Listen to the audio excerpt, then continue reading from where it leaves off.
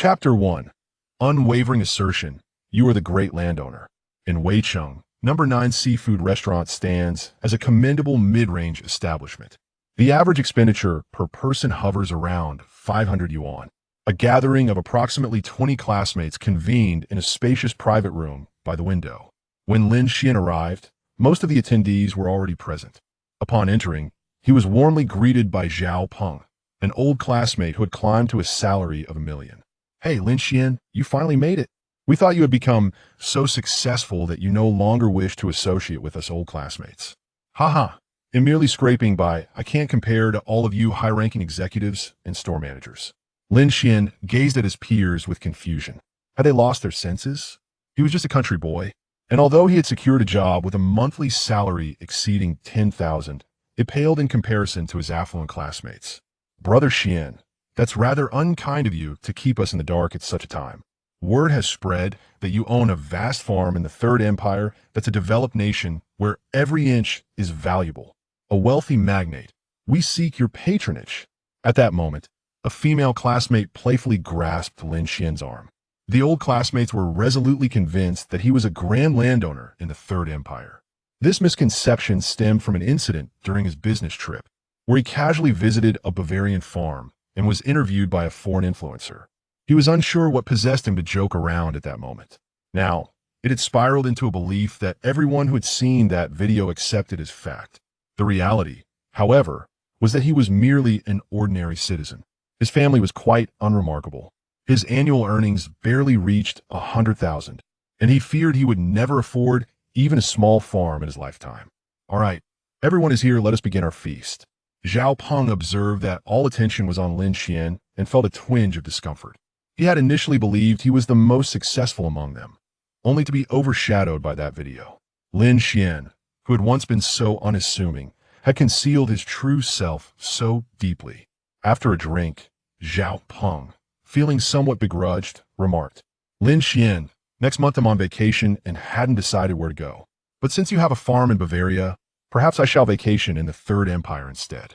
I've heard Bavaria is like a fairy tale world as old classmates. You wouldn't mind showing me your farm, would you?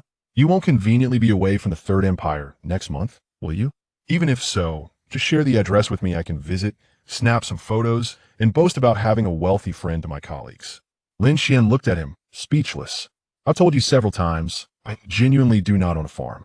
Brother Shien, that's not fair. Even if you're too busy to host us, it wouldn't hurt to share an address. I often travel to the Third Empire myself. When you go, just give me a shout." The ever-modest campus bell chimed in. Lin Shien felt a surge of irritation. What was the meaning of this? In this day and age, speaking the truth seemed futile. And what connection did he have with this bell? Why join in the commotion?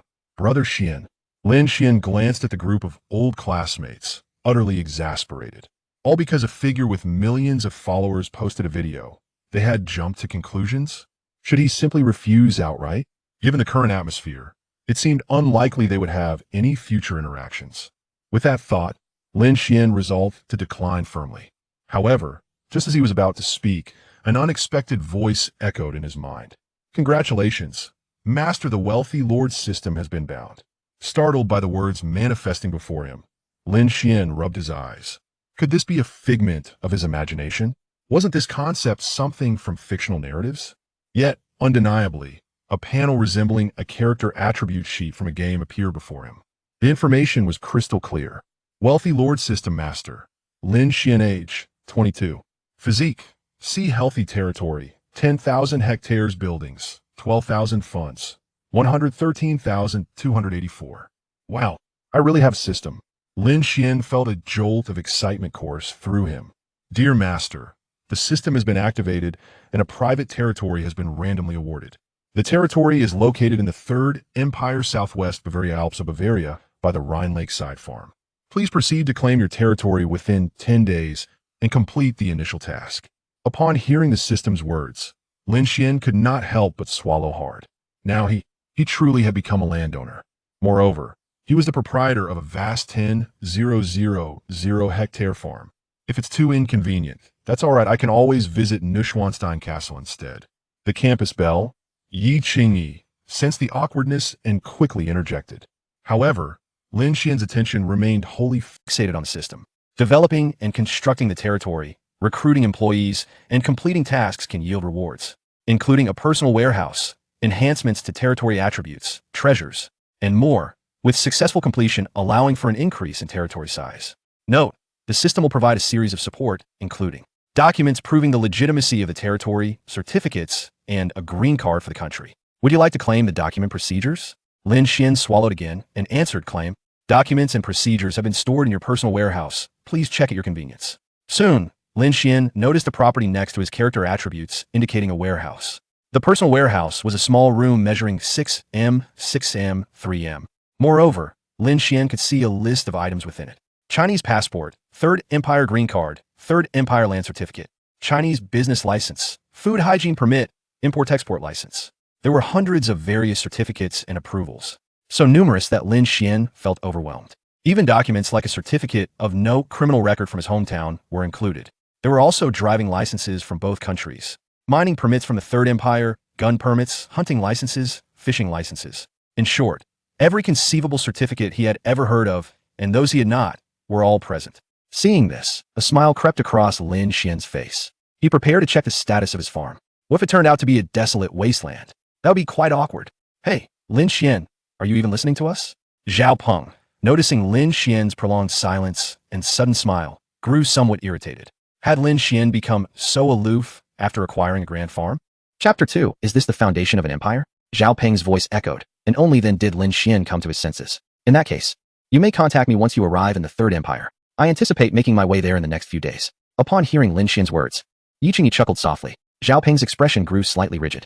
Given Lin Xian's audacious declaration, it was evident that the farm was indeed genuine. This fellow had been pretending to be a mere pig, feasting on tigers all along. A university reunion unfolded amidst a swirl of envy, jealousy, and sycophancy.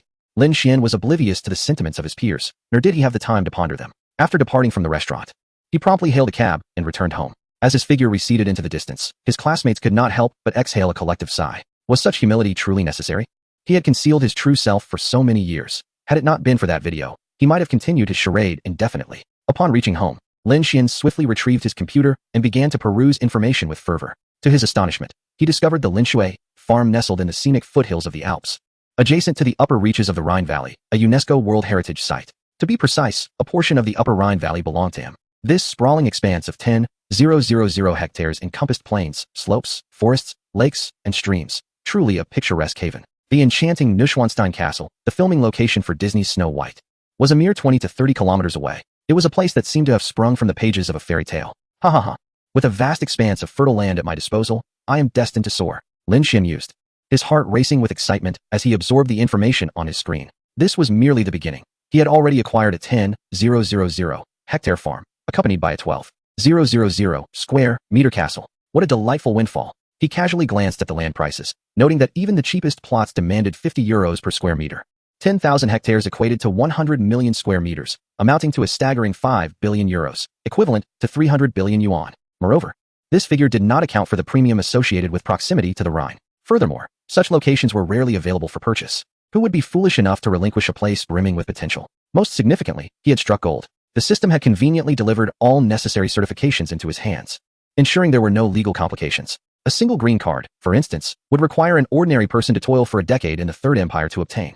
Many other documents followed suit, coveted by countless individuals, yet now readily accessible to him at any moment. Naturally, Lin Xian's spirits soared with exhilaration. After some time, he gradually regained his composure and began to study the system. Besides character attributes and his inventory, only one feature remained, the task panel. However, the sole task at present was to claim his territory. It seemed imperative to hasten to the Third Empire and secure his domain, with 10 days to spare. He had ample time. A slight smile graced Lin Xian's lips as he thought, there's no time to waste. I must purchase a ticket.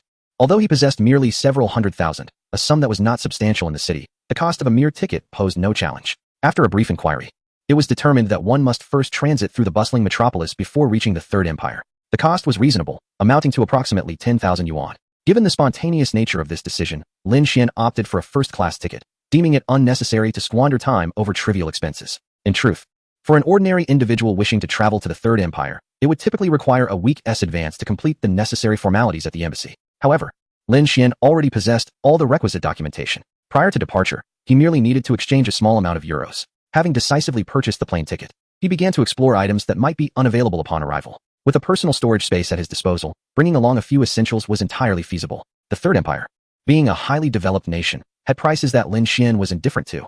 His primary concern lay in the potential unavailability of certain familiar items. After a cursory search, he ventured to a large supermarket to procure his supplies. Once everything intended for the journey was securely stored in his personal warehouse, Lin Shien contacted his landlord. He was aware that the deposit for early termination of the lease would not be refunded, yet he was unconcerned about that minor loss. His sole desire was to expedite the process and embark on his journey. Once he had attended to the assorted tasks, he indulged in a relaxing shower and prepared for rest, as an early flight awaited him the following morning. He hailed a taxi around 6 o'clock to head to the airport. A few hours later, he landed in the bustling metropolis. While awaiting his international flight in the lounge, Lin Shien called home. "Shien, why are you calling at this hour?" His mother inquired, surprised, as Lin Shien was typically at work during this time. With a smile, he replied, "Mom, it's me. I'm heading abroad shortly, and I might not be reachable for the next few days. I'll send you my new phone number and WeChat once I get it set up." Abroad? So suddenly? His mother exclaimed, taken aback. "It's just that I acquired some rather potent software, and I'm heading to a farm in the Alps to oversee some matters," Lin Shien explained, pausing before adding, "I'll send you some pictures on WeChat shortly, and you'll understand." After a brief conversation, he ended the call and quickly forwarded photos of his land certificate and business qualification to his family. After all, even he initially found the situation quite surreal, let alone his family. Reflecting on it, he sent one of the documents, which detailed the exact location, to his classmates group chat. "This is my farm in the Third Empire. I'll be heading there shortly. Feel free to visit when you have the time." With that, he switched off his phone and prepared for boarding. However, once his phone was off, the group chat erupted with speculation. "I knew it. Lin Shien must have his own farm. He really had us fooled before. Indeed, I used to share a dorm with him and always thought his family wasn't too well off. How much could a farm in the Third Empire possibly cost?" Meanwhile, Lin Shien's mother, upon reading the messages, was left utterly astonished, her face a blend of confusion, surprise, and elation. Her son was indeed remarkable. Haha, it seems that private land abroad will always belong to its owner, akin to establishing a kingdom. Meanwhile, Lin Shien has already boarded the plane. It must be first class, allowing him to travel significantly faster than the average passenger. One cannot help but appreciate the advantages of wealth. Under the guidance of a flight attendant, Lin Shien swiftly arrived at his designated seat. Settling into the plush chair, he let out a long sigh of relief. Shortly thereafter, the appearance of a woman captivated the attention of everyone in first class. This woman, from head to toe, embodied beauty, grace, and allure, rendering the originally stunning flight attendant beside her akin to a mere ugly duckling. As she passed Lin Shien, she suddenly addressed the flight attendant, saying, "Miss, may I sit in this seat?" Chapter 3. Shall I accompany you? The flight attendant was momentarily taken aback and replied, "Of course. This flight's first class has only a few passengers." As she took her seat beside Lin Shien, the other passengers in first class felt a twinge of discomfort, especially upon glancing at Lin Shien. Under the gaze of her mesmerizing eyes, Lin Shien's heart involuntarily quickened. He never expected to encounter the illustrious Yi Qingyi on a flight from the Magic City. One must admit, this old classmate of his could undoubtedly be categorized as a femme fatale. While speaking, Lin Shien absent-mindedly touched his nose when suddenly a voice from the system echoed in his ear. Name, Yi Qingyi. Age, 21 years. Occupation, singer. Height, 168 centimeters. Weight, 47 kilograms. Skills, piano, dance, violin, guitar, swimming. Parachuting, potential, S. Evaluation. Should she endorse the territory through promotional activities, it would significantly contribute to its development. The sudden appearance of the system panel momentarily startled Lin Shien. He had not anticipated such a function from the system. "Unexpectedly, to encounter you on this flight. Are you planning to return to the farm?" A melodious voice pulled Lin Shien back to reality. "Haha, who would have thought I would run into our big star on this flight? Quite the coincidence." Lin Shien remarked casually with a laugh. "What big star? I merely released a few albums. See, no one even recognizes me." Yi Qingyi replied with a nonchalant smile. Lin Shien responded, "That's only because others have only heard your songs and not seen your face." He was not exaggerating. If she desired, with her captivating beauty, she could easily debut as an idol star. However, it seemed she had no intention of pursuing that path. "The entertainment industry is far too murky. I have no interest. Releasing albums is merely a hobby," Yi Qingyi stated. "By the way, Lin Shien, I never imagined you owned a farm in Bavaria. It must be exceptionally beautiful, as I've heard it resembles a fairy tale world." Coughing lightly, Lin Shien replied, "To be honest, this is my first time visiting my farm. The previous video was just a joke. I understand. You had previously gone for an inspection. After all, purchasing a farm is no trivial matter, and it just so happened that you were captured by that individual." Yi Qingyi spoke, her beautiful eyes sparkling with a hint of brilliance. Convinced that her conjecture was undoubtedly correct, Lin Shien, at a loss for words, could not fathom why everyone believed that moment to be genuine. However, he was too weary to elaborate, merely nodding in agreement, conceding, "If you say so." The enchanting landscapes of Snow White's castle, King's Lake, and the ancient town of Rothenburg all reveal the romantic fairy tale essence of this serious nation. "I can only imagine that your farm must be equally exquisite," Yi Qingyi expressed with eyes brimming with anticipation. Lin Shien calmly replied, "Regardless, the scenery there is serene and unpolluted. My intention in acquiring this farm was never to amass wealth, but rather to indulge in life's pleasures, with little to occupy them during the flight. The two engaged in casual conversation. Since taking their seats, Yi Qingyi occasionally cast her captivating gaze, which could unsettle any man. Upon Lin Shien, her curiosity piqued. It was perplexing, as he appeared to possess a farm worth billions despite his seemingly modest background. In their discourse, he exhibited none of the traits typically associated with his peers, as if owning such a valuable estate was merely a trivial matter. Lin Shien remained oblivious to her inner musings. May I inquire how you came to acquire this farm? She could no longer suppress her curiosity and finally asked. Oh, I created a program and exchanged it with the owner, Lin Shien explained. Yi Qingyi's eyes narrowed in intrigue, her gaze flickering. It seemed a plausible explanation. However, what sort of program could facilitate the exchange of a billion-dollar farm? A flurry of terms raced through her mind, leaving her utterly astonished. She had not anticipated that her former classmate possessed such remarkable skills. Unbeknownst to her, throughout the journey, her perception of Lin Shien increasingly aligned with her standards, suggesting he might be an admirable choice for a partner. Nevertheless, this was merely a fleeting thought. It was not yet at a level that would make her enamored. Moments later, the plane took off. As Lin Shien peered out the window, his expression shifted slightly. He could not articulate the sensation, but suddenly his heart raced. His complexion paled, and beads of cold sweat began to form. At that moment, he felt a cool hand gently brush against his forehead. After a brief pause, the hand migrated to his palm. A soft and melodious voice began to soothe him. Relax, take a deep breath, and follow my rhythm. The beautiful classmate beside him whispered gently, her voice a calming presence. A faint fragrance wafted into Lin Xien's nostrils, reminiscent of gardenias, fresh and sweet. The dizziness and nausea gradually began to dissipate. Are you feeling any better? Yi Qingyi inquired with a smile. You seem to be experiencing a bit of motion sickness, but the symptoms don't appear too severe. It should stabilize soon. Lin Shien swallowed hard and slowly opened his eyes. Turning his head, he was instantly revitalized, as all negative sensations vanished completely. This is the first time I have had the opportunity to observe the beautiful campus flower up close. Her exquisite features resemble porcelain. With a naturally rosy cherry blossom mouth and skin as smooth as jade, she exudes an ethereal charm, akin to a fairy from a painting. Thank you, Lin Shien said with a smile after taking a sip of his drink. Feeling better? Yi Qingyi inquired with a gentle smile, her right hand delicately resting on Lin Xien's. Much improved, he replied. At that moment, Lin Shien noticed that Yi Qingyi was holding a book, one that happened to align with his personal preferences. What a coincidence. It turns out you also enjoy the works of Kigo Higashino. The two seem to have found a common topic, making the long hours of travel far less tedious. Yi Qingyi's impression of Lin Shien improved significantly, leaving her somewhat bewildered. Despite being classmates for 4 years, she had never really paid attention to him. However, she had always been somewhat reserved in her interactions with the opposite sex, let alone engaging in such lengthy conversations. The ease of their discussion today made her feel quite comfortable in his company. As the airplane began its descent, Yi Qingyi queried, once we exit the airport, how do you plan to get to the farm? Would you like me to arrange for someone to take you? No need. I've already rented a car from Sixt. Lin Shien replied with a smile. Their vehicles seemed quite impressive. Through their conversation, Lin Shien learned that Yi Qingyi's family had established a company in Pidu. Nevertheless, he still believed it would be more appropriate to go alone. Haha, that makes sense. Having visited the Third Empire before, you likely understand the situation here, Yi Qingyi remarked, realizing that this was not Lin Xien's first visit. Sixt is the largest car rental company in the Third Empire. One can select a vehicle online and pick it up at their airport location, which could be a BMW, an Audi, or something similar. Renting a car also brings a thrilling sense of excitement. After a brief pause, Yi Qingyi added, I think I'll accompany you to have a look as well. There's always an exhilarating feeling when renting their cars. Time flew by, and soon, the plane arrived in Pidu, just over 100 kilometers from the farm. Chapter 4. Successfully acquiring the territory after disembarking, Yi Qingyi eagerly took Lin Xien's hand and hurried toward the Sixt storefront, displaying even more excitement than he. Perhaps this is the joy of unboxing. Watching the enchanting beauty beside him, dressed in a sleek black ensemble that accentuated her figure. With elegantly shaped legs encased in flesh-toned stockings radiating an alluring sheen, Lin Shien couldn't help but smile. Bringing her home would be quite delightful. In no time, they arrived at the store. Compared to Lin Xien's rudimentary grasp of English, her command of German was evidently far superior. They swiftly communicated with the staff. Haha, your luck is truly remarkable. They have arranged for you an Audi A6, a long-wheelbase diesel automatic. Yi Qingyi exclaimed with excitement. This was undoubtedly the finest vehicle among Lin Xien's selection. Soon, the clerk printed a substantial stack of documents. These must be the rental agreements, Lin Shien remarked as he accepted the papers. Before long, the duo arrived at the parking lot and beheld Lin Xien's vehicle, which appeared as pristine as ever. This car still looks quite new, Lin Shien chuckled. Yi Qingyi nodded in agreement, noting that their vehicles would typically be sold or exchanged after just 6 months of use. Once they confirmed that the car was in order, Yi Qingyi suggested, let us go.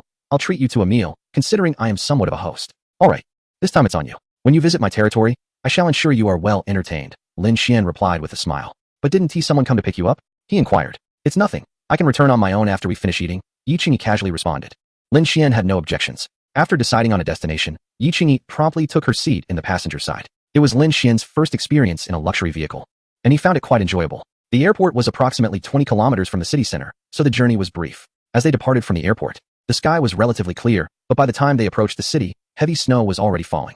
The weather here was notoriously unpredictable, a fact that anyone managing a farm should heed. Yi Qingyi appeared unfazed by the wintry spectacle, clearly accustomed to such scenes. Lin Shien nodded lightly, glancing at the weather forecast displayed on the car's screen, 0 degrees Celsius. Thankfully, it wasn't excessively cold. Before long, they arrived at their destination, surrounded by Gothic and Baroque architecture, instilling the entire city with a palpable sense of history. It was as if this locale was a perfect amalgamation of the historical and the contemporary. Under Yi Qingyi's guidance, Lin Shien savored an exotic meal of northeastern cuisine, surprisingly relished in a traditional restaurant of the Third Empire. Upon seeing the dishes presented, Lin Shien finally understood why many claimed that the culinary habits of the Third Empire bore striking similarities to those of Northeast China. Without prior indication, one could easily mistake the fare for Northeastern cuisine, especially the pickled vegetables, which were remarkably authentic. As for specialties, the crispy pork knuckle and sausages stood out. The meal was delightful, with neither the journey's fatigue nor the weather dampening their appetites. They dined for about an hour, and by the time they finished, the weather outside had turned sunny, with much of the accumulated snow beginning to melt. Glancing at the time, Lin Shien prepared to escort her home before returning to his own territory. The restaurant was not far from Yi Qingyi's residence. They leisurely made their way to her home, taking in the local architecture along the route, which was predominantly occupied by residents. Before long, they arrived at her doorstep and agreed to meet again at a later date. "You can visit me anytime. After all, the distance is not great," Lin Shien said with a smile, his gaze involuntarily admiring Yi Qingyi, her features exquisite, her skin as smooth as cream, and her delicate brows framing a youthful countenance. Each aspect emanates an enchanting aura, coupled with a physique that can only be deemed flawless. Her presence is utterly intoxicating. WeChat contact. Yi Qingyi nodded and remarked, "It is the first time I have encountered a man who resonates with me completely." Naturally, she contemplated the possibility of a future meeting. As for Lin Shien, he exchanged no superfluous words. What could possibly transpire during a first encounter? Following a simple farewell, Lin Shien made his way to his farm. Upon departing the urban area, he began to liberate himself. In the region of the Third Empire, speed limits were non-existent. The remaining areas were subject to speed regulations dictated by the day's weather. The location of his farm was relatively secluded, with few vehicles on the road.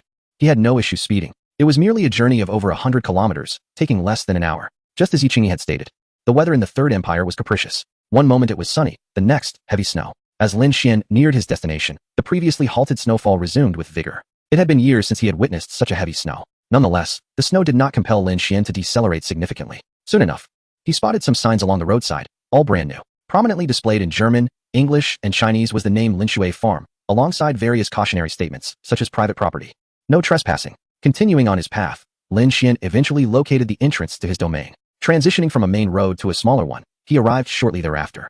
Gazing at the access gate in the distance, Lin Shien finally allowed a smile to grace his face. At last, he had arrived. After swiping his card, the gate opened slowly. Currently, the farm encompassed a singular route, a pristine cement path leading from the entrance to the castle. Although it was winter, the estate still boasted a plethora of evergreen plants, exhibiting a semblance of vitality even amidst the snowfall. Particularly striking was the view of the Alps ahead, with lush, towering trees extending endlessly, a sight to behold. The narrow dual carriageway was adorned with breathtaking scenery throughout. Not far off, the meandering river, with its crystal-clear waters, was none other than the Rhine River Valley. Due to the harsh winter, the water level was at its lowest. However, once spring arrived and the snow melted, the water level would rise. Regardless of the flow's magnitude, it possessed a unique aesthetic charm that has inspired countless writers, artists, and musicians over the centuries.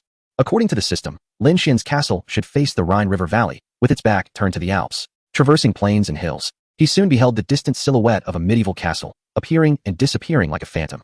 The castle's original purpose was not for leisure, but to serve as a fortress against foreign invasions. Lin Xian's castle was no exception, perched on a cliff by the riverbank, featuring pointed towers and typical Gothic architecture. However, unlike the usual chill of Gothic structures, this castle exuded a fairy tale ambience beneath its blanket of snow. At the end of the road lay the parking lot on the castle's side. This may not be the highest point of the territory, yet the view is exceptionally splendid. Beyond the steep mountains, the castle undoubtedly offers a panoramic vista. As Lin Shien gazes upon this expanse of land, a wave of exhilaration surges within him. This vast domain is entirely under his control. Just as he is about to enter the castle, the system's prompt arrives belatedly. "Congratulations, Master, you have successfully acquired the territory. Task rewards are as follows. 1. Castle renovation. 2. Castle decoration. 3. Proficiency in German. Would you like to claim these rewards?" Chapter 5. Luxurious beyond measure claim. As Lin Xian's words fell, he suddenly felt an influx of knowledge in his mind. Proficiency in German is quite remarkable. He found that he instantly comprehended German vocabulary, grammar, pronunciation, writing, and sentence structure. Engaging in normal conversation, translation, and reading and writing should pose no challenge at all. gently shaking his head. A smile crept across Lin Xien's lips. This indeed alleviates considerable trouble and adds convenience. However, what do the other two rewards signify? Lin Shien murmured to himself when the system's voice resonated once more. Commencing castle transformation, laying down water, electricity, gas, and internet lines. Beginning decoration matching, appliance assembly completed. Furniture installation completed. Accessory placement completed. In a mere 10 minutes, Lin Shien lost count of how many times he heard the system's prompt. By the time the notification ceased, the once ancient castle had metamorphosed into a perfect blend of the old and the new. Pushing the door open, the Gothic style enveloped Lin Shien with a delightful sensation. Of course, the entire castle does not adhere strictly to the Gothic style. Various functional rooms are designed with their most suitable purposes in mind. A brief survey revealed Lin Xien's immense satisfaction. These two rewards have significantly enhanced his living environment. To be frank, was there any difficulty in acquiring the territory? Clearly, there was none at all. Given this, receiving a reward is indeed quite commendable. Moreover, the rewards are rather impressive. After taking a few deep breaths, Lin Shien decided to explore the premises before selecting a suitable bedroom for himself. Currently, the only structures Lin Shien has discovered within the territory, aside from the castle, are the access gate and the low fence encircling the land. Thus, the 12,000 square meters of building area must pertain to this castle. Although it does not possess the terrifying grandeur of Neuschwanstein Castle, it is by no means small. Within this complete structure, there are approximately 100 rooms. Traditional living rooms, servant quarters, singing halls, and small conservatories coexist with modern amenities such as a home theater, leisure room, bar, gym, and mahjong room. Additionally, Lin Shien noted that daily necessities, furniture, appliances, mosquito nets, and murals are all abundantly provided. It seems that everything has been meticulously prepared, save for consumables, and the quality appears quite high. As dusk approached, Lin Shien realized that the water, electricity, gas, and internet lines were merely laid out and had not yet been connected. Apologies, Master. This system only provides territory and castle renovation services. Please prepare your own consumables. The living water within the castle is sourced from a reservoir constructed in a valley 200 meters high, collecting the pristine water that flows from the stone crevices, utilizing natural water pressure to supply the entire castle, including the top floor. The electricity and gas can be activated independently in the town of Fussen. After this explanation, Lin Shien gained a general understanding. The electrical grid is already connected to the outside world by the system. He merely needs to pay at the administrative office in Fussen. As for the castle's water supply, it is self-sufficient and thus unnecessary to procure. Glancing at the time, he realized that it was too late for today. Lin Shien shook his head in resignation, relieved that the weather was not particularly cold. He could manage for the night. He arrived at his most favored room. Located on the third floor of the castle, it boasted an en-suite bathroom, a living area, and a workspace, undoubtedly a luxurious suite. The bed frame was crafted from wood, adorned with exquisite Gothic carvings, including the ceiling, likely the work of a skilled sculptor. The windows, bedspread, and chair backs were draped in deep blue fabric with golden embroidery, colors that Lin Shien particularly cherished. Little did he know, these were also the representative colors of the Bavarian royalty. Of course, modern amenities further enhanced the comfort of the room. With smart home technology, quality mattresses and bedding, and central air conditioning, the experience was splendidly indulgent. From his personal space, he retrieved some items for a light snack. As he lay beneath the covers, a wave of comfort enveloped him. The bedding and even the bed itself must surely be of premium quality. As he took out his phone to contact his family, it suddenly struck him that it was the middle of the night back home. He abandoned the idea and shifted his focus to the system. The system tasks had refreshed. Task 2. Develop the territory. Task description. Developing the territory is an essential duty for every lord. Task 3. Promote the territory. Task description. Enhancing the territory's visibility is the most effective way for a lord to elevate their prestige. Task 4. Product sales. Task description. Every territory should possess unique products for sale. Task 5. Recruit employees. Task description. As an exemplary lord, you should have a substantial number of vassals with S-level potential or higher to better manage the territory. Task 6. Brand development. Task description. Establish your own brand and earn the trust of the world. With 5 additional tasks, all of which were progressive in nature. Each completed objective would unveil the next phase. Gradually, Lin Xien's expression morphed into a complex tapestry of emotions: joy, excitement, anticipation, and confusion. Suddenly inheriting such a vast estate and acquiring a system, what should he do next? How ought he to chart his future? After a lengthy contemplation, he shook his head, deciding it would be prudent to assess the state of his territory tomorrow. Lying in bed, enveloped in a sense of ennui, I pondered for a moment before sending the photos I had just taken to Yi Qingyi. In an instant, I received a prompt reply, as though she had been anticipating Lin Xien's message all along. Your farm is exactly as I imagined, a veritable fairy tale world. Haha, though it is still quite undeveloped. Unfortunately, I've been rather busy these past couple of days. I truly wish to visit your farm soon. The two conversed for quite some time, and after just a brief day of interaction, they seemed to have forged a bond akin to that of old friends. Eventually, they ended the call. After a refreshing nap, Lin Shien awoke and donned a black down jacket, setting off for Fussen Town. With the natural gas, electricity, and internet lines already established within his territory, he merely needed to contact the relevant companies and provide them with his user identification. He deposited 1,000 euros into each account to avoid future complications. Once these matters were settled, Lin Shien intended to reach out to his parents when, unexpectedly, a classmate in their group chat chimed in. Chapter 6, 10,000 hectares. How vast? Upon opening the chat, he saw Zhao Peng's message. Lin Shien, I heard you've arrived in the Third Empire. Could you share a glimpse of your farm with us? Zhongli added, I am still a bit dazed. I never expected Brother Shien to be such a person. Lu Ji remarked, I always suspected Brother Shien was no ordinary individual. I want to see his grand farm. Lin Shien gazed at his classmates, feeling a mix of bemusement and curiosity. He could not fathom their thoughts, yet upon reflection, he decided it mattered little and sent out the photos and videos taken from his balcony yesterday and this morning. From the balcony of the living room, the view was dominated by the enchanting landscapes of Bavaria. To one side lay the verdant Alps, while to the other flowed the UNESCO World Heritage-listed Rhine Valley. The scenery was picturesque. Had it not been private land, it would undoubtedly be thronged with visitors. Instantly, the group was captivated by the romantic and vibrant beauty of the farm. No wonder Brother Shien had vehemently insisted he was not a farmer. Perhaps he found the farm too shabby and feared we might misinterpret his status, diminishing his prestige. It must be so. The video we had seen barely captured 1/10,000th of what his farm truly offered. Had he admitted to being a farmer, we would have undoubtedly formed preconceived notions. Indeed, upon seeing the land certificate, I was astonished. 10,000 hectares, nearly the size of a town. How could it possibly relate to the earlier video? Brother Shien, shall we arrange a meet sometime? I've yet to see a castle. Yes, indeed. I spotted Brother Shien's castle near the Disney castle. It's hard to fathom. I finally understood. The truly impoverished are the ones who put on airs. I had nearly been deceived by Brother Shien's performance. Oh, I must send a red envelope. Lin Shien, I've secretly admired you since my university days. It was unclear whether Yi Qingyi had stumbled upon the group or had been lurking, but upon reading that message, she could no longer contain herself. Lin Shien, I shall soon conclude my affairs and make my way to your location. We have indeed agreed that you will personally take to the kitchen and ensure I am thoroughly satiated. Unbeknownst to whether it was intentional, Yi Qingyi spoke with a tone that could easily be misconstrued, as if proclaiming her claim. For a brief moment, the group was enveloped in a silence, punctuated by shock, envy, and jealousy. This is what it means to be a victor in life. At such a tender age, possessing assets in the billions, and even more, with remarkable looks and an admirable physique, now also having the school beauty reciprocate her affection. This sequence of events undoubtedly surpasses the joy of becoming a CEO and marrying a wealthy heiress. At just over 20, with life merely beginning, he has already eclipsed the majority. Many female classmates, upon hearing Yi Qingyi's words, felt their teeth clench in frustration. Previously unable to compete with her academically, now, in the working world, they found themselves outpaced once again. Why had she never shown such initiative before? Was it only upon acquiring wealth that such thoughts emerged? Yet, they remained oblivious to the fact that Yi Qingyi was also the sole heiress of a multinational corporation. Whether she fancied a man or not, her judgment was unaffected by monetary considerations. It was simply that Lin Shien met her criteria for a partner splendidly. After a considerable time, someone resumed the conversation.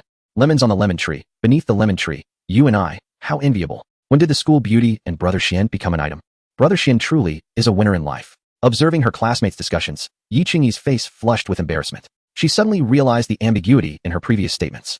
The chat group buzzed with excitement, and private messages flowed as well. Initially, they believed Lin Shien to be a mere farmer, which was already impressive. However, they soon recognized that his farm was anything but ordinary. It would be impossible for even billionaires to acquire such a farm. Many girls directly initiated private conversations, subtly expressing their desire to visit the farm and insinuating their lack of boyfriends. However, after sending those messages, Lin Shien promptly stowed away his phone, seeking out a local restaurant to address his culinary needs. Even if he were to notice the messages, he would simply smile and move on. Such is the tapestry of life. The poor go unnoticed in the bustling city, while the wealthy have distant relatives in the secluded mountains. After dining, he strolled through a supermarket, procuring some ingredients before returning home. With his grasp of the German language, communication proved effortless. Upon his return to the farm, electricity, internet, and gas were all fully operational. Once he confirmed everything was in order, Lin Shien swiftly muted the group chat. He then blocked his female acquaintances to avoid any further complications. Subsequently, he informed his parents of his safe arrival and shared photographs of his estate. Shortly after, his mother responded with a message. It is good to know you have arrived safely. Is all of this your farm? It appears larger than our village. And this foreign castle resembles our village church, though yours seems considerably grander. It appears the snow is quite heavy. Remember to wear warm long underwear so you don't catch a chill. Reading through his mother's concerned messages, Lin Shien couldn't help but smile. Rest assured, I am quite capable at my age. The recent photographs I captured are all mine, along with the nearby mountains and valleys, which also belong to me. Once I have settled in, I will invite you to visit and enjoy the surroundings. However, it may not be prudent to do so just yet, as you might not find much interest in the natural ski resort here. Additionally, due to my father's asthma, it is not advisable for him to stay in such a cold environment. I shall bring you over in the spring to experience the beauty of this place. As we chatted, time slipped away unnoticed. After turning off my phone, I decided to take a stroll around the farm to familiarize myself with the situation. However, a complete exploration seemed improbable, given that the farm spans an impressive 10,000 hectares, equivalent to 100 million square meters. For context, a standard football field measures merely 7. 120 square meters, which means this farm could accommodate approximately 14,000 such fields, akin to the size of an ordinary town in our country. The terrain is diverse, reminiscent of the Alpine mountains where vehicles can scarcely ascend. Not far from the castle, there lies a vast lake, a customary feature in front of such fortifications. The lake appears to be roughly the size of Daming Lake, presenting a seemingly endless expanse. Interestingly, it too boasts an island at its center, which, with proper development, could become truly enchanting. Gazing into the distance, beyond the hills, I beheld expansive grasslands. A straight road traverses my territory, accounting for about 30 of the area. The region stretching from the castle to the plains is characterized by rolling hills, constituting a high-quality pasture covering roughly 40 of the land.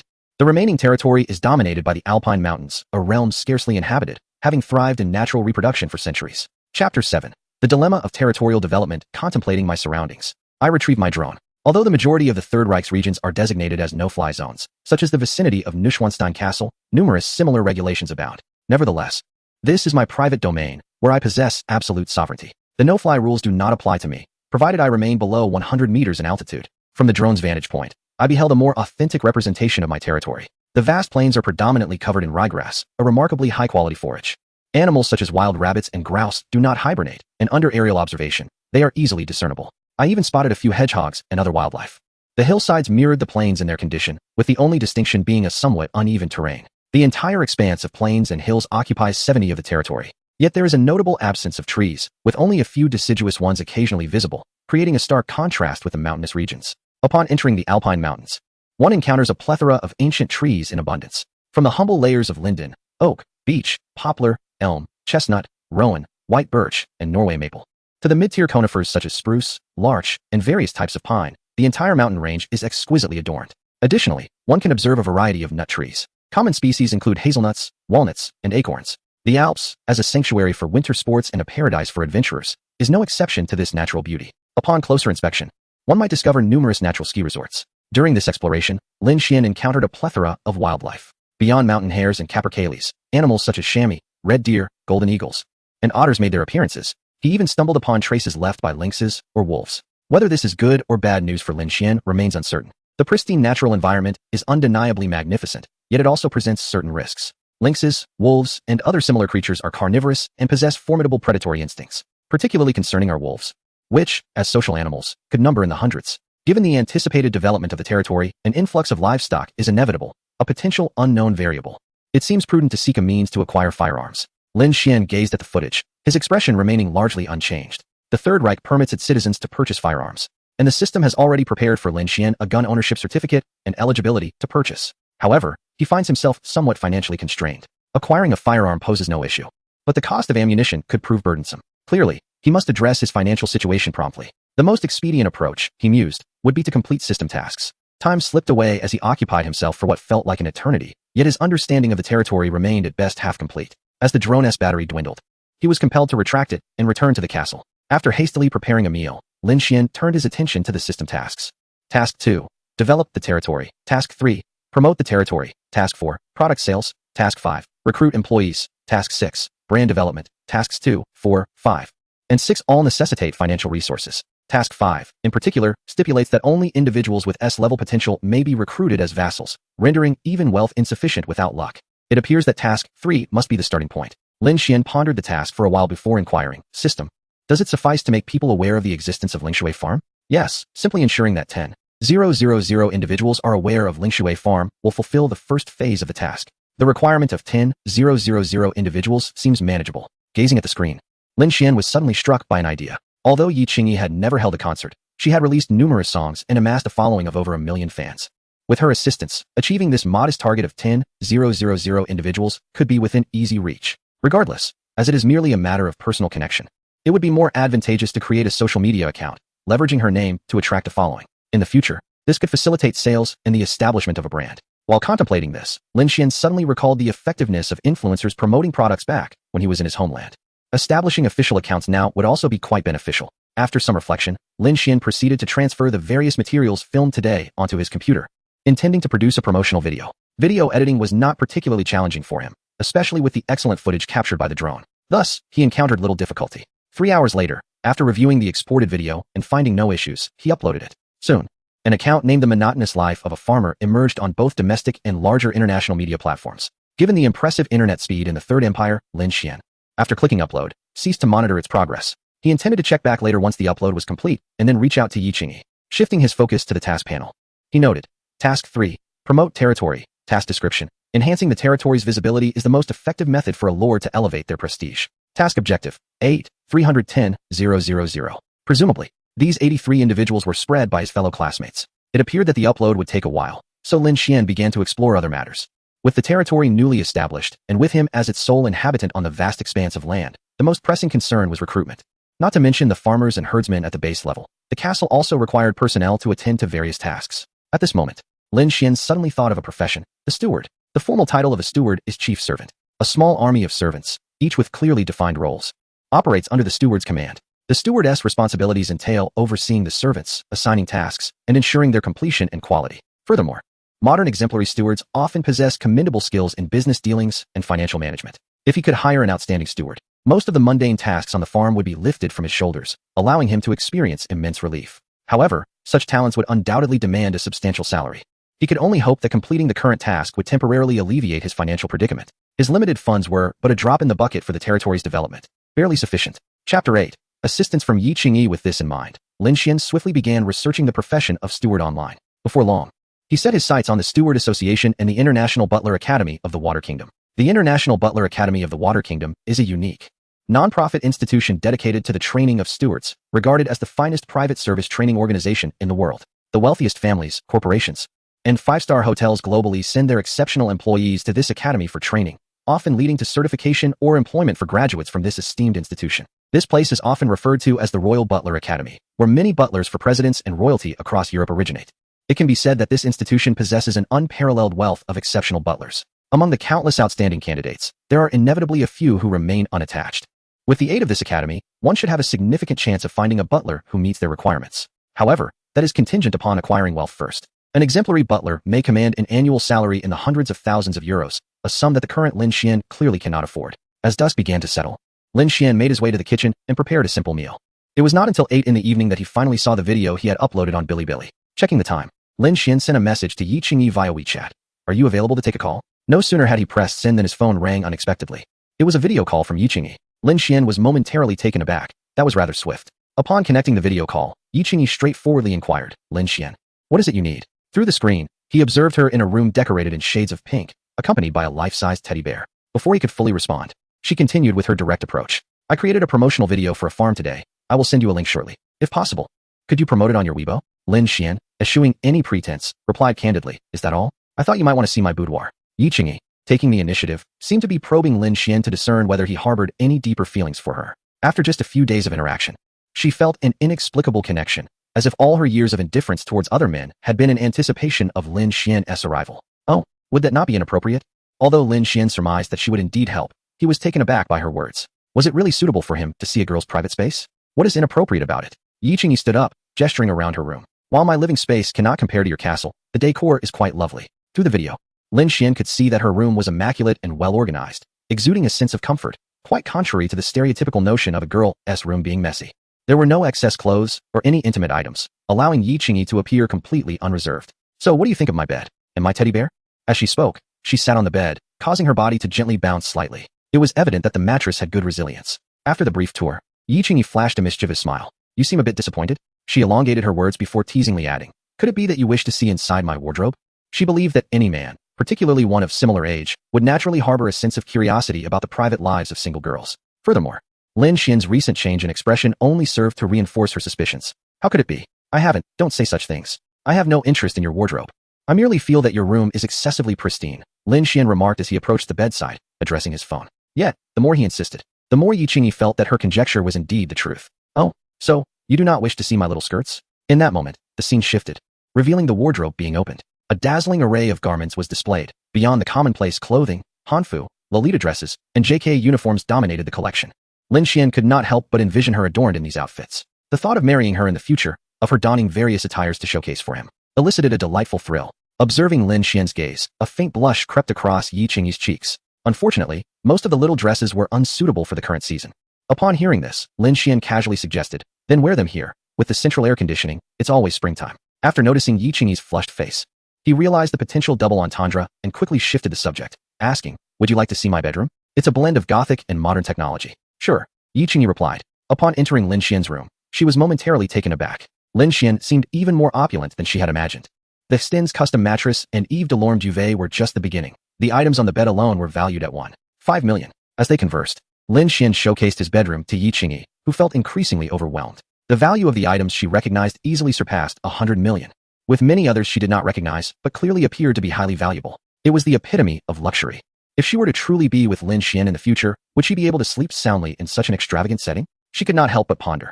Surely, there were few places in the world that could boast a configuration like Lin Xien's. Is something the matter? Lin Shien inquired, noticing the peculiar expression on Yi Qingyi's face. Oh, it's nothing. I just feel that your bedroom exudes such taste, Yi Qingyi replied slowly. It must be said, even among the wealthy, achieving such exquisite luxury and harmonious design is no small feat. The Gothic style, top-tier luxury goods, premier artworks, and modern smart home technology had all seamlessly fused within this modest space. Time passed swiftly as they engaged in light conversation, seemingly sharing everything with one another, embodying a sense of mutual affection. Yet, neither dared to breach the unspoken barrier between them. Several hours later, Lin Shien finally became aware of the time's passage. You should rest. Staying up late is detrimental to your health. Upon hearing Lin Xien's words, Yi Qingyi realized the time and nodded. Yes, you should sleep early too. Remember to send me the link. Good night. Good night, Manhwa, she replied before ending the call. He quickly sent a link to Yi Qingyi. During their recent conversation, Lin Shien discovered that she boasted a staggering 10 million followers across all platforms. However, it was certain that among them, some were repeat followers. Without dwelling on it further, he took a shower and soon fell into a deep slumber. The following day, it was not the gentle sunlight that roused Lin Shien, but rather the system's notification chime. To be precise, it was not the first chime. During his deep slumber, he had missed the initial alerts. Congratulations, Master, on completing Task 3. Please claim your reward. Congratulations, Master, on completing Task 32. Rewards have been accumulated. Please claim your reward. Congratulations, Master, on completing Task 33. Rewards have been accumulated. Please claim your reward. It was only upon hearing the third notification that Lin Shien finally awakened. Glancing at the notifications, he felt a bit bewildered. Completing tasks was indeed normal. Setting aside the scenic views of his territory, with his editing skills and Yi Qingyi's influence, garnering 10,000 followers was no arduous feat yet. How could it be that he had completed 3 tasks overnight? In a daze, Lin Shien opened the task panel. Task 3. Promote the territory. 3. Task description. Enhancing the territory's visibility is the best method for a lord to elevate their prestige. Task objective. 17. 384, 931, 000. 000. Completed. Upon seeing the string of numbers before him, Lin Shien instantly became alert. The task objective had transformed into 1 million. The crucial point was that he had already achieved 1.7 million. How astonishing was that? System, what do you mean by accumulated rewards? Ding. After each completion of the main task, the master can receive up to 3 rewards. If the master completes the next phase within 24 hours, the accumulation system will be activated, resulting in 11 GT2. Since I completed 3 phases at once, doesn't that mean my task rewards will multiply? Lin Shien mused in surprise. Ding. The quality of this reward is at least equivalent to that of the main task's 9th phase reward. Lin Shien understood that as the difficulty of tasks increased, so too did the rewards. The rewards from the first 3 phases, when bundled together, would likely seem trivial when compared to the 9th phase. With this thought, Lin Shien could not help but feel elated. What a lucrative deal. He proceeded to open the rewards. Congratulations, Master, on completing Task 33. Rewards accumulated are as follows. 1. Treasure, Ludwig's Royal Treasure. 2. Item, Primary Gene Potion. 3. Skill, Culinary Mastery. Would you like to claim these? Ludwig's Royal Treasure? How thrilling. A glimmer of excitement flickered in Lin Xien's eyes as he declared, claim. Ludwig, the king who constructed the Neuschwanstein castle nearby, had unexpectedly granted him his treasure. The moment Lin Shien uttered the command to claim, a wealth of knowledge flooded his mind, reminiscent of the prior sensation of mastering the German language. In less than a minute, an abundance of information surged through his consciousness, and he believed that he could effortlessly surpass 99% of chefs with just a little practice. At that moment, 2 items appeared in his personal storage. Item, Ludwig King's Treasure Map. 1. Description. Follow the map to discover the treasure and obtain the riches of King Ludwig. Item, Basic Gene Elixir. 1. Description. This elixir enhances the user's muscle strength, reflexes, and bone density, increasing them by a factor of 1.5 to 3 times. The effects of physical enhancement will gradually manifest over 3 days. Upon reading this information, Lin Xien's heart surged with joy. Not only had he received a pillow after a drowsy spell, but he had also fortuitously stumbled upon a treasure. Lin Shien decided to set aside the matter of the basic gene elixir for the moment and first explore the treasure map to discern its location. Upon opening the map, Lin Shien was momentarily taken aback. Could it be that the treasure was hidden within his very own home? Indeed, it lay within the confines of his castle. In the castle's basement, there existed a concealed stone door, behind which resided an extraordinary collection of rare treasures amassed by the peculiarly eccentric Bavarian king from across the globe. To prevent any unforeseen complications, and driven by his insatiable curiosity regarding the contents of this treasure, Lin Shien quickly donned his attire and made his way to the basement. The castle's basement had originally been constructed as a storage area on the first underground level, while the second underground level served as a dungeon. The system had not removed the dungeon during its renovations. As Lin Shien stepped into the dungeon, a chilling aura enveloped him. Without hesitation, he swiftly approached the location indicated on the treasure map and inserted the scroll into a small crevice. Instantly, the stone door began to creak open, revealing a stunning sight that momentarily astonished Lin Shien. The cavern, seemingly hewn from the earth, was adorned with a dazzling array of gold and jewels, piled high like mountains. System, did you create this lighting? A multitude of electric lights and revolving colored glass illuminated the cavern, rendering it utterly enchanting. The Ludwig King's treasure cave has always been this way. I merely connected the power. Upon hearing the system's words, Lin Shien recalled that electric lights had indeed been present during the castle's construction, albeit considered cutting-edge technology at the time. Looking around, the cavern featured small waterfalls and pools, beautifully complemented by the stalactites and lighting. It was truly a sight to behold, yet it seemed that only he could appreciate its splendor. Countless gold bars, silver ingots, silver artifacts, gold items, gold marks, gold francs, various antique coins, and diamonds. These treasures held a value capable of astonishing anyone in the world. A conservative estimate placed their worth in the billions. This windfall would undoubtedly transform him into an instant tycoon. With this treasure, Lin Shien felt assured that he could indulge himself for a lifetime without worry. It was simply overwhelming. However, it seemed that these items could not, nor were they suited for mass sale. Setting aside other considerations, merely recovering the gold would prove challenging. Large-scale sales typically required black market dealings. Nevertheless, Lin Shien desired to avoid such complications. There are indeed numerous treasures of immense value, such as diamonds, antiques, artworks, and jewelry. Simply selling a few of these could easily cover the expenses for building the farm. In no time, the farm would yield substantial profits. After a brief contemplation, Lin Shien picked up 3 diamonds that appeared to possess good quality, and then gathered a handful of ancient coins before preparing to leave.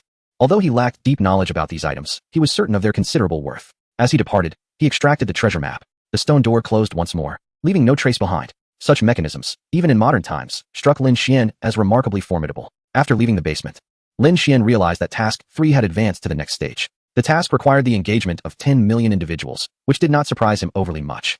Considering that the previous stages had merely added a 0 each time, it seemed that there would be little progress on this task in the short term. However, with initial funds at hand, he could commence other tasks as well. Shaking his head, he decided to prepare something to eat, addressing the needs of his stomach while testing his culinary skills. In a short while, Lin Shien had whipped up a couple of simple dishes. The moment he tasted them, he was taken aback. Who would have thought that scrambled eggs with tomatoes could be so delectable? This skill was indeed impressive. After finishing his meal with remarkable speed, he placed the dishes in the dishwasher and returned to his room. Through the window, he could see that heavy snow was falling outside, and it seemed to be around -5 or 6 degrees. Inside, the central heating kept the temperature comfortably warm. He opened his computer to briefly check the data on his uploaded videos before shutting it down. As expected, the majority of views were from within the country.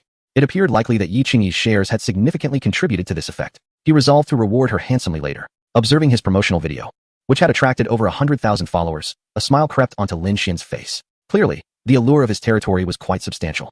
Merely a rough promotional clip had garnered such considerable attention. Lin Shien even contemplated acquiring some excellent equipment to engage more thoroughly with these platforms, given that he had ample resources to indulge in his pursuits. After closing everything, Lin Shien began to seek sales channels for his treasures. He quickly identified the locations of several renowned auction houses around the world and decided to opt for Christie's. Firstly, they are one of the most famous auction houses globally, frequently hosting world-class auctions. Secondly, there was an office nearby, just an hour's drive away, which would save him a great deal of trouble. After making an appointment via phone, Lin Shien headed to the bathroom to enjoy a hot bath, promptly utilizing the primary gene potion. The system assured him that this medication bore no side effects. After all, the term gene was involved, and it pertained to his own body, which made Lin Shien somewhat cautious. Ding. No side effects. Please use it with confidence, echoed the system's voice. Without hesitation, Lin Shien retrieved the genetic serum, a syringe filled with a vivid red liquid. He firmly grasped his left arm and injected the serum. A slight sting, akin to an ant's bite, caused him to furrow his brow momentarily. Done. As the syringe was withdrawn, Lin Shien exhaled in relief. Pressing a cotton swab against the injection site, the effects of the medication would gradually manifest over the next 3 days. Reclining in a warm bathtub, he reveled in the soothing jets while gazing at the snowflakes dancing outside, a refreshing sensation enveloping him. As he admired the scenery, Lin Xien's thoughts wandered. This world truly was extraordinary. In just a few days, his life had undergone a remarkable transformation. In an instant, he had ascended to a higher echelon of existence. At that moment, his phone rang. It was a video call from Yi Qingyi. A smile graced Lin Xien's face as he answered the call, though the camera only captured a glimpse of his head in the vicinity of his pillow. Upon the connection, Yi Qingyi appeared momentarily stunned. Are you taking a bath? Video calling me while bathing? Haha, I certainly answered your call at the first opportunity. Lin Shien joked. What if you thought I was deliberately ignoring you? That would be a disaster. Uff, do you really think I'm that petty? Yi Qingyi's heart raced with excitement. Did you see? That post you asked me to share last night has over 1 million views. As she spoke, her expression radiated a playful eagerness for compliments. Indeed, the results are extraordinary. I must express my gratitude to you later, Lin Shien replied with a smile. He couldn't help but acknowledge how much Yi Qingyi had aided him. Without her, achieving such a triumphant threefold success would have been impossible. Hey, you said it. Lin Shien chuckled at her adorable demeanor. I plan to head to Beer City tomorrow. Are you free? Going to Beer City? When tomorrow? Yi Qingyi responded with enthusiasm. I'll be there in the morning, once I finish my errands. It should be close to noon. Shall we have lunch together? Yes, that sounds great. Time flew by as they conversed, and eventually, they ended the call. Lin Shien then rose to dry off. With nothing much to do, he decided to call the International Butler Academy of the Water Nation. After briefly explaining his intentions, the representative responded politely. Sir, what requirements do you have for the butler? We will find the most suitable candidate from our talent pool and send you the information. Well, I have a 10,000 hectare farm and a grand castle that need management. So ideally, I need someone to assist with the various affairs of the farm, Lin Shien replied, uncertain of the specific skills a butler should possess. He thought it best to entrust such responsibilities to these professionals. Regardless, he presented a request to ascertain whether the other party could fulfill it satisfactorily. If it proved unfeasible, they would delve deeper into the specific shortcomings. Sir, are you seeking a steward to manage your estate, oversee daily affairs, and even handle sophisticated financial management? After a moment of contemplation, the other party inquired. Indeed, Lin Shien affirmed. Upon hearing his response, the interlocutor continued. Such a high-caliber steward commands a starting annual salary of 200,000. Would that be acceptable to you? Yes. That price seems rather reasonable, Lin Shien replied. He believed that if the steward could indeed meet his various expectations, the cost was not excessive. Even if it were 1 million euros, he would not hesitate. Given the discoveries made today, such an expenditure felt negligible. As long as his requirements were met, he would not be reluctant to invest. Sir, I will register your details and send you information about suitable stewards shortly. May I ask about your estate? After recording the information, the call was terminated. The following morning, the sky unveiled a pale dawn. Lin Shien gradually awoke, preparing to visit Christie S to discuss matters of sale or auction. Chapter 11. A modest goal of 100 million. Effortlessly the day prior, Lin Shien had already conversed with representatives from Christie S. Today, he merely needed to arrive at the office at the appointed time. His primary intention was to liquidate the 3 unmounted diamonds and some ancient coins, serving as his initial capital. In the Third Reich, one of the most exhilarating experiences was the ability to drive freely under clear skies. Within an hour, he had arrived at the venue. He had arranged to meet Yi Qingyi at noon, so Lin Shien ventured alone to Christie S' office. Good day, sir. How may I assist you? Upon entering the office, a receptionist greeted him. I am Lin Shien. I have an appointment from yesterday. He responded casually in German. Mr. Lin Shien, the manager has been awaiting your arrival in the meeting room. Please, follow me, she said, rising to guide him to the meeting room. Hello, Mr. Lin Shien. I am Daniel, the person in charge here. As Lin Shien entered, a man in a suit stood to introduce himself. Lin Shien shook his hand lightly and promptly stated, my purpose today is to sell these 3 unmounted diamonds and some ancient coins. With that, Lin Shien reached into his pants pocket to retrieve the 3 diamonds and then produced a handful of ancient coins from his jacket pocket. Daniel was momentarily taken aback. As the head of Christie S, he possessed a discerning eye. Although he merely glanced at the items, he recognized their immense value. Without even verifying the coins, he knew that the 3 diamonds, the smallest of which likely weighed around 10 carats, could easily fetch 1 million euros. Moreover, if the largest diamond had a higher purity, reaching an auction price of 10 million euros was entirely feasible. Just these items alone were worth at least 10 million euros. As a senior executive at a world-class auction house, Daniel had encountered numerous high-priced items. However, is it not somewhat casual for Lin Shien to nonchalantly place items worth tens of millions of euros into his pockets? Does he not fear losing them? Or perhaps he simply does not care for these priceless possessions.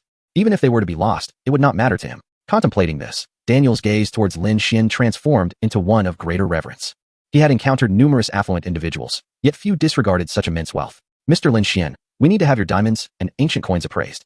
I kindly ask you to wait here for a moment. By all means, Lin Shien gestured dismissively. A few appraisers, clad in gloves and wielding magnifying glasses along with small devices connected to computers, began their swift evaluations. Although the appraisers from Christie's are among the world's finest, such invaluable items naturally warrant meticulous scrutiny. The multiple assessments would inevitably require considerable time. During the waiting period, Daniel had refreshments, including fruit pastries and beverages, brought in. Time passed languidly. Mr. Lin Shien, Daniel began, only to be interrupted by Lin Shien. There is no need for superfluous dialogue. Please convey the conclusion directly. Daniel nodded gently. Recognizing that Lin Xien's demeanor from the outset suggested he was indifferent to these treasures, he swiftly relayed the status of the 3 diamonds. Upon hearing this, Lin Shien could only nod in agreement. Their appraisal results aligned with the system's evaluations. Thus, Lin Shien surmised that as long as the ensuing conversation satisfied him, he would entrust them with any future auction needs. Mr. Lin Shien, do you intend to auction all 3 diamonds? Lin Shien replied with a smile. Mr. Daniel, do you have any recommendations? Theoretically, an auction maximizes the diamond's value, but it requires time for promotion. The next suitable auction is scheduled for January, Daniel elucidated. Of course, you could choose to sell them to us, finalizing the transaction shortly. However, the price will almost certainly be lower than that of an auction. Lin Shien displayed no change in emotion, as this was anticipated. Please state the price you can offer, he asserted decisively, indifferent to the trivial difference in price. These items represented but a minuscule fraction of his vast treasure. 1. 2 million euros. 5. 3 million euros. 12 million euros. Lin Shien regarded the three prices they presented and found them relatively fair, noting that the two smaller diamonds were slightly lower than the system's assessments, while the largest diamond exhibited a significant discrepancy. Nevertheless, he surmised they were merely reluctant to assume excessive risk. Sell the two smaller ones to you, and the larger one will be auctioned. Others will engage in promoting the auction for a reasonable profit. Upon hearing Lin Xien's words, Daniel's respect deepened further. An astute judgment. Choosing to sell the two most reasonably priced diamonds indicated that Lin Shien had been aware of their true value from the very beginning. Such nonchalance. He truly seems indifferent. Mr. Lin Shien, there is another matter of significance. You may possess the most valuable ancient coin of this year. At this juncture, Daniel's eyes sparkled with palpable excitement. Oh, Lin Shien inquired. Are you referring to the coin known as the Flowing Locks? Among the collection of ancient coins, there exists one referred to as the Flowing Locks coin, minted between 1794 and 1795, with an estimated value around 10 million euros. Daniel paused, realizing that the information was already common knowledge. He promptly revealed the valuations of all items. Ultimately, Lin Shien resolved to auction the largest diamond alongside the Flowing Locks coin, while opting to sell the remaining items directly to them. The auction is anticipated to occur in January. Typically, we charge a 5% commission. What do you think? Daniel suggested. Let us sign the contract, Lin Shien replied. After a moment of hesitation, Daniel quickly added, given Mr. Lin Shien's straightforwardness, I will make an exception. The commission will only be 3%. This is my utmost authority. He aspired to cultivate a connection with someone of Lin Xien's stature. I appreciate it, Mr. Daniel. Lin Shien responded with a smile, nodding in acknowledgement. The contract was swiftly executed, and the transaction was completed without delay. Lin Xien's account swelled by 12,200,000 euros, which, when converted to Tang currency, exceeded 100 million. With such funds, Lin Shien would find himself financially secure for the foreseeable future. The remaining two items, once auctioned, could yield several million euros in revenue. Engaging with Christie's auction house certainly alleviated numerous complications. Once the funds were received, Lin Shien and Daniel exchanged contact information before departing from Christie's. As noon approached, Lin Shien prepared to pick up Yi Qingyi. Chapter 12. The S-Class Potential Among Refugees. Hello, Qingyi. I have just finished my tasks. Where shall I meet you? Lin Shien phoned Yi Qingyi after getting into his car. You can come directly to my home. I just returned and am preparing to change into a different outfit. Yi Qingyi had been contemplating what to wear ever since she learned of Lin Xien's impending visit. After hanging up, her radiant smile lingered, clearly indicative of her joy. She couldn't help but chide herself for her thoughts, wondering if her prolonged singlehood had led her to think so much about a man. However, Lin Shien indeed seemed exceptional, a fitting candidate for a boyfriend. The mere thought of him deepened her smile. After being single for over 20 years and now experiencing the stirrings of affection, she felt an undeniable excitement, especially in recent days. Her interactions with Lin Shien had grown increasingly harmonious, suggesting a deep mutual understanding. Their shared interests and personalities complemented one another beautifully, intensifying her emotions. Perhaps her feelings were even stronger than his. Initially, she had planned to visit Lin Xien's farm once her current obligations were fulfilled to further their acquaintance. If the opportunity arose, she intended to solidify their relationship. Yet, unexpectedly, Lin Shien was coming over today. Suddenly, she shook her head vigorously. Time was of the essence. She hurried to change her clothes and touch up her makeup. Soon, Lin Shien arrived at her building's entrance. Upon encountering Lin Shien, Yi Qingyi approached him briskly. She donned a loose-fitting, crimson long cashmere sweater, elegantly designed with a shorter front and longer back, complemented by side slits. Adorning this attire, she exuded an air of casual sophistication. Paired with a black pleated mini skirt and stockings, she appeared utterly captivating. How do I look? Beautiful, right? Observing Yi Qingyi's long, graceful legs clad in black stockings, Lin Shien felt a flicker of unease. He hurriedly nodded and replied, Indeed, you look stunning. I must ensure your safety, lest someone else be tempted to take you away. It must be said, Yi Qingyi possessed an inescapable elegance, as if it were woven into her very essence. Once in the car, Lin Shien inquired, Where shall we go? To Pidu. Yi Qingyi responded with a smile. It is one of the largest cities in the Third Empire, brimming with entertainment and culinary delights. Let's visit Pidu Park. The ambience there is delightful, and the food is exceptional. Sounds good, Lin Shien replied, starting the engine with a grin. Pidu Park, the largest in the city, is renowned for its gastronomic offerings and the Tang National Tower, easily navigated with the aid of a GPS. As noon approached, the air was fragrant with the aromas of various foods. Seated in a quaint eatery, Lin Shien and Yi Qingyi savored the iconic roasted pork knuckle of the Third Empire, followed by a feast of pork belly, roasted chicken, vegetables, and beer. They indulged in each other's company for over 2 hours before beginning their return, as Yi Qingyi had other commitments. At that moment, Lin Shien suddenly heard the system notification chime. Detected an S-grade potential individual nearby. It is advised to recruit them. Stunned by the system's abrupt alert, Lin Shien paused momentarily. S-grade potential signified something significant, though he was yet unaware of its full implications. Recently, he had tested several individuals, most yielding B, C, or D grades, with A-grade individuals being exceedingly rare. Thus far, Yi Qingyi was the only S-grade person he had encountered. One certainty lingered: an S-grade individual, once recruited, would enable the completion of a system task. Display the information to me. With an S-grade potential task at hand, it was imperative to seize the opportunity if it proved beneficial. Name: Muna. Age: 18. Occupation: none. Height: 168 centimeters. Weight: 50 kilograms. Skills: cooking, driving, firearms. Mandarin. Potential: S. Evaluation: highly adaptable, with excellent learning aptitude. With proper training, she is destined to become a valuable ally. Mona. 18. Lin Shien studied the details and concluded that while she may not seem extraordinarily exceptional, her adaptability was indeed promising. However, her age appeared somewhat inappropriate. Furthermore, the name suggested she might not be a native. What are you murmuring about? Yi Qingyi asked, noticing Lin Xien's sudden daze and whispered musings. Realizing he had been lost in thought, Lin Shien responded, "Do you know what that place is? It is likely a shelter for refugees, where those accepted by the Third Empire are left in limbo." Yi Qingyi gently remarked, "It is indeed a pitiable situation. Yet their presence has rendered the nights so treacherous that no one dares to venture outside." Refugees, you say? Upon hearing this, Lin Xien's mind began to stir with possibilities. Perhaps it would be prudent to explore this further. "The hour grows late. I should hasten to escort you home," he suggested. At his words, Yi Qingyi suddenly became aware of the time, exclaiming, "Is it truly so late? You must take me home at once." After all, there would be ample time in the future, and Lin Shien was not overly concerned about the hour. They soon arrived at her doorstep. "Lin Shien, I have had a splendid day," Yi Qingyi said as she prepared to disembark. "Here is a reward for you." "A reward? What kind of reward?" Lin Shien asked, momentarily taken aback. Then, to his astonishment, Yi Qingyi leaned in and planted 2 quick kisses on his cheek. The unexpected gesture left him momentarily stunned. Gazing at her in bewilderment, her cheeks flushed crimson, she added, "Do not overthink it. It is merely a reward. If you wish to pursue me, you must continue to strive for improvement in your conduct." With that, she hastily exited the vehicle. As she approached the entrance of her building, she turned to Lin Shien and said, "Be safe. Once I finish my tasks, I shall visit your farm." "Very well," Lin Shien replied with a cheerful grin, feeling elated. He murmured to himself, "Hee, you shall never escape my grasp." After bidding farewell to Yi Qingyi, he resumed his drive towards the location of the S-class potential. If they were indeed refugees, the situation would be quite straightforward. Persuading them to work for him should pose no significant challenge. After all, the Third Empire had welcomed over 1 million refugees primarily for their labor. Furthermore, life in the shelters was far from pleasant, coupled with a high crime rate, making it likely they would not refuse his offer. As for their abilities, while it remained uncertain what tasks they could perform, it was reasonable to assume they could manage some simple duties. Moreover, this would assist him in fulfilling Task 5, a twofold achievement. Task 5. Recruit employees. Task description. As a commendable lord, you ought to possess a multitude of vassals with S-class potential or above to effectively govern your territory. Chapter 13. May they serve him as submissively as camels. Soon, Lin Shien arrived at the refugee shelter. The entire establishment exuded an aura of dilapidation and chaos, seemingly discordant with its surroundings. "System, where's that Muna?" Lin Shien pondered as he entered the shelter, noticing the absence of even a single security guard.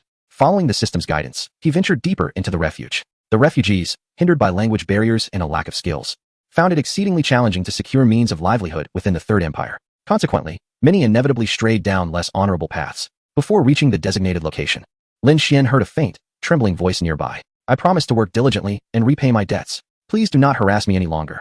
"I'll work, according to the contract. Today marks your final deadline." A white man, unperturbed and smiling, with a cold gaze, inquired, "What do you truly desire?" The girl, trembling with fear, replied, "Before 6 o'clock. There are 2 options. 1. Pay the money. 2. Surrender yourself." The white man sinisterly waggled his finger. "I currently possess no funds." "Then it's simple. We shall take you. Rest assured, our dealings are entirely legitimate. With your beauty, a year or 2 will suffice." The leader of the white men chuckled, spreading his hands.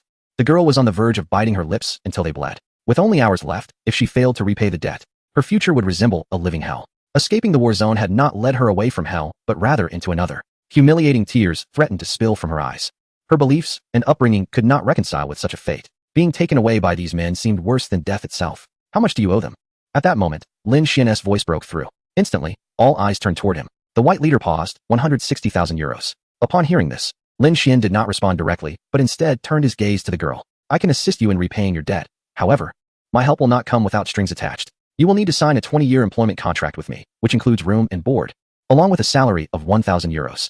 This girl was precisely the S-class potential candidate Lin Shien sought, named Muna. Once the contract was signed, she would become Lin Xien's employee. Unless he chose to dismiss her, she would be obliged to work for him. Muna's expression wavered upon hearing Lin Xien's proposal. 20 years. How many 20 years does one have in a lifetime? Lin Shien reassured her with a smile. "Do not worry. I will not demand anything excessive from you. This is far better than succumbing to them." 160,000 euros amounted to nearly 7 or 800,000 yuan. Even with Lin Shien's wealth, he could not simply give it away. Fortuitously, his purpose for being here was to employ Muna, thus the proposal flowed naturally. Furthermore, according to the system, Muna had fled to the Third Empire with her parents. Shortly after their arrival, she had fallen gravely ill, leading her to seek a loan from these men. Lin Shien suspected that these individuals had planned today's events from the very beginning, knowing a refugee girl would struggle to repay such a sum, given her circumstances. Even if she found work, her pre-tax income would barely exceed 20,000 euros annually, leaving her with just over 10,000 after taxes. The taxes in the Third Empire could consume a large portion of her earnings. Even if she were to forego all expenses, it would take her over a decade to repay the loan. In this light, Lin Xian's offer was indeed quite generous. If she refused, he would have little interest in her. A sharp mind is an invaluable asset. He had no desire to work with those lacking intellect. As time ticked away, Muna finally resolved, "I accept your employment offer." "Excellent," Lin Shien replied with a smile, producing a document. "Simply sign your name here." This document, which appears to resemble a contract, is in fact a unique agreement provided by the system. Only individuals with S-level potential or higher are eligible to utilize it. Upon execution, it bestows certain remarkable effects. For instance, once the contract is signed, the signatory is utterly bound not to act against Lin Xien's wishes during the contract's duration. Before long, Muna finished reading the document and inscribed her name. At that very moment, a voice echoed in Lin Xien's ear. "Congratulations, Master. You have successfully recruited an S-level potential individual. Task 5. Employee recruitment complete. Please collect your reward." Lin Shien, however, did not hasten to discover what the reward entailed. Instead, he turned with a smile and said, "You all, please bring her debt contract over. I shall assist her in settling it." Hearing that someone was willing to help Muna with her debts, the others were quite agreeable. After all, even if they took Muna away, the process of collecting payments would extend over several years. The debts were promptly settled, and the matter came to a close. "Is there anything else you need to gather?" Lin Shien inquired, observing the departing individuals before turning to Muna. "I have nothing much. May I have 5 minutes?" Muna replied softly, her gaze lowered. "Of course," Lin Shien responded with a smile. Soon, she had packed all her belongings. After all, they had fled to the Third Empire only a month prior, and there was little to take. Indeed, one might say there was hardly anything at all. Once in the vehicle, Lin Shien prepared to drive straight back. "May I inquire about your story?" he asked amiably. "Muna, 18, she whispered, casting furtive glances at Lin Xien's profile. Her eyes filled with confusion and uncertainty. "I possess a relatively large farm in the Third Empire, but I have only just arrived, and the place is rather desolate. You shall be the first to visit." Throughout the journey, Lin Shien provided a brief explanation of his circumstances. The weather was quite pleasant that day, and he accelerated the vehicle to approximately 140 to 50 miles per hour. As their acquaintance deepened, Muna's gaze towards Lin Shien brimmed with gratitude. After a moment of hesitation, it seemed she gathered her courage to mumble something. "What did you say?" Lin Shien asked, momentarily taken aback, as he could not comprehend her words. "It's nothing. I will work diligently for you," Muna replied, her cheeks slightly flushed.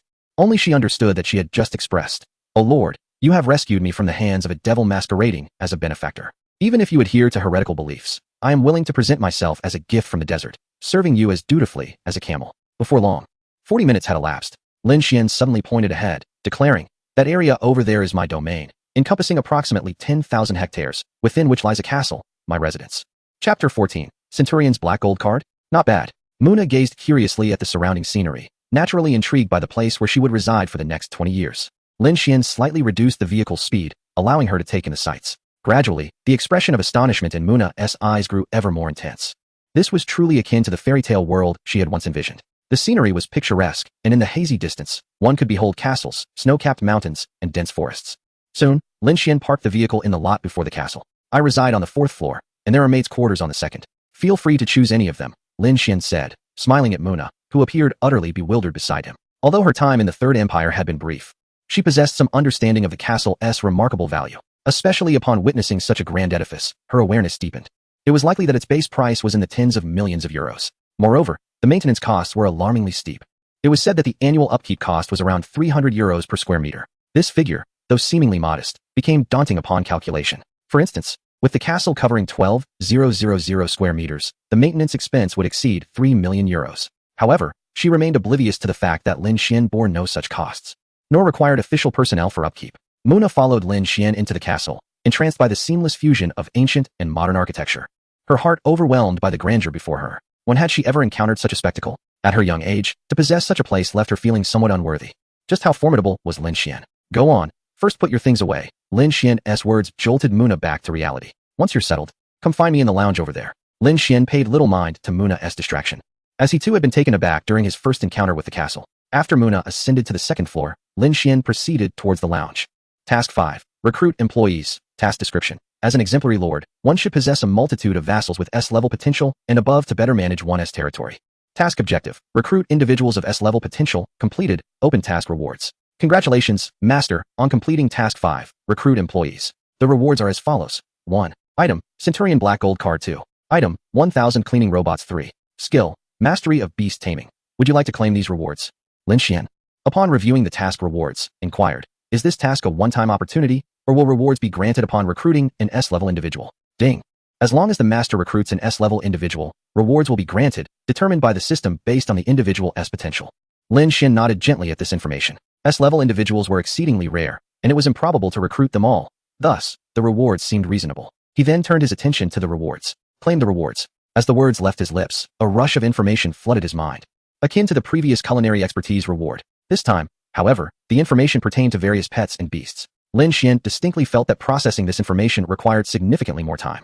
After a considerable period, his gaze shifted towards the other two rewards. With a mere thought, a black card materialized in his hand. Lin Shien examined the card, which was entirely black and crafted from titanium alloy, adorned with intricate and exquisite engravings, including a human visage. The Centurion Black Gold card? Lin Shien instantly recognized it as the esteemed card known as the King of Cards. The black card is designated for an elite clientele, with no limit on expenditure, theoretically allowing the purchase of any valuable item. Typically, such cards cannot be applied for. They are exclusively awarded through a selective process undertaken by staff, with cardholders primarily comprising dignitaries, billionaires, and social luminaries from various nations. Possessing a black card entitles one to unparalleled prestige, bespoke services, and unrivaled global privileges. This includes a concierge service that caters to every whim around the clock, VIP seating at global events, exclusive access to premier private clubs in major cities worldwide, private jets, chauffeur services, first-class upgrades, expedited passage services, and access to high-end lounges. The essence of Black Card service is that, regardless of the cardholder's location, any request will receive immediate attention and assistance. There was once a cardholder whose daughter was suddenly hospitalized and could not attend a concert by the iconic rock band Red Hot Chili Peppers. To fulfill her wish, the exclusive lifestyle consultant associated with the Black Card managed to contact the band's agency and arrange for the lead singer to visit this young fan before the performance. This incident vividly illustrates the formidable nature of the Black Card. In summary, with this Black Card in hand, regardless of the holder's identity, they would effortlessly ascend to the upper echelons of society. Expanding one's transactional network would be remarkably easy. Not bad, Lin Shien casually remarked as he tucked the Black Card away. Had the world known that the legendary Card King was met with such a nonchalant response, they would surely be left agape in astonishment. In contrast, Lin Shien found himself more intrigued by the capabilities of the cleaning robots. Modern mainstream cleaning robots, on the surface, seem capable of only basic cleaning tasks, perhaps with the addition of air purification. He wondered if the system's reward possessed any extraordinary features. System, why do I only have 2 cleaning robots in my personal warehouse? Wasn't there supposed to be 1,000? The cleaning robots are primarily divided into 2 categories. Those in the personal space are samples, while the remainder are located in the castle's warehouse. Then please retrieve them. Indeed, 3 distinctly different robots were brought forth. Upon reviewing the manuals, Lin Shien learned that among these 3 robots, one was designed for floor cleaning, while another was intended for cleaning walls and glass. However, aside from this distinction, their functionalities were nearly identical. Air purification, voice control, and an intelligence system, essentially superior to all cleaning robots currently available on the market. This technology could be considered cutting-edge on a global scale. Were Lin Shien inclined to sell them, he would undoubtedly fetch a handsome price. However, he harbored no such intentions. At this moment, he lacked for nothing in terms of finances. With these 1,000 robots, maintaining cleanliness within the castle would undoubtedly become significantly more manageable. It is almost fair to say that there is no need to waste manpower. The practicality is remarkably high. Overall, this reward is quite commendable. However, it did not evoke any significant emotional response in Lin Shien. At that moment, a knock echoed through the air. Sir, come in. As Muna entered, Lin Shien was momentarily taken aback. Chapter 15. Muna awakens the dreamer. Upon seeing Lin Shien's expression, Muna's face instantly flushed crimson. She instinctively tugged at the hem of her lace dress. This was her first time wearing such an outfit. Greetings, sir. Muna gazed at Lin Shien, somewhat at a loss. Lin Shien's eyes swept over her. Where did you acquire that dress? At that moment, Muna had changed into a black, form-fitting gown, adorned with an apron featuring white ruffles. A white sash encircled her waist, and a large bell hung at the back. She also wore white stockings and a pair of small leather shoes. It appeared to be a modified European maid's outfit, yet still prioritized practicality. The exotic charm and rare curves she possessed were complemented by this attire, which significantly altered her demeanor. This dress was in the wardrobe I selected. Isn't it a work uniform? Muna looked at Lin Shien, bewildered. Had she misunderstood its purpose? Lin Shien immediately realized that it must have been the system's doing. Observing her expression, he gently patted his head and said, well, you must know how to cook. Tonight's dinner is entrusted to you. There are ingredients in the kitchen. Understood, sir. I shall attend to it immediately. Muna nodded and hurried out. As she departed, Lin Shien could clearly see her cheeks aflame. However, he paid it little mind, surmising that it was likely due to her shyness from wearing such clothing for the first time. Once she left, Lin Shien swiftly redirected his focus to other matters. He now possessed several million euros in funds and needed to contemplate future developments. With 10,000 hectares, equivalent to an entire town domestically, meticulous planning was essential. After considerable brainstorming, Lin Shien concluded that there were essentially two pathways for farm development. First, harness modern scientific technology to vigorously enhance productivity and cultivate the land. Second, employ traditional craftsmanship, introducing high-quality livestock and crops to significantly elevate the quality of ingredients. Undoubtedly, choosing the first option, leveraging the vast territory to become a titan in the food industry, should not prove difficult. Moreover, the land could be utilized to its fullest extent. The agricultural success of the Third Reich was renowned worldwide precisely for this reason. With a cohort of highly skilled farmers and an abundance of advanced machinery, a large yield of grains and meats could be produced. Statistics have shown that approximately one farmer could sustain at least 150 individuals. However, it is evident that opting for this choice would inevitably lead to considerable environmental degradation. This was not the outcome Lin Shien desired, as the environment within his territory was, after all, his greatest fondness. Particularly near the castle, the regions of the Alps and the Rhine Valley are undoubtedly among the most exquisite environments in the world. As for the second option, should it continue to develop, the yield of various ingredients from the territory may fall short of even 1/10 of that achieved through industrialization. Moreover, this process will inevitably demand a greater labor force, as it represents an interaction between humans, crops, livestock, and nature, with minimal damage to the environment. Simultaneously, the produce will assuredly be of the highest caliber, akin to globally renowned delicacies such as Kobe beef and Iberian black pork. Such premium ingredients are often reserved for the affluent, necessitating substantial financial means. Thus, this approach could potentially yield significant profits, albeit accompanied by considerable risks. In this light, both choices possess their own merits and drawbacks. Lin Shien found himself deep in thought, uncertain of which path would be more suitable. After all, once a choice is made, there is no turning back. Regardless of the direction, he felt confident in achieving global excellence, yet making the right choice remained crucial. Just as he wrestled with his dilemma, a knock at the door interrupted his contemplation. Muna's voice floated in from outside. "Sir, dinner is ready." Lin Shien suddenly realized that the sky had darkened. It was already past 6 o'clock. Slowly rising, he stretched and made his way outside. The dining room was not far from the lounge. As Lin Shien emerged, Muna instinctively took half a step back. They quickly proceeded to the kitchen, where the table was simply adorned with a few dishes exuding exotic flavors. This was understandable, given her Arab heritage. "Sir, I found limited ingredients in the kitchen, so I could only prepare these," Muna said, glancing at Lin Shien, fearing he might be dissatisfied. Her head bowed as if she had erred. Lin Shien chuckled lightly. "The cooking is commendable. Let us dine together." While others may adhere to certain protocols, Lin Shien preferred to eschew such formalities. Upon hearing his words, Muna promptly seated herself beside him. After sampling a few bites, Lin Shien found the flavors quite agreeable, though certainly not on par with his own culinary creations. "Your skills are quite good. For the time being, I'll entrust our meals to you," he remarked. Observing Muna's slightly reserved demeanor, "If you have the opportunity, you might consider learning some dishes from Tang cuisine, as I hold a particular fondness for them." Upon hearing this, Muna felt a wave of relief wash over her. Since accepting Lin Xien's employment, she had lacked a clear objective, which had caused her some anxiety. What if he suddenly decided he no longer needed her? Now, hearing his words, she at least understood that she was indeed a valuable asset. "Yes, I will diligently learn and ensure I satisfy you, sir," Muna declared earnestly, her gaze fixed firmly on Lin Shien. "Well, let us partake in our meal, and afterward, take a moment to rest. The castle is equipped with numerous cleaning automatons, and I trust they will handle the remaining tasks." Lin Shien remarked with a smile at the seemingly shy young girl. "By the way, you should consider learning Chinese. It would be delightful to converse in it at home." Upon hearing the word home, something stirred within Muna. After a prolonged moment, she lowered her head, unable to meet his gaze, and replied, "I can speak Chinese. I possess a quarter of Han lineage." Lin Shien was momentarily taken aback. No wonder he found some characteristics of the Tang people in this foreign maiden. Soon, dinner was finished, and Muna hastily tidied up the dining area. Lin Shien, however, lingered in the dining hall, continuing to ponder an unresolved issue. Once Muna had completed her chores, she returned to her seat, curiosity evident in her gaze directed at Lin Shien. Eventually, she could no longer contain her inquisitiveness and asked, "Sir, what are you contemplating?" Lin Shien chose not to conceal his thoughts and directly shared the two options he was weighing. "Sir, you surely do not lack for money, so why consider it from a profit standpoint?" Her words struck Lin Shien like a bolt of lightning. Indeed, as the saying goes, the observer sees clearly. Her statement instantly jolted him into clarity. Did he truly lack funds? Setting aside other matters, the treasure he possessed could likely sustain him for a lifetime. Given this, why should he labor over profits? He could simply follow his heart. Such thinking was a remnant of his past poverty. Chapter 16. Muna. "Sir, the castle is haunted." Awakening to this realization, Lin Shien stood abruptly and embraced Muna, planting a gentle kiss upon her forehead. The underground royal treasure alone could yield several billion. How much money could one truly spend in a lifetime? Regardless of the developmental approach, it would likely take decades to amass such wealth. Thus, why concern himself with profit? What mattered was joy. He could focus on enhancing his territory, making it more splendid and comfortable. Without hesitation, he chose option 2, maintaining the territory in its most beautiful state. Cultivating high-end ingredients was paramount. Regardless of whether they could be sold, at the very least, he would enjoy the finest pleasures. Comfort was the essence. The amount of money earned was of little consequence. Furthermore, should he produce high-quality ingredients in the future, he was confident he could establish a brand rivaling even that of Kobe beef. With this clarity, Lin Shien's spirits lifted considerably.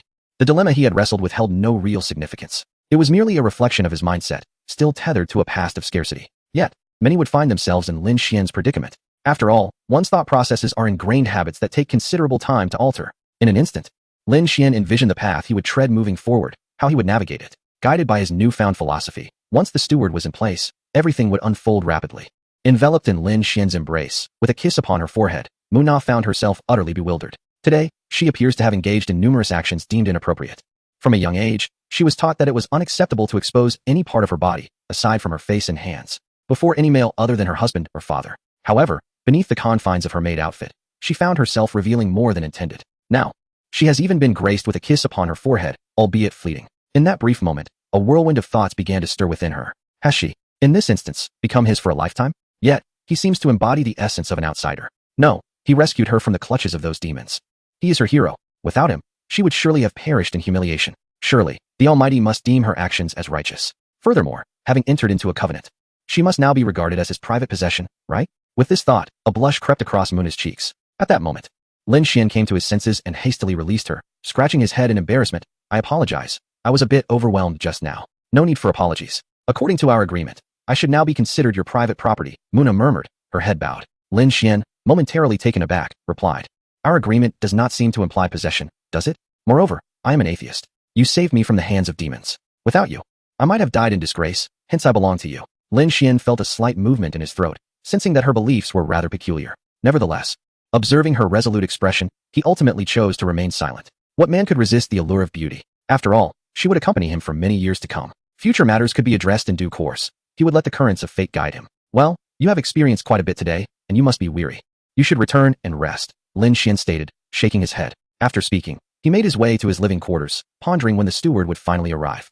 In this European continent, many affluent individuals possess their own estates, typically managed by stewards who oversee the affairs on their behalf. Lin Shien shared this sentiment. He could not possibly handle every task himself. The existence of a steward was to support him. He believed that if he could find an exceptional steward, the affairs of the territory would swiftly fall into place, allowing him to immerse himself in the pleasures that wealth could afford. Upon returning to his room, he sank into the bathtub, gazing through the side window at the nearby Rhine Valley. Lin Shien couldn't help but contemplate the possibility of establishing a vineyard on his land in the future. Since the Roman era, grapes have been cultivated on the slopes near the Rhine. It could be said that this region is among the finest wine-producing areas in the world. Perhaps one day, the world's premier wines will bear his name. Additionally, he envisioned top-tier meats, vegetables, and fruits. As he relaxed in the warm water, Lin Xian's consciousness began to drift.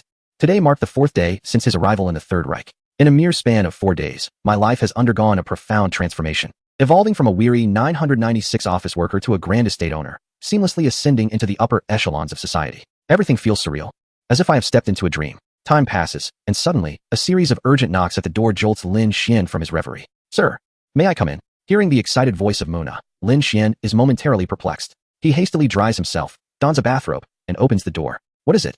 Lin Shien inquires, observing Muna's frantic demeanor. She appears visibly distressed, her complexion pale, eyes wide with fear, her tousled brown hair a testament to her turmoil, and the veins in her hands protruding. Sir, the place is haunted. There is a female ghost, and I am terrified.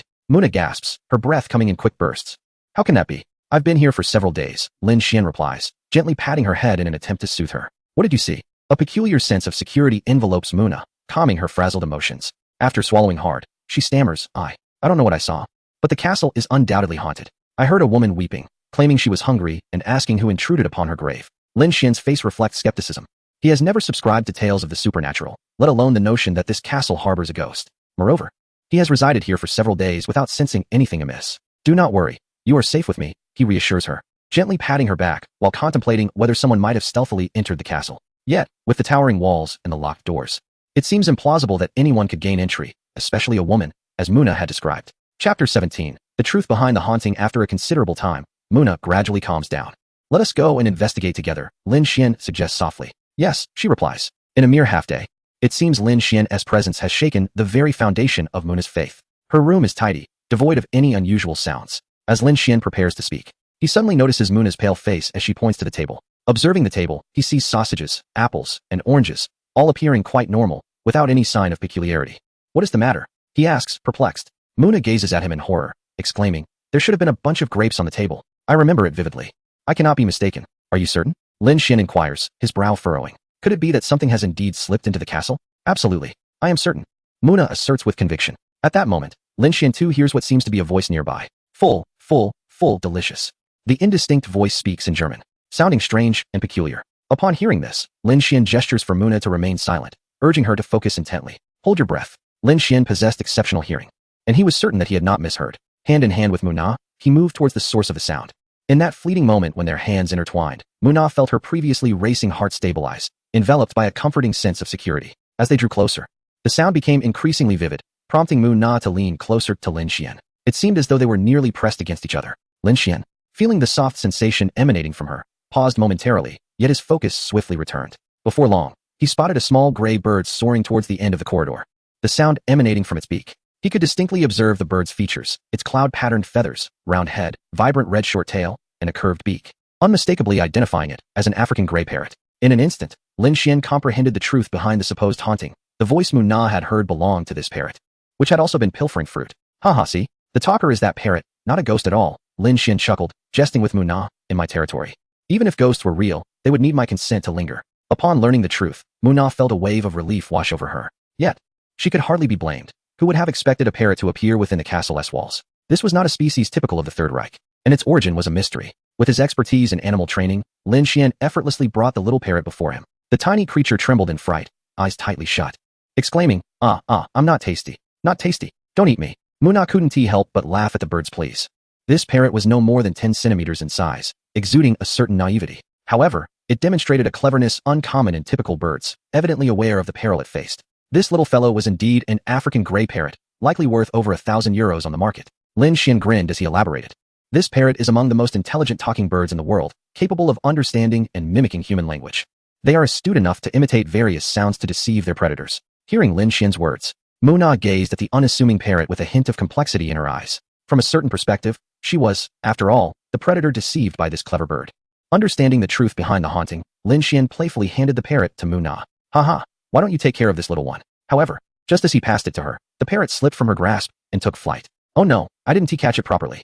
Muna exclaimed softly as the parrot soared away. Never mind. Haha, don't dwell on it. Lin Shien reassured her. Just then, as he spoke, the parrot circled back, prompting Lin Shien to swiftly dodge. Had he hesitated for even a few seconds, the bird would have surely made a mess on him.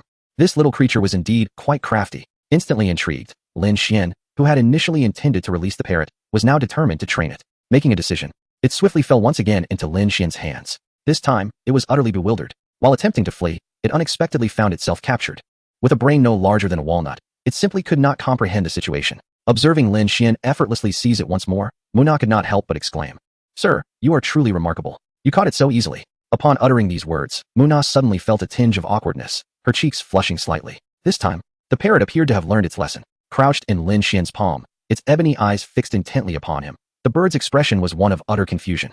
From now on, you shall be my pet and must heed my commands. One day, I shall teach you to speak Chinese. I do not relish the sound of bird chatter at home, do you understand? Lin Shien remarked with a smile. Training a beast was certainly no simple task, and he was merely jesting. As soon as Lin Shien opened his mouth, the little parrot panicked. Its diminutive body struggled vigorously, squawking, Don't eat me. I'm not tasty. Oh, I'm not tasty. I'm not tasty. Judging by its demeanor, this parrot was likely a descendant of those already domesticated, indicating that it inherently possessed the genes of domestication. If it were made aware that its life was now in the hands of another, it would eventually submit. With consistent nurturing over time, it could transform into an obedient pet. Lin Shien employed this very method. Under Muna's astonished gaze, he released it, captured it again, and repeated the process. After several cycles, the parrot began to accept its fate. Even when released, it did not attempt to flee. Observing its demeanor, Lin Shien nodded in satisfaction, stating, From now on, you must behave when you are with me, and I shall provide you with delicious treats, understand? At that moment, Muna was utterly astonished. Her expression filled with admiration for Lin Shien. Just then, an idea struck Lin Shien, and he turned to Muna, saying, Please fetch me some fruit. The gray parrot enjoys a variety of seeds, nuts, fruits, nectar, and berries. Over the past few days, he had procured some fruit in town. After a gentle nod, Muna hurriedly returned with an assortment of fruits. Upon seeing the fruit, the little parrot flapped its wings excitedly, exclaiming, I'm hungry. I want to eat. Hungry. Chapter 18. Muna's efforts. Lin Shien offered it a grape, which it quickly tore apart with its beak and devoured in mere moments. He then presented a strawberry, and the little creature seemed even more delighted. After all, it required no peeling and was ready to eat. This parrot was still a fledgling, and just a few small fruits were enough to satiate its hunger. It perched on Lin Xien's shoulder, preening its feathers with its beak. Lin Shien held it in his hands and asked, Muna, what name do you think we should give it? At the sight of Lin Shien speaking, the little creature panicked once more. I'm not tasty. I'm not tasty. Even the most intelligent of birds will always remain a bird, and its intellect could never compare to that of a human. Training it would require some time. The two of them regarded the little creature, contemplating its fate. Speaking of which, this gray parrot can indeed be considered one of the less aesthetically pleasing members of the parrot family. Its plumage is dull in hue, and its demeanor is rather unrefined, save for its entirely gray tail. However, this somewhat aligns with the Gothic style of the castle. Let us simply call it not delicious, Lin Shien jested. Not delicious. Not delicious. Not delicious. The little creature squawked once more. Sir, that seems rather inappropriate, doesn't it? Muna observed the small creature, feeling that the name was somewhat peculiar. I think it's rather fitting. Look at it. Always fretting about being eaten, Lin Shien chuckled, gazing at the little creature. From now on, you shall be called not delicious. Do you understand? Do you understand? Do you understand? Not delicious, not delicious. It is no wonder that people claim the African gray parrot possesses the strongest learning ability among all parrots. This is by no means an exaggeration. Lin Shien was quite pleased with its mimicry skills. Then, the situation escalated. Not delicious, do you understand? Do you understand? Not delicious. Not delicious, not delicious, not delicious, do you understand? Do you understand? Do you understand? Not delicious. Not delicious. Lin Shien looked at the creature, which incessantly shouted, feeling somewhat speechless. Clearly, training it to be clever would require some time. Muna, please fetch a birdcage from the basement. Until it is properly trained, it should remain there quietly. Once it is well fed, it should be lively enough to engage in training. Having unraveled the truth behind the castle's hauntings, Muna grew bolder. She swiftly went to retrieve a birdcage. During the wait, Lin Shien sat by the window, gazing outside. The Alps truly deserve their reputation as one of the best environments in the world. Through the window, countless stars twinkled, a beauty untouched by dust. Soon, the birdcage arrived. And Not Delicious was duly confined to its new abode. It's getting late. You should rest now, Lin Shien smiled at Muna, having put in quite a bit of effort. And it was already past 11. He then retired to his living quarters for some rest. The following morning, shortly after 7, the sky was just beginning to lighten. Lin Shien awakened from his slumber, feeling quite refreshed and invigorated. With the press of a button by the window, the curtains opened automatically. Through the large window, he could see that the sky was clear, presenting a rare fine day. It was the best weather he had encountered since arriving in the territory. He sent a gentle reminder to the International Butler Academy of the Water Kingdom. The matters of a butler were of utmost importance to him. Without a capable and astute butler, how could he relish life? Yet, he understood that one must not rush such matters, hence the gentle reminder. Standing by the window, he surveyed the expanse before him. As far as the eye could see, it was all his domain. Lin Shien felt a sense of contentment swell within him. The weather seemed splendid today. Even if the skies were to change, it was unlikely to snow. Perhaps he could explore and enjoy the area within his territory. He descended the stairs. Muna had already prepared breakfast. Upon seeing the spread, Lin Shien was momentarily taken aback. The table featured wontons and scallion pancakes, accompanied by a vibrant vegetable salad. To his surprise, Muna had managed to whip this up just after he had mentioned it the day before. She must have risen early to prepare such a delightful meal. It seemed that his little maid was indeed quite diligent. How does it taste? Muna asked nervously after Lin Shien took a few bites. Delicious, he nodded in approval. The flavor of the beef wontons was quite pleasant. Although they could use a little more refinement, it was impressive for a novice like Muna to achieve such results. That is wonderful, Muna exclaimed, visibly relieved by his praise. She then bowed her head slightly, murmuring a silent prayer before beginning her meal. After finishing, Lin Shien wiped his mouth clean and offered her a few more words of commendation. Muna's face lit up with a shy smile upon hearing his compliments. After enduring years of hardship, she finally felt a semblance of happiness in Lin Xien's presence. While Muna busied herself with the dishes, Lin Shien descended to the first floor, intending to check on the parrot. As he arrived, the parrot greeted him enthusiastically. Good morning. This only reinforced Lin Xien's suspicion that the bird had been domesticated by someone else before arriving at the castle, as it was unlikely for a wild parrot to greet anyone. Could you refrain from using such expressions in the future? Lin Shien said as he opened the cage. And the parrot promptly flew out, perching on his shoulder. Back in the lounge, Lin Shien offered it a piece of fruit, only to discover that the bird was rather picky, opting for strawberries and blueberries while rejecting grapes. He fed and trained it simultaneously, and after some time, Muna entered the room. Surely you can drive? Lin Shien inquired with a smile. Yes, Muna replied eagerly. The car is in the parking lot. You can drive to town to buy some food. I plan to fish near the castle this morning. Perhaps we'll have fish for lunch. All right, he said. Seeing the pleasant morning weather, Lin Shien was determined to relax and enjoy some fishing. There were several water sources nearby, making the car unnecessary for such a short distance. Nonetheless, he contemplated purchasing a vehicle in the coming days, as the demand would likely increase with more people around. Currently, the only car in the territory was a rental, which would expire in about 20 days. However, there was no rush for that matter. Today, he aimed to unwind thoroughly. Shortly after Muna left, Lin Shien prepared to set off with the little parrot in tow. Chapter 19. A catch of a lifetime. The castle nestled against the majestic Alps, with the Rhine River Valley to its left and a large lake to its right, comparable in size to Daming Lake. Along the lakeshore stood a quaint wooden dock, perfect for fishing. Carrying the parrot and fishing gear, Lin Shien walked along the path leading to the lake. The sunlight cascades down, casting a gentle golden hue upon the surface of the lake. The winter here is quite frigid, with the coldest days plunging to around -20 degrees. However, that is a matter for a month or two hence. Presently, under the mild warmth of the sun, the temperature hovers around 5 or 6 degrees. Thus, the lake remains unfrozen. The mountain breeze wafts softly, causing gentle ripples to dance across the water. Morning mist rises from the lake, and the waters appear to be teeming with vitality. Every stream, river, and lake within this territory is sourced from the majestic Alps, rendering it one of the purest freshwater sources in the world. The lake's waters are remarkably clear, revealing numerous fish swimming beneath the surface. Predominantly, one can find salmon and carp here. At the sight of these fish, a wealth of knowledge instantaneously flooded Lin Xien's mind, not merely concerning their culinary potential. The presence of salmon signifies an absence of pollution. Such fish could not thrive in tainted waters, indicating the exceptional quality of this lake's water. Furthermore, the flavor of these fish is exquisite. Whether steamed, braised, or simmered into a soup, they are delectable. Before long, the little one began to whine about hunger. "I'm starving. So hungry." Lin Shien sighed. "Didn't you just eat? Are you hungry again?" Yet, he relented and offered the small creature a strawberry. Upon reaching the lakeside, Lin Shien effortlessly set up the tripod he had brought along, adjusted the camera angle, and commenced fishing. It must be noted that having a portable storage is indeed convenient. While it is termed fishing, it feels more akin to indulging in a sunbath. Reclining on a lounge chair, he gazes at the shimmering lake, chiding the little one for its pickiness. Lin Shien felt a lightness in life he had not experienced before. Just days prior, he had been laboring in the bustling metropolis over the trivial matter of acquiring a house.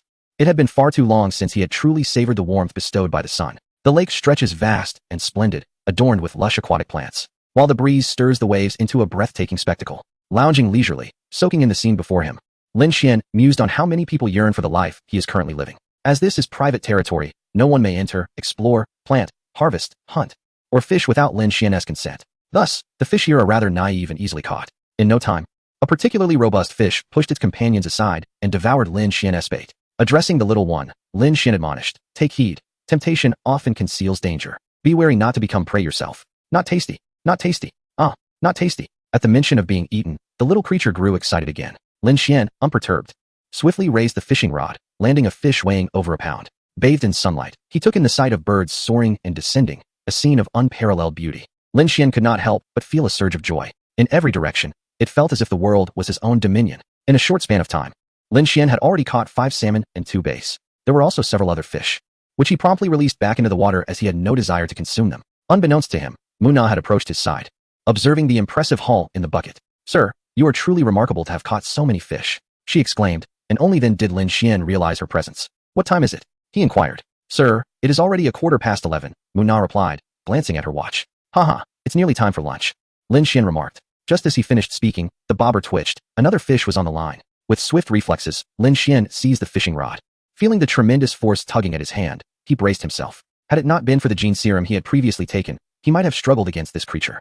As he reeled in the line, the fish finally emerged into view, a magnificent red and white koi, measuring nearly half a meter in length. It appeared to have lived for several years, its snowy white skin glistening, complemented by a vibrant, lustrous red. The distribution of the red markings along its back was remarkably symmetrical, rendering it exceptionally beautiful. Lin Shien was astounded that on his very first fishing expedition, he had managed to catch such a sizable koi. In his homeland, koi are revered as auspicious fish, symbolizing good fortune. "Ah, sir, this must be the koi that the Chinese speak of. How large it is. You are incredible," Muna exclaimed, her background as a descendant of Chinese heritage allowing her to recognize the significance of the koi. The sheer size of the fish filled her with joy and admiration for Lin Shien. As events unfolded, Lin Xien's presence began to challenge the beliefs she had held since childhood. Perhaps, given time, should she face a choice between her faith and Lin Shien, she would unhesitatingly choose him. "It's enormous. A monster. A monster," she exclaimed, chattering incessantly despite its inedibility. The appearance of the koi lifted Lin Xien's spirits significantly. This koi, if auctioned, could fetch at least a few million, possibly even tens of millions, an amount most people could never hope to earn in a lifetime. However, Lin Shien had no intention of selling it. With a lifespan of around 60 to 70 years, he envisioned keeping this creature in the castle's fountain as a cherished memory. One could only wonder what others would think if they knew he was preserving something of such immense value simply to commemorate his first fishing experience. "Muna, I will place this koi in the castle's fountain, and then I will tidy up the rest," Lin Shien said with a smile. Typically, raising wild fish poses considerable challenges. Yet for Lin Shien, it was hardly a task. He quickly placed the koi in a separate bucket and made his way toward the castle. In the center of the castle stood a grand fountain, where the koi would undoubtedly thrive. After placing it inside, Lin Shien proceeded to toss in some additional items. Before long, it had adapted to its new surroundings. Just as Lin Shien was about to check on how Manhwa was managing, his phone vibrated gently. It was a message from Yi Qingyi. Chapter 20, The Butler Academy's email. Lunchtime had arrived, and Yi Qingyi inquired whether he had eaten yet.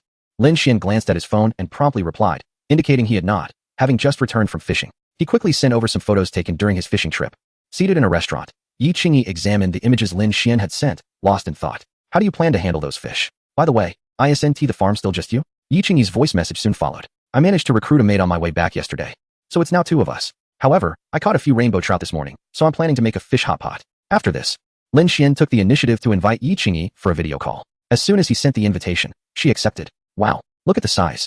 Came her astonished exclamation through the phone. This koi I caught today is quite impressive, isn't it? Lin Shien chuckled. It's a rare gem, just by its appearance. It could easily fetch 100,000. Yi Qingyi, though her family business was not as formidable as Lin Xien's, was still part of a multinational corporation and had a discerning eye. Hee. Besides this, I also caught some rainbow trout, which I'll be turning into a hot pot shortly. While speaking, Lin Shien shifted the camera to himself. Yi Qingyi smiled and replied, once I finish my tasks in the next few days, I'll come to visit you. I'm really looking forward to it. As a seasoned foodie, she understood that rainbow trout thrived in cold, pristine freshwater, requiring high levels of dissolved oxygen. Any hint of pollution would be fatal. This indicated that Lin Xien's farm boasted an exceptional environment. As they conversed, Lin Shien returned to the main hall of the castle. Muna, have all the items been gathered? They have. Muna exclaimed as she flew towards Lin Shien. Wow, when did you get a parrot? I had no idea. Seeing the parrot enter the frame sparked a keen interest on Yi Qingyi's face. I didn't know when it flew in. Last night. Muna thought it was a ghost, only to discover it was this little fellow. Lin Shien laughed. I found it quite clever, so I decided to keep it. Smart. Not bad. Muna chimed in. However, Yi Qingyi seized upon a critical point. Muna, is she the maid you recruited? When did you manage that? Yi Qingyi seemed a bit apprehensive, concerned that this might be a scheming individual attempting to usurp her position. I found her in the capital after we parted ways yesterday. A castle of this size always requires help, Lin Shien replied nonchalantly. Muna, take the fish to the kitchen. I'll prepare a fish hot pot tonight. After saying this, he also headed toward the kitchen, securing his phone before beginning to prepare. Ginger, Sichuan pepper, chopped green onions, and animal fat. At first, Yi Qingyi's attention was solely on Lin Shien, but upon the arrival of Moon Na in the frame, her demeanor shifted dramatically. She had initially assumed Lin Shien was merely accompanied by a casual maid, but to her astonishment, she was a striking beauty, exuding an exotic charm. The moment she laid eyes on Moon Na, a pang of inadequacy washed over her. In reality, both women possessed their own unique allure, each a paragon of beauty in her own right. Particularly when she beheld the other in her maid outfit, an overwhelming sense of urgency filled Yi Qingyi's heart. This cannot stand. She needed to swiftly resolve matters on her end and join him. Otherwise, who knows what other women might appear in his vicinity. And would Moon Na attempt to steal him away from her? While she was lost in thought, Lin Shien had nearly finished preparing the hot pot fish. It looked promising. The flavor should be delightful, and he would be sure to prepare it for her on another occasion, though today was impossible. His words jolted Yi Qingyi back to reality. She gazed intently, swallowing hard, her expression tinged with resignation. If not for her pressing commitments, she would have rushed to Lin Xien's side at that very moment. You seem quite impressive. I never anticipated your culinary skills were so exceptional. In response to Yi Qingyi's praise, Lin Shien smiled modestly. It's merely a simple dish. The rainbow trout was indeed splendid. He swiftly filleted the fish, its flesh tender and pristine, free from any taint. Lin Shien recalled that he had never encountered fish of such quality before. Through her phone, Yi Qingyi's face was a mask of envy. This guy must be doing it on purpose, attempting to entice me. The meal lost its flavor, tasting like mere chaff. She nearly discarded the freshly prepared food. Shien, I have some matters to attend to. I'll hang up now. With that, she promptly ended the call, determined to resolve her company's affairs as swiftly as possible. Muna, would you care to sample my culinary skills? Lin Shien remarked with a smile as he stowed his phone. Upon hearing this, Muna eagerly approached, dipping a piece of fish into the broth. Wow, sir, you are amazing. This tastes significantly better than what others make. Everything transpiring was captured by Lin Xien's camera. Haha, enjoy. Lin Shien chuckled, relishing the praise for his cooking, a first for him, and it felt rather gratifying. He too began to savor the delightful dish. One cannot deny, the flavor of the rainbow trout was truly exceptional. Meanwhile, a certain bird, observing the two reveling in their meal, assumed Lin Shien was stingy and withholding delectable food from him. With a glint of mischief in his eyes, he seized the opportunity and lunged at Moon Na's bowl, stealing a taste. It's too spicy. Not good. Instantly, the little creature was in disarray, flapping its wings in a frenzy, its voice seemingly hoarse. Lin Shien looked on in bemusement, swiftly capturing the bird. Did you think pilfering would be without consequence? Can you handle the heat of the peppers? As he spoke, he brought over a few small fruits. Perhaps pressing them might alleviate his condition. Before long, a meal had passed. After finishing, Lin Shien took his camera and returned to his room. It was only after Mu Na's insightful words the previous night that he realized he had bid farewell to a life of relentless toil, no longer required to scurry for existence. From that moment on, he resolved to truly relish life, to engage solely in pursuits that brought him joy. In this world, no one could command him any longer. The content he intended to film was devoid of any ulterior motives or desires for fame. It was simply for the sheer delight of it. The data from the camera would take some time to transfer to his computer. He initially planned to seek out some videos online for entertainment. However, at that moment, an email arrived.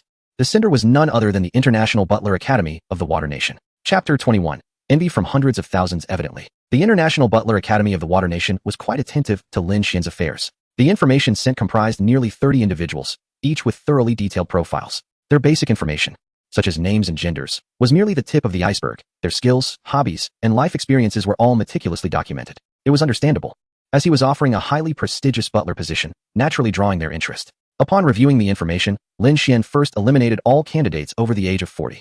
While such individuals often possessed considerable experience, they tended to develop rigid thought patterns. Moreover, their initiative and physical vitality had generally waned, qualities Lin Shien did not seek. Next, he excluded those who had previously held positions as officials or nobility. On one hand, these individuals might be privy to sensitive information. On the other, they could possess intricate social networks. After this screening, only 5 candidates appeared to meet his criteria. However, the decision of whom to hire would still necessitate interviews.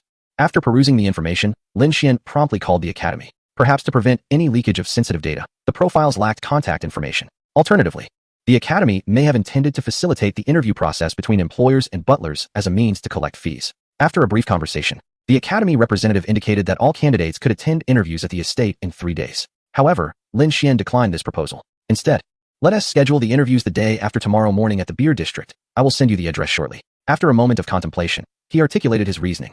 On one hand, he did not wish for unrelated individuals to come to his estate. On the other, there was a small event happening in the beer district that he was eager to attend. It would be more convenient to conduct the interviews there, and the 30+ hours would suffice for the candidates to arrive. After a few moments of contemplation, the other party replied, "No problem." Once the call was terminated, Lin Shien sought out a commendable hotel online. After securing a reservation, he promptly relayed the information to the Butler Academy. In just a few days, the Western Christmas celebration would commence. Lin Shien held little fascination for this foreign festival, yet he found himself intrigued by one of its accompanying phenomena, the Christmas market. The Christmas market, a tradition that traces its roots back to the Middle Ages, typically begins on Christmas Eve and concludes on the night itself. Today, Lin Shien had unfortunately missed the annual beer festival, but he was nonetheless looking forward to experiencing the Christmas market. After all, both events promise a plethora of delectable culinary delights, which Lin Shien greatly relished. The internet speed in the Third Reich was, as always, quite disappointing. Even with the heavy investment in dedicated lines for the farm, the connection remained sluggish. After uploading a video, Lin Shien noticed that it had begun to snow outside, a rather peculiar weather phenomenon. He shook his head, bemused. The heavy snowfall often imbued the farm with a fairy tale ambience. However, such conditions were not conducive to venturing outdoors. Thus, he opted to exercise in the small gym located in the living room for a while. The genetic enhancements had thoroughly fortified his physique, yet this very enhancement necessitated regular workouts to adapt to his newfound strength. Time flew by. A soft, golden light filtered through the window, casting a warm glow in the bedroom. After a brief cleansing in the bathroom, Lin Shien glanced down at his muscular frame and shook his head, a refreshing sensation coursing through his body. He soon donned a fresh set of clothes. The video Lin Shien had shared had already been fervently circulated and had even garnered trending status. The promotional video for the territory, aided by Yi Qingyi, had captivated over 100,000 viewers. Countless individuals were entranced by the stunning vistas of the territory, which resembled a scene from a fairy tale. Many even declared that they would willingly sacrifice 2 decades of their lives to reside in such a place. Though it was still the middle of the night in Tang country, night owls were plentiful. Today's recording had captured numerous remarkable moments. But Lin Shien had merely edited together the most spectacular highlights. The beautiful scenery, fishing, koi, exquisite cuisine, and the enchanting Mu Na. All of these elements provided immense astonishment. The sentiment of envy nearly filled the entire screen of the video. Initially, viewers merely envied the picturesque environment of Lin Shien's farm, but now the situation had transformed. Casually catching koi worth millions, with a beautiful companion by his side, indulging in earthly delights. This exotic allure was beyond the imagination of ordinary individuals. And even the modestly affluent would scarcely dare to dream of it. How mundane the naming seems. Is there truly no one leading a life devoid of monotony? He mused. Enough of this, I'm already in tears. If that koi were to be sold, I could live a lifetime without food or drink and still not earn that much. To my surprise, the host possesses such exceptional culinary skills, truly embodying the essence of a tailor-made Prince Charming. The adoring gaze of the maid is simply overwhelming. I must unfollow, with a playful tone. It suddenly dawned on me why this place felt so familiar. The valley over there resembles a UNESCO World Heritage Site. The Rhine Valley, renowned for producing some of the finest red wines globally, many of which originate from this region. Upon a brief investigation, I felt that if he desired, he might very well craft the next law fight. Amidst the fervent discussions of the onlookers, Lin Shien's task completion rate began to soar dramatically. At this moment, a pair of sorrowful eyes, belonging to Pai Du, fixated intently on the screen. Oh, how did such a woman suddenly appear beside him? If she were to employ her charms, could Lin Shien withstand it? That admiring gaze, is it not excessive? I have yet to taste the culinary creations of Shien. A whirlwind of emotions flooded Yi Qingyi's heart. President Yi. It was unclear how long she had been in a daze before this voice jolted her back to reality. Her assistant had been calling her countless times. What is it? Yi Qingyi hastily composed herself, redirecting her focus to business matters. Only by swiftly resolving these issues could she approach Lin Shien. In this dazzling world, one cannot fathom how many temptresses might set their sights on a man like Lin Shien. With a single misstep, the man she painstakingly admired could slip away. Surely, Lin Shien never anticipated that a casual video would create such a stir. At the very least, hundreds of thousands were left restless with envy. Chapter 22. Another task completed. When Lin Shien finally regained his senses, it was already dinner time. Suddenly, a system notification chimed in. Congratulations, Master, you have completed Task 3. Please claim your reward. Lin Shien paused momentarily, but quickly regained his composure. He had not expected that within just a few days, millions would become aware of the existence of his territory. However, this was not entirely surprising. With this thought, he resumed his meal, deciding to address the task rewards later. After all, they were not going anywhere. After witnessing Lin Xien's cooking skills at noon, Muna's culinary creations that evening had noticeably improved in flavor, which took Lin Shien by surprise. He couldn't help but wonder if this was the ability of an S-class potential. Nonetheless, he quickly dismissed the thought. It was a minor matter. After all, she was already his, and a little extra talent could only be beneficial. The meal took nearly an hour. After these 2 days of training, the creature had become much more obedient, patiently standing by and enjoying its fruit. Moreover, after the events of the morning, it likely no longer dared to covet Lin Xien's food. That single chili had indeed proven to be quite the challenge for it. Observing the creature's lackluster demeanor, Muna was equally astonished. Who would have thought that Lin Shien possessed the skill to tame beasts? As her interactions with Lin Shien increased, her admiration for him became increasingly evident. Upon returning to his room, leaning back in his chair, Lin Shien finally opened the system task panel. Task 3. Promoting the territory. 4. Task introduction. Enhancing the territory's visibility is the most effective method for the Lord to elevate his prestige. Task objective. 100654391000000. Completed. Indeed. Over 10 million individuals are now aware of the farm's existence. Moreover, the fanbase is nearing 1 million. Although he had never engaged with this so-called self-media before, he understood that without proper management, gaining followers would be an arduous endeavor. After all, thousands pour into this realm daily, resulting in a fierce survival of the fittest. Even achieving a mere 100,000 followers is a feat that ordinary individuals find hard to reach. Yet, in just a few days, he has amassed 1 million followers. Furthermore, millions have viewed his videos and discovered the existence of the farm. Unbeknownst to him, it is precisely due to his rapid accumulation of followers that this task has been successfully completed. Shortly after he uploaded this video, the website swiftly detected some anomalies. The number of comments, bullet screen interactions, shares, and saves far exceeded the typical figures for videos with similar views. This indicated that the video had sparked fervent discussions among viewers. For these self-media platforms, traffic is undoubtedly the most crucial element. The website even speculated whether he was manipulating data or if a bug had occurred. However, upon inspection, they found themselves envious of such engaging content. The seasoned staff couldn't help but critique it, yet they were equally tempted to save it. Beautiful scenery, delectable cuisine, and stunning individuals, all attributed to Lin Shien. Nevertheless, Lin Shien remained oblivious to these considerations, focusing solely on the task rewards. Congratulations, Master, on completing Task 3-4. The rewards are as follows. 1. Document Enhancement Pack 2. Item, Vehicle Knight 15-3. Skill, Mastery of Combat. Would you like to claim them? Lin Shien gazed at these 3 rewards, momentarily dazed. A document enhancement pack? What on earth is that? When he first received the system, it had already bestowed upon him a plethora of documents. He could hardly fathom what more could exist. However, the other 2 rewards seemed promising. At the very least, the vehicle should save him some effort in procuring his own mode of transport. Claim. With Lin Xien's command, a multitude of memories instantly flooded his mind. Yet, this time was different from the previous 2 occasions. He could even sense that his muscles were adapting to the baptism of these memories. In mere minutes, it felt as though a century had passed. The combat techniques seemed to have been rehearsed countless times, forming a deeply ingrained memory. One could even assert that his muscles had developed a combat instinct. When confronted with an enemy's attack, his body might react before his mind even registered the threat. Shaking his head, Lin Shien finally regained full awareness and turned his attention to the inventory list. Indeed, dozens of different documents had appeared anew. Among those were the highest-tier firearm and hunting licenses. The firearm license is considered a rather conventional credential, and previously, the system had rewarded one. However, the license granted at that time was subject to certain restrictions. For instance, the purchased firearms could only be carried within one's own territory. Now, those limitations have been lifted. In summary, with this enhancement package, he is now capable of undertaking nearly all endeavors permitted by law, which is quite commendable. As for the Knight 15, it has now been relegated to the parking lot by the system. Lin Shien has never harbored a particular interest in vehicles. They are merely a means of transportation. Moreover, this was a model he had never heard of before, so he paid it little mind. After reviewing these credentials, his attention shifted to the task panel. Indeed, Task 3 had undergone another transformation. Task 3. Promote the territory. 5. Task description. Enhancing the territory's visibility is the most effective way for a lord to elevate their renown. Task objective. 10067629100000000. As anticipated, the task objective has increased tenfold once more. This implies that to complete the new phase of the task, one must ensure that 100 million people are aware of the farm's existence. With a global population of merely 6 billion, and only 3 billion of them having internet access, it is evidently a daunting challenge to inform those without internet connectivity about the territory. Thus, it is necessary to make 130 million internet users aware of the farm's presence. Clearly, this objective is formidable. Lin Shien understands that from this point onward, Task 3 has reached a bottleneck. However, he is not overly concerned about the progress of this task. After all, he is not lacking in funds and possesses ample time. The completion of the task holds little significance for him. In fact, the anticipation of the rewards upon task completion pales in comparison to the culinary delights awaiting him at tomorrow's Christmas market. Having confirmed that there was nothing else of concern, Lin Shien indulged in some television series, exchanged a few words with Yi Qingyi, and then retired for the night. At that moment, a considerable number of individuals had already appeared in the back end of his social media platform. Upon inquiry, there were questions about whether the large koi was for sale today, with one person even offering a staggering 5 million. Unfortunately, Lin Shien had no interest in this at all, not to mention that he was too lazy to check.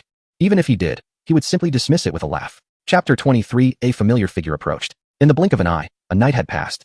In just a few short days, Lin Xien's biological clock had already adjusted. Perhaps it was due to the farm's splendid environment. Every time he awoke, he felt invigorated. His breakfast appeared quite simple: soup, dumplings, wontons, and a few other items. Nonetheless, such a seemingly modest breakfast clearly reflected the effort Mu Na had put into it. In just 2 days, this girl from a foreign land, who had never encountered Tang cuisine, had managed to achieve quite a feat. It was evident that she had exerted considerable effort to cater to Lin Xien's palate. After finishing breakfast, Lin Shien remarked to Muna, "Today I shall visit the beer city to explore the Christmas market, returning only after the recruitment concludes tomorrow. Would you care to join me?" Muna hesitated for a moment before responding, "Sir, I think it best to remain at home." Deep down, however, she yearned to go, as she had never experienced such an event before. Yet, her rationality reminded her that, as a maid, it seemed inappropriate to accompany her master to such a venue. Lin Shien paid her refusal little heed. His inquiry had merely been casual. It appeared that a considerable amount of snow had fallen yesterday, leaving a thick layer of about 10 centimeters on the ground. Nonetheless, this posed no hindrance to Lin Xien's plans. Upon arriving at the garage, he was taken aback by an overwhelming sense of power exuding from the vehicle he had received as a system reward, the Night 15. In comparison, the Audi A6 beside it now appeared diminutive, almost like a toy. The Night 15 resembled an armored vehicle, exuding an imposing presence. Lin Shien couldn't help but wonder if it might actually be an armored car. Although he had previously shown little interest in cars, he now felt a newfound excitement and decided to check the system panel. Item: Vehicle, Night 15. Description: an ultra-luxurious armored SUV, measuring 6.1 meters in length, 2.5 meters in width, and 2.5 meters in height. Its design features angular lines that highlight its armored characteristics, a stark departure from conventional curves.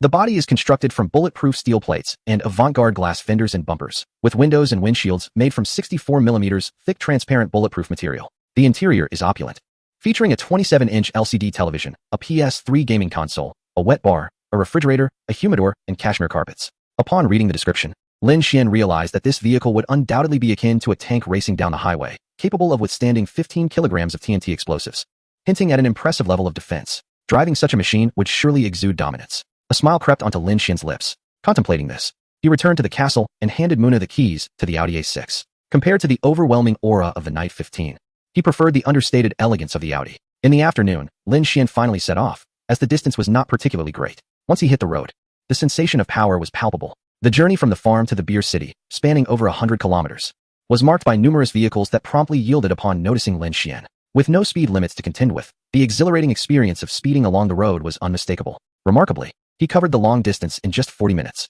He first checked into a hotel before making his way to the Christmas market. Considering the occasion, he thought it would be delightful to live-stream the experience. As soon as he activated the live stream function, before he could even familiarize himself with the platform, thousands of viewers surged into the stream. This level of attention was typically reserved for celebrities and internet influencers. Such a person as Lin Shien, who has only released 2 videos, has stirred up such a tremendous commotion. It is unlikely that another could be found anywhere in the world. After much effort, he has nearly perfected his research. Addressing the camera, Lin Shien stated, "Greetings to all. Let me introduce myself. I am of Tang descent. Just a few days ago, I was enjoying the blissful life of a 996 work schedule in the city, but now, here I am in the Third Reich. reduced to a monotonous and tedious small-scale farmer. This simple remark ignited a firestorm in the live stream. Is this even human speech? Such a straightforward statement deeply pierced the hearts of all who watched. A 996 work schedule is a blissful existence? Being a farmer is dull and tedious? Is your farm indeed a small one? It is akin to an old man proclaiming that his happiest days were spent as a teacher earning a mere 90 yuan a month. Typically, a live streamer aims to generate income. However, Lin Shien is different, and thus, his style is uniquely distinctive. I currently find myself in the parking lot of a Christmas market in Beer City, hoping the culinary delights will bring a touch of joy to my otherwise mundane life. European nations hold these unique markets on the eve of Christmas. The earliest Christmas markets appeared 7 or 8 centuries ago, where people would reenact the nativity scene. However, that practice has since been abolished. Of course, I hold little interest in such performances. My primary focus is the food. Are there any delicacies in the Third Reich? I don't think I've heard of any. My impression of those countries revolves around steaks and burgers, far inferior to the delectable offerings of my Tang dynasty. When it comes to food, I only bow to my own Tang dynasty. Other nations are simply inferior. Compared to that, I would prefer to see you live stream your farm. Gazing at the comments on his phone, Lin Shien nonchalantly replied, "You can just watch me eat. Whether it tastes good or not, it won't make its way into your mouths." Wow, this is the first time I've heard a streamer speak like this. I just charged my account to send you gifts, but never mind. Consecutive blows. However, Lin Shien paid no further attention to the live stream. Aside from holding his phone, he conducted himself as if he were merely shopping. Such bizarre behavior would likely cause viewers to flee if it were anyone else. Yet, with Lin Shien, it was different. He simply did not care about the outcome of the stream. As for the audience, if you are interested, watch. If not, feel free to leave, it matters not. This laissez-faire attitude, in fact, attracted even more people. An enticing aroma of grilled meat wafted through the air. Lin Shien quickly approached, effortlessly conversing in German with the vendor to make his purchase, astonishing many with his accent, which was nearly identical to that of the vendor. Surely, this must be at a native level of proficiency. Soon, Lin Shien acquired a large sausage nestled within a roll. At this moment, he finally spoke. "This sausage costs only 6 marks. Do you have any idea how long it is?" Just then, a familiar figure stealthily approached. Chapter 24. A top hotel cannot compare to the comfort of home. Is it really just $6? How inexpensive. It appears to be at least 30 centimeters long. Doesn't it? I believe the host must be referring to euros. Even so, that's not cheap. Euros or not, it makes no difference to me. This sausage could easily reach half a meter in length. As he spoke, Lin Shien slathered some ketchup on it and took a hearty bite. The taste is delightful. But unfortunately, you cannot partake. With such a live broadcast, it seems only you could pull it off. Just then, a voice emerged from behind Lin Shien. "Oh, what are you doing here?" Lin Shien turned to see Yi Qingyi, puzzled. With a smile, Yi Qingyi replied, "I came to see what you were up to after work." "What about you?" She would not divulge that she had discovered Lin Shien was live streaming, prompting her to come to the Beer City upon confirming his location. "I think I just heard a girl's voice," some viewers remarked. Has the host encountered a fellow countrywoman? They seem to know each other. From her voice, she sounds like a beauty. We want to see her face. However, the next scene left everyone dumbfounded. Lin Shien directly addressed the camera, saying, "I bumped into a friend. Let's call it a day." With that, he abruptly closed the app and stowed away his phone. What just happened? In the pitch-black streaming room, confusion reigned. What an inexplicable maneuver. Just when they thought they had weathered many storms, they discovered today that they had merely gazed at the sky from the confines of a well. Live streaming should either be sharp-tongued or indifferent, but to suddenly end the broadcast. In an instant, emotions ran high. Many viewers were genuinely intrigued by Lin Xien's current location at the Christmas market, only to be mercilessly cut off by him. Doing that. Are you not afraid of your fans unfollowing you? Yi Qingyi chuckled at Lin Xien's actions. It was her first time witnessing such a thing from him. "I have no ulterior motives. I simply wish to enjoy myself." Lin Shien smiled. "Isn't it like your music? You don't expect to earn much. You just want to have fun. Since we've met, let us explore together." "Sounds good." Yi Qingyi had come over precisely for this. Lin Shien quickly finished the half-meter-long sausage, and the two set off to explore. Unconsciously, their hands intertwined. Yi Qingyi's hand felt as delicate as if it had no bones, soft and cool to the touch. It was an exquisite sensation. As she felt the warmth of Lin Xien's palm, her cheeks flushed slightly. A subtle air of intimacy began to blossom between them. "Lin Shien, look over there. Doesn't it resemble the Jianbing guozi we see everywhere in the city?" Yi Qingyi's gaze wandered, and just as she struggled to find words, she noticed a stall not far away. "That seems to be called a crepe. Let us go take a look." Lin Shien adeptly conversed with the vendor and purchased one, leaving Yi Qingyi utterly astonished. In just a few short days, Lin Xien's proficiency in German has remarkably flourished. She distinctly recalls that just days ago, upon her arrival, Lin Shien was entirely unfamiliar with the language, relying solely on her rudimentary English for communication. Yet now, she is able to converse effortlessly with the vendors, which is truly astonishing. It is surprising to discover Lin Xien's innate talent in this regard. Time has flown by as the two have wandered through the market for quite a while. Lin Shien has sampled all the intriguing delicacies she encountered. In truth, most of the offerings are quite delectable, though some still remain a tad unfamiliar to her palate. "Shall I escort you home? It's quite late." Lin Shien inquired with a smile, noting that darkness had enveloped the surroundings. Given the influx of refugees, the area is not particularly safe at night, and Lin Shien is uneasy about her being outside alone. "Yes," Yi Qingyi nodded, but then asked, are you returning to the farm at this hour? Perhaps you could stay over at my place for the night. As soon as the words left her lips, she realized the potential ambiguity in her suggestion and quickly clarified.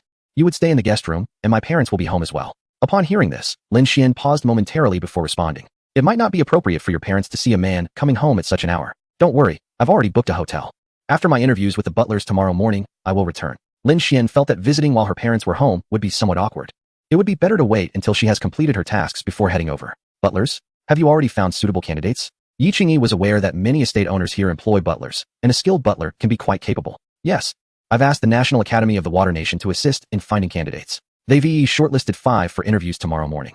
Lin Shien explained as she led Yi Qingyi towards the parking lot. When Yi Qingyi saw Lin Shien press a button on the remote control in her hand, the Night 15 flashed to life, leaving her momentarily speechless. Is this an armored vehicle? She asked, swallowing hard. The Night 15 already resembled an armored car. And in the darkness, it appeared even more formidable. This was the first time she had seen someone drive such an imposing vehicle onto the street. Lin Shien clarified. It's a newly acquired car, produced in Maple Leaf Country, with a global limit of just 100 units. Quite impressive, isn't it?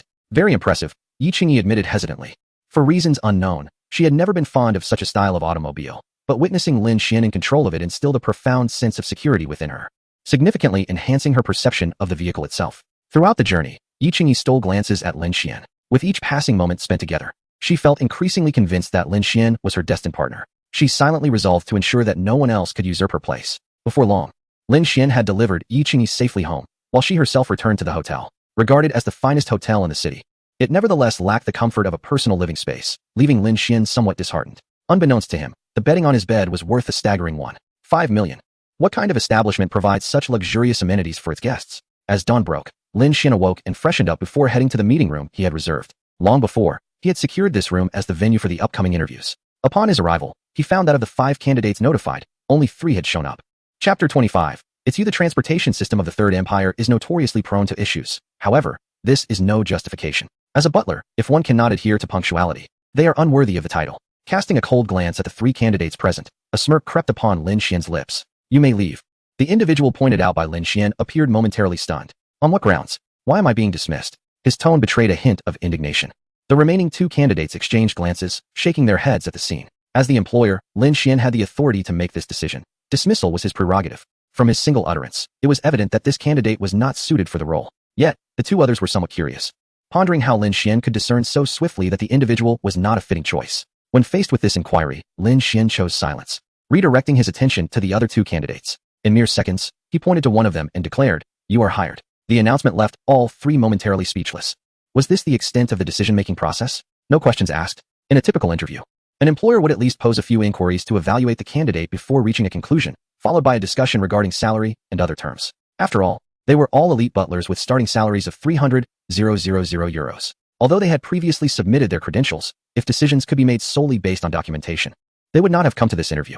They attended because, among the multitude of butlers, they were deemed the most suitable. Yet now, within just a few fleeting seconds, Lin Shien had arrived at a conclusion. Why was he not adhering to conventional protocols? To them, Lin Xien's decision appeared somewhat hasty. The role of a butler, initially a mid-level position within a household, has evolved significantly over time. The responsibilities of the butlers Lin Shien employed extended beyond mere management of daily affairs.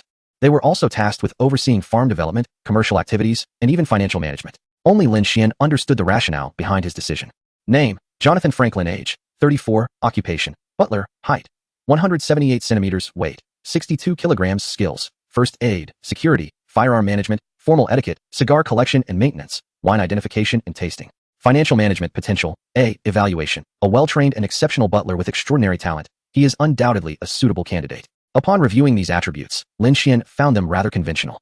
The skills possessed are quite commonplace. If no more suitable candidates were available, hiring him would be acceptable. However, another individual's qualifications were significantly superior.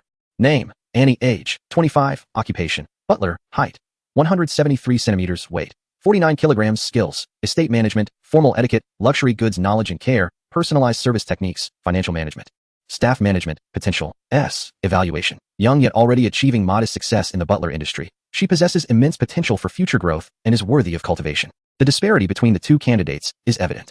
Without a doubt, Lin Shien naturally chose the latter. Sir, shouldn't we discuss the issue of salary? Annie inquired.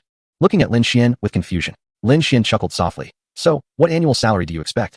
350,000 euros. Annie replied candidly, clearly taken aback by his question. 350. €000 translates to approximately 1,000 euros a day. Regardless of context, it is considered a substantial salary. Yet, it is evident that she is worth this price. Not only does she possess skills superior to others, but her S-level potential also justifies hiring and nurturing her. Unlike other European aristocrats, Lin Shien seeks a butler who can assist in managing the farm and handling day-to-day matters rather than indulging in a life of noble extravagance. With her high potential and youth, he is confident that she will quickly align with his expectations. Furthermore, she possesses a skill that Lin Shien particularly admires, the Tang-style butler training. This indicates she has undergone systematic training in this discipline, equipping her with basic floral arrangement, tea ceremony, and wellness knowledge, as well as a deeper understanding of Lin Xien's overall thought process. Agreed, Lin Shien said, nodding in affirmation. Initially, after assessing her qualifications, he was prepared to offer 500,000 euros. Now, with her asking for only 350,000 euros, he readily acquiesced. Moreover, her S-level potential signifies the possibility of receiving an additional system reward, presenting yet another lucrative opportunity. Upon hearing Lin Xien's decisive agreement, Annie was momentarily taken aback. Indeed, his style of decision-making was unlike that of most individuals. In her impression, he would typically engage in negotiation before arriving at a conclusion. At that moment, Lin Shien added, "However, you will need to sign a contract for a minimum of 20 years. That is acceptable," Annie thought, finding the request quite reasonable. The profession of a steward inherently possesses a certain uniqueness. Indeed, some individuals may opt to retain the same steward for a lifetime. Lin Shien promptly presented a contract, and upon confirming its validity, signed it without hesitation. Meanwhile, the other two observers were utterly stunned. In less than a minute, this significant matter was settled. After all, it was a position boasting an annual salary of 350,000 euros. The more they pondered, the more their resentment festered. Why were they cast aside? They felt a profound sense of injustice. Their own merits had not even been given a chance to shine before they were eliminated. Was it merely because the steward chosen was a strikingly beautiful woman? It was no surprise they harbored such thoughts. After all, the employed Annie was a vision of beauty. Her bright eyes and radiant smile, alongside her fair complexion and slender figure, made her undeniably enchanting. The more they contemplated, the more bitterness filled their hearts. 350,000 euros, a dream position, readily accepted, with a contract extending over 20 years. Yet, it now seemed entirely beyond their reach. Lin Shien noticed their lingering gazes and remarked coolly, "Why are you still here?" Chapter 26. Task Rewards. Ultimately, they displayed a modicum of professional decorum. Although they felt aggrieved, they exited the conference room, wary of Lin Shien potentially lodging a complaint with the Steward Academy. Should such a complaint arise, their careers could very well be irrevocably tarnished. Soon, Annie finalized the contract, which was provided by the system. Once signed, its stipulations could never be contravened. Naturally, concerns regarding loyalty were rendered obsolete. The instant she inscribed her name, a notification chimed. "Congratulations, Master, you have successfully recruited an S-level potential employee. Task 5. Recruitment completed. Please claim your reward." A smile involuntarily graced Lin Xien's lips. However, he refrained from examining the system's rewards, choosing instead to focus on Annie. It must be said that he seemed to have recruited yet another beauty. Unlike the exotic allure of Muna, Annie exuded an entirely different aura. Her meticulously arranged golden hair and harmonious features, complemented by a crisp white shirt and black blazer, conveyed an air of elegance. Her voluptuous figure was undeniably alluring, drawing the gaze of onlookers. With her attributes, it might be easier for her to pursue a career in modeling or as an idol. However, every individual has their aspirations, and she was now destined to serve as Lin Xien's personal steward for life. Lin Shien chuckled as he tucked away one of the contracts. "You should be ready to commence your duties right away, shouldn't you?" "Absolutely," Annie replied with efficiency. Their brief interaction led Lin Shien to sense her decisiveness in executing tasks, a quality he found commendable. "In that case, let us return to the farm together," he said with a light-hearted smile. "The car awaits us below." In no time, they descended the stairs. Under normal circumstances, in a hotel bustling with such high-foot traffic, no one would take notice of them. Yet, the current situation was anything but ordinary. Although Lin Shien still dressed quite ordinarily, he was accompanied by Annie, adorned in a butler's attire, maintaining a respectful distance of about half a step from him. Observing this scene, onlookers couldn't help but feel a sense of intrigue. This seemingly unremarkable foreign man was accompanied by such a stunningly beautiful female butler. In the most prestigious hotel in the city, patrons possessed a discerning eye. This was certainly no mere role-playing game. Particularly when Lin Shien produced a black card to settle the bill, the spectators collectively inhaled sharply, their imaginations racing to discern the true identity of this young foreign gentleman. The Centurion Black Gold card was a privilege reserved exclusively for the world's elite, unattainable by mere affluent heirs. Yet, despite the curious gazes of those around him, Lin Shien remained unfazed, completing his transaction with the utmost composure and departing. In the parking lot, the imposing figure of his Knight 15 occupied 2 parking spaces, yet no one dared to voice any objections. With a smile, Lin Shien handed the keys to Annie, suggesting she take the wheel since the car was equipped with navigation. Annie was momentarily taken aback upon realizing the model of Lin Xien's vehicle. Her astonishment did not stem from its opulence. After all, how could a man who owned a mansion in the Third Empire be short of funds? She had encountered even more extravagant vehicles before. However, She had never witnessed a wealthy individual driving such a car in their daily life. Once she accepted the keys, Lin Shien settled into the passenger seat. Annie's driving skills were exceptional, as it was indeed part of a butler's responsibilities. The high salary of a butler was justified by the extensive skill set they were required to master through years of training. While the rear seats were designed for comfort, Lin Shien chose to sit up front, intending to engage in some light conversation during their journey. The Night XV's controls resembled those of a truck, with an impressively large steering wheel. As Lin Shien observed Annie driving, he experienced a peculiar juxtaposition, akin to the beauty and the beast. Consequently, Annie needed a brief period to acclimate. During this adjustment, Lin Xien's attention shifted to the system's task panel. Task 5. Recruit employees. Task description. As an exemplary lord, you should possess numerous vassals with S-level potential or higher to effectively manage your territory. Task objective. Recruit an S-level potential individual. Completed. Open task rewards. Congratulations, Master. On completing Task 5, recruit employees. The rewards are as follows. 1. Treasure, 1,000 mammoth ivory. 2. Item, premium wine gift set, 100 kilograms of winemaking grape seeds. Cultivation techniques. Winemaking recipes. 3. Skill, mastery of firearms. Would you like to claim these rewards? Lin Shien gasped upon seeing the rewards. It seemed the system regarded Annie's value to him as significantly greater than that of Muna, as the rewards were on an entirely different level. Mammoth ivory, often referred to as ancient ivory or 10,000-year-old ivory, was indeed a remarkable treasure. It is the only legally sellable material for ivory sculptures worldwide. Consequently, the price of mammoth ivory has been soaring continuously, with the current minimum price exceeding 10,000 yuan per kilogram. The highest quality specimens range from 50 to 100,000 yuan per kilogram, and the average weight of mammoth ivory typically lies between 50 and 60 kilograms. Hence, it is evident that these treasures are worth billions. Additionally, the red wine gift set can significantly contribute to the development of the territory. The Rhine River Basin is one of the most suitable regions in the world for winemaking. With the availability of seeds, cultivation techniques, and winemaking formulas, it is highly likely that a globally renowned brand can be established. As for the last reward, expertise in firearms is also quite commendable. Upon reviewing the introduction, Lin Xien's smile became increasingly pronounced. Item, mammoth ivory treasure description, scattered across hilly areas, with approximately 1,000 pieces of exceptional quality, valued at around 500 million euros. Indeed, it aligns closely with his expectations. However, it is clear that Lin Shien has no intention of excavating. After all, mammoth ivory must lie underground, and without excavation, it cannot be found. Yet, digging would undoubtedly disrupt the farm's environment. It is better to leave them buried for future needs. After all, he is not short on funds. Item, red wine gift set, description, includes 100 kilograms of winemaking grape seeds, cultivation techniques, and winemaking recipes, capable of producing the world's finest red wine. If it truly leads to the creation of world-class red wine, establishing a brand could undoubtedly create a significant sensation globally. Moreover, the system has a task specifically designed for brand development. This may serve as an excellent opportunity. As for the final reward, encompassing various knowledge related to firearms, including usage, maintenance, and assembly, Lin Shien had already absorbed this information long ago. At this moment, he noticed that Annie had already adapted to the Night 15. He then playfully inquired, "Are you curious as to why I chose you?" Chapter 27. Unexpected encounters with bears. Lin Shien felt it was essential to provide some explanation to Annie. After all, being mistaken for a lecherous man would ultimately reflect poorly. Upon hearing Lin Xien's words, Annie's expression flickered, yet she remained silent. Lin Shien chuckled softly. "The moment I entered, I sensed that man's gaze." Annie appeared somewhat surprised and puzzled by his statement. Lin Shien continued to elucidate. "Perhaps it was because I am of Chinese descent, or perhaps due to my attire, but upon my entrance, he displayed a look of disdain. You must understand this, right? No matter how exceptional a person may be, showing disdain towards an employer is hardly justifiable for being hired. As for the other individual, his capabilities were indeed commendable. However, his mindset had become rigid. His previous employer was likely an old aristocrat or something similar, which is not what I need here." Lin Shien smiled and remarked, "I am not hiring a steward to impose noble etiquette upon me. Rather, I seek assistance in managing the farm and the castle." Subsequently, Lin Shien succinctly conveyed the tasks he wished for Annie to undertake. From the initial recruitment of employees to investment in production, branding, product sales, and ultimately financial management. He intended for Annie to oversee it all. At the very least, she would be responsible for the coordination. It was akin to Lin Shien being the chairman and sole shareholder of a company, appointing Annie as the president to manage all affairs. However, Annie was not only required to handle matters related to the farm, but also to manage the daily life within the castle, such as Lin Xien's personal needs, travel arrangements, and guest reception. As Lin Shien sat in the passenger seat, he gradually articulated his thoughts. Annie, diligently driving, listened intently, contemplating how to fulfill these responsibilities.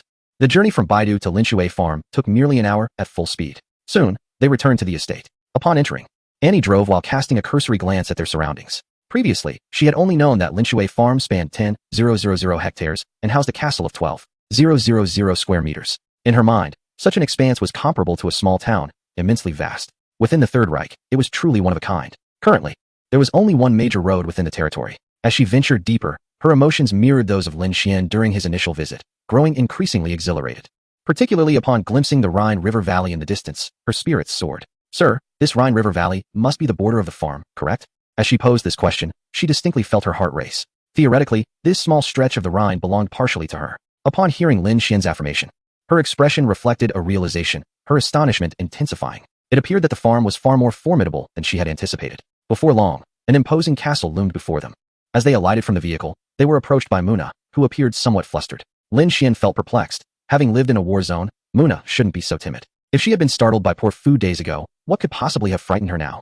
As Annie observed a foreign girl clad in a maid's outfit rushing toward Lin Shien and throwing herself into his embrace, a knowing glimmer crossed her eyes. Though Lin Shien remained oblivious. Muna, what have you discovered? He inquired. There's a bear over there. Muna replied, finally calming upon sensing Lin Xien's presence. Pointing in a specific direction. A bear? Lin Shien was taken aback by her words. During his days at the estate, he had indeed noticed some signs that seemed to indicate bear activity. In the Middle Ages, brown bears were prevalent throughout Europe. However, nowadays, one could only glimpse them in zoos, primarily due to habitat destruction caused by deforestation and desertification. However, it must be said that the environment of the territory is exceptionally splendid. The presence of brown bears in the Alps is not entirely implausible. Let us proceed inside. Lin Shien gently remarked as he patted Muna's head. At this moment, the temperature outside had already plummeted below freezing. Even Lin Shien could feel the biting chill. Under Lin Xien's guidance, the trio swiftly returned to the castle and made their way to the lounge. Muna, are you certain you saw a bear? In Lin Xien's recollection, while brown bears are carnivorous, they predominantly subsist on a herbivorous diet, feeding on roots, grasses, plums, and berries. The mixed forests of the territory provide an ideal habitat for them. Moreover, these magnificent creatures contribute to nature by diversifying the spread of plant seeds within their domain, thus enhancing the biodiversity of the forest. The only potential danger lies in their extreme hunger, which may drive them to attack humans. Indeed, this morning, shortly after I awoke, I spotted a bear near the small waterfall outside my window. Muna asserted with unwavering conviction. She would not be mistaken. Fear not, bears cannot enter the castle, and they are generally herbivorous. I shall procure some firearms for precautionary measures. Lin Shien reassured her softly, observing her expression. Although the presence of brown bears may be more beneficial than harmful, Lin Shien deemed it prudent to prepare for any eventuality. After all, the ferocity of a brown bear is indeed formidable. The Third Reich permits its citizens to bear arms, and Lin Shien possesses a gun license. There should be a legal gun shop nearby, and even if not, the black market is readily accessible. Furthermore, he had heard that in the arms trading market, machine guns, handguns, and assault rifles are regarded as standard weaponry. With sufficient funds and connections, acquiring grenades and mortars is not a daunting task. However, Lin Shien evidently had little interest in such matters. A few firearms would suffice. By the way, you two should get to know each other. Upon hearing Lin Xien's words, Annie finally came to her senses. She was truly astonished. It was only after entering the castle that she fully appreciated Lin Xien's grandeur. In just the hall in this lounge, she had already encountered countless items of immense value. Chandeliers, murals, carpets, furniture, ornaments, a piano. Everything visible could be considered exquisite. As a competent housekeeper, she had studied the maintenance of so-called luxury goods, yet those items paled in comparison to anything within the castle. She found it hard to fathom that someone would display such precious belongings so openly. The value of what she had just seen must surely exceed tens of millions, if not hundreds of millions of euros. Who on earth was he? A profound sense of curiosity filled Annie's heart. Surely, a true noble estate could not be much grander than this. She realized she was indeed in the service of a mysterious master. Nonetheless, she quickly regained her composure. Fulfilling her duties was of utmost importance. I am the newly appointed butler, Annie. As she spoke, Annie extended her hand. I am called Muna, temporarily serving as a maid. Upon uttering the word maid, Muna discreetly glanced at Lin Xien's reaction. Chapter 28. Please give me 500. Muna was somewhat perplexed, uncertain of her exact position. Upon noticing Lin Xien's lack of reaction, she finally breathed a sigh of relief. After a brief introduction, Lin Shien addressed them. Muna, please escort Annie around the castle and find a suitable room for her to settle in. Lin Shien had no intention of concerning himself with this matter, believing that Annie would undoubtedly know where she ought to go. Once they had departed, Lin Shien immediately turned to the computer in the lounge to begin his research. As he perused the information online, Lin Shien discovered that the environment here was far more lenient than he had anticipated. Anyone possessing a firearm license had the right to purchase up to 12 different types of weapons. In fact, even some once popular military firearms, such as the AK-47, were available for purchase. Upon learning of this situation, Lin Xien's mind began to race. Firearms, in a sense, embody a certain romanticism for men. He possessed a firearm license, and so did others in his territory. It would be prudent to adequately stock the castle's arsenal. Having just acquired the skill of firearms proficiency, Lin Shien had a fair understanding of weaponry. There was no need to delve deeply into firearm specifics. He primarily sought to locate nearby gun shops. Before long, Lin Shien discovered a gun shop located just 40 kilometers away. Though the Third Reich store had limited operating hours, a glance at the clock indicated he still had time. After brief instructions to the two, he set out alone. The abundance of gun shops in the vicinity was largely due to the presence of a significant arms manufacturing company, Mauser. However, this was of little concern to Lin Shien. He was simply eager to find a gun shop and procure some suitable firearms and ammunition. Remarkably, firearms were not exorbitantly priced, with a decent weapon costing around 1,000 to 1,800 euros. Moreover, visiting the black market could yield even more affordable options for common firearms. Soon, Lin Shien arrived at the gun store. The moment his vehicle appeared, it captured the attention of nearly everyone present. Those who frequented such places inherently held a particular affinity for military equipment. The design inspiration for Lin Xien's vehicle had originally stemmed from armored cars, and the envious gazes directed at him were palpable. Upon entering the gun store, Lin Shien noted that its layout resembled that of a small supermarket, the only distinction being the counters and shelves brimming with firearms, ammunition, scopes, and maintenance kits. Handguns, rifles, and shotguns were commonplace, with some concealed shotguns tucked away. Surrounding shelves displayed various models of ammunition, creating a dizzying array reminiscent of a miniature armory. Having spent 20 years in Tang country, he had never encountered real firearms before. In a shop of merely a few dozen square meters, there lay hundreds of firearms, suggesting that the inventory might be stored elsewhere. A handgun could be acquired for a mere 500 euros, while a Type 95 rifle was priced at a modest 1,100 euros. Some ordinary shotguns could even be obtained for as little as 200 or 300 euros. Such prices would likely be affordable for any average adult. Within the span of half an hour, Lin Shien perused the firearms available. Although the selection was considerable, he found himself drawn to only a handful of choices, favoring a few of the taller models among a selection of shorter ones. He selected a Winchester M70 rifle, an M1894 lever-action rifle, an M70 rifle, an AR-15 automatic rifle, and finally, he requested a Desert Eagle. Lin Shien addressed the salesperson, stating, "Please prepare 500 rounds for the rifles and 200 rounds for the handgun." Upon hearing this, the employee appeared utterly bewildered. It was rare for anyone to purchase 5 types of firearms at once, let alone request such a significant quantity of ammunition. For a moment, concern flickered in his mind. Was Lin Shien perhaps contemplating a bank heist? Lin Shien reassured him, "I own a large farm of 10,000 hectares nearby.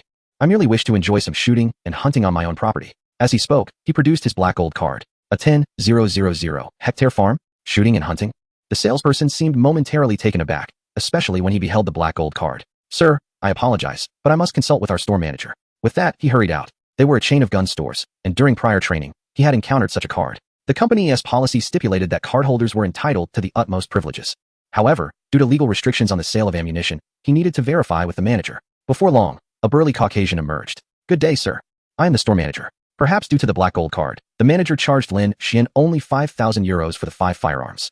While other customers faced limitations on ammunition purchases, they were able to provide Lin Shien with 2,200 rounds of assorted ammunition for merely 2,000 euros, a veritable bargain. After Lin Shien paid promptly, he requested the staff to assist in loading the ammunition into his vehicle. When the staff caught sight of Lin Xien's car, astonishment swept over their faces. However, considering that Lin Shien was the bearer of a Centurion black gold card, possessing such an armored vehicle was entirely understandable.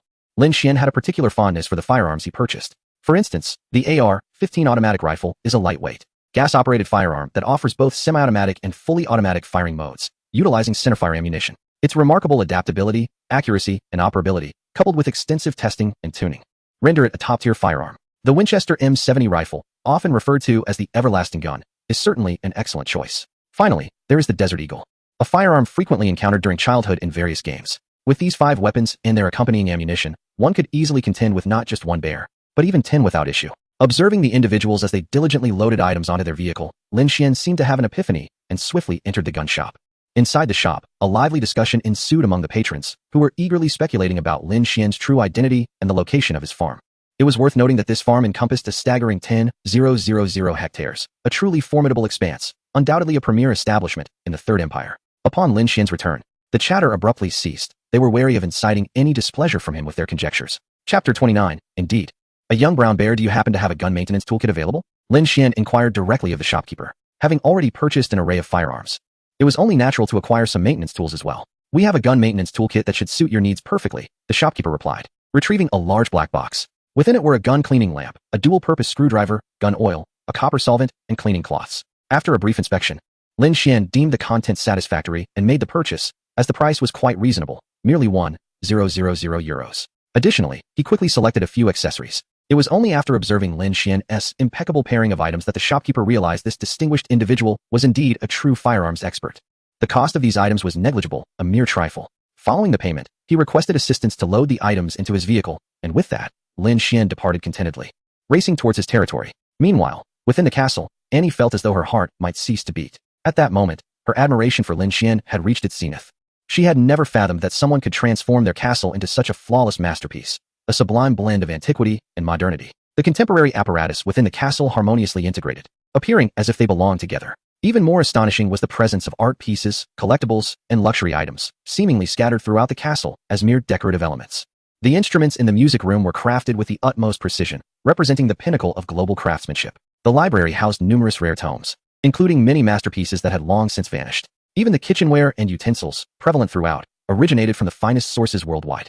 Even the bedding in the servant quarters was of considerable value. Of course, she had yet to visit Lin Xien's private quarters. Otherwise, her astonishment would have been even greater. The most remarkable aspect was that all these items came from diverse regions, produced through various crafts, and exhibited distinct styles. Yet, placed together, none appeared out of place. The seemingly ordinary castle, through the discerning eyes of a professional like her, held immense value. There are likely very few places in the world that can boast the worth of a castle. In the brief moments since Lin Xien's departure, her understanding had been entirely transformed by this magnificent structure. This revelation further reinforced her awareness that she was following an extraordinary master. At that moment, she also recognized that Lin Shien was unlike any other noble or wealthy individual. Rather, this Eastern gentleman epitomized true nobility. For reasons unknown, she consistently sensed a unique aura emanating from him, an essence that compelled her not to defy him. Before long, Lin Shien returned to the castle's parking area. As he approached, the grand doors of the castle opened slowly. "Sir, you have returned. Muna has already prepared lunch. Please follow me," and respectfully addressed Lin Shien. It appeared she had settled into her role quite well. On their way to the dining hall, Lin Shien casually inquired, "And you should be aware of the general situation regarding the castle, correct?" "Yes, sir," and responded, interpreting his words as a reminder of the value of these assets and the need for careful management henceforth. During the meal, as Lin Shien savored his food, he articulated his plans. His objectives were crystal clear: to prioritize quality over profit and to steer the farm towards an exquisite path. Whether it was the ubiquitous eggs or the finest wines, any produce from the estate must rank among the best in the world. He envisioned creating an unprecedented brand, a production base that the global elite would covet. Upon hearing Lin Xien's aspirations, and was momentarily taken aback. What kind of place was this? This was the Third Empire.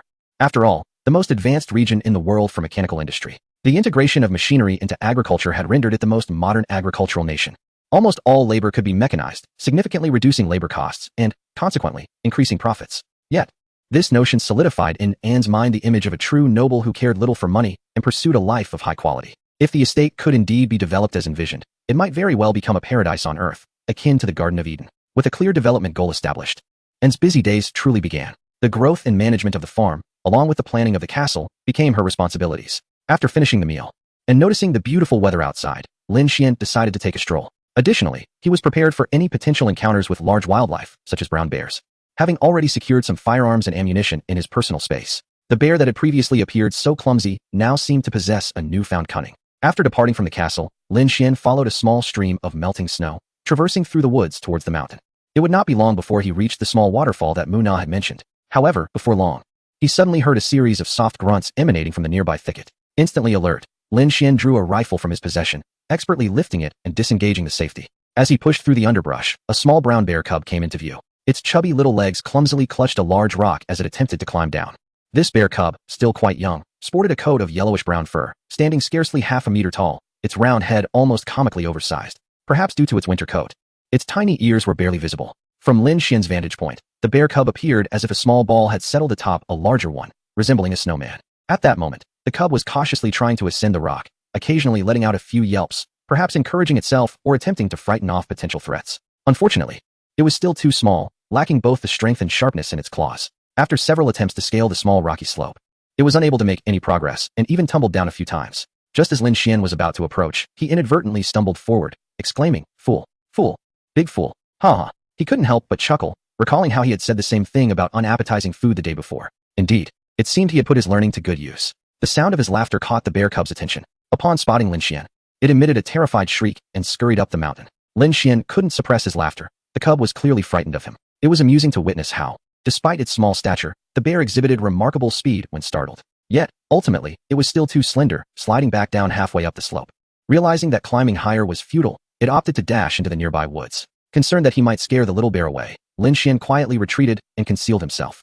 The cub, still able to comprehend the notion of being unappetizing, was nonetheless cautious. However, Lin Xien's sense of vigilance did not entirely dissipate. Given the cub's diminutive size, Muna likely would not have seen it at home. It was possible that its parents were lurking nearby. Adult brown bears were not to be trifled with. The cub, despite trying to hide, was still too young and naively poked its head out to investigate. After noticing that Lin Shien seemed to have departed, it cautiously emerged, seemingly a bit hungry from the earlier incident. With newfound determination, it made its way to the stream's edge. Yet, the little bear remained vigilant, its fluffy head constantly scanning the surroundings, ready to flee at the slightest disturbance. After a considerable period, when it was confirmed that there was no disturbance, its gaze finally fell upon the brook. One must admit, the territory of Lin Shien boasts a truly splendid environment. Even within this modest stream, numerous fish frolic. However, it seems that the bear cub's mother has not imparted the skill of fishing to it. It licked its tongue and observed for a while. Suddenly, it leaped into the water with great fervor. Lin Shien, witnessing the spectacle, could not help but chuckle.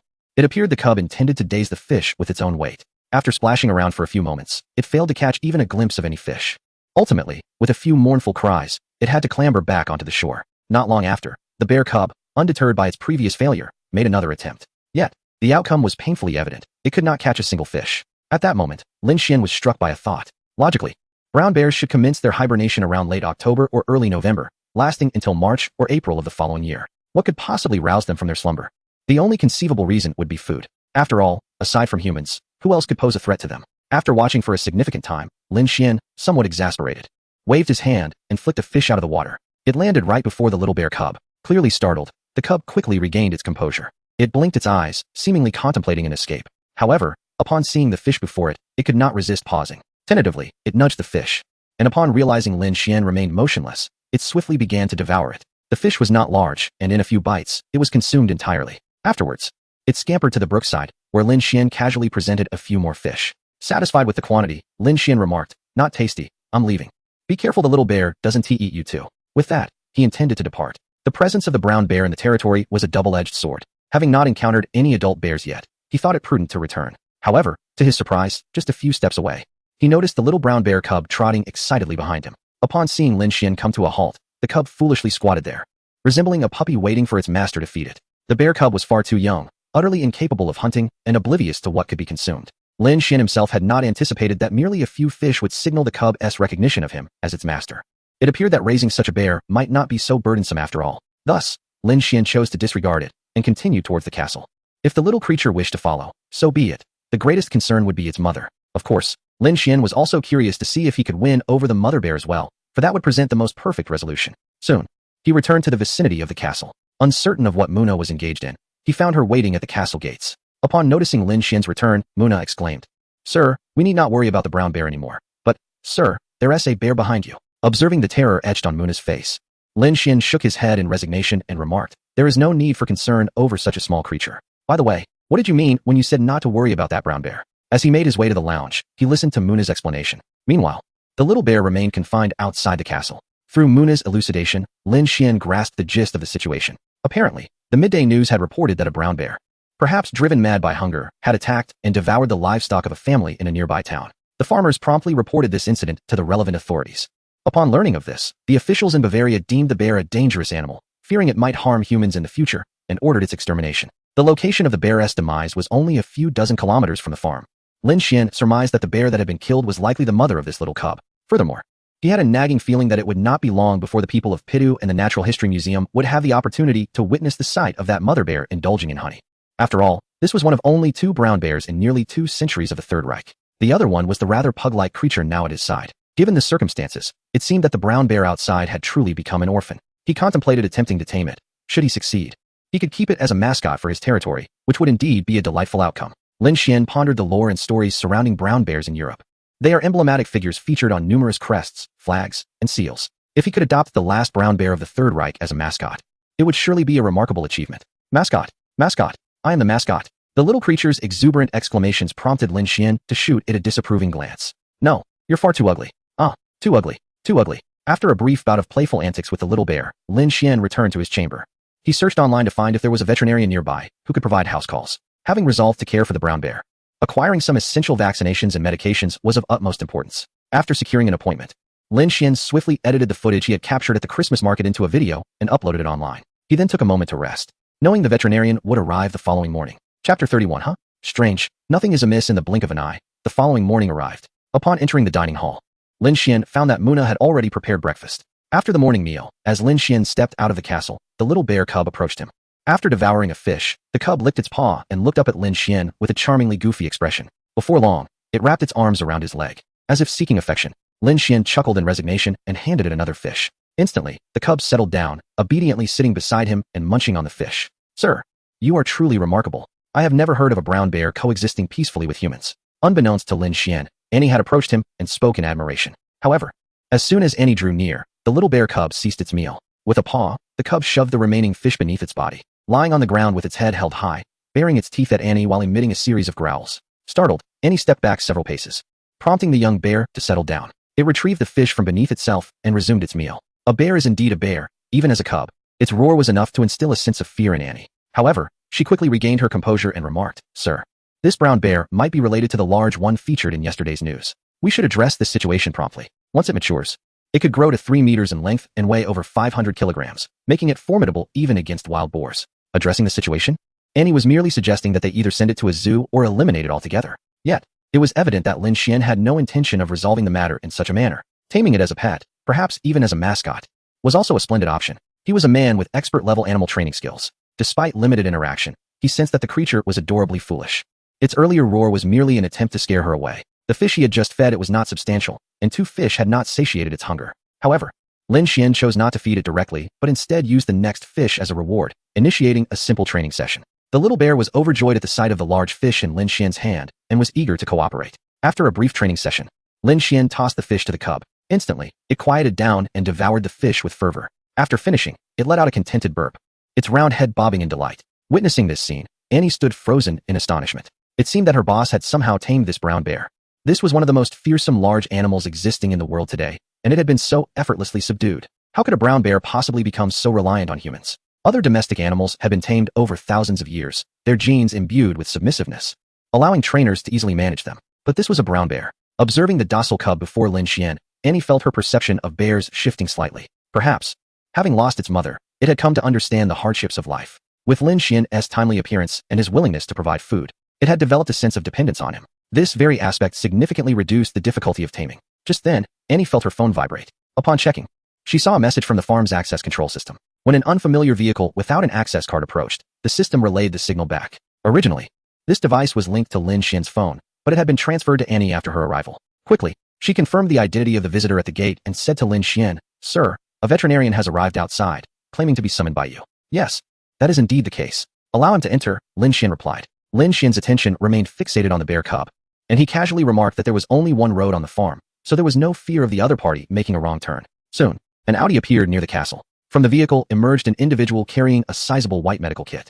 Upon stepping out, the person noticed Lin Shien gently caressing the cub's head, and to his astonishment, the bear cub extended its tongue to lick Lin Shien. A sudden shout of caution escaped the newcomer. Be careful, its tongue has barbs. Perhaps due to an excess of urgency, this warning was uttered in Mandarin. Lin Shien looked up, intrigued. In this foreign land, apart from the peculiar tones of Mandarin spoken by the 2 individuals, he had never heard it before. At that moment, the bear cub had already licked Lin Xien's hand. In truth, the tongue of a brown bear possesses backward-facing spines akin to those of feline creatures, and under normal circumstances, such a lick would certainly result in abrasions. However, the cub, having undergone some training, had learned to retract these spines, so Lin Shien merely felt a rough texture. As soon as Lin Shien lifted his gaze, he noticed a shadow flit by. His hand had been taken by the newcomer, revealing a young woman in her 20s. While not conventionally beautiful, she possessed a gentle and graceful charm reminiscent of the young women from the Jiangnan region. This was the first Tang person Lin Shien had encountered since arriving in the Third Empire. Oh, is everything all right? How peculiar. She observed the back of Lin Xien's hand, astonished to find no marks or injuries. Of course, there were no injuries. The little creature had retracted its spines. Lin Shien smiled and inquired, Are you the veterinarian sent by Andrew Hospital? I wish to keep this little one. What examinations do you think it requires? At this moment, she finally directed her attention to the bear cub beside her that was glaring at her. A brown bear? Her earlier actions could be deemed instinctive. Only now did she realize that the animal in question was indeed a brown bear. This thought led her to recall the enormous brown bear that had been shot yesterday. Could this little one possibly be the offspring of that bear? Reports indicated that many citizens and animal rights activists had vehemently protested against the shooting. After all, in the past 2 centuries, only one wild specimen had been seen in the Third Empire, and now it had been killed. To her astonishment, there was still another here, seemingly domesticated within a mere day or 2. Who was this person really? Sir, is this brown bear wild? The female veterinarian hesitated before asking. This is my private territory. Theoretically, anything that enters is mine, Lin Shien replied flatly. You should begin your work. Chapter 32. Let us call him Big Bear. The female veterinarian was momentarily taken aback by Lin Xien's words, and it took her a moment to comprehend the situation. This is private territory. Thus, even though this little brown bear is wild, it still belongs to his private possessions. However, the little bear's reaction indeed startled her. Throughout the natural course of evolution, many animals have developed barbed tongues. These tongues serve as the finest utensils, capable of effortlessly scraping every morsel of flesh from their prey. Bears are among these creatures, leaving no remnants on the bones they consume. Only in the presence of very familiar beings do they retract the barbs on their tongues. Under Lin Shien's soothing presence, the female veterinarian quickly gathered the necessary data. It seems this little fellow wishes to accompany you, the veterinarian remarked. However, this is a brown bear, which could grow up to 3 meters long and consume 4 to 50 kilograms of meat in a single meal. Lin Shien harbored no concerns regarding its appetite. After all, he was a farmer. Could a brown bear truly devour him out of house and home? As long as it was trained well and obedient, managing it should pose no challenge on his expansive farm. I can surely sustain this little creature, can I? Lin Shien chuckled. I suppose the test results will take a few more days? Indeed, I will return with these samples for examination. I should be able to deliver the results by the day after tomorrow at the earliest, the female veterinarian replied as she began to pack her belongings. At that moment, the system's notification chimed once more. Ding. Potential S-ranked personnel detected near the host. Recommendation to capture. S. This should be considered a talent above A, yet not quite reaching S. Provide me with the details. The S-ranked talent must refer to the female veterinarian before him. However, it appeared there would be no task rewards accompanying this. Nevertheless, an individual with such potential was certainly worthy of being collected. Name, Mi Zitong. Age, 23. Occupation, farmer. Veterinarian. Height, 165 centimeters. Weight, 45 kilograms. Skills, farm management, machinery operation, animal husbandry, advanced horticulture, viticulture and enology, livestock production science, small animal veterinary medicine. Avian diseases, potential, S. Evaluation. Due to the dispersion of her focus, she has lost a portion of her potential. Should she concentrate on one profession, she has the opportunity to become an S-rank potential individual. Both of her professions are essential for the farm, thus it is recommended to recruit her as a vassal. Lin Shien stared at her profile, momentarily taken aback. It seemed that veterinary work was merely her sideline, while her main occupation was that of a farmer. For a moment, Lin Shien found himself intrigued by her. Farmers in the Third Empire are not like those in other countries. They must undergo specialized training before obtaining a license to work. On average, only 1 in 20 applicants can receive such education. One could say that becoming a farmer here is even more challenging than passing the National College Entrance Examination. In theory, every farmer is highly sought after, considered among the most comfortable and affluent individuals within the lower strata of society. More importantly, the Third Empire boasts a formidable farmers' organization that provides an abundance of free services to all farmers, from the provision of information to product sales and the exercise of rights. It encompasses all aspects. Logically, even if she were a foreigner, she should not need to rely on veterinary skills to earn a living abroad. As she prepared to depart, Lin Shien suddenly spoke. Encountering each other in this foreign land is a kind of fate. It seems that noon is approaching.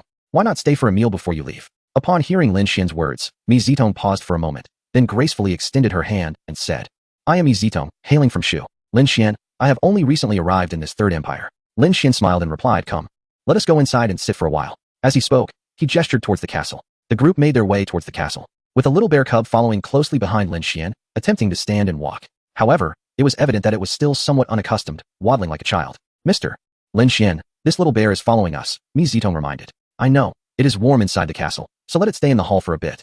Lin Shien replied nonchalantly. Observing the bear's demeanor, Mi Zitong felt increasingly intrigued. When it grows up, it will likely be quite clever, she mused. Mr. Lin Shien, what is the bear's name? Lin Shien glanced at the round-headed little brown bear and suddenly recalled an animated series from his homeland. Let us call it Bear Da.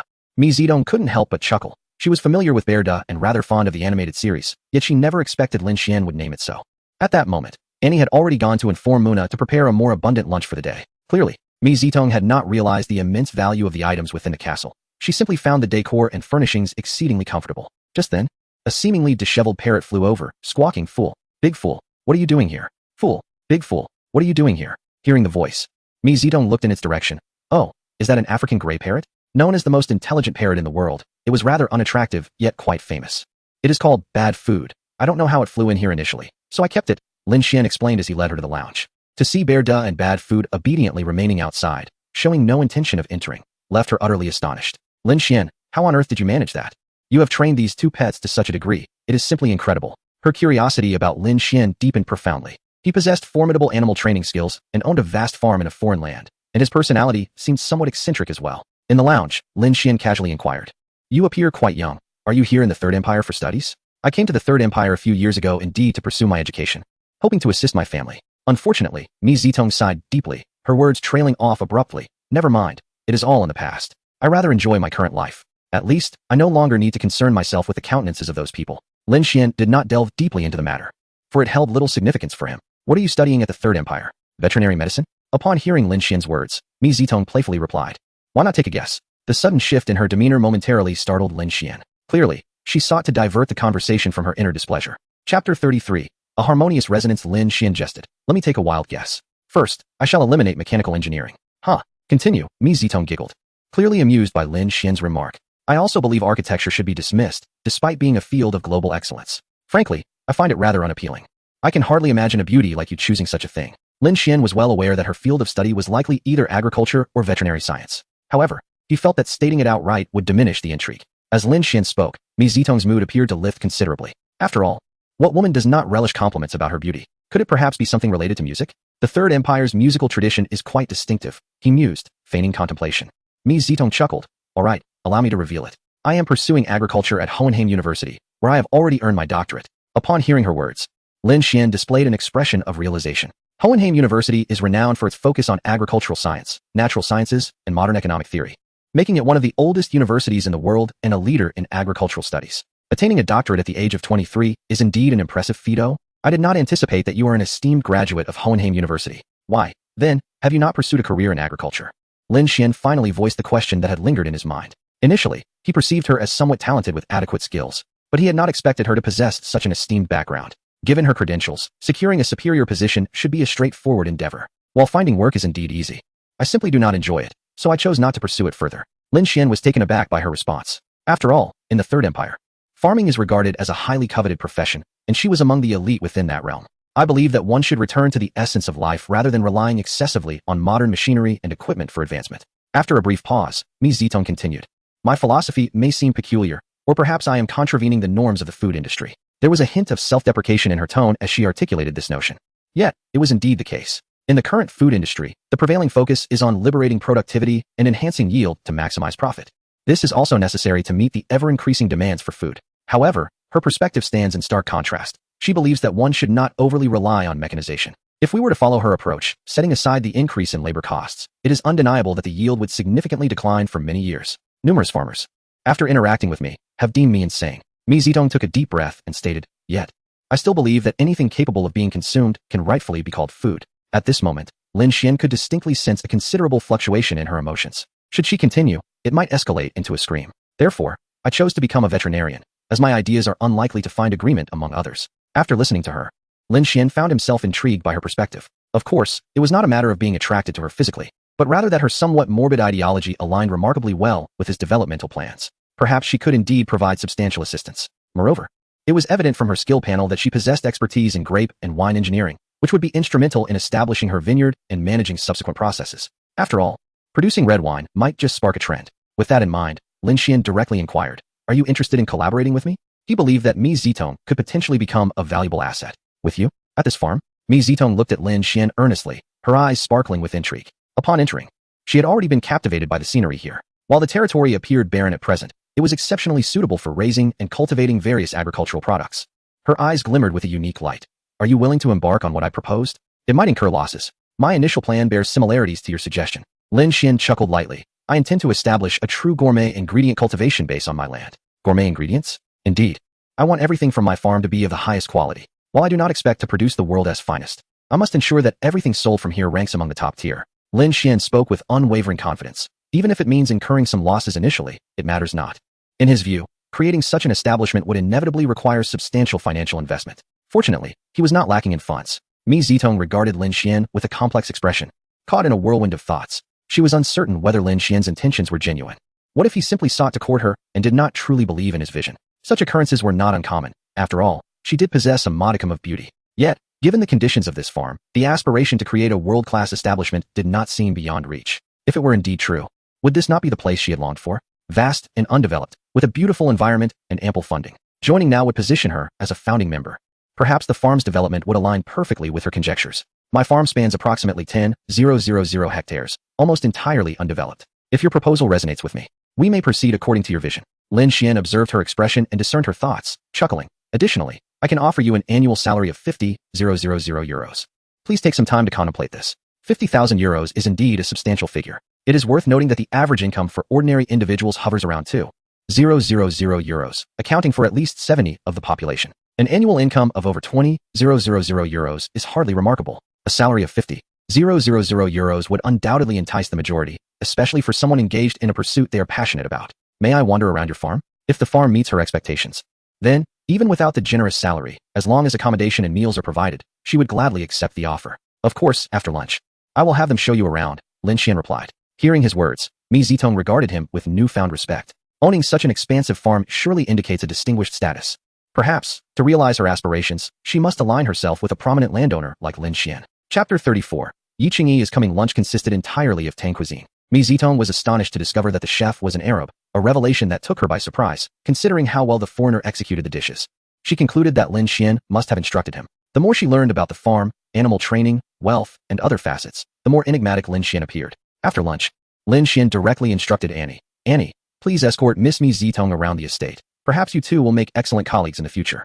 Lin Shien entrusted all matters concerning Mi Zitong to Annie, as personnel management fell under the purview of the housekeeper. Meanwhile, he resumed training the two pets. After some time, when Annie and Mi Zitong returned, they chanced upon Lin Shien bathing the bear, seemingly intent on giving the creature a wash. Given its wild origins, the bear carried a rather strong odor. The bear reclined in the warm water, adopting a rather regal posture with its front paws resting on the basin. Half-closed eyes suggesting it relished the experience. Conversely, Muna kept her distance, evidently still fearful of the bear. Mr. Lin Shien, allow me to assist, Mi Zitong offered. Quickly tending to the bear, she then spoke to Lin Shien, I am determined to join your farm. But I have one condition. You must sign a contract with me for at least 10 years. Mi Zitong harbored significant plans that she believed would require 5 to 8 years to realize. Not an issue, Lin Shien nodded. How about 20 years? Recognizing her potential. Akin to Muna and Annie, along with her acquired skills, he deemed her a valuable asset to the estate, and thus, extending the contract was inconsequential. The bear was caked in dirt, and it took 5 changes of water to clean it thoroughly. The initial water was teeming with small insects, a testament to just how filthy it was. The boss remarked that Bear appeared to be faring poorly of late, his physique lacking in substantial flesh. And without proper care, he might not endure the winter. Within a brief span, the two had finalized all necessary arrangements. Upon completing her other obligations, Mi Zitong would formally commence her employment, signing the contract prior to her departure. To Mi Zitong's surprise, beneath the rotund exterior of Bear lay a semblance of gauntness, indicating that the little creature was indeed struggling. After a thorough wash and drying of his fur, Bear appeared rejuvenated. Meanwhile, Lin Shien had prepared the system contract. The system only provides contracts for those with S-class potential, with S being a tenuous inclusion. Beep. As the signatory does not meet the S-class standard, Task 5. Recruitment of employees has not been fulfilled. Rewards will be issued upon the individual reaching the requisite standard. Upon hearing the system's notification, Lin Shien felt no surprise. At this juncture, the system's evaluation indicated that Mi Zitong had divided her time into 2 segments, thus limiting her potential. In the future, should she concentrate her efforts on a singular endeavor, it was highly plausible she could attain S-class status. As the evening had grown late, Lin Shien decided to return, promising to bring the necessary medication once Bear's quarantine results were available. After a brief review, Mi Zitong inscribed her name on the contract. The analysis of Bear's blood would require approximately 1 to 2 days, and given the rarity of medication specific to bears, special orders would be necessary. Therefore, a few more days would be needed before her employment could commence. This interval would suffice for her to pack and bring her belongings. After her departure, Lin Shien resumed training the bear cub. Though it was no longer as startled as before, it still lacked a certain spark. However, Bear was ultimately a wild brown bear. The journey to train him to obey like a domestic dog would be arduous. Muna. Lin Shien suddenly addressed the companion beside him. Search online for materials suitable for animal bedding. Let us have Bear reside in the castle hall. He mused that while others required guard dogs, they would have a guard bear, which seemed quite fitting for the entrance. Bears and dogs are seemingly adversaries by nature. And until Bear could be fully domesticated to overcome his biological instincts, cohabiting with dogs would be nearly impossible. Nonetheless, in terms of strength, speed, size, as well as olfactory and auditory capabilities, bears were not inferior to dogs and could be quite manageable as pets. Muna, upon hearing Lin Shien's words, recalled the numerous metallic bear heads adorning the castle gates, realizing they indeed complemented this bear rather well. Would Bear reside within the castle henceforth? Although the bear cub seemed to recognize her and exhibited no hostility, a hint of trepidation lingered. Yes, at the very least. He should stay in the castle during the nights until winter passes. Lin Shien nodded gently, providing a brief explanation. The brown bear possesses the remarkable trait of hibernation, commencing from late October or early November and extending until March of the following year. To accumulate the approximately 50 kilograms of fat necessary for this hibernation, it must consume between 400 to 600 kilograms of berries and other sustenance during the autumn months. In the current scenario, it is evident that they have not amassed sufficient energy, compelling them to venture out in search of food. Should this little creature remain outdoors, it would inevitably face the risk of frostbite. Very well, sir, I shall procure the necessary items, said Muna, gazing at Lin Shien with a hint of admiration. She found it impressive that he possessed such knowledge. Lin Shien himself was somewhat taken aback. Under normal circumstances, brown bears should not be lacking in food. After all, They are omnivorous, including fruits, nuts, berries, bulbs, tubers, moose, elk, sheep, goats, and various insects in their diet. There was no shortage of these within their territory. However, he quickly dismissed these thoughts, recognizing that dwelling on the matter was futile. Training this little brown bear would undoubtedly prove to be quite rewarding. The brown bear boasts an exceptional sense of smell, capable of detecting the scent of decaying carcasses from over 3 kilometers away, and its hearing is comparable to that of humans. Furthermore, its intelligence is akin to that of a 5 or 6-year-old child. With proper nurturing, it would certainly surpass the experience of raising a few dogs. Time flew by, and before long, night had fallen. Just as Lin Shien was preparing to retire after a relaxing bath, he received a message from Yi Qingyi. She informed him that she would complete her work by tomorrow and would come to visit him. What time will you arrive? Lin Shien replied promptly. Perhaps around noon. She responded, her tone tinged with a hint of anxiety. In just a few days, Lin Xian's farm had welcomed 2 enchanting beauties. If this continued, would the man she had painstakingly set her sights on slip away from her grasp? Haha, in that case, I shall personally prepare lunch for you tomorrow, Lin Shien declared. Indeed, I have been eagerly anticipating it. I hope you won't poison me, Yi Qingyi jested. The 2 engaged in conversation for quite some time before finally setting their phones aside and preparing for sleep. As Lin Shien lay in bed, sleep eluded him, prompting him to research the identity of the bear. After cleaning the bear, he discovered that it might not be an ordinary brown bear, as its fur seemed to shimmer with a golden hue. After further investigation, he confirmed that it was indeed a subspecies of brown bear, the grizzly bear, and notably, the rarest color variant known as the golden grizzly. Subsequently, Lin Shien delved into various information regarding its lifestyle and dietary habits. It must be said, this brown bear was intriguing. It plays the role of a scavenger in the natural world. Wolves inhabit the same territory, being strict carnivores. The primary competition arises when brown bears steal or pilfer the prey of wolves, and they often hold a distinct advantage in such encounters. Even a pack of over a dozen wolves would find it challenging to safeguard their prey when confronted by a formidable grizzly bear. I wonder if this little creature possesses any hunting prowess after some proper training, Lin Shien mused with a smile while examining the information. The grizzly bear is robust and possesses remarkable endurance. It can effortlessly slay a cow, drive off a horse, and drag a deceased elk up a mountain. Moreover, its sense of smell is 7 times more acute than that of a hunting dog, and its vision is comparable to that of a human, allowing it to spot fish beneath the water's surface. Is this not the ideal pet configuration that Lin Shien has longed for? Furthermore, with its golden fur and an impressive lifespan of 50 years, it would make a splendid mascot. In the blink of an eye, morning arrived. After breakfast, Lin Shien instructed Muna to prepare some provisions and asked Danny to ready a guest room. He entrusted all the mundane tasks to her as the housekeeper. Although there was only one road leading into the territory, Lin Shien decided to go and greet them. As noon approached, he drove to the entrance of the estate. Around 11:40, a sleek black Audi A6 came into view. In the Third Reich, Autos seemed to be ubiquitous. It is, after all, a domestic vehicle. Shortly, the car parked beside Lin Shien. One must admit that the appearance of the Night 15 is indeed captivating. From a distance, she spotted the vehicle before noticing the intersection. Hi, darling, have you missed me? Upon hearing this, Lin Shien momentarily froze before jokingly replying. Of course, I think of you day and night, losing sleep over you. Unexpectedly, Yi Qingyi embraced him and whispered, You're not just craving my company, are you? Of course not, Lin Shien chuckled. But would you care to indulge my cravings? You rogue, she teased, planting a kiss on his cheek. Perhaps due to the presence of Muna and Annie, a sense of urgency arose within her. Finally, she resolved to take the initiative. Waiting for Lin Shien to act might mean someone else would seize the opportunity. Qingyi, how long do you plan to stay here? If all goes well, I'll be here until the new year, she replied with a smile. By the way, what are we having for lunch? Someone promised to cook for me personally. Lin Shien grinned. Rest assured, I have it all arranged. Let us head back to my castle first. Nodding in agreement, Yi Qingyi knew they couldn't linger at the intersection. Soon, they drove back to the castle. As they exited the parking lot, Yi Qingyi was startled by the presence of a large bear. She quickly stepped back, exclaiming, Lin Shien, why is there a grizzly bear at home? Don't worry. Big Bear is quite well behaved. Lin Shien reassured her with a smile. I found this little fellow in the woods. Upon seeing Lin Shien, the bear rushed to his side. Oh my, can a grizzly bear really be this adorable? Yi Qingyi remarked, watching the bear nuzzle affectionately against Lin Shien. Haha. When it grows to 3 meters long and weighs 500 kilograms, it will be even more endearing, Lin Shien remarked with a mischievous grin. However, his words did not diminish Yi Qingyi's interest in the little creature. Yet, the bear appeared exceedingly wary, displaying an expression that suggested it was unwilling to allow Yi Qingyi to come near. Behaving obediently, it seemed to indicate that if she did not comply, it would have to settle for gnawing on bones instead. To Lin Xien's surprise, upon hearing his words, the little creature actually stretched its head forward with a look of grievance. What on earth? Can this little bear understand you? Despite her usual elegance, Yi Qingyi could not help but exclaim in astonishment. I can tell that with just a few simple sentences, once I finish training it.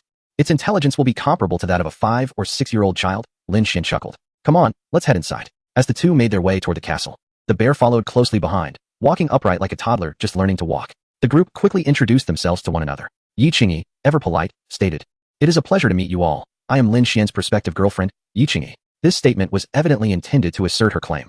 The two individuals before her exerted considerable pressure, and although she considered herself reasonably attractive, facing these two uniquely styled foreign women was undeniably daunting.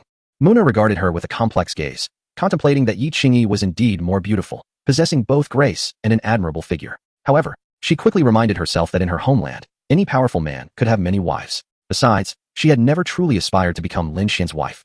She merely wished to remain here to express her gratitude for his rescue from the clutches of those demons. The group exchanged intense glances, yet an awkward silence lingered in the air. Nevertheless, Lin Shien seemed oblivious to this tension and cheerfully announced, "I will prepare lunch now, and after we eat, I will show you around the farm and the castle." In Lin Xien's view, sharing a meal was the quickest way for everyone to become acquainted. In no time, a feast of 4 dishes and a soup was ready. Chapter 36. My living room can also be at Lin Xien's invitation. The 3 women swiftly made their way to the dining room. The 4 dishes and soup he had prepared were elegantly arranged on the table: sweet and sour pork, steamed base, delicately flavored tofu with mountain delicacies, stir-fried beef with Hangzhou peppers, and ham and winter melon soup, accompanied by the main course of Yangzhou fried rice, bread, and butter. As the 3 entered the dining room, 2 shrieks of surprise erupted simultaneously. Aside from Annie, who maintained her composure, the other 2 could not help but gasp in astonishment. Lin Shien looked at them in confusion and asked, "What is wrong with you two? Did I not cook well?"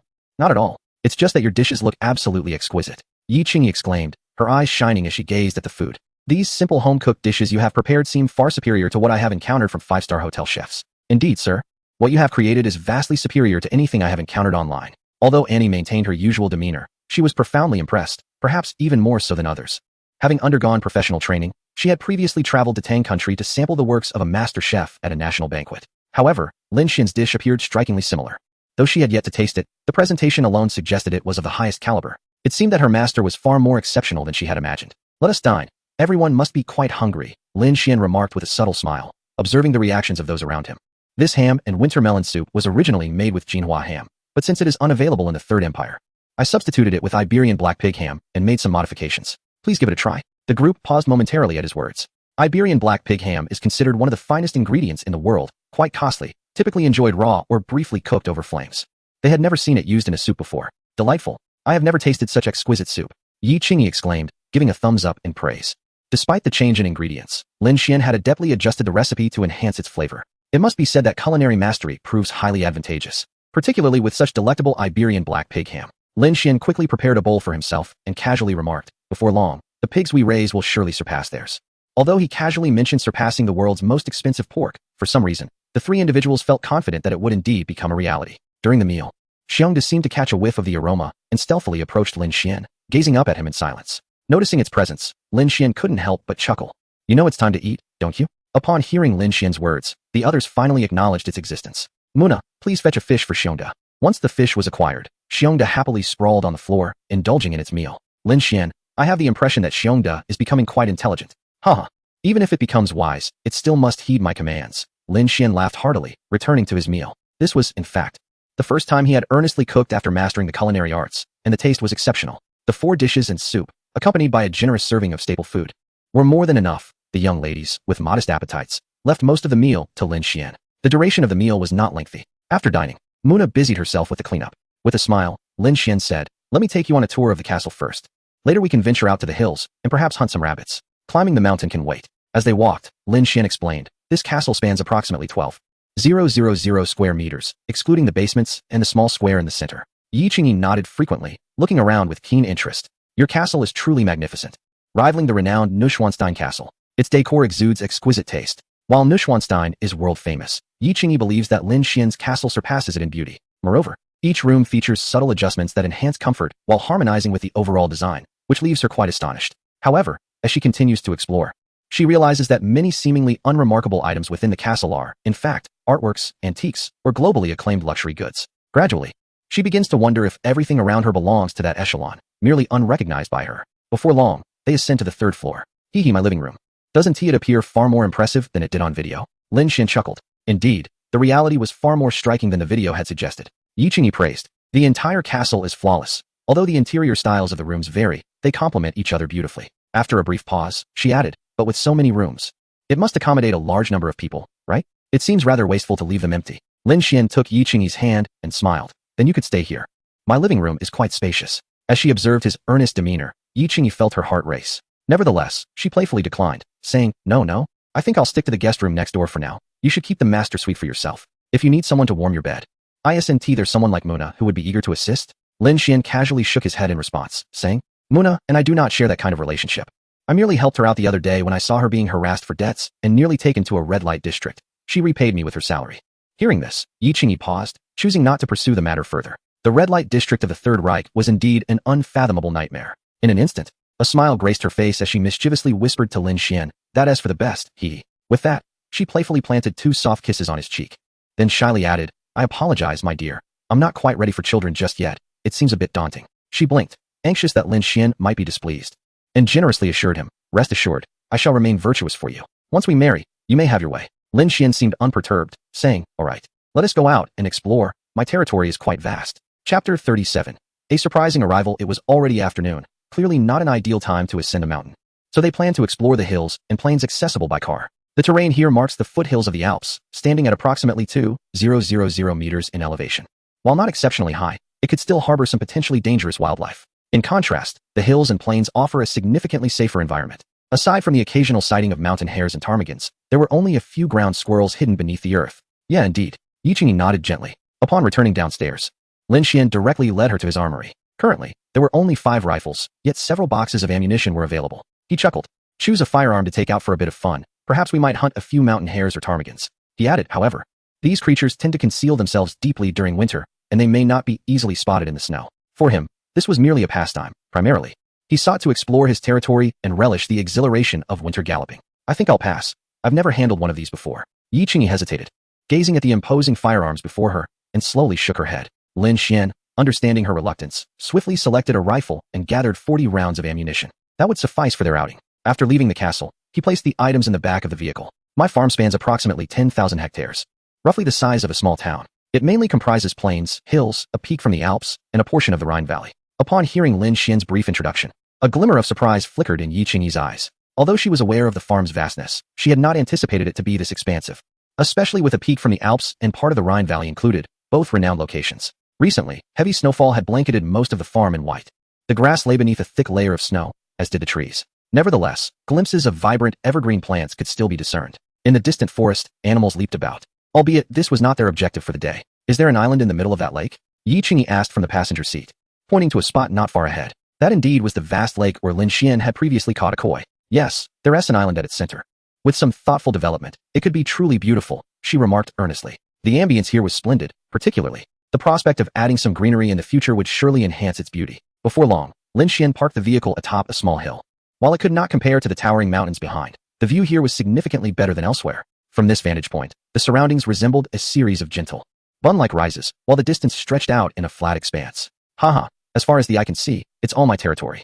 Doesn't it evoke a sense of awe? Lin Shien said with a smile. The allure of land and beauty is almost universally coveted by men, and now he possessed both. Standing atop the mound, gazing into the distance, Lin Shien unexpectedly raised his rifle and fired a shot, startling Yi Qingyi. What is happening?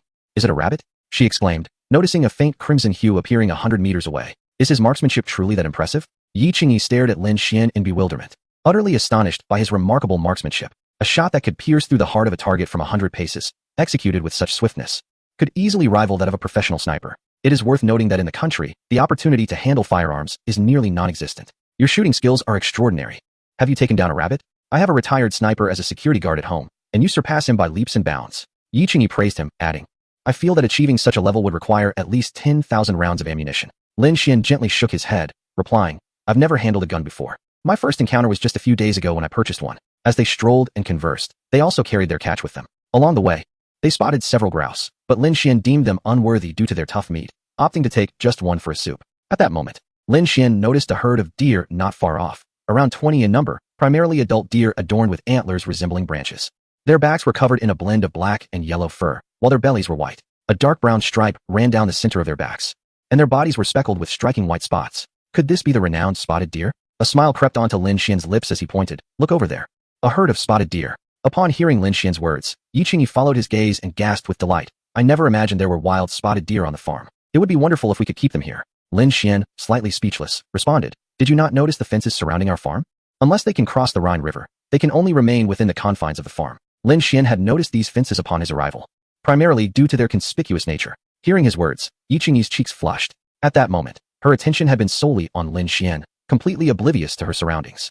Vigilantly glancing at him, she quickly shifted the topic, saying, "Let us not hunt them. Let them reproduce naturally on the farm. In Tang Kingdom, spotted deer are a protected species. However, this land belongs to Lin Shien, and he holds the right to manage everything within it. I have no intention of hunting them." Lin Shien chuckled. "Transforming wild deer into domesticated ones. I will arrange for a veterinarian to conduct a health check on them later." Lin Shien laughed heartily, adding, "Did you know? In ancient times, people regarded the spotted deer as a divine beast, believed to bring good fortune, happiness, and longevity. Is that so? I only knew that deer antler is a valuable medicinal material," Yi Qingyi remarked, intrigued by this new information. Lin Shien swiftly recounted a tale of a divine deer saving a life, then shifted the conversation. In truth, the value of the spotted deer is inherently high. They are treasures in their entirety, possessing both medicinal and culinary worth. Deer antler, deer whip, deer horn, deer sinew, deer tail, and deer heart are all materials with distinct medicinal properties. Furthermore, the meat and other byproducts of spotted deer are delectable and highly nutritious. Once exclusively enjoyed by emperors and nobility in ancient times, Lin Shien had indeed contemplated raising some deer. To her astonishment, a herd of deer unexpectedly graced his farm. Not the common reindeer, moose, or sika deer, but the rare and exquisite spotted deer. Chapter 38. A hands-on tutorial. I had always known that spotted deer were a treasure, yet I never anticipated the depth of knowledge surrounding them. Yi Qingyi listened attentively as Lin Shien elaborated.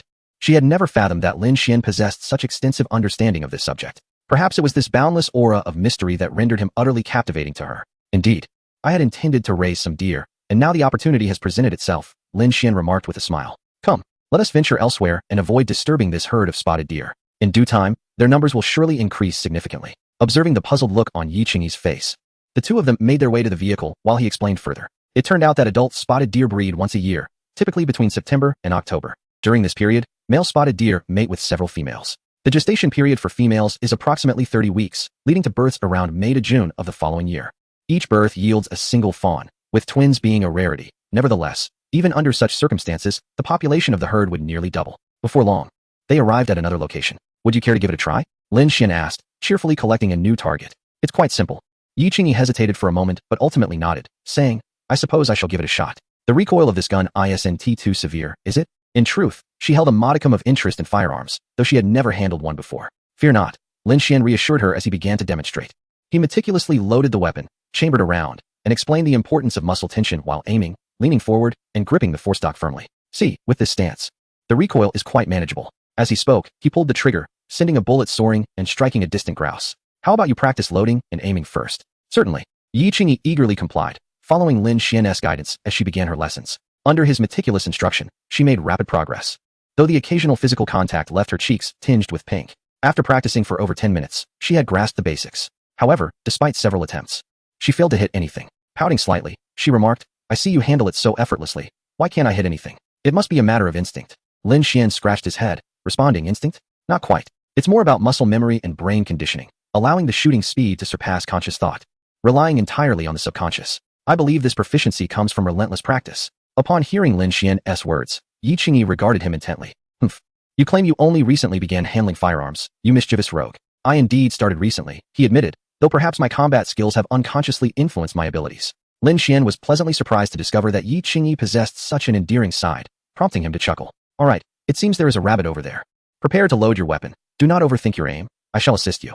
With the butt of the gun firmly pressed against her shoulder and her body slightly leaning forward, Lin Shien swiftly guided Yi Qingyi's hands to help her better target the goal. Bang! Clang! In that fleeting moment of firing, Yi Qingyi felt the buttstock strike her shoulder with a jolt, though the impact was not severe. It was inconsequential. Surprisingly, this shot felt markedly easier compared to the aimless attempts she had made earlier. "See, it's all about practice," Lin Shien remarked. And only then did Yi Qingyi realize that she had actually hit the target, despite knowing that Lin Shien had aided her in this achievement. A satisfied smile graced her lips. "Haha, it seems it is not too difficult after all," she exclaimed, joyfully darting towards her prey. "Lin Shien, look here. What kind of traces are these?" Upon hearing Yi Qingyi's exclamation, Lin Shien hurried over. "Hiss, is this from a wild boar?"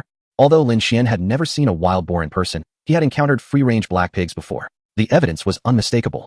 It was clear that wild boars had been rooting around. Wild boars? Are there wild boars in this territory? Yi Qingyi's eyes sparkled with excitement. Under Lin Xien's guidance, having learned to use the gun, her confidence surged significantly. In fact, Bavaria, within the Third Reich, was known to be home to a substantial population of wild boars, typically found in the Black Forest or other expansive woodlands. They were relatively rare in the regions bordering the Alps. The unique forest environment of the Third Reich provided ideal conditions for wild boar proliferation, making it one of the areas with the highest wild boar populations in the world. In recent years, news reports have frequently featured wild boars invading towns, injuring passersby, and causing property damage, even attacking banks. In light of this situation, bounties were issued, €5 for the demise of an adult wild boar and €10 for a juvenile. Additionally, the hunter retained full ownership of the boar's body, exempt from taxation. However, the emergence of such traces heightened Lin Shien's vigilance, for wild boars are cunning creatures. Although in his homeland, pig-headed is a common insult, pigs are, in fact, quite intelligent. It often requires several hunters and hunting dogs to successfully bring one down. Shall we continue? Lin Shien remarked casually.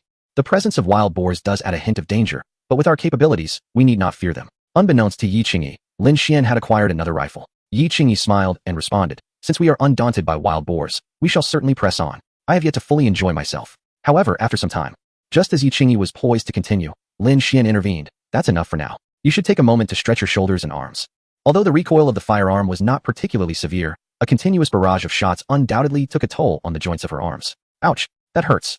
Yi Qingyi exclaimed, clutching her joint. Shien, what is going on? Don't worry, just move around a bit, and it will be fine, Lin Shien replied with a wry smile. You really got carried away with that. Ouch, it hurts. Lin Shien enveloped her in his arms, leaning closer to her ear. Does it hurt now? Feeling the warmth of his breath against her ear, Yi Qingyi's face flushed crimson. In truth, it wasn't as painful as she made it seem. What she truly desired was Lin Xian's concern. Chapter 39. Who is Mi Zitong? An afternoon slipped away in the blink of an eye, and dusk began to envelop the sky. Just as the two intended to head home, they unexpectedly stumbled upon several fresh droppings and traces of animals. They exchanged a glance, remaining silent. In just one afternoon, Yi Qingyi had acquired a plethora of skills. Stealthily, she followed Lin Shien as they advanced forward. Sure enough, they soon spotted 7 or 8 wild goats not far away. It seemed that tonight's feast was secured. Taking down one would suffice. Lin Shien inquired with a grin. Shall you take the shot, or shall I? In truth, if they managed to hunt more game, Lin Shien could transport it back using his personal storage. However, at this stage, he had no intention of revealing the existence of supernatural phenomena. How about we fire simultaneously and aim for the smaller ones? Yi Qingyi suggested.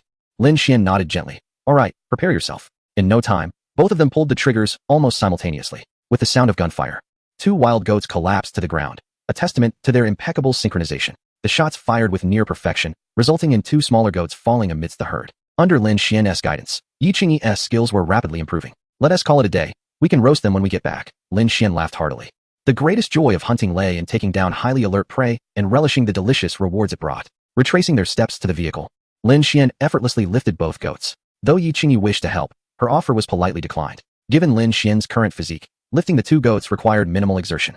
Without pausing for rest, they soon returned to the vehicle. I never expected your physical condition to be so remarkable, Yi Qingyi remarked cheerfully as they reached the car. I had no idea before. Those goats must weigh over 100 pounds each, yet you carried them several kilometers without breaking a sweat. This clearly illustrated his immense strength and endurance. Perhaps it's because I exercise regularly. Stamina is certainly not an issue, Lin Shien replied. Upon hearing this, Yi Qingyi seemed to recall something else, her lips curling in a teasing smirk. When we get back, let us roast a whole goat. Though their territory was expansive, the night 15 was no slouch. The narrow paths posed no challenge. In no time, they had returned to the farm. As they reached the entrance, the gates slowly creaked open. During the system reconstruction, the castle's gates had transformed into electric ones, allowing anyone to open them with ease. Sir, you have returned. Upon seeing Muna, Yi Qingyi couldn't help but furrow her brow momentarily, though it soon relaxed. She said little, yet a peculiar sensation lingered within her. At that moment, a small creature dashed forward, having already clasped Lin Xien's thigh. Bear, let go of me. Naturally a bear, it possessed an innate aversion to humans. However, this bear, contrary to its nature, exhibited no hostility and instead displayed an endearing clinginess. Sir, I will begin preparing dinner now. Wait, Lin Shien interjected, tonight. I intend to roast a lamb. There is no need for preparation. After much effort to pry Bear away, the group entered the castle, setting out to gather the necessary items for the barbecue. As soon as they stepped inside, an unanticipated cacophony erupted. Hello, welcome. Ah, Lin Shien, you have a parrot here? How come I didn't see it this morning? Yi Qingyi, hearing the unfamiliar voice, turned to locate its source. Just in time to see the parrot fluttering over. Did you forget? I mentioned that my castle is haunted, haha.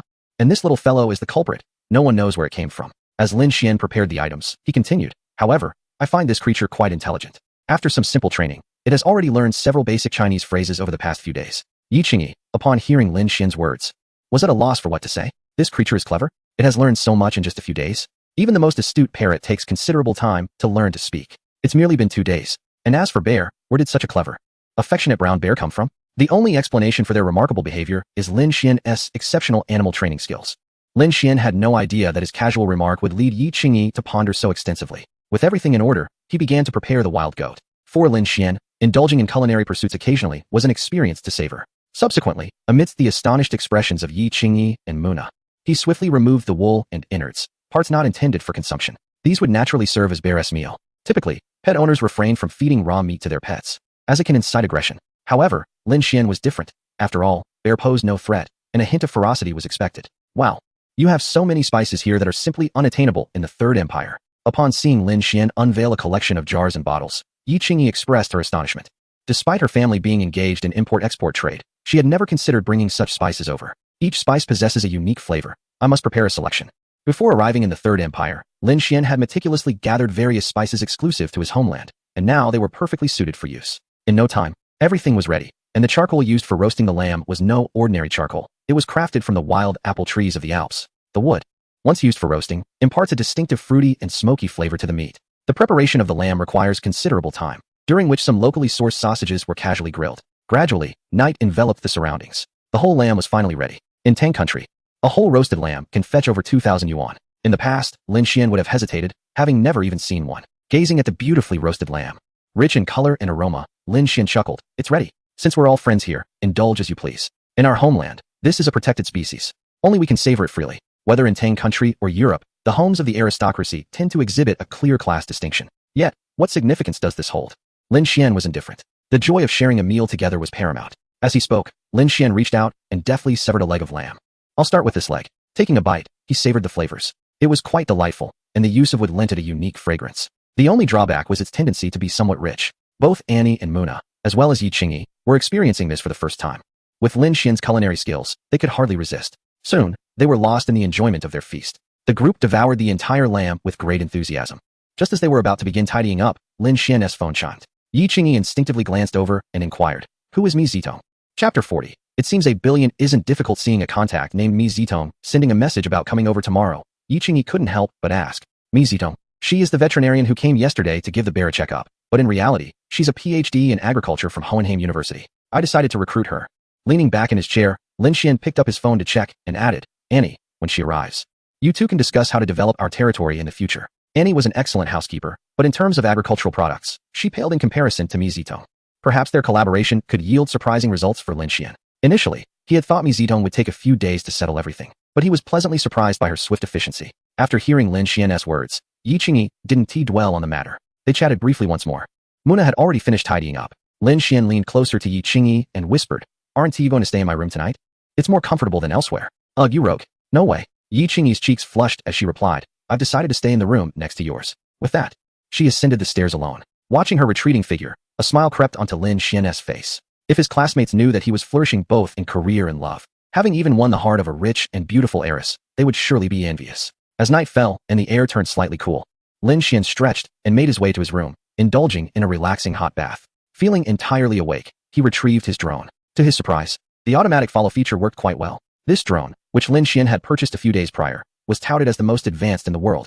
Equipped with an automatic tracking function, after configuring the settings for his desired shots, he swiftly edited all the footage captured that afternoon.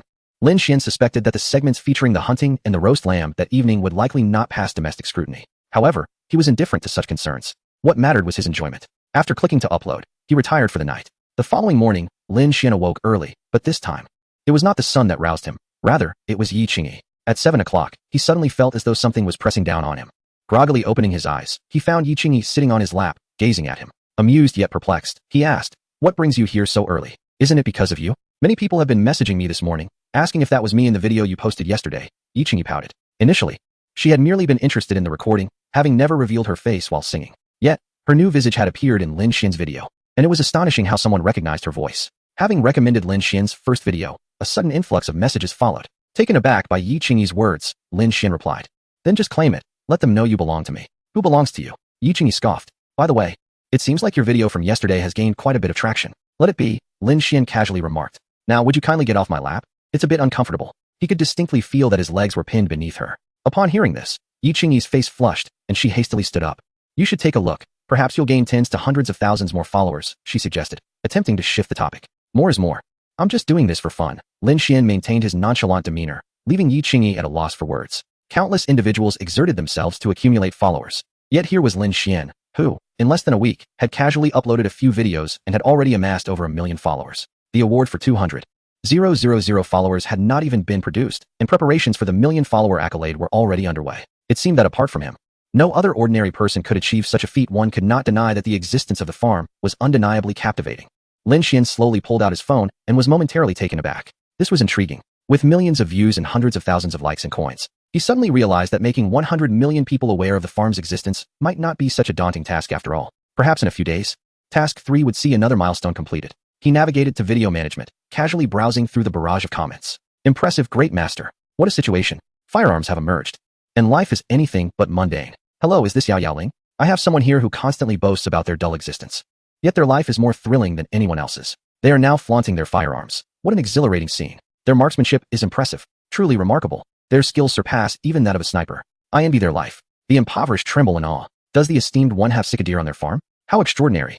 Is this place the Alps? That seems to be a wild goat, an endangered species. While protected animals in our country reside abroad, it is not illegal, and besides, it is private property. I am utterly envious. Is this what it means to be a distinguished person? Goodness, I envy their carefree existence, frolicking in nature, shooting, and barbecuing.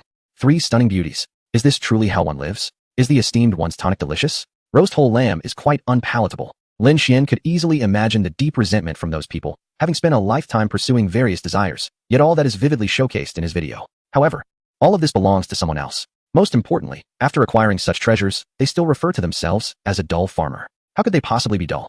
Is there anyone in this world living a life better than theirs? It seems they harbor profound grievances against you. Sitting beside Lin Shien, Yi Qingyi couldn't help but chuckle, covering her mouth. What does it matter to me? Lin Shien remarked, rising to embrace Yi Qingyi. Compared to all those things, darling, a kiss is more significant. In an instant, all other matters faded into oblivion. Time flew swiftly, and before long, it was 8 o'clock. With a slightly dazed expression, Yi Qingyi pushed Lin Shien away, urging him to dress quickly. It was time to go downstairs for breakfast, and the new recruit, Mi Zitong, was supposed to come over, wasn't she?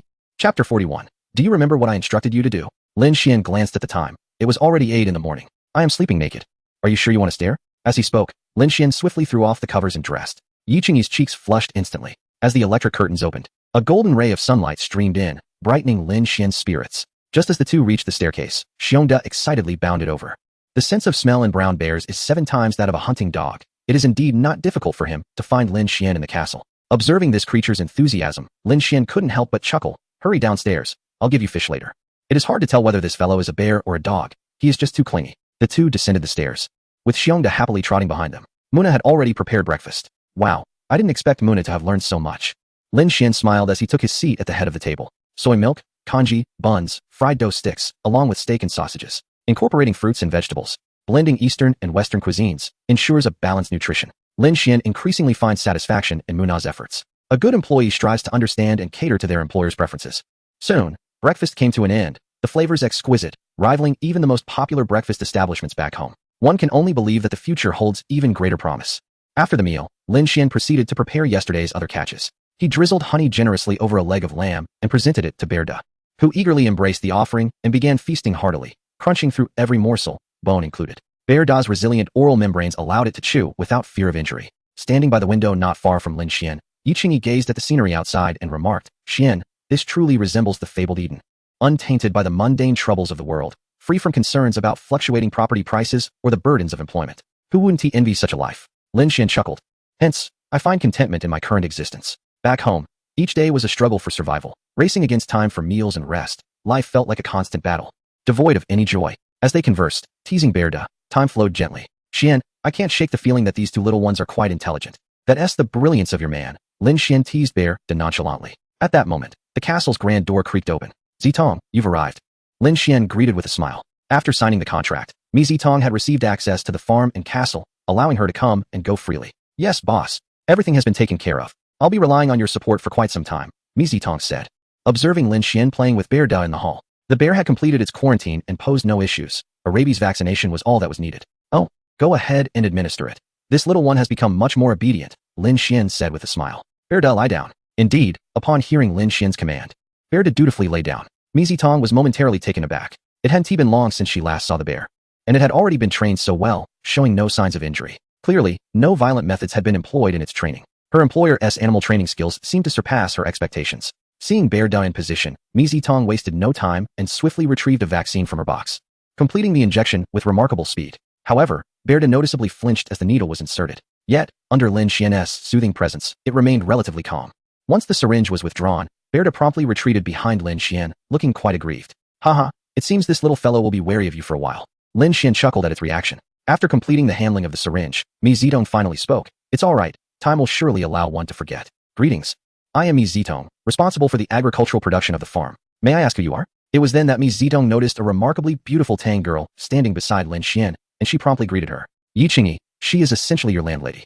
Yi Qingyi replied directly. The two exchanged brief introductions, and Lin Shien remarked with a smile, I will have Annie arrange a room for you to settle in. We can discuss the agricultural development plans for the territory during lunch. In Lin Xien's view, the process of mutual acquaintance invariably commenced with a meal, as he believed that relationships would deepen during such gatherings. Consequently, after breakfast, he had already instructed Mo Na to procure the ingredients necessary for the hot pot lunch from the town. Curiously, in this third empire, vegetables were more expensive than meat. He began to understand why the locals primarily relied on potatoes, bread, and meat as their staple foods. Nevertheless, he remained unconcerned about this. Moreover, come spring, he intended to cultivate entirely natural, pollution-free vegetables on the farm. Time flew by swiftly while training the bear and the parrot, and before long, it was noon. In the dining hall, a large copper hot pot was set up. Outside, the wind and snow howled, while inside, they savored the hot pot and discussed their future, a truly delightful affair. When Annie entered with Mi Zitong, she was momentarily taken aback. Another antique, it appeared to be at least 500 years old. Only Lin Shien would treat such relics as ordinary utensils for casual use. However, she quickly reconciled herself to it, as there were many instances of ancient artifacts being utilized within the castle. Take, for instance, the vase adorning the table. Selling it for several tens of thousands, or even millions of euros would pose no problem. In no time, the hot pot was steaming. Surrounding it were a dozen kinds of vegetables and an abundance of meat. In such an environment, the camaraderie among those present continued to warm. The newcomer, Mi Zitong, also grew familiar with the others. After approximately half an hour, Lin Shien suddenly shifted the conversation. Zitong, you should recall the matters I entrusted to you before your departure, right? Lin Shien held a favorable view of Mi Zitong, hoping she could indeed provide constructive suggestions. After her last visit, she had gained an understanding of the territory's general situation. Upon her departure, Lin Shien had urged her to contemplate the direction in which agricultural development should progress. Their goal was to establish the world's premier base for cultivating top-tier ingredients. The territory was ideally situated, as long as decisions were made judiciously. This ambition was destined to be realized. Chapter 42, A Visionary Development Plan. Yes, I have compiled all my previous thoughts, Mi Zitong responded upon hearing Lin Xien's words, her demeanor instantly shifting. A profound confidence illuminated her face. As long as I am afforded ample support, I am certain I can cultivate world-class products in meat, eggs, and dairy. However, when it comes to the sale of such items, I must admit that I am not particularly adept, and whether I can sell them at a premium price remains uncertain. Oh, please, offer an example, Lin Shien said with a smile. Fully aware that Mi Zitong possessed no business acumen whatsoever, he had no intention of involving her in commercial endeavors. Let us consider the most common and straightforward example of chickens, Mi Zitong replied with a grin. Chickens are generally categorized into two types, meat and eggs. I once envisioned a mobile chicken coop with an estimated cost of around 20,000 euros. If situated in the hilly regions of our territory, combined with carefully selected breeds, it would not be long before we successfully produce world-class chicken meat and eggs. Mobile chicken coop? Everyone knows what a chicken coop is, but a mobile chicken coop? That is a term I am hearing for the first time. What impact does a movable coop have? Please elaborate, Lin Shien inquired, intrigued. He was curious to learn how Mi Zitong intended to raise world-class chickens. In truth, the most expensive meat chickens in the world barely fetch over 20 euros per kilogram. Nevertheless, this does not deter him from aspiring to cultivate the finest chickens on his farm, as it could significantly enhance his quality of life. Currently, the chickens commonly found are products of industrial farming. In our country, they require 35 days to mature, while in the Third Empire, merely 28 days are necessary. However, under this plan, it would take at least 6 months for the chickens to be ready. Mi Zitong made this clear up front, knowing that if Lin Shien found it unfeasible, there would be no need for further explanation. Lin Shien, having some knowledge of the subject, understood that the chickens available for purchase now do not compare to the deliciousness of those from his childhood. Seeing Lin Shien remain silent, Mi Zitong continued. The chickens will undoubtedly be free-range, which will significantly enhance both the quality of the meat and the eggs. The mobile chicken coop I have designed allows the flock to roam freely across various locations, effectively improving the quality of the meat. The estimated cost of a mobile chicken coop ranges between 30,000 to 50,000 euros. At this point, Mi Zitong turned her gaze toward Lin Shien, ensuring that he had no objections before proceeding. After all, this price was considerably higher than that of a conventional chicken coop. Additionally, I have discovered some minerals in the territory that, when consumed by poultry, will enhance the nutritional quality of the meat. She went on to explain the essential factors: a maximum of 10 chicks per square meter, an average free-range area of 10 square meters per adult chicken, and a minimum grazing area of 5,000 square meters. Furthermore, the total number of chickens kept together must not exceed 500, and they should be provided with corn, grains, and dairy products to fully supplement their nutrition. With her thorough explanation, Lin Shien began to comprehend the plan. To summarize succinctly, the cost would increase fivefold, yet the yield would only amount to one-tenth of the original. It is no wonder that when she applied to other farms, the owners regarded her as somewhat eccentric. However, Lin Shien was different. Such a method of raising chickens, brimming with potential, would undoubtedly allow for the sale of the world's most exquisite chicken meat without issue. Moreover, he is acutely aware that such a method of rearing will undoubtedly enhance the quality of the meat significantly. Under these circumstances, selling the product would be remarkably effortless. Although the impoverished constitute a substantial portion of the population, the existence of a modest elite of affluent consumers suffices. Lin Shien then gestured for Mi Zitong to briefly elaborate on her other ideas, requesting a succinct overview without delving into excessive detail. There exists a considerable variety of poultry, livestock such as cattle, sheep, and pigs, alongside various byproducts. At first glance, it appears that the cost would escalate dramatically while the yield would diminish considerably. A scenario that any prudent farmer would instinctively reject, as it fundamentally contradicts market principles. However, sacrificing these factors yields an exceptionally high quality, which is precisely what Lin Shien envisaged. Following her perspective, it is indeed a viable approach. And what are your thoughts? As a steward with experience in agricultural care, and possesses significant authority in this domain, particularly in commercial acumen, making her one of the most distinguished individuals present. Lin Xien's current vision is for Mi Zitong to enhance product quality to the utmost, while and is tasked with brand establishment, promotion, pricing, and sales. At this moment, and remains deep in contemplation, weighing the pros and cons to provide the most candid response. Initially, she perceived Mi Zitong merely as an agricultural science doctoral candidate, recruited by Lin Shien due to her beauty and shared heritage. Yet, within this brief span, Mi Zitong has articulated profound insights, suggesting she is far from ordinary. Perhaps she is a visionary in the agricultural sector. Every utterance she has made serves as a reminder of her own limitations, with the singular advantage being the remarkable enhancement in quality. Nevertheless, this presents a lucrative opportunity. An increase in costs and a decrease in yield can lead to a substantial elevation in ingredient quality. Examples abound with products like Japanese Wagyu beef, Iberian black pigs, and breast chickens, all of which are successful cases. I believe this proposal is indeed feasible. The produce could be sold at least at 20 times the standard price. And if the quality is exceptionally high, prices could reach 100-fold. N's assertions are well-founded. The price of Japanese Wagyu is already 100 times that of regular beef, with analogous cases across various food categories. Furthermore, I propose we could branch into additional ventures, such as establishing farm stays, a supermarket offering a variety of premium ingredients, traditional artisanal foods, and farm souvenirs. Additionally, tourism could be an avenue, as the people of the Third Reich are particularly fond of farm tourism. While N's suggestions could indeed yield immense profits, Lin Shien, however, declined. Your proposal is commendable, but I prefer to keep the farm exclusive, particularly my alpine retreat. After a brief pause, Lin Shien continued, suggesting the establishment of a small town near the entrance of the territory to facilitate other functions. After seeing everyone nod in agreement, Lin Shien continued, you may further examine the proposal. If it proves to be feasible, we can then reach out to designers, engineers, and construction firms for secondary development. The establishment of our territory will ultimately require considerable time, which is why I wish to expedite our decision. However, at that moment, Lin Shien suddenly recalled something significant. The judicious utilization of a certain resource could undoubtedly accelerate the establishment of our territory's brand. Chapter 43, Romani Kani. An overwhelming victory. Lin Shien remembered that earlier, while recruiting Annie, he had received a reward known as the wine gift package. Item, wine gift package description, includes 100 kilograms of winemaking grape seeds, cultivation techniques, and winemaking recipes, capable of producing the world's finest wine. If he could create a globally renowned and unique wine, it would undeniably elevate the territory's brand. He had already mastered the cultivation methods for these special winemaking grape seeds, as well as the winemaking recipes. As long as he successfully nurtured these seeds, the subsequent production would be straightforward. Suddenly, an idea struck him. If this endeavor were to succeed, establishing our own brand would be effortless. Upon hearing Lin Xien's words, everyone present was momentarily taken aback, particularly Annie and Yi Qingyi, both of whom were relatively knowledgeable about business. They understood well the challenges of creating an exceptional brand. Instantly, all attention shifted to Lin Shien, rendering the hot pot in their hands far less enticing. With a smile, Lin Shien stated, I possess a certain grape seed for winemaking,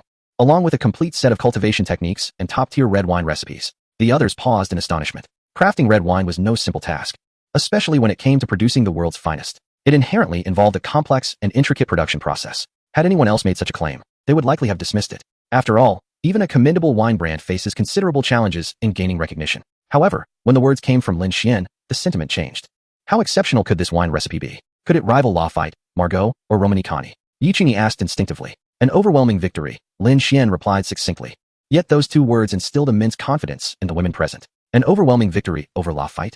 Over Margaux? Over Romani Kani? Was he aiming for the stars? In their minds, they knew Lin Shien would not deceive them. If he claimed that this recipe could surpass well-known wines like Lafite, Margaux, and Romani Kani, it must indeed be true. If a wine superior to Romani Kani were to be created and effectively promoted, it would likely unleash a formidable frenzy worldwide. Yi Qingyi could hardly fathom it. For 3 millennia, wine has symbolized quality and luxury, with countless affluent individuals willing to part with vast sums for it. The 1992 vintage Eagle Cabernet Sauvignon was auctioned for 500,000 euros. In 1947, a bottle of Chateau Cheval Blanc was sold for 300,000 euros. And such instances are numerous. The wines from the Domaine de la Romanicani are never sold individually. One must purchase a dozen bottles of red wine from their estate to qualify for a single bottle. The average price has long surpassed 100,000 euros. Similarly, wines from Domaine La Flave hover around an average of 90,000 euros. As for the renowned Chateau Lafite, it pales in comparison to these titans. If Lin Shien truly manages to create a top-tier red wine brand, it would signify the establishment of a veritable cash cow. Boss, while your confidence is commendable, we must consider whether our location is suitable for grape cultivation, as the environment for winemaking is exceedingly demanding. I still need to conduct a thorough investigation. Mi Zitong remarked earnestly, gazing at Lin Shien. Upon hearing her words, Lin Shien chuckled and replied, "Heh, have you forgotten where we are? This is Bavaria, with the Rhine Valley adjacent to the castle, and it belongs to me." With this realization, Mi Zitong suddenly awakened to the fact she had overlooked this crucial detail. It was indeed somewhat inadequate of her. Wine is notoriously particular about its terroir, demanding a harmonious blend of timing, location, and human effort. Climate is paramount. Vineyards flourish best between latitudes 30 and 52 degrees north. Lin Shien's farm is situated within the upper half of this golden latitude zone. The geography and soil also play critical roles. Even the same grape variety can exhibit vastly different flavors depending on the soil composition. This explains why most wineries are nestled beside rivers, particularly in valleys, where the significant diurnal temperature variation fosters sugar accumulation, complemented by favorable rainfall and heat conditions for grape growth. Lin Shien's portion of the Rhine Valley boasts exceptional geographical and climatic advantages, undeniably ranking it among the world's premier wine regions. If we can indeed achieve the level you speak of, I am confident in our ability to forge a globally renowned brand for our farm, Annie asserted resolutely. If she were unable to accomplish such a feat, she believed she would be unworthy of her salary. Boss, the seeds you mentioned for winemaking grapes must refer to grape seeds, correct? Mi Zitong pondered momentarily. Lin Shien gently nodded, confirming, yes, grape seeds, and of very high quality, approximately 100 kilograms. In that case, we should begin preparations, Mi Zitong explained. Grapes grown from seeds can suffer a decline in fruit quality due to the instability of hereditary traits. Therefore, it is essential to treat the seeds before sowing. The primary method involves cold sand storage, mixing the harvested seeds with damp sand, and storing them in a 25-degree environment over winter before sowing the following year. After listening to Mi Zitong's explanation, Lin Shien slowly shook his head. Normal grapes may require such procedures, but mine will not. I will provide you with the cultivation methods later. The cultivation methods and winemaking recipes bestowed by the system are directly implanted in Lin Shien's mind. Thus, he must transcribe them manually to share with others. These methodologies are entirely unique. However, Mi Zitong has signed a special contract with the system, ensuring their reliability at least for the duration of the agreement. Consequently, Lin Shien plans to document these cultivation techniques in the afternoon for Mi Zitong to study. How about this, Zitong? This afternoon, you should explore the Rhine Valley and select a suitable location for our future vineyard, he suggested. Pausing briefly, Lin Shien continued. Our 100 kilograms of seeds can certainly be sown, so make sure the area you choose is ample. Understood, came the reply, as they conversed while dining. Time slipped away until they finally paused. After a brief respite, Lin Shien rose, planting a gentle kiss on Yi Qingyi's forehead, and softly said, "My dear, why don't you wander around the territory or explore the castle this afternoon? I need to return to my room to prepare some items. Go ahead with your tasks." There are so many functional rooms in the castle I haven't yet explored, Yi Qingyi replied with a smile. Indeed, in recent days, she had only managed to take a cursory glance around, having yet to experience the library, gym, concert hall, or home theater. However, the territory was filled with surprises, and she yearned to delve deeper into the castle, as she would likely reside there for a considerable time. Chapter 44. Congratulations, Master. On completing the task once back in his room, Lin Shien's fingers danced swiftly across the keyboard. Techniques for pruning, fertilization, fruiting, and pest control were meticulously documented. While the variances among these techniques might seem minor, they could significantly impact the yield and quality of the grapes. Therefore, the vineyard's construction must adhere strictly to the methods Lin Shien outlined. 3 hours later, he had painstakingly detailed the entire cultivation process for winemaking grapes. Should experts from the fields of agriculture and viticulture review this technical document, they would likely be astounded. To date, no other proposal has matched its depth and utility. Not only does it apply to Lin Shien's specific grape variety, but it is equally relevant to others as well. After conducting a thorough review to ensure accuracy, Lin Shien proceeded to print the document and placed it in a file folder. He then dialed Mi Zitong's number. Given the 3 hours that had elapsed, she should have returned by now. However, locating her within the expansive 12,000 square meters of the castle would not be a simple task. "Hello, boss," came the prompt response as the call connected. Lin Shien inquired directly. "You must have returned by now, right? Where are you located? I'll come find you." "Yes, I've been back for a while. I'm currently in the conference room at the end of the second floor," she replied. Lin Shien entrusted her with the task of finding a suitable location for establishing a vineyard and, alongside Annie, planning the development of the territory. The Rhine Valley lies adjacent to the castle, so she directly sought out several appropriate sites from the castle's observation tower and proceeded to collect some soil samples. The next step would simply involve conducting a soil analysis. All right, goodbye, Lin Shien said before hanging up the phone. She strolled towards the end of the second floor. Upon entering the room, she found only Mi Zitong and Annie, who were engrossed in research on the computer. They quickly rose to their feet upon hearing the door open. Lin Shien waved her hand and inquired, "Are you studying the territories planning?" "Yes, this is our initial concept. Would you like to take a look at it now?" Annie replied with a gentle nod. "Sure, please elaborate." As she spoke, Lin Shien swiftly approached them. Naturally, the planning of her territory should be under her own authority. These employees were merely executing her vision. With a preliminary plan laid out, it was essential to confirm the details before delving into a more in-depth design. "Sir, this area is the current entrance to the territory. We intend to designate it as a multifunctional zone, which upon completion will resemble a small town." Annie explained rapidly while pointing to a marked section on the screen. The so-called multifunctional area primarily includes employee dormitories, shops, goose houses, and processing workshops, as well as an auction house. In the future, this will serve as the territory's gateway for clients. Without Lin Xien's permission, this will be the only open area.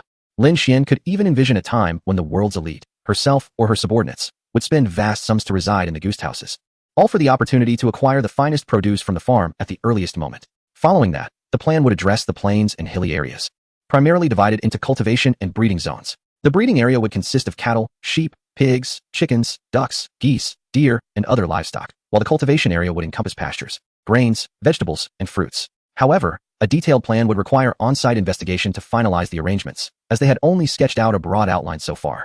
As for the Alps, they currently lacked any concrete ideas. Additionally, there were specialized buildings such as a winery, wine cellar, and horse farm for which they had yet to identify suitable locations. Nonetheless, Lin Shien was quite pleased with this preliminary plan, as it aligned well with his vision for the territory. "Excellent. Your current planning is commendable. I suggest that the first step should be to design and construct that small town-like area. Annie, I entrust this task to you." Although the castle is quite spacious, it does not have many bedrooms, and Lin Shien would not permit ordinary employees to reside in his castle. Therefore, once the employee dormitories are established, recruiting staff on a large scale would present a challenge. "Understood, sir." Annie nodded gently. This was indeed her responsibility. As for the cost of construction, it was entirely outside Lin Xien's considerations. "Zitong, this document outlines the cultivation methods for my wine grapes. Please take some time to familiarize yourself with it over the next few days." As he spoke, Lin Shien handed over the cultivation techniques for the wine grapes. Mi Zitong accepted the thick stack of documents with both hands, and upon glimpsing the table of contents, her body trembled slightly, her breath becoming a tad heavier. She quickly began to skim through the pages. Initially, she only sought a general understanding, intending to delve deeper later. As more information unfolded before her, her breathing grew increasingly labored. Perfect. It was simply exquisite. As a PhD from the world's foremost agricultural university, her knowledge of agriculture was profoundly extensive. The materials Lin Shien had penned collided rapidly with the wealth of knowledge in her mind. Should this document be adapted into a thesis, it would not take long before it left a significant mark in the annals of agricultural history. The weight of her breath caused her chest to rise and fall with tumultuous waves, eliciting a subtle sense of unease in Lin Shien. Throughout this process, Mi Zitong's perception of Lin Shien seemed to be shifting as well. The willingness to entrust such valuable information to her underscored his deep-seated trust. A sense of camaraderie akin to a scholar would die for a confidant surged within her. "Boss, I truly admire you." After a considerable pause, Mi Zitong set the documents aside, excitedly throwing herself into Lin Xien's embrace and planting a kiss on his cheek. Realizing her uncharacteristic behavior, she quickly withdrew. Taking a few steps back, her cheeks flushed with embarrassment. In her 20-plus years of life, she had never been so close to any man. Averted gazes met Lin Xien's, as she reassured herself that her earlier excitement was merely a response to the remarkable techniques she had just encountered. Moments later, she hastily changed the subject. "Boss, I truly believe that we can cultivate the finest grapes in the world." Lin Shien chuckled, replying, "Indeed, if all goes well, we shall reap a bountiful harvest by the end of next year." Though Annie was unaware of the specifics of Lin Xien's revelation, she sensed it was something extraordinary. Her master seemed to harbor many secrets. At that moment, a notification sound reached Lin Xien's ears. "Congratulations, master. Task completed. Chapter 45. Remember to get some roses. Congratulations, master. Employee Mi Zitong has successfully advanced to S-level potential. Task 5. Recruitment of employees completed. Please claim your reward. Advanced." Suddenly transitioning from an S to an S-level potential, Lin Shien, puzzled, inquired of the system, "What does this mean?" Ding. Originally, employee Mi Zitong was an S-level individual, but she divided her focus, successfully relinquishing her veterinary progression to concentrate on agricultural production. Hence her potential has been restored to normal. Staring at this explanation, Lin Shien momentarily paused, but soon opened the system panel. Task 5. Recruitment of employees. Task introduction. As an exceptional lord, it is imperative to possess numerous vassals with S-level potential or higher in order to manage your territory more efficiently. Task objective. Recruit individuals with S-level potential, completed, and unlock the task rewards. Congratulations, master, on completing task 5. Recruitment of employees. The rewards are as follows. 1. Item. Mercedes-Benz collection, 1 luxury sedan, 3 SUVs, 10 pickup trucks. 2. Item. White truffle cultivation techniques. 3. Skill. Mastery of musical instruments. Shall you claim the rewards? Hiss. The rewards this time appear even more lavish than the last. The 14 vehicles in this Mercedes-Benz collection, their classification and value were of no concern to Lin Shien. After all, these items have a price. However, the white truffle cultivation technique is distinctly different. From a certain perspective, its value surpasses that of the wine collection. White truffles and black truffles are high-end ingredients that cannot be cultivated artificially, often regarded alongside caviar and foie gras as the world's 3 greatest delicacies. Due to their exceedingly demanding growth conditions, truffles yield very little each year. The production of black truffles may reach a modest 500 tons, but white truffles yield a mere 3 tons. Over a decade ago, a 15 kilograms white truffle was purchased by the gambling king of Macau for an astounding $330,000 USD. Its worth is undoubtedly immense. Now, I have acquired the techniques for artificial cultivation. Provided I operate skillfully and successfully cultivate these truffles, it would be akin to possessing an endless treasure trove. One must realize that the price for 1 kilogram of white truffles can soar to €35,000. As for mastery of musical instruments, indulging in such pursuits during leisure time is quite delightful. After all, there are numerous exquisite instruments in the castle that would be ill-used if left untouched. Soon, Lin Shien returned to his usual demeanor. He decided to postpone claiming the rewards, as the timing was not appropriate. Boss, based on this information, we should begin preparations in early spring next year, aiming for a bountiful grape harvest by the end of the year. It seems we must expedite the recruitment of some employees, Mi Zedong stated after confirming a few key points. Lin Shien nodded gently, responding, indeed. However, we must wait until the employee dormitory is constructed. Upon hearing this, Annie nodded lightly. In other circumstances, she might have suggested allowing employees to temporarily reside within the castle. However, the situation here is different. The value of the items within the castle is exceedingly high, making it unsuitable for individuals who have not yet earned complete trust to enter. Although Mi Zedong was unaware of these details, she obediently nodded in agreement. Such matters are certainly to be determined by the master. Sir, the time is approaching. I should check on Muna's progress in the kitchen, she remarked. As the housekeeper, ensuring the master's dining experience is of utmost importance. At this juncture, she would typically verify the preparations for the meals Muna was to create. Lin Shien nodded lightly and, after her departure, continued, Zedong, there is another matter.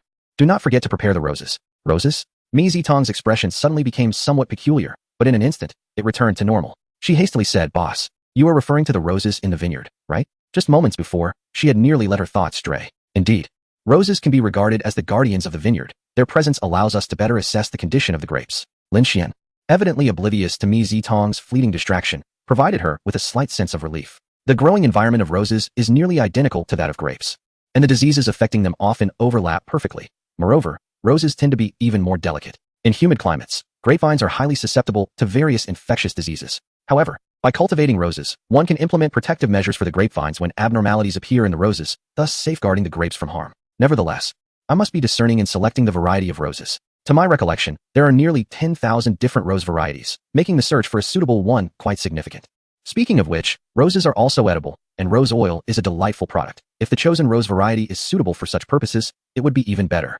Roses are among the earliest natural spices utilized by humanity, often employed in the infusion of wines and the creation of rose jam for pastries. As for rose oil, it is essentially a form of essence. The price of 1 kilogram of rose oil in the international market ranges from $5,000 to $6,000 USD. However, it takes 4,000 kg of roses to extract just 1 kilogram of rose essential oil, which is why Lin Shien merely mentioned it in passing, showing little interest. In contrast, the culinary creations derived from roses are truly remarkable. As the two conversed, time flew by, and soon it was dinner time. Mi Zedong gazed at Lin Shien with admiration, realizing that in the realm of agriculture, which she prided herself on, Lin Shien seemed to surpass her capabilities. She couldn't fathom where he had acquired such knowledge. The meal passed swiftly. After dining, Lin Shien did not attend to Xiongda and the poor food, but instead returned directly to his room. Finding a comfortable spot, he sat down and declared, claim reward. Instantly, an abundance of information flooded his mind. Instruments of various types appeared: percussion, membrane, wind, string, and electronic instruments, piano, harp, cello, phoenix lute, electronic keyboard, marimba, guzheng, guqin, eru. More in kuer, drums, hand drums, gongs, cloud gongs, cymbals, naos, sheng, xiao, halusi, and flute. Not only did he learn to play, but also to tune and craft these instruments. The vast repertoire of pieces, encompassing both ancient and modern compositions from around the world, filled his mind in mere minutes. Goodness, even if the renowned pipa master Fang Jinlong were to arrive, he would surely bow in respect. Lin Shien was astonished at the multitude of skills he had acquired. Far too many to count, yet undoubtedly useful in the future. After a considerable period of contemplation, Lin Shien finally unearthed the information regarding white truffles that had been stored in his mind. Chapter 46. The Midnight Cries of Terror. In no time, Lin Shien had thoroughly reviewed the details about white truffles, a delicacy valued at 35,000 per kilogram, a luxury only the elite can afford. He had mastered the cultivation methods, becoming the sole individual capable of producing them in the world. The complexity of growing truffles is primarily due to stringent requirements concerning temperature, humidity, environment, host vegetation, and soil pH. A slight misstep could be catastrophic. However, it was evident that the environment of Lin Xien's territory was exceptionally conducive to their growth. Utilizing his acquired knowledge, he could effortlessly cultivate white truffles, requiring only the cultivation of mycelium into mycelial blocks before spring, followed by transplantation onto oak and pine trees in the wild. Under normal circumstances, by October, he could expect a bountiful harvest of truffles. Moreover, this was not a one-off venture. Approximately 4 to 5 years later, he would enter a phase of abundant production, meaning that as long as he planted them in the near term, he would yield a significant amount of white truffles annually for the next 50 years. While others would savor truffles by the gram, Lin Shien could indulge in them freely, whether as meals or snacks. Indeed, according to his projections, he anticipated harvesting over a ton of white truffles by next year, potentially netting around 35 million in current market value, which translates to over 200 million Tang yuan. A broad smile spread across Lin Xien's face. The production of white truffles promised not only financial gain, but also a remarkable enhancement of his farm's reputation and status. It is noteworthy that currently, only one country in the world produces a limited quantity of white truffles: Italy. Once the world learns that Lin Xien's Ling Shui farm can reliably sell white truffles, it will undoubtedly create a significant stir among the elite culinary circles globally. With Zitong's talent, he would likely grasp the cultivation techniques swiftly, Lin Shien mused. He intended to purchase some necessary items online and later, when time permitted, document the truffle cultivation methods. Once the mycelial blocks were ready, they would be transplanted into the woods of the Alps by Mi Zitong. Subsequently, Lin Shien planned to enclose that area to safeguard his white truffles from any wild animals. Lin Shien remained cautiously optimistic about the cultivation of white truffles. Recognizing the uniqueness of this global technology, he was determined to keep it confidential, entrusting only Mi Zitong, with whom he had signed a system contract, to assist in this endeavor. After finalizing his decisions, Lin Shien beheld his final reward, a Mercedes-Benz package comprising 1 luxury sedan, 3 SUVs, and 10 pickup trucks. The luxurious sedan, the Maybach S800, the rugged SUV, the Mercedes-Benz G65, and the pickup truck, the G63 AMG 6x6. These vehicles seemed satisfactory enough, providing a means for grocery shopping and serving as initial transport for the farm, thus alleviating the hassle of purchasing a car. Lin Shien casually remarked as he surveyed these 3 distinct automobiles. He then began to search online for the various materials and instruments required for cultivating white truffles. If anyone were to overhear Lin Xien's assessment, they might well be incensed to the point of spitting blood. The Maybach S800 and the Mercedes-Benz G65 could be excused, as they, despite their grand reputations, are merely valued at 3 to 5 million. However, the G63 AMG 6x6 is an entirely different matter. This vehicle is akin to a fighter jet among pickups. Since its launch, only 20 to 30 units are produced each year, boasting formidable horsepower and being a rare luxury. Lin Shien had essentially acquired half a year's worth of output, yet he nonchalantly referred to it as a grocery vehicle. After placing all his orders, Lin Shien glanced at the time. It seemed a bit premature for sleep, so he decided to write about the methods for cultivating white truffles. Just as he opened his computer, he was suddenly startled by a piercing scream emanating from outside the window. The sound was harrowing and shrill. Anyone near the window would surely hear it. Ordinarily, there are scarcely any wild animals that venture close to the castle. After all, humans fear beasts. But do beasts not also fear humans? A tremendous roar echoed, a sound that ordinary creatures should not be capable of producing. Thus, Lin Shien resolved to investigate. If a large wild animal were indeed encroaching upon the castle, it would be prudent to address the situation. Upon exiting his room, Lin Shien noticed that Yi Qingyi had also emerged. "Shien, it seems there is something near the castle," she remarked, visibly anxious. Lin Shien gently patted her head and smiled. "Don't worry, I will go take a look." With his prowess, armed with a firearm, he could withstand even a small pack of animals. Before long, he had retrieved a rifle. At that moment, Annie and the others approached. Lin Shien briefly explained his intentions before heading outdoors. The huffing sounds persisted, albeit diminished from their earlier intensity, suggesting that whatever it was might be growing weary. Nonetheless, Lin Shien could still discern the general location of the sound. He stealthily advanced towards the source, while the others anxiously observed from a distance. The sound originated from a thicket near the castle. The forest at night is perilous, and just as Lin Shien was on the verge of giving up, he sensed that the target was close by, seemingly just beyond the bushes. Gazing at the nearby underbrush, he murmured to himself and began to part the foliage. To his surprise, the source of the wretched cries revealed itself to be a wild boar, which had become ensnared. Its tusks lodged within the trunk of a pine tree. The wild boar, with its hooves digging into the ground, attempted to dislodge its tusks, yet it proved utterly futile. This was the first time Lin Shien had encountered a wild boar. Nearly 2 meters in length and weighing approximately 300 pounds. Each exertion caused the tree trunk to tremble violently, but the tusks would not budge. Typically, It would require the combined effort of 3 to 5 hunters to take down a wild boar. However, in this instance, eliminating it seemed rather effortless. Yet, Lin Shien hesitated. This creature might prove to be of great utility. Hearing Lin Xien's voice, several others gathered around. Upon witnessing the scene, they couldn't help but chuckle. Although wild boars were known for their formidable strength, under the current circumstances, it appeared to possess little to no combat capability. Shien, do you intend to take it down? Yi Qingyi inquired. Lin Shien shook his head and replied, no, I am contemplating whether to tame this fellow. Tame it? The Third Empire is replete with wild boars. There are likely many more in the mountains. Why would you want to tame them? Yi Qingyi looked at Lin Shien with confusion. Mi Zedong added. Female wild boars can give birth to 2 litters of piglets each year, with more than 6 in each litter. They have no natural enemies and are not deterred by cold weather, making them impossible to hunt to extinction. Is there really a need to domesticate them? In her mind, wild boars had natural predators such as lions, tigers, and leopards, or at the very least, hyenas. However, these creatures were absent in the Third Empire. It was not uncommon for wild boars to invade towns, resulting in undesirable consequences. It could be said that the only hunters capable of pursuing them were humans. Yet wild boar meat was notoriously gamey, deterring many from consuming it. Zedong, I was considering that by taming this wild boar, we could crossbreed it with other pig breeds. Lin Shien remarked with a smile. The flavor of many specialty pork varieties surpasses that of the pure breeds. He had just suddenly recalled the native pigs, a product of wild boar and domesticated black pigs, whose taste was undoubtedly elevated compared to others. Indeed, there was such potential. Yet it was evident that Mi Zedong was concerned about how to tame the wild boar. After all, Xiongda was merely a young bear, making its domestication relatively easier. But they were now faced with a massive wild boar. However, Lin Shien instinctively sensed her worry was rooted in whether one wild boar would suffice. He explained, wild boars are social animals, typically forming groups of 6 to 20. Given this one's size, it is likely the leader of a small clan. I am confident in my ability to tame it.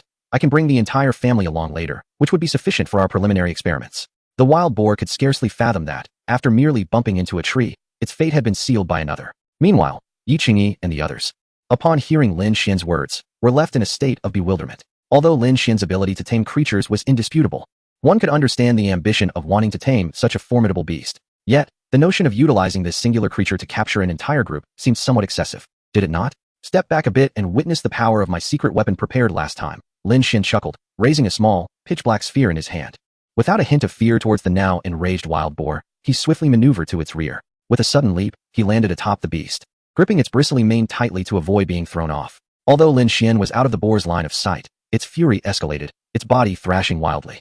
Amidst its frenzied movements, its tusks seemed to loosen slightly. At the very moment they were dislodged, Lin Shien hurled the small sphere directly into the creature's mouth. Mere seconds later, the boar's frantic motions began to subside. A faint smile crept onto Lin Xien's lips. Indeed, the efficacy of the anesthetic was remarkable. Although he had been unable to procure a tranquilizer gun, he had concocted a homemade oral anesthetic reminiscent of an ancient Chinese formula, Ma Fei San, long ago. That tiny sphere was potent enough to incapacitate 10 individuals. He was confident that subduing the wild boar would pose no challenge. Had the sphere failed, he might have had to resort to lethal force. As moments passed, the boar collapsed, utterly motionless. Shien, are you all right? A few individuals rushed over, their eyes filled with concern and admiration. It was well known that, in the presence of firearms, only a handful of hunters accompanied by hounds dared to hunt wild boars. Yet Lin Shien had accomplished this feat alone. Naturally, women possess an inherent admiration for strength. Of course, I'm fine. Do you think such a thing could harm me? Lin Shien replied nonchalantly, easing the tension among his companions. Unable to contain her curiosity any longer, Yi Qingyi asked, Shien, what did you give this creature? Why has it suddenly fallen silent? Lin Shien grinned. Have you ever heard of Ma Fei San? This is my upgraded version, with effects at least tenfold stronger. At this revelation, Yi Qingyi and the others were momentarily taken aback. You understand traditional Chinese medicine? They inquired, recognizing Ma Fei San as a globally renowned anesthetic. Acknowledged as one of the earliest forms of anesthesia. Not really. I just found the formula online, Lin Shien replied casually. I'll go fetch some items to have a little fun with this wild boar. The expressions on everyone's faces reflected disbelief. They could hardly accept that someone could so easily find a recipe for such a potent anesthetic online. Lin Shien must possess profound knowledge of medicine. However, it was evident that he was oblivious to their thoughts. At that moment, he was deeply engrossed in contemplating how to tame the wild boar king.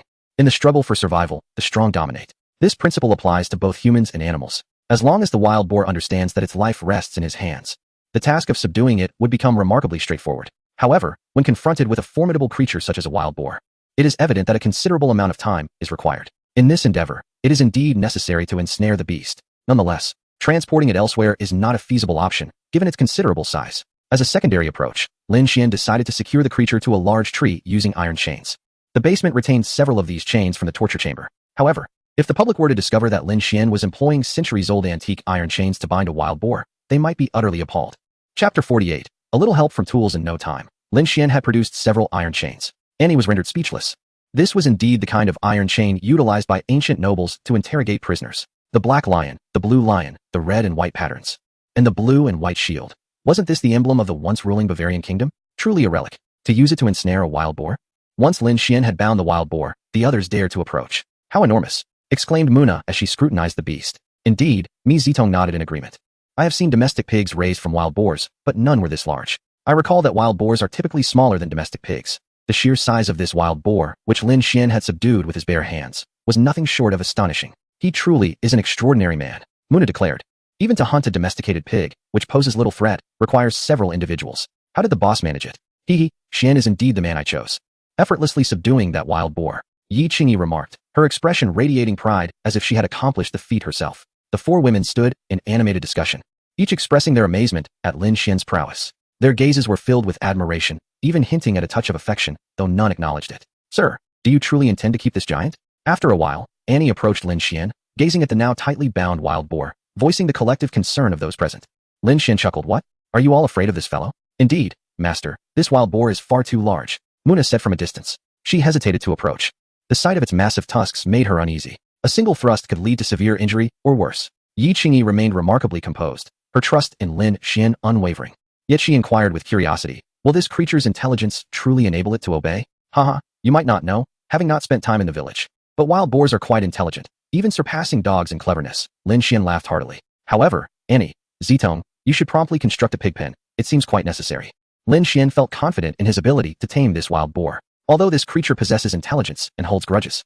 As long as one exhibits formidable strength and the intent to subdue, there will be no issues. The law of nature, where the strong prevail over the weak, remains an eternal truth. Loyalty, too, is relative. By wielding considerable power and demonstrating the ability to control its life and death, one shall witness the moment of its submission. Very well, sir, we shall attend to it promptly, and nodded in agreement. Lin Shien responded affirmatively, saying, let us proceed. Once we return, you should rest as needed. I will prepare some tools in hopes of accomplishing this task tonight. Taming an adult wild boar is indeed a significant undertaking. Lin Shien intended to utilize some small instruments to expedite the process considerably. Can it really be resolved in a single night? The conditions at such a late hour may not be conducive to training, Yi Qingyi cautioned. It was indeed the middle of the night, and in her understanding, taming a beast was a protracted and intricate endeavor. In these dark circumstances, it could prove quite troublesome. I believe the night is indeed the optimal time for this. Theoretically, my plan should work without a hitch. However, as it is my first attempt, I am uncertain of the outcome. As they spoke, the group had already returned to the castle. You all should retire for the night. There is work to be done tomorrow, so do not concern yourselves with me. Nevertheless, his words did not compel anyone to leave. They were intrigued to see how Lin Shien would manage to tame the wild boar. The tools Lin Shien planned to use were rather commonplace, readily available within the castle. Within half an hour, he had gathered everything he needed. As he set out, the other four followed suit, driven by curiosity about the boar's condition and concern over any unforeseen circumstances that might befall Lin Shien. He paid them little mind, merely instructing them to keep a safe distance. At that moment, the wild boar remained unconscious, though it exhibited slight signs of awakening. Without further hesitation, Lin Shien directed a powerful spotlight onto the boar. Meanwhile, a camera had been activated to document the unfolding scene. In the darkness, the sudden illumination would undoubtedly rouse the boar's senses, though it could also scatter its awareness. This was the ideal moment for subjugation. The essence of taming wild beasts lies in one word: endurance. By exerting dominance, one waits for the creature to realize that resistance is futile. When its will has been significantly diminished, that is when it will submit. Just as Lin Shien was about to take action, a shrill voice pierced the air. A monster! Ah, a monster! The outcry seemed to come from nowhere. Lin Shien, somewhat exasperated, retorted, unappetizing creature, go over there, or I shall have you for dinner. Ah, unappetizing. On hearing Lin Xien's words, the creature hastily darted towards Yi Qingyi. Within mere seconds of the spotlight being activated, the wild boar emitted a series of grunts and soon regained its consciousness. However, at this moment, it became apparent that one had become ensnared. With its remarkable intellect, it was clear that the individual before it was the one responsible for this predicament. Lin Shien remained still, silently observing. Yet, anyone who dared to meet Lin Xien's gaze would feel a twinge of fear, for his eyes were piercingly sharp. Initially, the wild boar attempted to struggle, but after a frantic display of thrashing about, it realized escape was futile. Gradually, it recognized its inability to break free and began to glare at Lin Shien with fury. Lin Shien maintained a stoic expression, though internally, he reveled in triumph. He had achieved half of his goal. Chapter 49. A family affair. Lin Shien stood motionless, gazing at the wild boar. As time passed, the boar's eyes became bloodshot with rage. In truth, taming a wild boar typically involves feeding it at regular intervals in a fixed location while also cleaning up its waste. Over time, the creature would acclimate to this environment. eventually becoming as docile as a domestic pig. However, it was evident that Lin Shien did not intend to pursue such a lengthy process. While purebred wild boars possess formidable strength and aggression, they are, in reality, rather timid. Lin Xian's approach bore similarities to that of training a hawk, albeit with fundamental differences.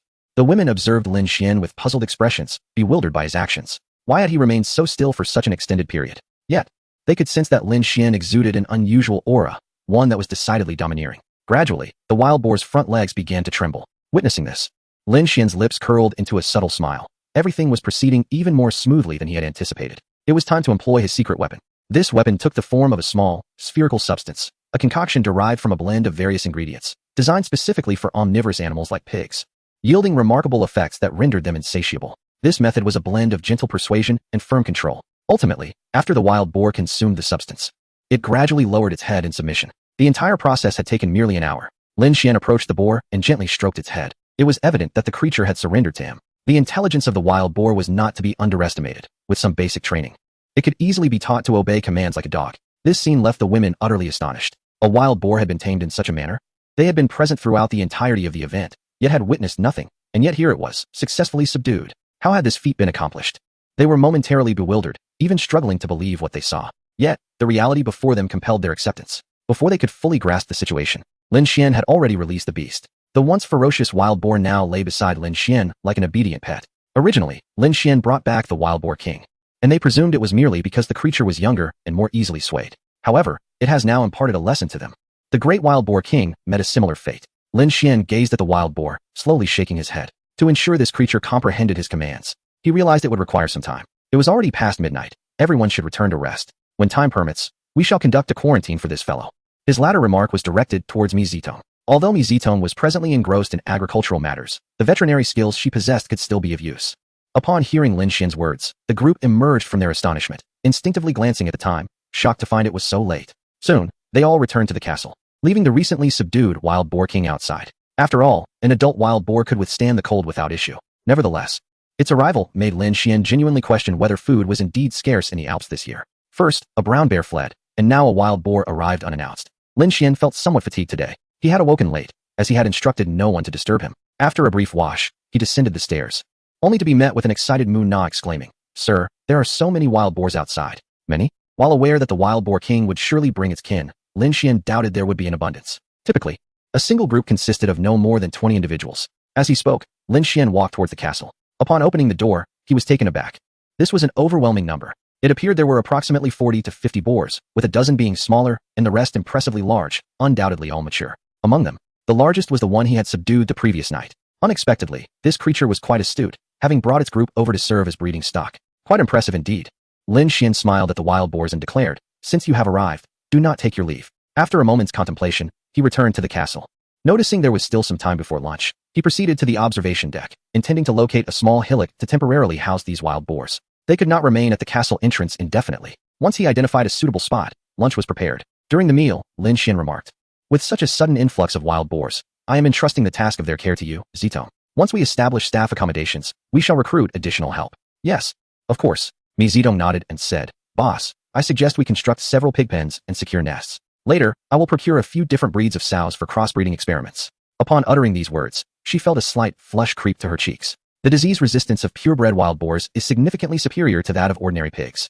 When male wild boars mate with sows of other breeds, the resulting offspring will greatly enhance their resilience to illness. In such circumstances, the quality of meat from hybrid pigs often becomes more exquisite, with a lean meat ratio surpassing that of conventional domestic pigs. The commonly raised pigs cannot even begin to compare. Indeed, this is the primary reason for my endeavor to domesticate them. The diverse breeds of sows, when raised together, naturally yield distinctive specialty pigs. By selecting the finest breeds, the quality of the pork produced will undoubtedly reach unprecedented heights. Lin Shien nodded gently and remarked, "However, this is a process that requires an extensive time frame, as domestic pigs typically give birth only twice a year. Given that our venture is focused on high-end culinary ingredients, the superior breeds resulting from numerous hybridizations are undoubtedly the best choices." At this moment, Lin Shien seemed to suddenly recall something. "There is another matter, Zitong.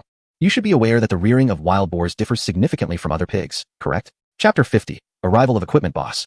"I must admit I have no prior experience in this area. I will look up information later." Mi Zitong, upon hearing this, momentarily paused and quickly responded. Lin Shien was not the least bit surprised by this. After all, there are very few places that teach students how to raise wild boars. Annie, overhearing this exchange, couldn't help but chuckle. Are you a tiger? Since you know their essay difference, how could you possibly be unaware of the feeding methods? Lin Shien nodded slightly, took a sip of soup, and said, wild boars are unlike domestic pigs. They tend to be active and feed during the night.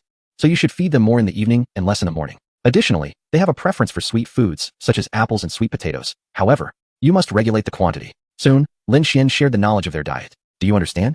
Upon hearing Lin Xien's words, Mi Zedong finally grasped the concept, nodding repeatedly. Yes, boss, I have memorized everything. Lin Xien's insights left her feeling somewhat abashed. She was the one hired for agricultural work, yet she found herself less knowledgeable than her boss. Simultaneously, her admiration for Lin Shien soared once more. She was astonished that he even understood such obscure matters. Resolutely, she vowed to study diligently and avoid such embarrassment in the future. However, at that moment, Lin Shien noticed the peculiar glances from the others directed at him. It was only natural to wonder who would anticipate his understanding of such topics. Are you curious as to why I possess this knowledge? Upon hearing Lin Xien's words, Yi Qingyi slowly shook her head. In comparison, what is this safe house you mentioned earlier? Lin Xien's secrets were far too numerous. If everyone were to inquire, it would drive them to madness. In contrast, Mi Zedong was eager to elucidate on the safe house she had just referred to. Zedong, please share with them. Lin Shien prompted. Mi Zedong then began to explain. This was, in fact, part of the plan she had previously conveyed to Lin Shien. She intended to establish pig pens, segregating pigs of different ages for rearing. The other time periods were relatively straightforward, but the situation with young pigs was particularly unique. The unfortunate demise of the majority of piglets is predominantly attributed to being inadvertently crushed by their mothers. In response to this, the concept of a safe haven has been established. This so-called safe haven is considerably smaller than a conventional pigsty. However, atop the enclosure, stones capable of effortlessly absorbing heat are placed, ensuring that during the night, these stones radiate warmth into the nest, thus providing a gentle temperature. A fence separates the safe haven from the adjacent sow's pen. This barrier allows the piglets to pass through freely, while the sows remain on the other side. This arrangement permits the piglets to frolic and cuddle with their mothers at will, retreating to their own space when it is time to rest. Clearly, this method surpasses that of other farms, where piglets are forcibly separated from their mothers. Pigs nurtured with maternal affection tend to produce meat of a superior quality. Additionally, she has shared her unique insights regarding various aspects, even those pertaining to slaughterhouses. Should her theoretical approach to rearing be implemented, the quality of the pork would undoubtedly be significantly assured. If such a method were successfully executed, I could sell the meat at 50 times the price of ordinary pork. If truly exquisite, a 100-fold increase would not be out of reach. Annie has garnered a fresh understanding of Lin Shien and Mi Zedong's fervor during this period. Although the future remains uncertain regarding whether all products here will indeed be of exceptional quality, it is assuredly on track to become the most expensive place in the world for food. The matter of pricing is not pressing, as the cultivation will require some time, and I am not lacking in funds. Lin Shien casually remarked that the arrangements for the employee dormitories and pigsty need to be expedited, as matters will only multiply. Many construction-related tasks have already been solidified, yet actions have yet to commence. After all, selecting a suitable engineering firm takes time. If possible, it would be prudent to enlist a company from the Tang Kingdom, as relying on local firms may result in delays extending through the year. A common affliction among nearly all developed nations is their sluggishness. It is not just the limited working hours, but also the leisurely afternoon tea breaks that hinder progress. Relying on them, what should be a month-long project could drag on for a year, which is considered normal. The protracted construction of the new airport in their capital, spanning over a decade, is a testament to this inefficiency. In contrast, companies from the Tang Kingdom are far more reliable. Soon, this matter was largely settled. Just after finishing a meal, as Muna began to tidy up, Lin Shien unexpectedly received a phone call informing him that the equipment he had ordered had arrived. It appeared that the supplier, noting the proximity of the factory to Lin Xien's location, had dispatched personnel to deliver it directly. They likely wished to foster a good relationship with Lin Shien, especially after such a sizable and swift purchase. This was indeed fortuitous, as the delivery services from the Third Empire can be quite unreliable. Now, all that remains is to await the final shipment of materials from Italy, after which the cultivation of white truffles can commence. This can certainly be regarded as a pleasant surprise. With a simple remark, Lin Shien made his way to the entrance of his domain. Upon arrival, he engaged in a brief negotiation, and due to his proficiency in German, communication posed no challenge. Lin Shien offered an additional 20 euros, and the other party consented to transport his belongings directly to the designated room, sparing Lin Shien considerable effort since the items in question were rather sizable. After all, their responsibilities did not encompass moving items to specific locations. What in the world? Wild boars. So many. After driving for several minutes, the driver, upon spotting a herd of wild boars ahead, was rendered speechless, exclaiming a barrage of expletives. Wild boars are a significant concern for any citizen of the Third Reich, for they exhibit extreme aggression. The moment they laid eyes on the herd, both men were struck with astonishment. In a place brimming with such wild boars, surely, as the owners, they should have reported the issue, even if they lacked the means to resolve it themselves. Chapter 51. Everyone shocked, although Lin Shien appeared unfazed by the sight of the wild boars ahead, continuing his journey. The two delivery men remained in a state of panic. Just one wild boar would require 5 or 6 hunters to subdue. Now, upon a cursory glance, there seemed to be no fewer than 40 or 50 of them. They regretted their desire to earn that extra 20 euros. While the amount would suffice for a nice meal for the two of them, it paled in comparison to the peril of approaching the wild boars. Stealing themselves, they proceeded without incident until they reached the castle entrance. I must ask, Mr. Lin Shien, how is it that your estate is plagued with such a multitude of wild boars? They wreak havoc on farms. I suggest you hire a few experienced hunters or alert the authorities to drive away or eliminate these beasts. It was unclear whether the driver spoke out of genuine concern or mere frustration, but it was evident he did not doubt Lin Shien's capability to handle the situation. Throughout the journey, they had witnessed the vastness of Lin Shien's estate. Residing in such an expansive castle undoubtedly implied unimaginable wealth. Coupled with Lin Shien's distinctive aura, they surmised he might be a noble from a foreign land. Lin Shien smiled and shook his head, assuring them, "These wild boars are my livestock. They pose no threat.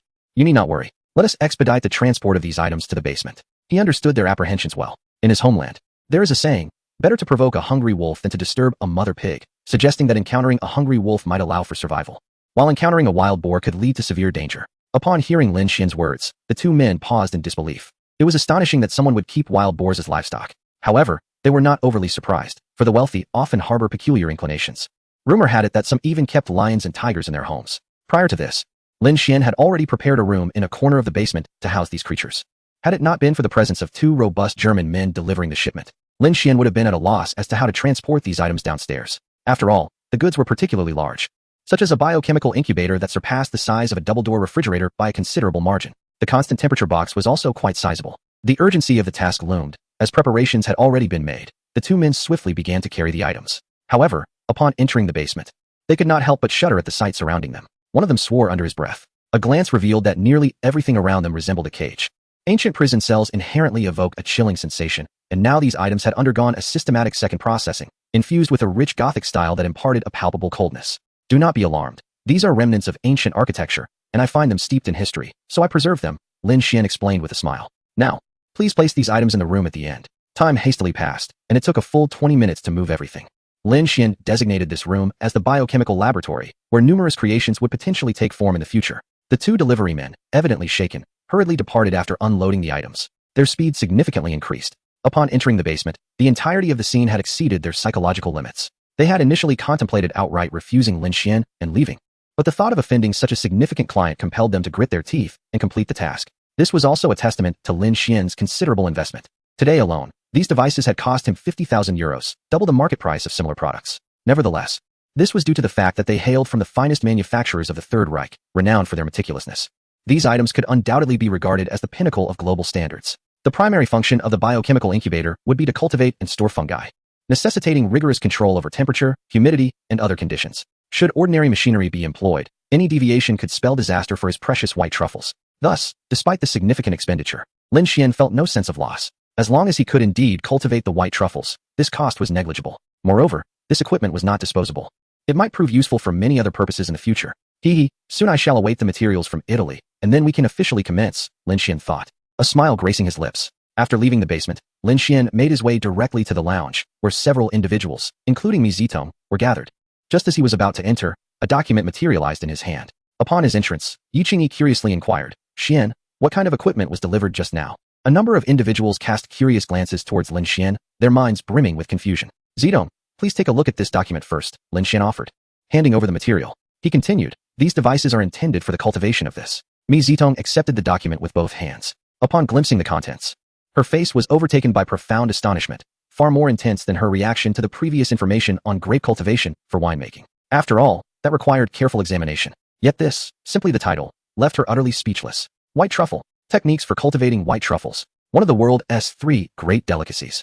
With an annual yield of less than 30,000 tons. Currently, artificial cultivation remains impossible, relying solely on domesticated wild boars to seek them out in the wild. Moreover, they have only been discovered in Italy thus far. Yet, in her hands was a document detailing the cultivation techniques for white truffles. She held an unwavering trust in Lin Shien, fully aware that he would never jest regarding such matters. If it were indeed feasible to cultivate white truffles artificially, the farm would once again capture the world's attention. More importantly, this could bring her closer to her dreams. It also signified yet another technological breakthrough. Observing her expression, Yi Qingyi and Annie curiously leaned in closer. Chapter 52, the need to establish a website upon reading a particular line in the document. The pupils of both women dilated in shock. One had received professional training, while the other came from a family with modest assets. Thus they were acutely aware of what white truffles represented. To discover a method for their artificial cultivation was astonishing. The high price of white truffles is not solely due to their nutritional value. Their scarcity plays a significant role as well. If the farm could manage to produce several tons annually, they could undoubtedly be sold at a premium. Under Lin Shien's watchful gaze, Mi Zedong began to rapidly peruse the material. She felt that if they could successfully cultivate white truffles, many other rare ingredients that cannot be artificially grown might also have a chance at cultivation. Noticing her intense focus, Lin Shien and the others refrained from interrupting her. As a prominent figure nearing the pinnacle of global agricultural expertise, she possessed a profound understanding of fungi. The information in Lin Xian's document quickly collided with her existing knowledge. She was acutely aware that if this were to succeed, cultivating white truffles would indeed be possible. Observing her expression, Annie sensed that it might still require some time. She turned to Lin Shien and said, "Sir, there is another matter of considerable importance. I believe it is time for us to establish a website for our farm." Taken aback by Annie's sudden suggestion, Lin Shien inquired, "You mean a website?" In his recollection, it seemed uncommon for farms to create dedicated websites for themselves. After all, in the domestic market, farms typically opted to sell their goods through platforms such as Taobao, Pinduoduo, or WeChat, occasionally utilizing third-party sites like JD.com. The advantage of these third-party platforms is that they offer effective transaction security for both buyers and sellers. He pondered, in foreign lands, using Amazon should be quite similar, right? As for the internal conditions of the farm, they do not open for tourism, so this endeavor seems rather pointless. Noticing Lin Xian's confusion, Annie elucidated. Every farm in the Third Reich has its own website, as all the ingredients sold must be numbered, allowing purchasers to trace their origins. For instance, the eggs currently available in supermarkets can be tracked back to the henhouse where the laying hens reside using the numbers on the packaging. Lin Shien was taken aback by Annie's words. He had been unaware of this practice. However, it seemed quite beneficial. After all, many cattle in Australia possess identification, enabling buyers to ascertain the entire life history of the animal, including its birth, lineage, treatment, and meat quality. Since the farm is aiming for a high-end market, such practices would undoubtedly instill greater confidence in consumers. With this in mind, Lin Shien nodded gently and suggested, "In that case, please find someone to assist with this. I propose that our website should serve as a portal, facilitating the functions you just mentioned, while also establishing an electronic sales platform for a comprehensive solution. In the future, we will undoubtedly encounter a global elite consumer base. Constructing a website for online sales and even auctions seems highly feasible." Although Lin Shien himself was a programmer and could easily build such a site, he was now a wealthy individual. Why should he expend his time on tasks that could be accomplished with money? After all, what is the cost of creating a website? Lin Shien was indifferent to such trivial expenses. He would not squander his time over a mere sum of money. Moreover, he instructed, "Be sure to communicate with those responsible for the website. If I am satisfied with their work, they should also take care of the app and related tasks. Additionally, rather than renting a cloud server like most do, I prefer to purchase one outright and host it in our castle. I dislike the idea of having my assets reliant on someone else's servers, as it compromises my control." Annie nodded in agreement. Her role was to comply. Shortly thereafter, Mi Zedong had perused the materials in her hands. She firmly believed that if they cultivated and planted according to this method, success was assured. "Boss, with this information, as long as our territory remains undisturbed, we can continuously produce white truffles." Mi Zedong exclaimed excitedly. "You are truly remarkable for having conceived such a method. According to your technical data, we have merely intervened in the parasitic issues of the white truffles, without affecting the truffles themselves. The truffles cultivated this way will bear no difference from their wild counterparts. It is simply perfect. Boss, your approach embodies scientific technology and represents the utmost respect for food." As she spoke, Mi Zedong gazed at Lin Shien with profound admiration. It is likely that Lin Shien himself did not anticipate that, with merely 2 documents, his knowledge would successfully enchant Mi Zedong. Lin Shien felt a tinge of embarrassment from her effusive praise. At that moment, Yi Qingyi suddenly interjected. "If white truffles can be cultivated using this method, can black truffles be as well? Although black truffles may not be as precious as white truffles, they are still a rare and exquisite culinary delight, are they not?" Perhaps guided by a woman's intuition, she sensed that if the conversation persisted, Mi Zedong might engage in some indescribable actions towards Lin Shien. Hence, she swiftly diverted the topic. Upon hearing her question, Mi Zedong seemed to regain her composure and inquired, "Theoretically, black truffles should also be cultivable using this technique, shouldn't they? After all, they share numerous similarities." She was also curious as to why Lin Shien had specifically indicated that this was the cultivation technique for white truffles. Well, theoretically, the method is feasible. However, the growth environments for the mycelium of black and white truffles differ significantly. The data I provided is only applicable to white truffles, Lin Shien reflected before explaining. However, if you are interested, you could conduct some research. The general steps should pose no significant issues. Upon hearing Lin Xien's words, Mi Zedong was momentarily taken aback and asked, "Are you suggesting that the requirements for temperature, humidity, and soil for black and white truffle mycelium are slightly different?" "Yes, that is essentially the case. When you have some free time, you can thoroughly review this material. I have already set up the laboratory, and once the materials arrive, we can officially commence," Lin Shien remarked. He could not help but express his frustration, stating, "However, I doubt the courier will deliver within 2 or 3 days. It was certainly more convenient when I was in my home country. Alas, this is an unavoidable situation." As the labor force here is neither as abundant nor as inexpensive as in our homeland, Yi Qingyi replied, exasperated by Lin Xien's lamentations. In a place where a small business owner might earn less than their employees, and where even a moderately demanding job commands a salary exceeding 2,000 euros, the cost of labor is excessively high. Thus, slow deliveries seem almost a matter of course. Chapter 53. As if having found an antique hearing these words, Lin Shien nodded resignedly. He truly could not fathom the mindset of those foreigners. If one is impoverished, one should work harder and earn more. They insist on leaving work punctually every day, limiting their workweek to a maximum of 5 days, complicating matters unnecessarily. Having delegated most of the tasks, Lin Shien prepared to step out and transport the wild boars to a nearby hill. Earlier that morning, at the observation deck, a suitable location had already been selected. The weather during the day was sunny and not overly cold, so Lin Shien donned a relatively thin-down jacket before heading out. As he exited the castle gates, he could not help but exclaim, "Oh no!" In the brief span of a morning, the area surrounding the castle had been left in disarray by the wild boars, significantly affecting his mood. Indeed, escorting them to the hill was a wise decision. He needed to hastily construct the pigsty. Who could withstand such chaos? As Lin Shien muttered to himself, the wild boar king approached him. Gazing upon the snorting wild boar king before him, Lin Shien could not help but smile. Indeed, under normal circumstances, the intelligence of a wild boar does not fall short of that of a dog. Initially, he had thought that extensive training would be required to ensure obedience. However, it appeared that it was almost there. With just a bit more training to enable it to comprehend his commands, it would suffice. With this thought in mind, Lin Shien retrieved his camera. It seemed that several days had passed since he last updated his videos, allowing others ample opportunity to envy him. One cannot deny that training such a large wild boar carries its own charm. Typically, wild boars on the Eurasian continent do not grow to such a massive size, which explains why it has become the leader of its herd. After securing the camera, Lin Shien commenced his training routine. Before long, Xiongda, the bear, had crawled over. However, Lin Shien paid no heed to Xiongda, allowing it to observe from the sidelines. The wild boars were distinctly different from Xiongda. Lin Xien's objective in training the wild boar king was to ensure the obedience of the entire herd, while Xiongda served as a pet, a mascot. The purpose was clear. Thus, training the wild boar king would naturally lead to it managing its own kind. After all, Lin Shien intended to keep them on a small hill for a while, as establishing a pig pen would require some time. Even with the assistance of a construction company from Tang country, the design and building process could take upwards of 10 to 20 days. Time flew by, and nearly an hour had elapsed. The wild boar king was nearly ready. With a smile, Lin Shien commanded, "Come along, everyone, lead your herd with me." This statement was also a test of his training results. Upon hearing Lin Xien's words, the wild boar king promptly made its way to the center of the herd, which quickly gathered around, quietly observing him. Although this scene was precisely what Lin Shien desired, it appeared somewhat comical. "Now, you all head over to that small hill," Lin Shien instructed, gesturing towards a nearby knoll. Upon hearing this, the wild boar king indeed led the herd in that direction. Lin Shien could already envision the astonishment his video would evoke once uploaded online. Meanwhile, his drone had been deployed, intelligently following the herd to capture footage.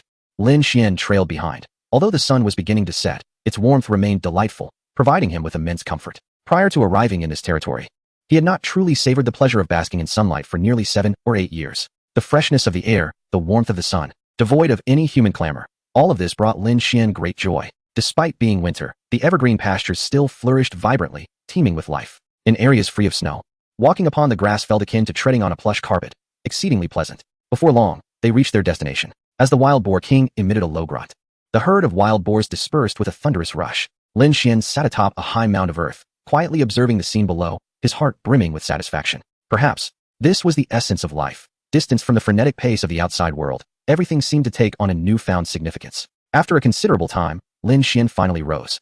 Preparing to return to the castle, the sun was beginning its descent, and the temperature would soon drop. Standing up, Lin Shien stretched lazily and addressed the wild boar king, saying, "All right, my friend, I shall take my leave." Just as he opened his mouth to speak further, his words faltered.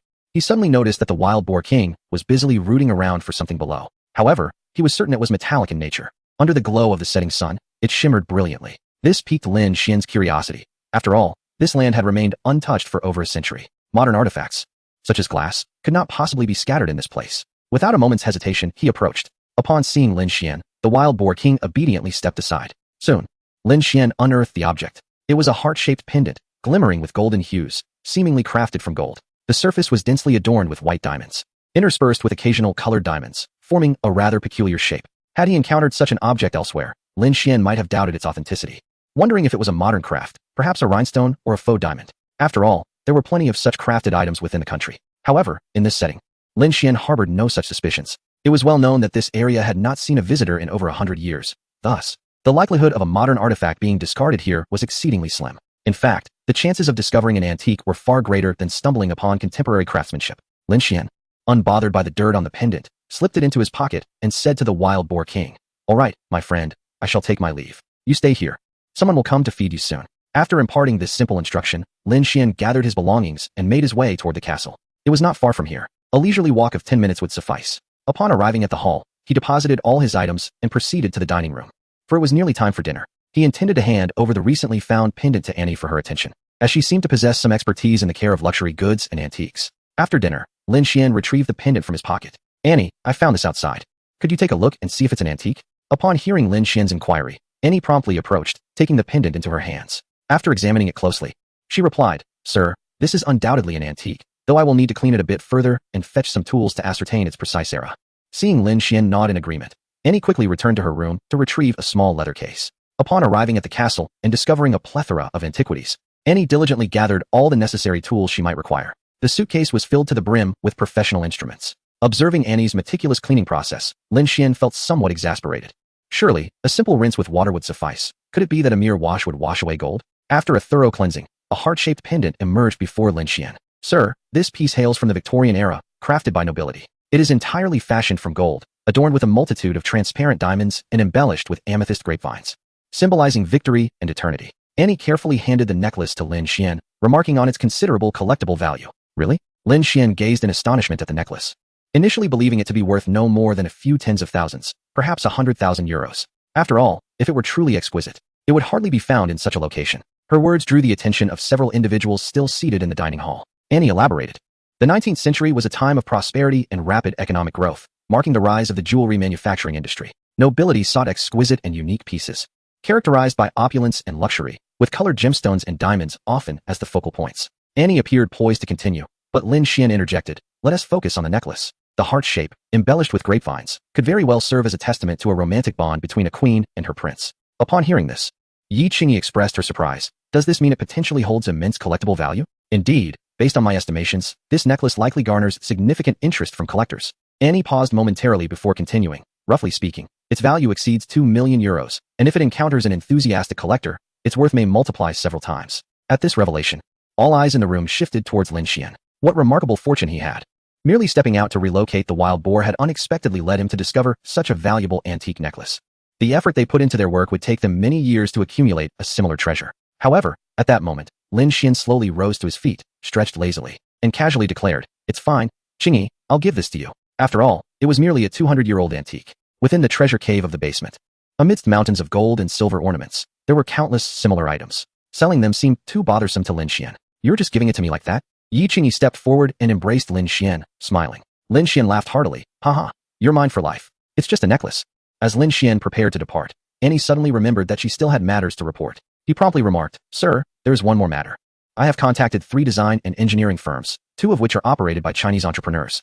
They will arrive at the territory tomorrow morning to assess the situation before providing their specific designs. Oh, you may handle this as you see fit. Just present me with their design plans, and if they seem suitable, we shall commence the work without delay." Lin Shien nodded in agreement. "Rest assured, sir," Annie responded earnestly. This task marked the most significant undertaking since her arrival at the territory and was intrinsically linked to future development. Thus, she was determined to excel in her performance. After returning to his room, Lin Shien edited the footage captured during his taming of the wild boars into a video and uploaded it before retiring for the night. A few hours later, the videos began to stream normally. Unsurprisingly, his actions sparked yet another wave of fervent discussions. Missing person returns. Is this the prowess of a big shot? Taming such a large wild boar so effortlessly? How is it that these dozens of wild boars have become so obedient?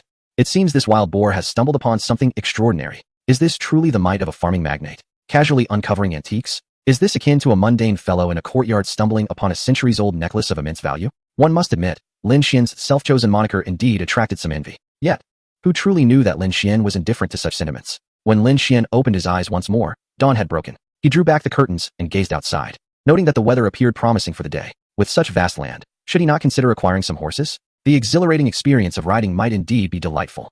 It was not merely a whimsical thought. After all, horse breeding is a standard practice on large farms. However, this matter was not urgent. To raise horses, it was not merely a matter of bringing them back. One must also employ skilled equestrians, particularly for high-quality breeds. Leaning on the balcony, inhaling the slightly humid air, Lin Shien felt an immense sense of contentment. After a quick freshening up, he made his way to the dining hall. He was gradually accustomed to this routine.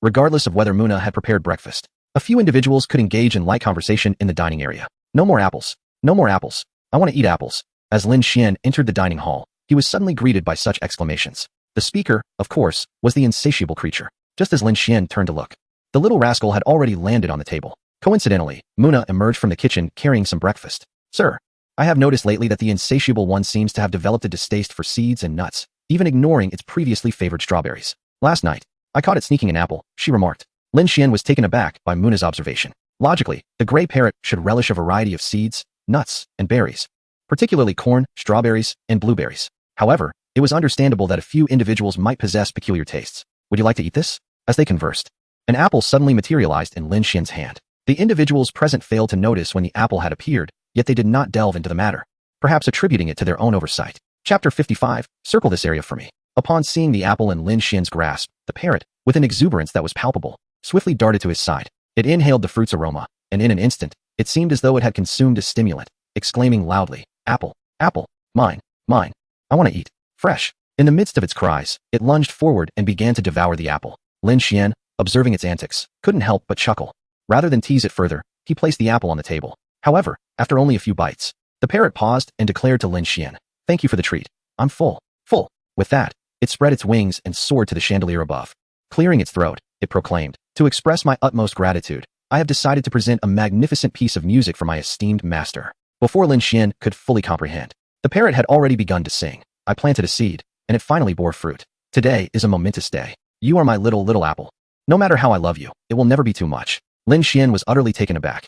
He had not anticipated that it would sing the catchy tune of Little Apple. The song itself was not unpleasant, but it had become rather ubiquitous and undeniably catchy. Weil and her companion might not have shared the same sentiment, Lin Shien and his fellow compatriots erupted into laughter upon hearing it. It must be said, the parrot displayed considerable musical talent, flawlessly mimicking two voices with remarkable precision. Were it not for his own eyes witnessing the performance, Lin Shien might have doubted whether someone had discovered the original song and sung it themselves. Haha, this parrot is quite talented, Lin Shien mused. It seemed likely that among the world's parrots, his was the only one with such capabilities. As the song concluded, the group spontaneously burst into applause. Few humans could achieve such a level of mimicry, let alone a parrot. Even the original artist might struggle to replicate it perfectly. The parrot was indeed becoming increasingly intelligent. Lin Shien jested, "If you keep this up, I might just appoint you as the second mascot." However, the words, though spoken lightly, sparked a glimmer of inspiration in Anne's eyes. She envisioned a promising idea. A singing and dancing parrot would undoubtedly be a captivating spectacle. "Sir, why don't we create some social media accounts for our parrot? With its current display of talent, it is bound to attract a substantial audience." And looked earnestly at Lin Shien and continued, "As long as we garner attention, the challenges of establishing our brand in the future will be significantly diminished." Upon hearing Anne's words, Lin Shien could not help but nod in agreement. Indeed, a parrot that could sing exceptionally well would certainly draw attention. Perhaps this feathered companion could contribute to their promotional efforts and help establish their brand. "Well, we can discuss this matter later when there is time. Or perhaps you could hire a few individuals specifically tasked with this area," Lin Shien instructed Annie. "However, the primary focus for today remains the establishment of the employee dormitory and pigsty. Promoting our territory and building our brand are not urgent matters. We shall address those once we have sufficiently superior products. Nevertheless, the employee dormitory and pigsty are of utmost importance and must be resolved promptly to facilitate the next steps." In the morning, several design firms arrived as scheduled. Yet, Lin Shien chose not to meet with them. Annie's engagement with them sufficed. He had confidence that Annie would manage everything flawlessly. Time passed, and 3 days had swiftly elapsed. During this period, Lin Shien indulged himself in the pleasures of his territory, which undeniably held numerous intriguing aspects. On this particular morning, Annie sat beside Lin Shien, updating him on the progress of the work. "The first phase of the project is complete. I have identified 2 design proposals that I find quite reasonable. Please confirm so we can commence construction." As she spoke, Annie placed a laptop in front of Lin Shien. First, regarding the multifunctional area at the entrance of the farm. This might evolve into a mixed-use residential and commercial complex. Once completed, it will resemble a small town, albeit one inhabited solely by the farmers, workers, or consumers procuring ingredients. The shops and auction houses will primarily sell the produce and souvenirs generated within the territory. However, the objectives for the first phase are distinctly clear: to establish the necessary employee dormitories, dining halls, and other conventional buildings. Once the living quarters are completed, we can significantly increase our workforce and enter a phase of substantial development. Lin Shien, adhering to a boutique approach, did not intend to employ large-scale mechanical production tools. Thus, every action necessitated substantial manpower. Simultaneously, the construction of the pigsty and the habitats for cattle and sheep was underway, designed according to Mi Zedong's innovative concepts. Due to Mi Zedong's unique ideas, only the pigsty had been fully designed thus far. Nevertheless, this was already commendable. It was essential to arrange for the wild boars promptly.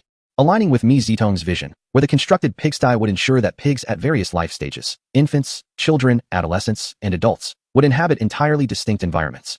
Each tier of the pigsty would boast its own yard, allowing for exuberant outdoor play during fair weather. In the future, in addition to high-quality food, activities such as medicinal baths and full-body massages may be offered, guaranteeing that every pig would yield meat of exceptional quality. Should other farmers learn of Lin Shien's plans for raising meat pigs in such a manner, they would likely deem him insane. Even the architects they had hired harbored similar sentiments, considering that such an approach would multiply costs exponentially and appear, at first glance, to lack significance. However, when the client presented such a request, he naturally endeavored to fulfill it to the best of his abilities. Little did they dream that, years later, the finest pork in the world would emerge from such an environment. Even the renowned Iberian black pig, celebrated for its exquisite meat, pales in comparison. Every piece of meat produced here will be a coveted delicacy for countless affluent elites, and even wealth may not guarantee access. Very well. Let us proceed with the first phase of the project. Additionally, please ensure that the workers enclose this forest with iron fencing in the shortest time possible. After reviewing the designs, Lin Shien found one proposal particularly appealing and decisively approved it. Chapter 56. News from the Christie's auction house. The area Lin Shien designated was relatively modest, primarily intended for the cultivation of white truffles. Within this territory, access to outsiders would be nearly impossible, limited at most to future laborers and farmers. However, vigilance against various wild animals was still necessary, particularly against wild boars. The scarcity of black and white truffles can be attributed to numerous subjective factors, such as environment and climate. Nevertheless, the presence of wild animals plays a significant role as well. Perhaps due to their unique aroma, these truffles are favored by sensitive foraging animals like wild boars. The iron fencing would effectively mitigate this concern. Lin Shien promptly conveyed all his requirements to Annie, as she would be responsible for overseeing the task. The installation of iron fencing posed no difficulty, and given the limited scope, any construction company could complete it swiftly. There would be no issues. And once the preliminary preparations for the white truffles were completed, they could officially commence. At that moment, Lin Shien received a call from Daniel, the head of the Christie's auction office in Beijing. Originally, there was still some time until Christie's spring auction. However, due to the stir caused by Lin Shien's intention to auction the ethereal long-haired coin, a more substantial auction was planned for Christmas Eve. Lin Shien's several items would be featured in this upcoming auction. He had never anticipated that a mere ancient coin he had casually picked up would generate such a sensation. The ethereal long-haired coin was, in fact, the first 1-meter coin minted in the history of the United States. Due to its tumultuous journey to production, only 758 coins were minted, while the remaining 242 had to be remelted. Coupled with various other factors, only about 120 to 130 coins remain, and among them, merely a handful are in pristine condition. The announcement of its auction instantly created a tremendous buzz within the numismatic community. This would be only the second time in nearly a century that such an ancient coin would be auctioned. After a thorough discussion among the senior management at Christie's, it was decided to hold a large auction a day before Christmas Eve, and naturally, Lin Shien was invited to attend. After a brief exchange, Lin Shien ended the call with Daniel. The location of the auction is not particularly far from here, so Lin Shien naturally intends to pay a visit. Moreover, it involves the auction of his own possessions, which seems likely to yield a substantial sum. Nevertheless, Lin Shien does not dwell on it for too long and returns to his own tasks. However, before he could make any significant progress, he receives another phone call. To his surprise, it is from the courier, informing him that the raw materials for white truffle cultivation, procured from Italy, have arrived. This news instantly lifts Lin Shien's spirits. Approximately 20 minutes later, Lin Shien finds himself in the basement, within his biochemical laboratory. As he gazes at the experiment table, he sees that all the necessary materials have been meticulously prepared, prompting a slight smile to grace his lips. Initially, he had intended to undertake the task himself. However, on his way back, he considered that Mi Zitong has had access to his technical documents for several days now, so it might be prudent to let her take the lead this time. After all, he has prepared around 10 sets of materials. Even if a few were to be wasted under Mi Zitong's handling, it would not be a significant issue. Ultimately, as long as one succeeds, the bioculture chamber would yield dozens, if not hundreds, of additional materials within a day or two. Allowing her to engage directly while he observes could also be beneficial for future endeavors. With this thought in mind, Lin Shien swiftly activated all the machines, ensuring everything was in order. Nodding in satisfaction, he retrieved his phone and dialed Mi Zitong's number. Given that the castle spans over 12,000 square meters, even remaining within its confines makes locating someone quite cumbersome. Thus, a direct phone call is far more convenient. However, Lin Shien is not particularly fond of relying on phone conversations to reach others, so he resolves to consider alternative methods in the future that would be both efficient and comfortable. Hello, boss, what can I do for you? Mi Zitong promptly answered his call. Lin Shien replied directly, I am on the basement's first floor, in the room at the end of the right corridor. Please come here. I have something for you to do. With that, he ended the call. Although their acquaintance is still relatively new, Mi Zitong has placed great trust in Lin Shien as her employer and has no doubts about his intentions. After saving her files on the computer, she made her way to the basement. Approximately 10 minutes after Lin Shien hung up, a sudden scream echoed from outside. Could it be her first time? Lin Shien couldn't help but scoff. Zitong really should know better. Having lived in the castle for so long, how could she not understand what the basement entails? After all, it's just a series of cells. What could possibly be frightening? Despite his verbal jabs, He moved swiftly toward the source of the sound. He had pressing tasks to attend to, and if she were genuinely frightened, it would not bode well. Without needing to pinpoint the sound, he surmised that she was either on the staircase or had already retreated to the first floor in fright. As he approached, he found Mi Zitong slumped on the staircase. From afar, her pale complexion and the sheen of perspiration on her forehead were evident. Clearly, the girl had been quite frightened. Upon seeing Lin Shien approach, Mi Zitong stammered. "Boss, why? Why does our castle have such terrifying places?" In an instant, her mind was flooded with memories of the horror films she had previously watched. She even began to speculate whether Lin Shien intended to summon her for some unspeakably dreadful purpose to satisfy his peculiar proclivities. Could it be that you wish to? If Lin Shien were to grasp her thoughts, he might very well spit blood in disbelief. How could she connect a mere glimpse of a few cages to such outrageous notions? Observing her expression, Lin Shien felt exasperated and replied, "What is the big deal? This castle is centuries old. Having dungeons is entirely normal, merely untouched by renovation. Now let us move on. We have a lot to accomplish today." Upon hearing Lin Xian's words and noticing the diminishing distance between them, Mi Zitong finally relaxed. "All right, get up quickly. The materials for cultivating the white truffle mycelium are all prepared. We just need you to get started." As he spoke, Lin Shien extended his hand to help her up. However, Mi Zitong's long, supple legs still trembled slightly. During their walk to the laboratory, she unconsciously leaned closely to Lin Shien, seemingly still apprehensive. Yet, upon entering the lab and catching sight of the white truffle materials and various equipment, all her negative emotions evaporated instantly. Chapter 57. Pigs particularly adore this. Seeing Mi Zitong's excitement, Lin Shien chuckled. "All right, change your clothes and prepare to get to work. I'll watch you." She was taken aback that Lin Shien entrusted her with this first task. After all, he had provided her with all the technical data. Clearly, his hands-on approach would yield far superior results. This realization left her feeling somewhat flattered yet surprised. Nevertheless, it was indeed a positive development for her to be given the opportunity to act directly. Noticing her prolonged silence, Lin Shien inquired, "What's wrong? Are you lacking confidence?" "No, I have previously cultivated dozens of different mycelia, so I am confident," Mi Zitong asserted, though inwardly, she harbored a hint of concern. This was white truffle mycelium, a challenge leagues beyond what she had previously dealt with, a difficulty magnified by dozens, if not hundreds, of times. However, after perusing the technical proposal, she felt a burning desire to begin, and with the opportunity laid before her, she did not hesitate. Swiftly donning a cleanroom suit and setting up the sterile workstation, she commenced her endeavor. Only in such a dust-free, sterile environment could the mycelium cultivate successfully to its fullest potential. Having used this equipment to some extent before, she felt quite adept. In the blink of an eye, over 10 minutes passed. Mi Zitong peered through the microscope at an exceedingly minute specimen, nodding in satisfaction before placing it into a vessel. Sealing the container and placing it into the biochemical incubator, every parameter, temperature, nitrogen source, carbon source, and pH, must be impeccably precise. Otherwise, successful cultivation may be thwarted. Lin Shien observed her performance, a subtle smile gracing his lips. Indeed, there were no flaws in the procedure. "We have prepared ample materials. So please prepare 5 more batches for reserve." He was confident that he could achieve perfection surpassing that of Mi Zitong. Yet he had no intention of undertaking the task himself. After all, with staff available, why should he toil? Furthermore, he harbored a strong aversion to the sensation of wearing a dust-proof suit. Thus he resolved to delegate the entire endeavor to Mi Zitong. "All right, boss, you can rest assured." Having completed the task once, Mi Zitong brimmed with confidence, stating, "You may attend to other matters." "Are you certain?" Lin Shien chuckled. Mi Zitong decisively nodded. Lin Shien's smile widened as he remarked, "Then I shall take my leave. However, are you sure you're brave enough to return? I recall someone was so weak-kneed earlier that they could hardly walk." When they had come over, Mi Zitong had nearly clung to him, and Lin Shien could distinctly sense her body trembling slightly along the way. It was only upon entering the laboratory that she regained her composure. Upon hearing Lin Xian's words, Mi Zitong shivered, as if electrified. Fortunately, they had not yet prepared for the second round of production. Otherwise, her earlier anxiety might have rendered their efforts futile. Lin Shien found her reaction quite amusing, but it was imperative to return to serious matters now. "All right, I won't tease you any longer. Please proceed swiftly, and we shall go up together once it is complete." Even now, Lin Shien could not comprehend the overwhelming reaction elicited by a few seemingly eerie rooms. Nevertheless, it was inconsequential, a trivial matter. The subsequent attempts would naturally be executed with greater proficiency. In no time at all, everything was accomplished. They would now need to wait for a while in the biochemical incubator until the culture reached a sufficient stage to proceed to the next step. Once they confirmed that all was in order, they prepared to leave. Unconsciously, Mi Zitong had linked her arm with Lin Xien's. Despite it not being their first encounter, she still found it unnerving. Lin Shien, however, was entirely focused on the white truffle and did not seem to notice. By some strange coincidence, this gesture remained unchanged. Now that the initial step was deemed complete, the next task would be to wait for the mycelium to grow before creating a mycelium block. Hearing Lin Xien's words, Mi Zitong nodded. Her thoughts appeared to be on the white truffle, seemingly oblivious to their physical proximity. She softly stated, "This afternoon, I will go collect some pine roots."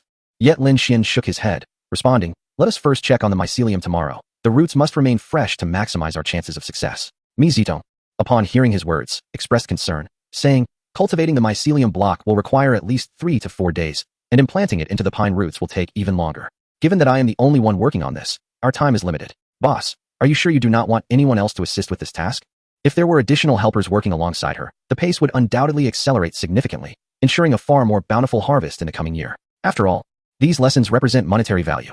However, Lin Shien shook his head and remarked, there is no need. I have calculated that with diligent effort during this period, next year's yield will exceed 1 ton, and during the peak production years, it could casually reach 3 to 5 tons. This quantity represents the optimal state. Upon hearing Lin Xien's words, Mi Zitong was momentarily taken aback, puzzled by his assertion. Yet, this was understandable, as her innate talent for business appeared to be almost non-existent. As the saying goes, rarity enhances value. Although white truffles possess superior quality compared to black truffles, this alone does not justify the exorbitant price.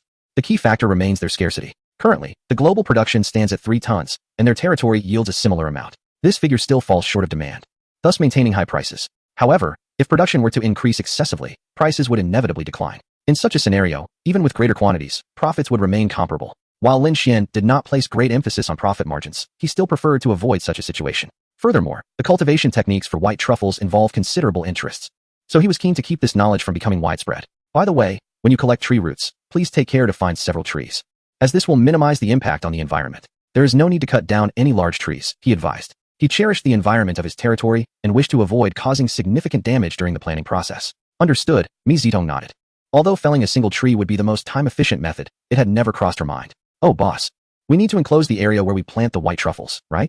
Otherwise, if something were to consume them, our efforts would be in vain. Mi Zitong suddenly recalled that truffles possess a unique aroma. In the Yun province of Tang country, black truffles were once referred to as pig-rooting grass due to their appeal to pigs. It was rumored that Italians employed trained pigs to gather white truffles, indicating that many animals with keen senses would be drawn to them. Lin Shien chuckled. I had already anticipated that. In a few days, the construction company will assist us in enclosing the area. Yes, Mi Zitong began, but her voice abruptly trailed off as she noticed Yi Qingyi ahead, and she was still holding onto Lin Xien's arm. Chapter 58. The adorably greedy bear. Observing Yi Qingyi's expression, Mi Zitong quickly recovered from her brief astonishment and exclaimed, this is a misunderstanding. I was just scared. Before she could finish her sentence, Yi Qingyi had approached Lin Shien, affectionately linking her arm with his. Gently, she said, it's all right, no need for explanations. Let's hurry and grab a bite to eat. Upon hearing Yi Qingyi's words, Lin Shien found himself at a loss for words. But he was too indifferent to clarify. Sometimes, explanations serve merely as a facade, potentially solidifying the very rumors one seeks to dispel. Upon arriving at the dining hall, Lin Shien discovered that everyone had already gathered. Without further ado, I remarked, you have resided here for a while now. You must have a general understanding of the castle, particularly concerning the cages in the basement. Surely, only the children remain unaware of them? Upon hearing my words, Yi Qingyi paused momentarily, as if she comprehended the situation that had just unfolded. She, too, was startled when she first beheld the basement's condition. However, at that moment, I realized that among the group, only Yi Qingyi had ventured into the basement, while the others had yet to experience it. This revelation left me somewhat speechless. After our meal, I resolved to continue training the 2 little ones. In the castle's grand hall, there was a quaint nook resembling a sofa cushion and blanket combined. Recently, Xiongda had taken to lounging there for an extended period. Given that bears naturally hibernate, and considering his current lack of worries regarding sustenance, it was unsurprising that he had gained a considerable amount of weight in just a few days. I dragged him out, yet he remained oblivious. It appears that today, training this fellow will be quite the challenge. Yi Qingyi chuckled, covering her mouth in amusement. Not necessarily, I replied, already anticipating his antics. I raised a small bottle containing a light yellow liquid and waved it swiftly. Instantly, Xiongda sat up. In terms of olfactory senses, a brown bear is indeed unparalleled. Upon catching sight of the bottle in my hand, he began to act adorably, staring at me with a foolish expression. With a foodie nature like his, how could I fail to rouse him with honey? I grinned as I offered him the small bottle. Clumsily, Xiongda grasped a spoon and eagerly scooped the honey into his mouth, licking it clean with fervor. Observing him devour the treat, I casually remarked, why do I feel like you are acting rather strangely today? During our meal, I distinctly sensed that Yi Qingyi seemed somewhat preoccupied. What feels off? She inquired softly. I scratched my head, unable to pinpoint what was amiss, and simply replied, I don't know. It just feels somewhat different. Simpleton, Yi Qingyi teased. I merely wanted to see who within the castle might suit you as a little consort. What do you think of Muna? Exotic charm, utterly obedient? At her words, I couldn't help but chuckle, feeling somewhat helpless as I responded. What are you thinking? My feelings toward them are purely professional, just a boss and his employees. And in the future? She began, but her words were cut short as I silenced her. After a prolonged moment, we finally parted. By this time, Xiongda had finished the small jar, approximately a pound of honey, and was staring blankly at me, his features all scrunched together. His little nose twitched as if he were in sheer bliss. It is a rare occurrence for animals to display expressions, and for a bear, even when they do, most captured images convey anger. Upon witnessing the sight before him, Lin Shien could not help but chuckle. This creature indeed seemed to possess the potential of a mascot. Fortunately, prior to each training session with this fellow, Lin Shien had developed the habit of preparing a camera, intending to document a daily routine of training a brown bear. However, this creature appeared somewhat insatiable, staring blankly at Lin Shien, awaiting the next feeding. Observing the bear's expression, Yi Qingyi's attention was also drawn in, her previously rosy demeanor gradually fading. The thoughts that had occupied her mind were swiftly cast aside. Earlier, she had not been entirely jesting. It is a common observation that an accomplished man often attracts numerous women. This could be deemed a law of sorts, or perhaps a piece of information inscribed in our very genes. Yet, some individuals possess the capacity to extinguish such notions through their intellect. Coming from a relatively affluent background, she had encountered such matters far too frequently. She believed she could accept Lin Shien having other women, provided that those women earned her approval. This, she thought, was essential for maintaining harmony within a household. Nonetheless, those considerations had long since been cast into the ether. The bear's current expression was simply too endearing. Lin Shien found himself unable to resist giving the creature a gentle pat on its furry, hefty head. It was time to prepare for training. Why was it so clever during meal times, yet so dim-witted at other moments? Achieving a level of training that satisfied Lin Shien was no simple endeavor. Yet it was imperative to make it more obedient swiftly. Brown bears exhibit many habits that Lin Shien deemed rather undesirable. For instance, they often demonstrate their strength by uprooting large trees. In no time, the territory would be marked by significant trees, fruit trees, ornamental trees, and the like, all of which could be jeopardized by this creature's antics. A day's time passed by like a fleeting moment, and before long, it was the following morning. Lin Shien, just awakened, was enjoying the breeze on the balcony when suddenly, a knock at the door interrupted the tranquility. Boss, the mycelium seems to be taking shape. It should be ready. Would you like to come and see? Lin Shien was momentarily taken aback by Mi Zitong's words. He had not expected her to venture down to the underground facility so early. Did she not fear the confines below? However, Lin Shien did not dwell on this thought, as she likely had someone accompanying her. He quickly opened the bedroom door and smiled, saying, "Let us go to the basement together. If the mycelium has indeed formed, we can begin cultivating the mushroom blocks this morning." The cultivation of white truffles involves 3 primary steps. 1. Utilizing mature, white truffle mycelium to enable its growth and reproduction under specific conditions. 2. Cultivating mushroom blocks by placing the mycelium on active tree roots. 3. Transplanting the mushroom blocks onto the pine roots within the forest. After that, one simply awaits the harvest. Upon hearing Lin Xian's words, Mi Zitong nodded vigorously and followed suit. Chapter 59. The unpalatable fire. As Lin Shien walked, he remarked, "The optimal planting time is approximately 40 days away, and the cultivation of the mycelium will take about 5 days. After that, you will be quite busy." Mi Zitong nodded gently and replied, "Yes, indeed. With 35 days at our disposal, we can certainly achieve an output of over 1 ton for the coming year." Pausing for a moment, she continued, "However, boss, have you truly considered diversifying our crops?" In her view, cultivating these products equated to monetary gain. A kilogram fetches a staggering 350,000 euros. With assistance, producing a few hundred kilograms more would translate to millions of euros. With such wealth, she could realize her ambitious plans, fully aware that bringing her ideas to fruition requires significant financial investment. Without a moment's hesitation, Lin Shien stated, concerning the white truffles, "I advise you to adhere strictly to my directives. It is merely a laborious endeavor for you. What profit could be gained from increasing production? Once we satisfy the current market demand, prices will inevitably plummet. It is far better to maintain the status quo. Moreover, should the quantity increase, its esteemed status would surely be compromised." The primary motivation behind Lin Xien's engagement with white truffles was to establish a reputable name. As for funding the development of the territory, he had no concerns. At present, he lacked nothing but money. By the way, have you contemplated the crops for the territory's farm? Lin Shien suddenly recalled this matter. Previously, they had only sketched a rough outline, yet the finer details remained severely lacking. Though they were currently situated in Bavaria during the coldest season of the year, there were still certain plants that should be sown. If they delayed any longer, they would have to wait until the following year. Mi Zitong nodded softly, saying, "I believe we should divide the plains into several sections, with 50 allocated for agricultural use, 30 for fodder crops, and the remaining portion for flexible applications. As for orchards and vineyards, a portion will be within the agricultural land, while another will be situated in the river valley and on hillsides, primarily depending on the crops themselves." Mi Zitong had already begun planning the layout of the plains a few days ago. Although not yet finalized, she had made considerable progress. "Isn't the forage in the hilly areas sufficient? Why encroach upon the plains?" Lin Shien inquired, somewhat perplexed. While the hilly regions were indeed adequately supplied, certain specialized fodder crops were more conveniently cultivated in the plains, as the terrain was more suitable for the operation of large harvesting machinery. Upon hearing this, Lin Shien nodded in understanding and chose not to delve further into the discussion. After all, Mi Zitong was undoubtedly proficient in this area. Her expertise was evident. In Lin Xien's eyes, she was a reliable and devoted asset. "What agricultural crops do you intend to plant?" "Vegetables, grains, focusing on rye, barley, and potatoes, along with an abundance of vegetables such as hops and rapeseed." Lin Xien's gaze shifted thoughtfully. "Do you think it necessary for us to establish some greenhouses?" he inquired. Regardless of the type of greenhouse, its paramount function is undoubtedly to facilitate off-season cultivation. By harnessing technological advancements to regulate temperature and climate, crops can mature in any season. However, this concept presents both advantages and disadvantages. The question of whether to construct greenhouses in our territory warrants careful consideration. Mi Zitong, well aware of these complexities, began to ponder Lin Xien's proposition. I lean towards the construction of greenhouses. I aspire for our farm to achieve true self-sufficiency in the future.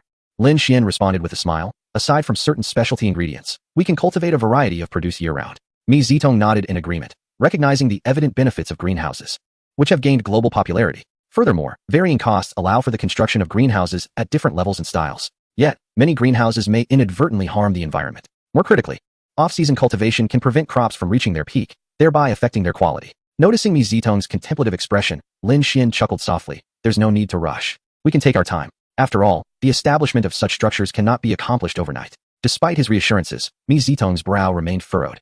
This girl has a tendency to be rather stubborn. As they approached the basement, Lin Xien's lips curled into a teasing smile. Haha, we're almost at the basement. Do try not to get scared again. Upon hearing this, she immediately reacted, a blush creeping onto her cheeks. I'm not scared. I've already been down here once, she retorted, though she instinctively moved closer to Lin Shien. Earlier, she had rushed down with her eyes closed. Seeing her reaction, Lin Shien chose not to press the matter further. Focusing on other concerns could potentially delay their progress. Maintaining their current state of mind was essential. Soon, they arrived at the laboratory. Please extract the mycelium. I need to assess the situation. Mere observation will not suffice. A microscope is essential for confirmation. Once verified, Lin Shien instructed, after we finish our meal, you can begin preparing the pine wood. Remember to leave some mycelium behind when creating the mycelium blocks. Do not use it all up. Yes, rest assured, I won't make such a basic error, she replied confidently. Observing her actions, Lin Shien began estimating the workload.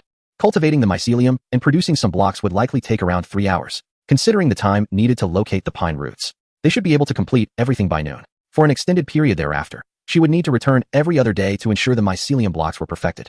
In addition to various other tasks, this young lady is likely to be quite busy for a while. Once they confirmed that everything was in order, the two made their way to the dining hall. At this hour, it is presumed that Muna has already prepared breakfast. As soon as they arrived, Yi Qingyi excitedly rushed over, exclaiming with a smile, Shien, do you know? Wu Haosher has become an overnight sensation. In the future, this fellow could very well serve as the spokesperson for our farm. Upon hearing this, Lin Shien was momentarily taken aback. What had Bu Haosher done? However, he quickly deduced the situation. Has Bu Haosher's singing video been uploaded online? Lin Shien inquired with a smile. Yi Qingyi nodded and replied, yes. I recorded a short video and posted it on my Weibo. I never imagined it would go viral overnight. Though Yi Qingyi understood that given Bu Haosher's talent, attracting attention was quite natural, she was utterly astonished by the rapidity of its success. Upon waking up in the morning, she was left speechless by the sheer number of interactions on Weibo. The shares had reached the millions, the comments were overflowing, and her followers had surged by hundreds of thousands, indicating that this was merely the beginning. The trending topic had left many celebrities who purchased their spot in the limelight bewildered. I spent money, but this bird, which cost nothing, is outshining me. In the video, Bu Haosher switched between 3 songs of entirely different styles, featuring both male and female vocals. Perhaps it was this versatility that astonished the audience. There are very few humans in the world capable of such feats, let alone a bird. Lin Shien gazed at Yi Qingyi's phone and remarked with a smile. I didn't expect this little fellow to be so talented. With Bu Haosher's assistance, Lin Xien's task of promoting their territory seemed to have become significantly easier. His gaze shifted downwards to the comments. After singing 3 songs, he found no errors and no signs of cheating. This parrot was remarkable. The reactions exploded. I'm stunned. Has this parrot evolved? Although it's somewhat unappealing, its vocal prowess is extraordinary. I never paid attention to this bird before, but now, after watching the video, I'm impressed. My mother asked why I was kneeling to watch the live stream. Now she is kneeling beside me. I want to ask the blogger, is this bird for sale? Just name a price. Moments later, Lin Shien began to grasp the magnitude of Bu Haosher's impact on the entertainment industry. With various celebrities and influencers already sharing the video, many were inquiring whether there was any willingness to sell Bu Haosher, including a prominent wealthy individual from the capital. Principal Wang, Qingyi, please reach out and see if we can get this fellow a dedicated account, making it clear it belongs to me. Lin Shien chuckled. If that's not feasible, we can register it under our IDs. Generally, account registrations require real name verification. However, given Bu Haosher's uniqueness, these platforms would likely be more than willing to grant him special privileges. During the meal, Lin Shien suddenly recalled the previous topic and remarked with a smile, Zitong, you might consider discussing the greenhouse matters with Annie. Mi Zitong is an expert in agricultural production, while Annie possesses extensive experience in farm management. In Lin Xien's eyes, their combination represents the most competent partnership for agricultural development, capable of presenting ideas in the most optimal manner. Upon hearing this, Mi Zitong swiftly shared insights about the greenhouse and articulated the pros and cons she had considered, including Lin Xien's inclination towards establishing a greenhouse to supply food for the farm throughout the year. After listening to Mi Zitong, Annie nodded gently, already weighing the possibilities in her mind. Sir, I believe establishing a greenhouse on the farm is indeed essential. However, it is up to Miss Zitong to determine the specifics of the greenhouse to be built. After a moment of contemplation, Annie added, many greenhouses may potentially harm the farm's environment, and different types of greenhouses significantly impact crops. Following their discussion, Lin Shien instructed Ms. Zitong, you will be responsible for determining the type of greenhouse we will establish, but our primary focus should still remain on that particular matter. As the greenhouse can be addressed later, this particular matter naturally referred to the cultivation of white truffles. Once the optimal planting period is missed, one must wait until the following year. Rest assured, boss, I understand the urgency, Ms. Zitong replied with a smile. After the meal, Lin Shien glanced out the window at the weather and said cheerfully, I plan to take a look around the territory and also check on the progress of the project. Would you like to join me? At that moment, only Yi Qingyi remained in the dining room, as everyone else had busied themselves with their own affairs. Yi Qingyi responded with a smile, sure, I have nothing pressing to attend to. A company named Tanghan Engineering had already dispatched personnel to the territory to commence the first phase of the project. Thanks to Lin Xien's generous overtime pay, the company was even willing to work around the clock in 2 shifts.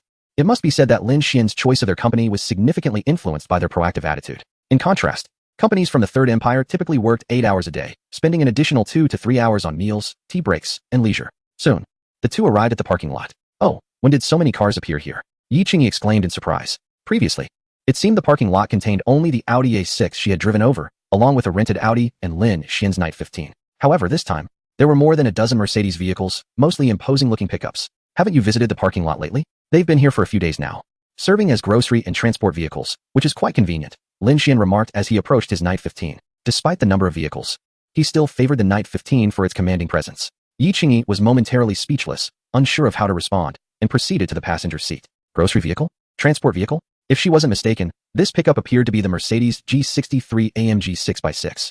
A vehicle produced in limited quantities of only 20 to 30 units each year, heralded as one of the world's premier pickups. Here, there were 10 of them, an entire half-year's production. Moreover, this vehicle boasted formidable specifications, excelling in both pickup and off-road capabilities. Yet somehow, in Lin Xien's hands, it had been relegated to a mere grocery getter or delivery truck. However, during this time, she had gradually grown accustomed to it. After all, she merely wished to reside in a room close to Lin Shien and was astonished to discover that even the mattress and bedding were worth hundreds of thousands. The entirety of the room's contents was valued at no less than several million, not to mention the Victorian-era necklace he had casually gifted her. Such instances were plentiful.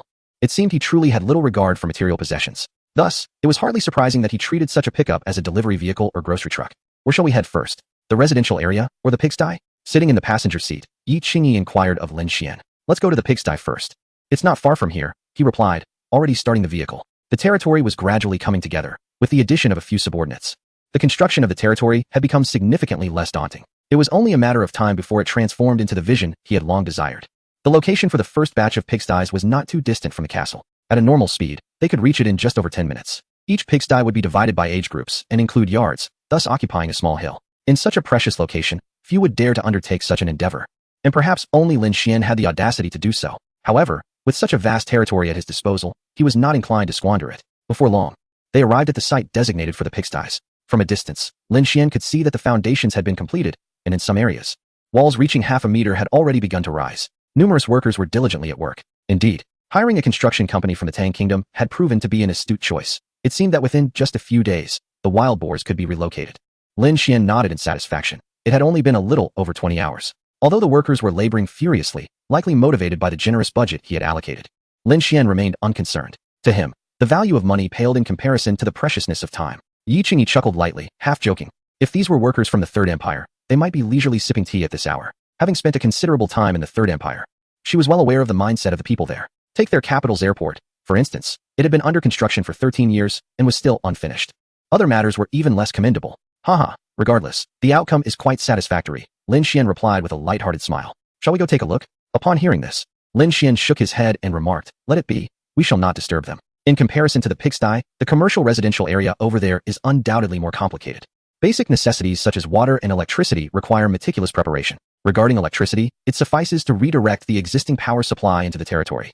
A task made relatively simple due to the proximity. However, the matter of water is more intricate, necessitating a pipeline that extends from here to the town. Currently, the castle is the sole establishment with running water, sourced from a small reservoir in the mountains. Whether connecting to the castle or extending into the town, the required pipeline will be extensive, and this is not merely a financial issue, but also a matter of time. Thus, Lin Shien instructed them to select a suitable lake nearby for water supply. This would significantly reduce the distance of the pipeline and save considerable time. Oh, this area seems more complex than the other. I did not expect the outcome to be so much better, Yi Qingyi exclaimed before they even arrived. Lin Shien smiled and replied, after all, this area is close to the road, allowing them to utilize larger machinery, with the assistance of modern equipment.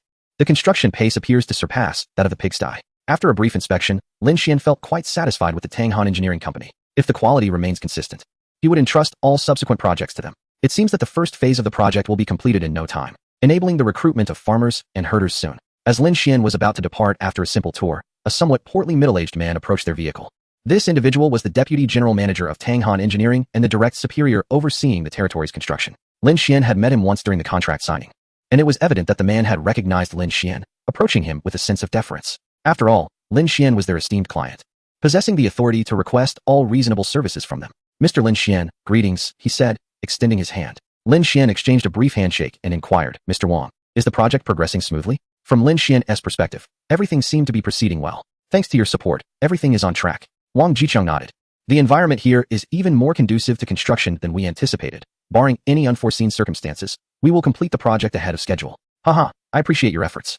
Mr. Wang, if this task is executed satisfactorily, I will entrust you with all subsequent assignments. Lin Shien chuckled, adding, I hope you will not disappoint me. After a brief exchange, the two made their way back to the castle. Not long after, Yi Qingyi suddenly pointed ahead and exclaimed, look, more sika deer.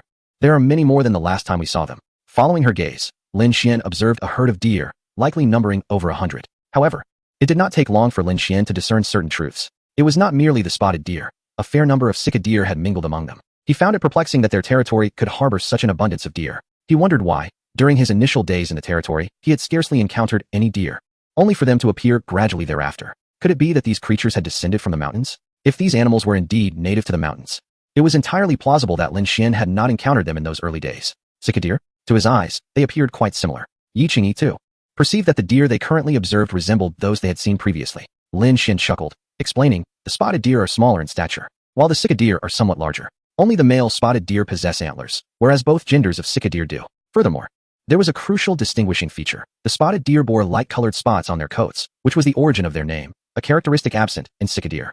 Listening to Lin Shien, Yi Qingyi began to observe closely and noticed that indeed, many of the deer lacked those distinctive spots. Although the value of sika deer did not match that of their spotted counterparts, Lin Shien did not place great importance on this, given that they were wild animals. After a considerable time, he pressed down on the accelerator, preparing to return. The sudden roar of the Night XV's engines startled the herd, sending many deer fleeing towards the Alps. As the herd scattered in panic, Lin Shien paid them no mind and continued driving towards the castle. Suddenly, with a loud crash, a spotted deer, in a frenzied bid for escape, collided directly with his vehicle, while other deer fled into the distance. This one, in a state of sheer panic, charged towards him. Is this deer out of its mind? Lin Shien remarked, somewhat exasperated. As he spoke, he exited the vehicle. Although the creature was not yet lifeless, it appeared gravely injured. In the Tang Empire, such a creature would be a protected species and thus not permissible for consumption. However, in the Third Empire, slaughtering it for meat was entirely acceptable. Qingyi, how about we have deer meat today? Lin Shien suggested. Yi Qingyi nodded, that sounds good. I have never eaten deer meat before. While many neighboring countries had begun to domesticate spotted deer, Yi Qingyi had never made a point to sample it. Moreover, she harbored none of those peculiar notions about not eating rabbits because they were too adorable. The spotted deer was not particularly large, weighing a little over 100 pounds, and Lin Shien effortlessly lifted it and tossed it into the trunk, which had been prepared for such an eventuality. In the vehicle, Yi Qingyi inquired, how do you plan to prepare this deer? Having never tasted deer meat, she was uncertain about the best way to cook it. Lin Shien pondered for a moment and suggested, what about a hot pot? He recalled that in ancient times, deer meat hot pot was a coveted delicacy reserved for royalty. The nutritional value of deer meat far surpassed that of beef, lamb, or pork, and it was beneficial for blood circulation and the nervous system. Moreover, it was considered a warming food, perfect for the chill of winter. Upon returning to the parking lot, the deer was retrieved. It was uncertain whether it had succumbed due to the bumpy journey or was already on the brink of death, but it lay lifeless. Unlike shrimp or crab, the deer, having just passed, was still suitable for consumption. Muna, bring me my knife, I called out from a distance, noticing her at the castle entrance. Too lazy to make the trek. Huh. Muna paused at the sound of my voice and turned her gaze towards me. The knife? Yes, my dagger. And bring a few large basins as well. When I purchased firearms, I had also acquired several daggers, which were now quite appropriate for the task at hand. Muna hastened to gather these items upon hearing my request. Are you planning to dissect the deer here? Asked Yi Qingyi. Yes. It is more convenient to handle larger animals outdoors. As we conversed, Muna returned with the supplies, seemingly accustomed to such bloody scenes, displaying little reaction. The act of killing a deer is rather straightforward, primarily hinging on overcoming the psychological barrier. First, a swift incision to the neck to let it bleed, followed by the removal of the head, hooves, and entrails, and finally, skinning and butchering the meat. Muna, prepare the basin and catch the blood for me, I instructed. Muna promptly approached, as the handling of any animal demands speed, precision, and decisiveness. With a sharp dagger, I severed the deer's neck, and immediately, the severed artery began to bleed, which Muna was tasked to catch. After all, clean deer blood is quite a valuable resource. Don't forget to add some salt and stir it, I reminded her. Without salt, the blood would coagulate quickly, rendering it unpalatable. The subsequent steps proceeded seamlessly. Yi Qingyi observed my actions with a degree of astonishment, perhaps finding it somewhat peculiar. After all, a young man of wealth who had mastered various skills was unexpectedly adept at such rough tasks as deer hunting. She was genuinely unaware of the extent of my abilities. Nevertheless, it must be said that I was captivating. Historically, most women have preferred to align themselves with the strong. As she learned more, she found me to be exceedingly perfect. Truly, I was the man she admired. Handsome, gentle, possessing a fine demeanor, strong, wealthy, and most importantly, exuding a masculine charm that instilled a sense of security within her. While I was preparing the venison, Muna prepared to discard the head and entrails. I quickly intervened. Why do you wish to keep these, sir? Muna asked, puzzled. For a specimen? It seems this deer lacks the majesty of a reindeer specimen. I could not help but roll my eyes. These parts are quite delicious. Muna was momentarily taken aback by my words. It suddenly occurred to her that many dishes in Tang cuisine were crafted from offal, a fact she had subconsciously avoided. Haha, Muna. Do you think Su is destined to become a man at the pinnacle of the food chain? Yi Qingyi jested, saying, in truth, we Tang people have quite the expertise when it comes to the culinary use of internal organs. It is not merely limited to that. Lin Shien, without pausing in his task, chuckled lightly and replied, in traditional Tang medicine, it is said that deer antlers, deer tendons, deer blood, deer heart, deer kidneys, and deer bones are all medicinal and serve as the finest ingredients for medicinal cuisine. Surprisingly, venison is the least valuable. The items Lin Shien mentioned possess significant medicinal properties and robust health benefits. Those very things that Mu Na wished to discard would likely fetch a high price among many Tang people. Unfortunately, transporting foreign meat back home poses considerable challenges. In no time, the entire sika deer had been expertly disassembled, yielding a remarkably flawless deer hide. Mu Na, please take this hide back, give it a simple wash, and I shall properly treat it with alum later this afternoon, Lin Shien remarked, admiring the exquisite sika deer skin. The alum curing method is the most traditional and perfected way to treat deer hide, refined by the Tang people over centuries. Yet, amidst this vast world, the most pressing concern is sustenance. All other matters take a back seat. After dismembering the various parts of the deer and transporting them back to the castle, Lin Shien began preparing the soup base. The process was quite simple. He simmered the deer leg bones over a high flame before adding an old hen. And once the broth became thick and opaque, he incorporated some ham. Due to the unavailability of Tang country ham, he utilized Iberian black pig ham, which would inevitably yield a slight difference in flavor, though it should not be overly pronounced. As Lin Shien busied himself with the broth, Yi Qingyi inquired with astonishment. Why are you adding bones, an old hen, and ham? I recall that even hot pot, without heavy seasoning, usually contains mushrooms or such. The flavor of venison is already exquisite on its own, requiring no additional embellishments, Lin Shien replied with a smile. The broth is the first step in unlocking the essence of venison hot pot, ideally.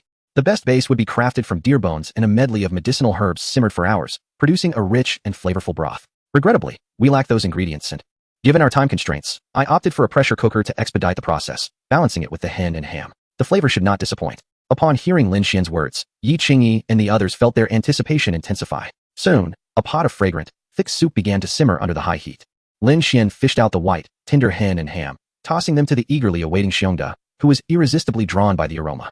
Watching Xiongda devour the hot food with fervor, despite its temperature, made them swallow hard. Mu Na remained silent, but Yi Qingyi could not restrain her curiosity, asking, why did you feed the ham and hen to Xiongda? The slices you just tossed him must be worth hundreds or even thousands of dollars. That is the finest Iberian black pig ham, one of the most expensive meats in the world. Ah, the essence of the hen and ham is already infused into this broth. Our main course is venison, Lin Shien replied with a grin. As Lin Shien spoke, he had already added simple seasonings of scallions, ginger, and salt into the pot. He swiftly retrieved the bones from the mixture. Muna, is the copper pot ready? Inhaling the fragrant aroma wafting through the air, a smile graced Lin Xien's lips. Muna nodded eagerly, replying, yes, it's already set in the dining room, and the charcoal fire is prepared. Approaching midday, several individuals had gathered in the dining area. Lin Shien poured the rich, milky broth into the copper pot. With a sizzle, steam rose from the pot, and the enticing fragrance burst forth, becoming even more tantalizing. The sika deer is a treasure trove, whether for consumption or medicinal use. It is wholly beneficial to the human body. I have selected the finest cuts of deer meat, perfectly suited for hot pot. Lin Shien remarked with a smile. If this were ancient times, it would have been a tribute to the esteemed nobles, and now, we too can savor it. Muna, serve each person a bowl of broth. The soup is the most nourishing element. While speaking, Lin Shien picked up a bone and began to gnaw on it. Seeing his actions, the others paused for a moment, then swiftly followed suit. Having never tasted such delicacies, they assumed this must be the proper procedure. The morsels of meat clinging to the bones were utterly delightful. The texture of the deer meat was fine, easily breaking apart in the mouth. Hey, Shien, this is delicious, exclaimed Yi Qingyi, her eyes lighting up as she savored each bite. It seemed she had never experienced such exquisite flavors before. Lin Shien, sipping the rich deer broth, remarked, "This soup is the essence. 1 bowl per person is sufficient." The recipe for this broth has been passed down for over 1,000 years. It is recorded to invigorate the spleen, bolster energy, and warm the kidneys. Particularly effective during colds, 1 bowl can lead to a swift recovery. After finishing his broth, Lin Shien placed a plate of raw meat slices into the pot. These deer meat slices are slightly thicker due to their fine fibers. They require a bit more time to cook compared to beef slices. As he spoke, Lin Shien could feel a warm sensation radiating from his lower abdomen throughout his body, as if the winter chill had completely dissipated. In no time, the meat was ready. Mi Zitong could not resist and quickly took several bites. Without any dipping sauce, the pure taste of the deer meat required no additional seasoning to appreciate its exquisite flavor. The combination of the broth and meat burst forth in the mouth. The cooked deer slices resembled the lamb one typically consumes, yet they were more tender, softer in texture, and devoid of any gamey taste. The group eagerly indulged in the meal. With plenty of deer meat available, they could eat to their heart's content. At some point, Xiongda had finished gnawing on a whole hen and ham, yet he still appeared unsatisfied, sitting on the floor beside the dining table, gazing up at Lin Shien and the others with longing eyes, as if they were withholding food from him, painting a rather pitiful picture. In the intensity of his gaze, the individuals at the table seemed to sense something. Turning his head, he immediately caught sight of the expression on the creature's face, which prompted an involuntary chuckle. Haha. This fellow, Bear Big, certainly has a knack for feigning pity. Amid the laughter, he tossed some venison and bones to it. Whether Bear Big was simply a glutton or instinctively trying to store more fat for the winter remained uncertain. Regardless, it welcomed any food without hesitation. In the midst of their banter, the meal swiftly came to an end, leaving everyone quite satisfied. As Muna began tidying up, it was unclear who had emboldened Bear Big, but it suddenly raised its chubby little paw toward the copper pot. Instantly, a cacophony of anguished cries erupted. Lin Shien then noticed that the creature was cradling its paw in pain, appearing quite pitiful. He approached, bemused, and observed the bulging eyes of the creature. Realizing it must be in considerable discomfort, he gently patted its head in consolation and inspected the paw. Finding no significant injury, he felt relieved. The copper pot was indeed quite hot, yet Bear Big's tough hide meant that it had only made brief contact, escaping serious burns. Lin Shien looked at the creature with a mix of exasperation and amusement, remarking, "Silly bear, if you had lingered a moment longer, we could have savored the taste of bear paw." Bear Big, head bowed and tears streaming down its face, surprisingly wriggled free from Lin Xien's grasp and crawled away. Seemingly embarrassed. "Xian, is Bear Big all right?" Yi Qingyi asked with concern. Lin Shien shook his head, replying, "That creature is tough. That little incident merely caused a small blister. Nothing serious." Despite his reassurance, Lin Shien fetched a small bottle of honey, intending to soothe the creature. He dipped an apple in the honey and approached Bear Big's little nest, offering it. The essence of a glutton emerged, and upon encountering the honey, the creature promptly forgot its pain, snatching the apple and devouring it with relish. At that moment, the castle door burst open, and Mi Zitong entered. "Boss, I've discovered something outside that we must address. Otherwise, it could lead to significant trouble." Chapter 64. Stay calm in the face of challenges. Minor issues. What have you found? Lin Shien questioned with surprise, for his territory had been sealed off for over a century, devoid of even a hint of pollution. Under such pristine conditions, if there truly were problems, they should have emerged long ago. Mi Zitong appeared anxious and insisted, "You should come and see for yourself." Lin Shien, trusting her sincerity, stood up, disregarding Bear Big, with Yi Qingyi following closely behind. Their destination was not far, situated between the castle and the mountains. Upon arrival, they observed numerous small, seemingly soft mounds of earth scattered across the ground. These mounds were roughly the size of basketballs, yet formed into pyramid shapes. The moment Lin Shien laid eyes on these mounds, his expression turned serious as he scooped up a handful of soil. "What is this? Could there be some sort of insect beneath?" Yi Qingyi inquired, noticing the considerable number of mounds surrounding them. Lin Shien chided with a playful smile, "Fool, don't you think such a large mound of earth could only be the work of some creature?" As he spoke, he brought the soil close to his nose and inhaled, only to detect the mere earthy scent. "Zitong, do you suppose these burrows belong to field mice or snakes?" Upon hearing Lin Xien's inquiry, Mi Zitong shuddered. The thought of either rodents or serpents was indeed quite terrifying. Upon observing the mounds, Lin Xien's initial impulse was to excavate them, yet upon further contemplation, he abandoned this notion. Typically, such burrows indicated the presence of mice or snakes. If he were to dig and find mice, it would be manageable. However, encountering a snake would complicate matters significantly, whether venomous or constricting. It seemed that the territory was not devoid of such creatures. If it were merely snakes or field mice, it wouldn't pose much of a problem. Mi Zitong spoke gravely. "However, I suspect these burrows were excavated by lemmings." "Lemmings?" Lin Shien replied, astonished. "Are they not the ones known for their mass suicides?" He recalled having seen a video depicting thousands of lemmings rushing toward a cliff by the sea, only to leap off. Indeed, they were the protagonists of that scene. "Yes, that is correct," Mi Zitong confirmed. "However, their suicidal tendencies typically manifest only when their population reaches a critical threshold." Nodding, Mi Zitong continued, "During this process, they would undoubtedly wreak considerable havoc on the farm, severely impacting our progress, for their reproductive capabilities are astonishingly high. After contemplating Mi Zitong's statement, Lin Shien began to grasp the gravity of the situation. Lemmings could produce 7 to 8 litters annually, with approximately 12 offspring in each. These young ones reach maturity and can reproduce within merely 20 days. Thus, if a pair of lemmings began to breed now, in a year, they could potentially yield 84 offspring, merely counting the first generation. Assuming an even sex ratio of 6 males and 6 females, they would form 6 pairs. After 20 days, these 6 pairs would begin reproducing, yielding an additional 72 offspring. This cohort could also produce 6 litters in a year, resulting in 360 new lemmings. Extending this logic, the third generation could surpass 2,000, the fourth over 15,000, the fifth nearing 100,000, the sixth up to 300,000, the seventh 650,000, and the eighth, the final generation of the year, could reach 560,000. Yi Qingyi calculated swiftly and exclaimed, even accounting for climate, predators, or disease that might cause significant mortality, we could still see nearly 1 million in a year. Although this scenario was purely theoretical and such an overpopulation was improbable, the mere thought was disconcerting. Mi Zedong likely believed these burrows were entirely created by lemmings for this very reason. The numerous holes in the vicinity confirmed their presence. These creatures would undoubtedly feast on plant roots, tender shoots, and grasses. If left unchecked, they could indeed spell disaster. Zedong, regardless of whether these burrows belong to field mice or lemmings, I entrust the pest control efforts to you. Lin Shien pondered for a moment and remarked, these parasitic creatures can be eradicated through physical, biological, and chemical methods. However, I fear that chemical agents may wreak havoc on our territory. In my hometown, we have experienced rodent infestations a few times, so I have a modicum of understanding on the matter. Indeed, bromadiolone is commonly employed to eliminate rodents with remarkable efficacy. Yet it poses risks of poisoning to humans and livestock, as well as threatening natural predators and causing significant environmental pollution. It would be prudent to refrain from such measures. Mi Zedong considered this and suggested, should we not introduce some owls, eagles, and sandfoxes? As long as we maintain their population at a certain level, they would likely benefit our territory without causing harm. By sustaining the ecosystem in a state of equilibrium, even the presence of a few pests would be inconsequential, and we might even convert harm into benefit. Suddenly, Lin Shien grasped the situation clearly. It was not as daunting a problem as he had initially thought. He had merely been misled for a moment. There were already plenty of owls in the vicinity. They could simply arrange for the installation of some birdhouses and perches.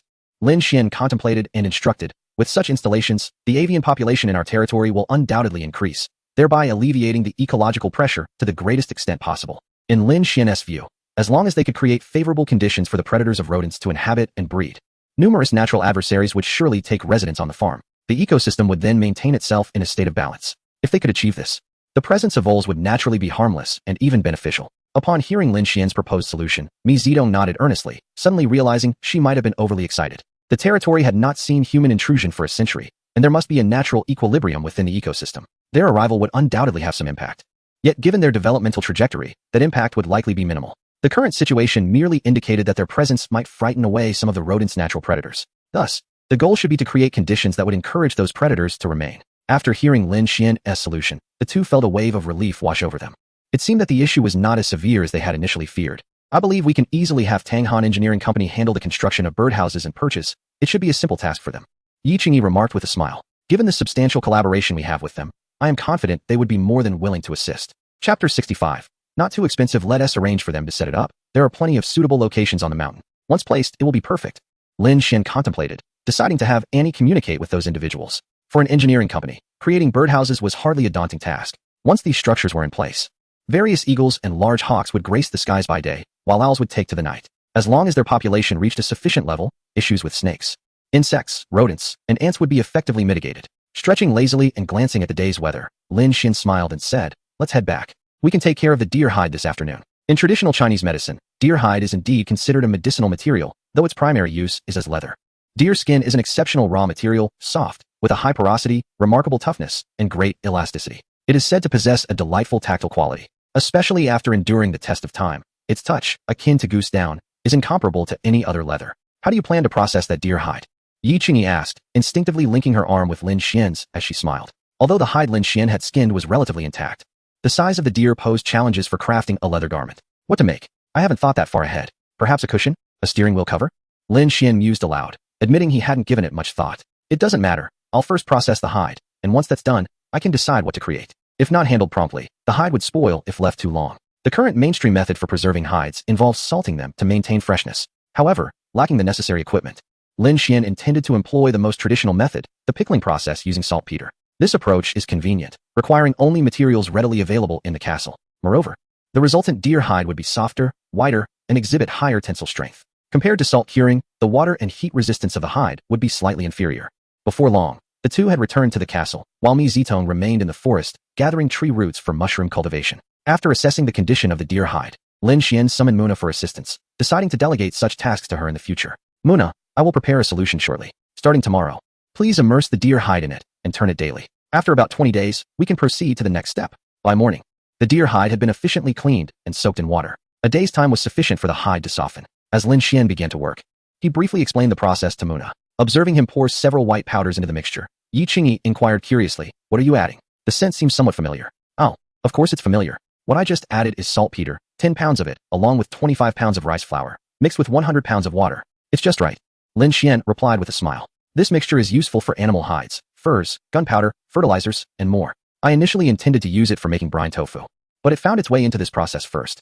Upon hearing Lin Xien's explanation, Yi Qingyi realized what it was. Indeed, such substances are quite common in daily life. Preparing the saltpeter solution did not take long, but explaining the entire processing method to Muna consumed considerable effort. However, this is undoubtedly worthwhile. The skin of the sika deer is quite a valuable asset for Lin Shien. In the future, he will certainly acquire more. After completing these tasks, Lin Shien felt somewhat fatigued and retreated to the lounge to rest. In playful banter with Yi Qingyi, the afternoon slipped away. As dusk approached, Muna knocked and entered, stating, "Sir, dinner is ready." This prompted Lin Shien to finally take notice. During the meal, Mi Zitong reported to Lin Shien, "The first batch of fungal blocks has been prepared, and if all goes as planned, they will be identical to the blueprint." Lin Shien nodded, swallowing the deer meat in his mouth, and inquired, "What are your thoughts on the greenhouse project?" It must be said that Muna's grilled deer meat was indeed quite delectable. Regarding the greenhouse, Lin Shien had already decided to construct a few, at least to satisfy his own needs within the territory. However, he had yet to determine the specific type of greenhouse to build. Given the vast array of greenhouse varieties, he tasked Mi Zitong with selecting the most suitable option. "Boss, there are numerous types of greenhouses, as you are aware, and the functionalities they offer, along with their resultant effects and impacts on the surroundings, vary significantly." Mi Zitong put down her utensils and spoke earnestly. "Different structural designs, materials, and equipment." Before she could continue, Lin Shien interjected, "You need not elaborate so extensively. Disregard the costs, and simply recommend the type of greenhouse you suggest." Through their recent interactions, Lin Shien had come to realize that while Mi Zitong possessed impeccable agricultural skills, her emotional intelligence left much to be desired, compounded by a somewhat rigid mindset, which rendered communication slightly challenging. Furthermore, she occasionally engaged in futile efforts. Given that Lin Xien's requirements were now clear, she could have made a direct choice. Hadn't been in charge of this aspect, she would have bypassed the unnecessary discourse and reported the conclusions directly. Nonetheless, he accepted this, as perfection is an unattainable ideal. "I recommend constructing a steel-framed glass greenhouse. This type of greenhouse is visually appealing and boasts a long lifespan. With proper maintenance, it can last over 30 years without issue," Mi Zitong confidently asserted, clearly having contemplated this beforehand. Additionally, it offers ample operational space and is easily expandable, although it tends to be somewhat pricier. Upon hearing her words, Lin Shien nodded and responded, "As for the cost, it is of little concern. How expensive could it possibly be? I can certainly manage it." After all, he reasoned, even the most extravagant greenhouse would be within his means. Money was the least of his worries at this point. The construction cost of such a greenhouse would be approximately 300 to 400 euros per square meter, considering the steel structure and glass, in addition to heating and ventilation equipment. 3 to 400 euros per square meter? That is quite acceptable, Lin Shien mused. 1 hectare equates to 10,000 square meters, at 400 euros.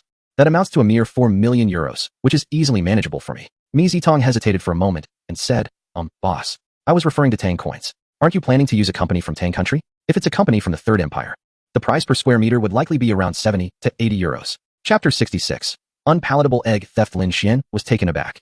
Had Mi Zitong just had a moment of clarity? She was actually contemplating so much. How about this, Annie? Please look for a few companies to build this type of glass greenhouse and compare the prices and timelines. Present me with the best proposal. Lin Xien's intent was straightforward. If the speed was sufficient, he wouldn't mind spending a little extra. However, if the price was exorbitant, even a few days' acceleration wouldn't sway his choice. Having money did not imply he would be a fool. As soon as Lin Shien finished speaking, a notification sound from the system echoed. Ding. Congratulations, Master. You have triggered Task 2, Construction of the Territory Side Quest. Please check the task panel for details. Lin Shien was momentarily stunned. The system actually had such features. He was curious to see what kind of surprises the system would concoct. Indeed, beneath Task 2, a side quest emerged. Task 2. Construct the Territory Greenhouse. Task description. As a farmer, possessing necessary means for off-season plant production is essential. The existence of a greenhouse perfectly fulfills this requirement. Task objective. Establish 4 interconnected glass greenhouses, 10,000 square meters, pure construction. Task items. Construction blueprints, available for collection. Task reward. Upgrade the pure construction glass greenhouses to a 4-season intelligent greenhouse for greenhouses controlled by an intelligent system, simulating spring, summer, autumn, and winter, allowing for seasonal transitions. Upon reading this, Lin Shien's first thought was that the system was quite clever. He had already decided to construct the greenhouse, and suddenly, a side quest appeared. It even provided a blueprint to establish the shell, after which it would transform the interior. However, it was of little consequence. The reward of the 4-season greenhouse seemed rather intriguing. 4 distinct greenhouses, each representing spring, summer, autumn, and winter, would allow the internal temperatures to directly mimic the normal seasonal variations outside. This would enable the farm to showcase a variety of seasonal crops at any time. It was even better than his initial concept of a greenhouse. With this in mind, a slight smile crept onto Lin Shien's lips. By the way, Annie, I have a blueprint available. When the selected company is ready, they can construct according to the design. Lin Shien remarked with a smile. They only need to build the shell, approximately 4 greenhouses of 10,000 square meters each, without placing anything inside. Upon hearing Lin Shien's words, everyone present was momentarily stunned. What kind of operation was this? While the exterior shell was undoubtedly important, the interior equipment was equally crucial. Merely having an empty shell would render it nothing more than a common sunroom, devoid of any greenhouse function. Moreover, constructing it to such a large scale would be tantamount to squandering money. I just suddenly recalled that I have a friend whose company specializes in greenhouse technology, and he mentioned something about glass greenhouses. I can incorporate his equipment later, which would be quite fitting. Lin Shien effortlessly devised a seemingly reasonable explanation, stating that he would simply assist in testing the equipment, which he was certain surpassed anything available on the market. Upon hearing Lin Shien's reasoning, his companions readily accepted it. To them, Lin Shien appeared to be a rather unassuming individual. Despite possessing a staggering 10,000 hectares of land and a castle of considerable worth, he bore the demeanor of an ordinary person, yet, fundamentally, he belonged to the upper echelons of society. It was entirely plausible that he knew individuals well-versed in advanced technology. They even speculated whether the friends Lin Shien mentioned might actually be subordinates. After all, it was not unusual for someone so young to have established such a fortune, potentially harboring companies or laboratories behind the scenes. Yes, sir, you can provide me with the blueprint shortly, and affirmed, adding, however, the precise location for the greenhouse will likely require collaboration with Miss Mizito. The agricultural planning for the farm was predominantly overseen by Mizito. Lin Shien's proposal involved a plot of land measuring 40,000 square meters, roughly equivalent to 4 hectares. Although this was a minor area within the vast expanse of 10,000 hectares, any impact on farming or grazing plans could prove problematic. Of course, if there is anything you require of me, feel free to ask. Mizito nodded in agreement, as the task merely entailed constructing a shell with the blueprints already prepared. Everything seemed to become simpler. In the blink of an eye, mealtime had passed. Lin Shien entered the hall with bear da and some unappetizing food, yet he found nothing distasteful. Observing the endearing bear da gnawing on a large fish, Lin Shien remarked, I wonder where that unsavory creature has scampered off to in this vast castle. Or am I to search for it? Just as Lin Shien finished his quip, the unsavory creature returned seemingly from nowhere. However, it appeared that this creature had engaged in some mischief, as its feathers were in disarray. Before Lin Shien could inspect further, the creature landed upon his shoulder. Aside from its ruffled feathers, it bore no visible injuries, prompting Lin Shien to breathe a sigh of relief. He then noticed that the creature had a bird egg lodged in its beak, a pale pink egg, roughly the size of a quail egg, clearly not belonging to it. Due to the egg's presence, the creature was unable to articulate its thoughts and flapped its wings anxiously on Lin Shien's shoulder. Lin Shien swiftly grasped it, removing the egg.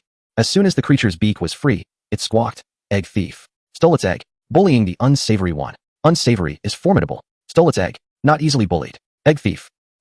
Lin Shien uttered in surprise. Are you implying that a bird is bullying you, and in retaliation, you stole its egg? Clearly, the creature understood Lin Shien's words, nodding proudly as it proclaimed, stole its egg. Cannot bully the unsavory one. Stole its egg. Cannot bully the unsavory one. Lin Shien grasped the situation.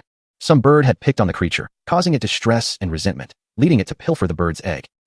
I initially thought you had been involved with a bird, and that it had laid an egg for you. Lin Shien chuckled heartily, jesting about the situation. However, he was quite curious about the peculiar bird egg before him, which was surprisingly a pale shade of pink. Chapter 67. An unexpected call. As Lin Shien busied himself with grooming the unpalatable creature, it caught sight of Bear Da, who was indulging in fish not far away. It immediately exclaimed, I'm hungry. The unpalatable is hungry. Hungry? What are you shouting about? Let me finish with the feathers, and then I'll feed you. Lin Shien chided playfully. I'm not ugly. Bear Da is the ugliest. The creature retorted excitedly. Fortunately, Bear Da could only comprehend its name, glanced up momentarily, and returned to its meal. Had it been able to fully understand, Lin Shien feared a paw would have already swatted at it. After a brief tidying, Lin Shien placed an apple on a nearby table and began to examine the bird egg. The pale pink egg led him to initially think of the white-headed bulbul, commonly referred to as the white-headed wren. In his childhood, he had encountered such colored eggs while foraging with other children in the village. However, upon further reflection, he realized it might not be the case. Additionally, the white-headed wren typically resides in Asia, and he was currently in Europe. For a moment, Lin Shien found it challenging to ascertain the true identity of the egg. After all, the color and shape of bird eggs can vary based on the nesting location and the degree of camouflage required. No two eggs are entirely alike. For instance, owls or kingfishers that dwell in caves usually lay white eggs, while those inhabiting open fields produce speckled eggs. The protective coloration of the shell serves as a defense mechanism, possibly a result of specific environmental conditions. Hey, Shien, what do you have in your hand? Unbeknownst to him, Yi Qingyi had approached. Upon seeing the object in Lin Xien's grasp, she inquired with curiosity. It was her first encounter with a pale pink bird egg. Lin Shien shook his head and replied, I'm not sure what type of egg this is. It seems the unpalatable got into a scuffle outside and, having lost, resorted to stealing this bird egg. With a laugh, Yi Qingyi covered her mouth, exclaiming, haha, I didn't expect this little fellow to be so clever in seeking revenge. However, this pale pink egg is a first for me. I've seen eggs of this color before, but never of this size. Lin Shien sighed, but it's no matter. It must be nearby the castle. We will surely have the chance to see them again. The farm-s environment is splendid, and their presence hasn't caused any disruption. If they were to settle nearby, there is no hurry. At that moment, the unpalatable creature suddenly flapped its wings and took flight. I'm full. I'm full. Let us go. Steal the bird egg. Steal the bird egg. Bully the unpalatable's foes. Before Lin Shien and Yi Qingyi could react, the creature had already soared away. Lin Shien remarked in disbelief. This little one is already full, yet still chooses to venture forth. But it does seem to be flying rather swiftly. I was just about to see what kind of bird it is. Well, let's wait. It should return shortly. Yi Qingyi shook her head and remarked. That little rascal won't stray too far. Indeed, it wasn't long before the mischievous creature returned, clutching a bird egg in its beak. After depositing it in Lin Xien's hands, it took flight once more. This time, Lin Shien was ready and pursued it. To his surprise, the destination was the open square in the castle where koi were kept, specifically atop a grand tree. At that moment, only a petite bird was present, easily outmatched by the audacious little one, quick-witted and swift. It snatched an egg and soared back into the air. To Lin Xien's astonishment, it turned out to be a golden-winged egg. He recalled that the ones he had seen before were green. Upon witnessing the true nature of the situation, Lin Shien couldn't help but chuckle, speculating that the warmth emanating from the castle had prompted this bird to lay its eggs prematurely. The open square was surrounded by the castle, maintaining a comfortable temperature, akin to that of March, which coincided perfectly with the breeding season of the golden-winged birds. Golden-winged? Yi Qingyi also noted that the little bird's wings indeed displayed hints of gold. This type of bird used to be quite common, though it has become increasingly rare. Lin Shien reminisced about his childhood when such birds were frequently spotted in his village, but their numbers had dwindled over time. Nevertheless, the golden-winged sparrow, with its vibrant plumage and petite stature, was still commonly available in pet markets, thus not entirely considered rare. Those sightings in the wild had become infrequent. As the little rascal dropped the bird egg into Lin Xien's hands and prepared to snatch another, Lin Shien swiftly grasped it, laughing. All right, you've already taken 3.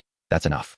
The creature fluffed its feathers in protest, exclaiming, my feathers are disheveled. Revenge. Stealing eggs. Revenge. Let go. I seek vengeance. Hearing the creature's cries, Yi Qingyi burst into laughter.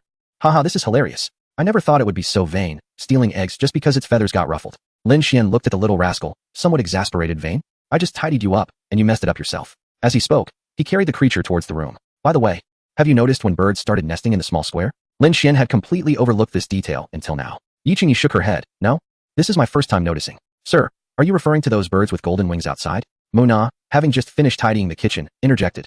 They've only been here for 3 or 4 days. They seem quite beautiful. Oh, they haven't been here long? Lin Shien responded, not particularly surprised. Never mind them. Those birds lack intelligence and are not nearly as clever as our little rascal here. Plus their calls are rather unpleasant. The golden-winged species, while deemed harmful, isn't entirely without merit, as they tend to consume fruits, seeds, grasses, and grains. However, they usually appear alone and pose little threat, except perhaps in the autumn when they gather in flocks. However, when one takes a moment to appreciate the vase, it is quite delightful. Of course, even a wild one can achieve this. Hence there was no intention to domesticate this creature. Just as Lin Shien was assisting in tidying the feathers of the unruly pet, his phone unexpectedly rang. Chapter 68. Preparing to ascend the mountain, an unknown number. Lin Shien found it rather peculiar, as this card had been acquired after arriving in the Third Empire, and only a handful of individuals at the castle should be privy to it. Hello, Mr. Lin Shien. This is your exclusive lifestyle consultant for the Black Gold card. We have noted your inclusion in the Christie's auction list. Would you like us to arrange a hotel, transportation, and VIP seating for the auction? Upon hearing the voice on the line, Lin Shien was momentarily taken aback. He recalled that every holder of a Black Gold card indeed had a dedicated lifestyle consultant to assist with most matters that could be resolved with wealth. Oh, I have bid on a few items, and I should be attending. Please make all the necessary arrangements for me. Financial concerns are trivial, since such luxurious accommodations are available. They ought to be utilized. After briefly exchanging a few words, he ended the call. Beside him, Yi Qingyi, with a look of astonishment, inquired, who just called you? Christie's auction? Haven't they already sent an invitation? No, it was the lifestyle consultant for the Black Gold card. They must have learned of my attendance from Christie's and offered to prepare a hotel and other arrangements, which is quite convenient. The mention of the black gold card and lifestyle consultant instantly reminded Yi Qingyi of the Centurion black gold card. Her father had aspired to obtain one a few years ago, but with their family's substantial fortune, they were deemed unworthy of attention by the issuing entity. Such cards were not available through application. Only those recognized by American Express as deserving qualified for this privilege. It was said that this card allowed for unlimited overdrafts, making it the most powerful credit card in the world. To her astonishment, Lin Shien possessed one. At that moment, Lin Shien looked speechlessly at the unruly pet, which had just returned with yet another bird egg in its beak during the call. "Are you not going to stop until you have raided every nest in the vicinity?" he exclaimed, extracting the egg from the creature's mouth with a sigh. "Forget it. If you continue to ruffle your feathers, you shall await the bear to groom you." As for the goldfinch, Lin Shien was indifferent. There were plenty outside, and he could hardly be bothered with this creature.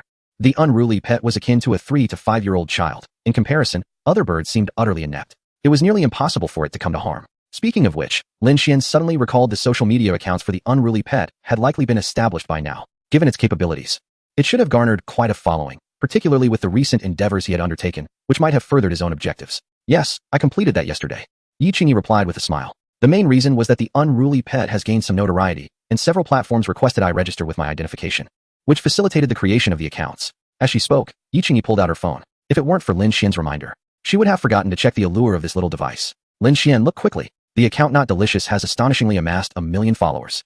Lin Shien glanced over and couldn't help but chuckle, exclaiming, "The name you chose is rather peculiar, isn't it?" The screen boldly displayed the mundane parrot of a boring farmer.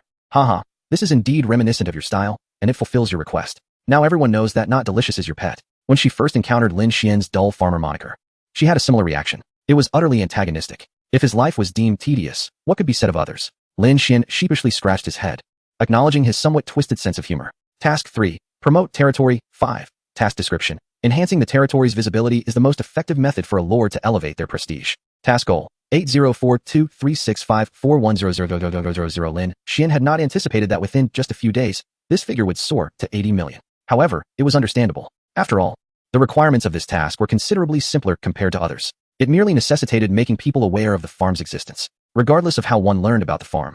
Even through hearsay, it counted towards the goal. 1 billion seemed manageable. Yet, should subsequent tasks demand a tenfold increase as before, it would likely prove to be quite daunting. After some playful banter, Lin Shien suddenly remarked, "All right, it's about time to rest. Don't forget, we need to explore the mountain tomorrow."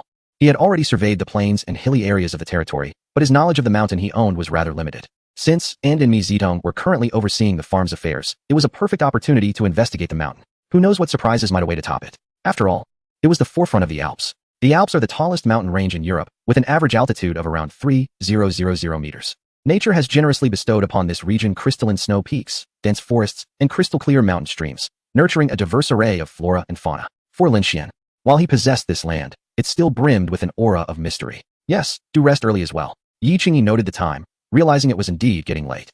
Back in his room, Lin Shien immersed himself in a warm bath, gazing at the scenery outside. Although darkness had fallen, some sights were still visible. The Winter Alps were beautiful and enigmatic, hailed as one of the finest ski resorts in the world. However, for the creatures dwelling there, it spelled hardship, hunger, and peril. Moreover, this year, food may be scarce in the mountains. Otherwise, the brown bears, wild boars, and spotted deer he had encountered recently would not risk descending. Nevertheless, for Lin Shien, there was no sense of danger. His marksmanship was not to be trifled with. Even when confronted with wild boars, wolves, or even snow leopards, he remained undaunted. It is worth noting that wolves have not roamed the Third Reich for nearly a century. As long as a blizzard does not descend, he plans to traverse the mountains tomorrow. His objective is unequivocal: to ascend to the summit. He yearns to behold the highest point of his territory. Should the scenery prove to be breathtaking, he would not hesitate to invest significantly in constructing a cable car to the peak. Although he has no intention of welcoming strangers as visitors, he prioritizes his own comfort and enjoyment. Wealth holds little importance for him. In his room, he surveyed the surrounding peaks, which were not particularly towering, estimated to be just over 2,000 meters in elevation. A round trip tomorrow would pose no challenge whatsoever. Chapter 69. Surprises in the mountains in the blink of an eye. It was already the following morning. After a hearty breakfast, Lin Shien and Yi Qingyi prepared to embark on their journey. Noticing that Lin Shien carried only a gun and a backpack, Yi Qingyi inquired, "Isn't there anything else we need to prepare?" "No need," he replied. "We'll return by the end of the day. The distance is trivial, and what I have is sufficient." Though he spoke lightly, the reality was that his spatial storage brimmed with an array of supplies, meticulously prepared long in advance. Food, water, medicines, oxygen, lighters, clothing, tents, sleeping bags, and even firearms and ammunition were abundantly stocked. The contents of his spatial storage alone were worth tens of thousands of euros. Whether on his own territory or in a desolate area, he could easily endure for over 10 days. Lin Shien has always been cautious about his safety. In this season, It is unlikely that any venomous creatures would pose a threat. He merely needed to be wary of larger animals. Apart from Lin Shien's firearm, they each carried a machete. In any wilderness, a machete is indispensable. Dense foliage requires a machete to forge a path, and it serves as a defense against sudden animal attacks. In close quarters, a machete is far more practical than a firearm. Of course, he also brought along a drone and a camera. The route was relatively straightforward. Behind the castle, a faint path could be discerned, though obscured by over a century of neglect. Be careful, the path may be treacherous, Lin Shien chuckled. After all, no one has ventured here in over 100 years. Rest assured, I have climbed many mountains before. Yi Qingyi responded with a smile. Her curiosity piqued about the view from the summit. As they gazed around, it appeared they stood at the highest point in the vicinity. However, do remain vigilant for wild boars. As for wolves, I doubt they are present, Lin Shien continued as he cleared the way. Nonetheless, the possibility of encountering a snow leopard does exist. Upon hearing Lin Xien's words, Yi Qingyi's expression became slightly tense.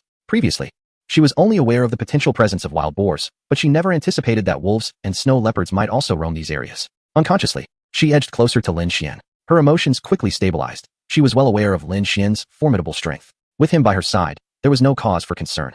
However, it was winter, so there was no need to worry about venomous snakes. That said, one should remain vigilant, for snake holes could lurk within the thickets. Upon hearing Lin Xien's words, Yi Qingyi naturally became more cautious. She understood that awakening hibernating creatures posed a far greater danger than during regular seasons. Although she bore some weight, it was more suitable for traversing the rugged terrain. Walking upon the untouched snow was not slippery, provided one avoided stepping on grass, which was decidedly more treacherous in these conditions. This made ascending the mountain easy, while descending posed a challenge. The sunlight barely reached these areas, making them ideal for establishing a ski resort. Perhaps a renovation could be considered in the future. As Lin Shien spoke, he remarked that spring, summer, and autumn would surely bring forth an abundance of wild fruits. The mountain harbored more than just coniferous trees. Just as Yi Qingyi was about to speak, Lin Shien suddenly raised his gun, aiming at the nearby bushes. Witnessing this scene, Yi Qingyi instinctively held her breath, refraining from uttering a word. Upon closer inspection, it appeared that something within the thicket was quivering slightly. She hurried to Lin Xien's side. Bang! Lin Shien had no idea what lay within. It was merely a test shot. At the sound of the gunfire, a rabbit darted out from behind. Simultaneously, hissing sounds emanated from several locations nearby, revealing that they were merely squirrels, no real danger. What were you about to say? Yi Qingyi pondered for a long moment before recalling. Currently, the Third Empire possesses only one glacier ski resort, located in the Alps, near Zugspitze, where two exceedingly rare glaciers can be found. I have a feeling that we might be near one right now. After a brief hesitation, she voiced her conjecture. Lin Shien paused upon hearing her words. A glacier is not merely ordinary ice and snow. It is formed from years of accumulated snow that has been compacted, recrystallized, and frozen into an icy path that remains intact throughout the year. For most, glaciers are both familiar and foreign, even in a country like Tang, with its diverse topography. The majority of glaciers are situated on lofty mountains, in regions capped with ice and snow, characterized by low oxygen and frigid temperatures. In the Third Empire, such formations are even rarer. Unfortunately, Lin Shien lacked the necessary tools for testing, and the current environment made it difficult to ascertain. Noticing Lin Xien's silence, Yi Qingyi continued. If it truly exists, developing it could. She was abruptly interrupted by Lin Shien. I have made it clear long ago that I have no intention of delving into the tourism industry. After a pause, he continued. However, if it truly exists, perhaps I could develop it for our own enjoyment. Upon hearing Lin Xien's words, Yi Qingyi was momentarily at a loss for words. With such resources at hand, a casual development could undoubtedly attract a multitude of visitors. Yet, Lin Shien, without a second thought, outright rejected the notion. He even suggested that if it truly existed, it should be developed solely for personal amusement. The idea of creating a natural ski resort exclusively for their own enjoyment was something she had never encountered before. As time swiftly approached noon, the sun hung high in the sky, casting a warm and comfortable glow. It was at that moment Lin Shien spotted a small waterfall in the distance. With a smile, he remarked, I never imagined there would be such a place on this mountain. It's akin to opening a treasure box, where surprises await at every turn. Yi Qingyi also wore a beaming smile. Crystal clear snowmelt cascaded down the mountainside, flowing into a small riverbed with a drop of about 7 to 8 meters. Though the waterfall was modest in size, the rushing water and thundering sound imparted a sense of grandeur. While Lin Shien was entranced by this picturesque scene, a sudden noise broke the tranquility. Bang! With the sound of a gunshot, Yi Qingyi involuntarily shuddered. At that moment, Lin Xien's voice rang out. Looks like we're having an extra meal today. Turning towards his direction, she saw a rather plump rabbit lying on the ground. The primary purpose of their ascent was to conduct an exploration, with plans to have some easily portable canned food or ready-to-eat meals for lunch. However, since they had successfully caught a rabbit, why not enhance their meal? As he spoke, Lin Shien skillfully began to prepare the rabbit. Having grown up in a village, he was well-versed in such tasks, and handling it was no challenge for him. He planned to roast it right there. Yi Qingyi's eyes were filled with confusion as she noticed a dagger had appeared in Lin Xien's hand. She prided herself on her keen eyesight. She could usually detect weapons carried by bodyguards at home. Yet, throughout their journey, she had completely overlooked the fact that Lin Shien had brought a dagger with him. Nevertheless, she reassured herself that he would never harm her. and being in the company of such a man made her feel genuinely safe. Lin Shien was well aware that the presence of a dagger in his hand would stir numerous thoughts in her mind. Regardless of what animal he was processing, water was an essential element. Yet, here they were in the Alps, a region renowned for its abundance of water. Half of Europe's rivers originated from this very place. The nearby waterfall was a testament to that. After a quick cleaning, he began the roasting process. As he unveiled an array of spices and condiments, Yi Qingyi was taken aback. This was no mere exploration. It was evident that he had prepared for a picnic all along. Roasting the rabbit required considerable time, and Yi Qingyi began to meander around Lin Shien. Oh, this fish has legs. Is it a mudskipper? As Lin Shien diligently focused on the roasting process, he was suddenly startled by Yi Qingyi's exclamation. Indeed, mudskippers do possess limbs, yet it was inconceivable for one to appear in this locale.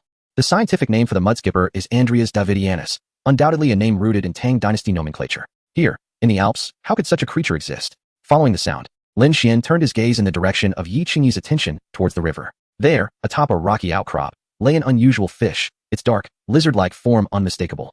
With 4 legs and a long tail, it appeared rather slimy. This must be a giant salamander, indeed reminiscent of a mudskipper. Upon hearing Lin Xien's words, Yi Qingyi redirected her gaze and inquired, "What is a giant salamander? I thought only mudskippers had legs." Lin Shien, not lingering on her question, turned back to the rabbit in his hands and explained, "The giant salamander is also known as the Qianghua fish, considered a type of medicinal herb. Although termed as such, its efficacy is rather limited, primarily serving as a remedy for liver and stomach ailments, as well as for those with a pale complexion due to spleen weakness. For us, it holds little significance." Before long, the rabbit was perfectly roasted. Despite its charred and slightly carbonized exterior, the meat within was at its most delectable state, tender, juicy, and thoroughly cooked. Though the setting was rudimentary, in Lin Xien's capable hands, it remained exceptionally delicious. However, he did not indulge immediately. Under Yi Qingyi's watchful gaze, he retrieved a metal container and began to heat some mineral water. "What is that?" she asked. Lin Shien raised the plastic package in his hand and smiled. "A vegetarian soup packet for seaweed and egg drop soup. Just add water." "You actually bought this from back home?" Yi Qingyi replied, somewhat astonished. Vegetarian soup packets were not available in the Third Empire, and seaweed and egg drop soup was not a common beverage in this region. Clearly, Lin Shien had brought it from Tang and even carried it up this mountain. It seemed rather incredible.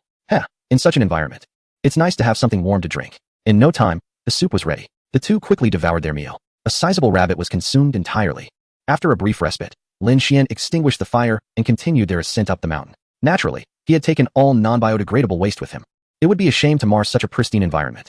After approximately another hour, they finally reached the summit. The moment he stood atop the peak, Lin Shien felt somewhat dazed. He even pondered whether, had it not been exceedingly troublesome to transport building materials here, or if it had been feasible in that era, his castle might have been perched atop the mountain instead.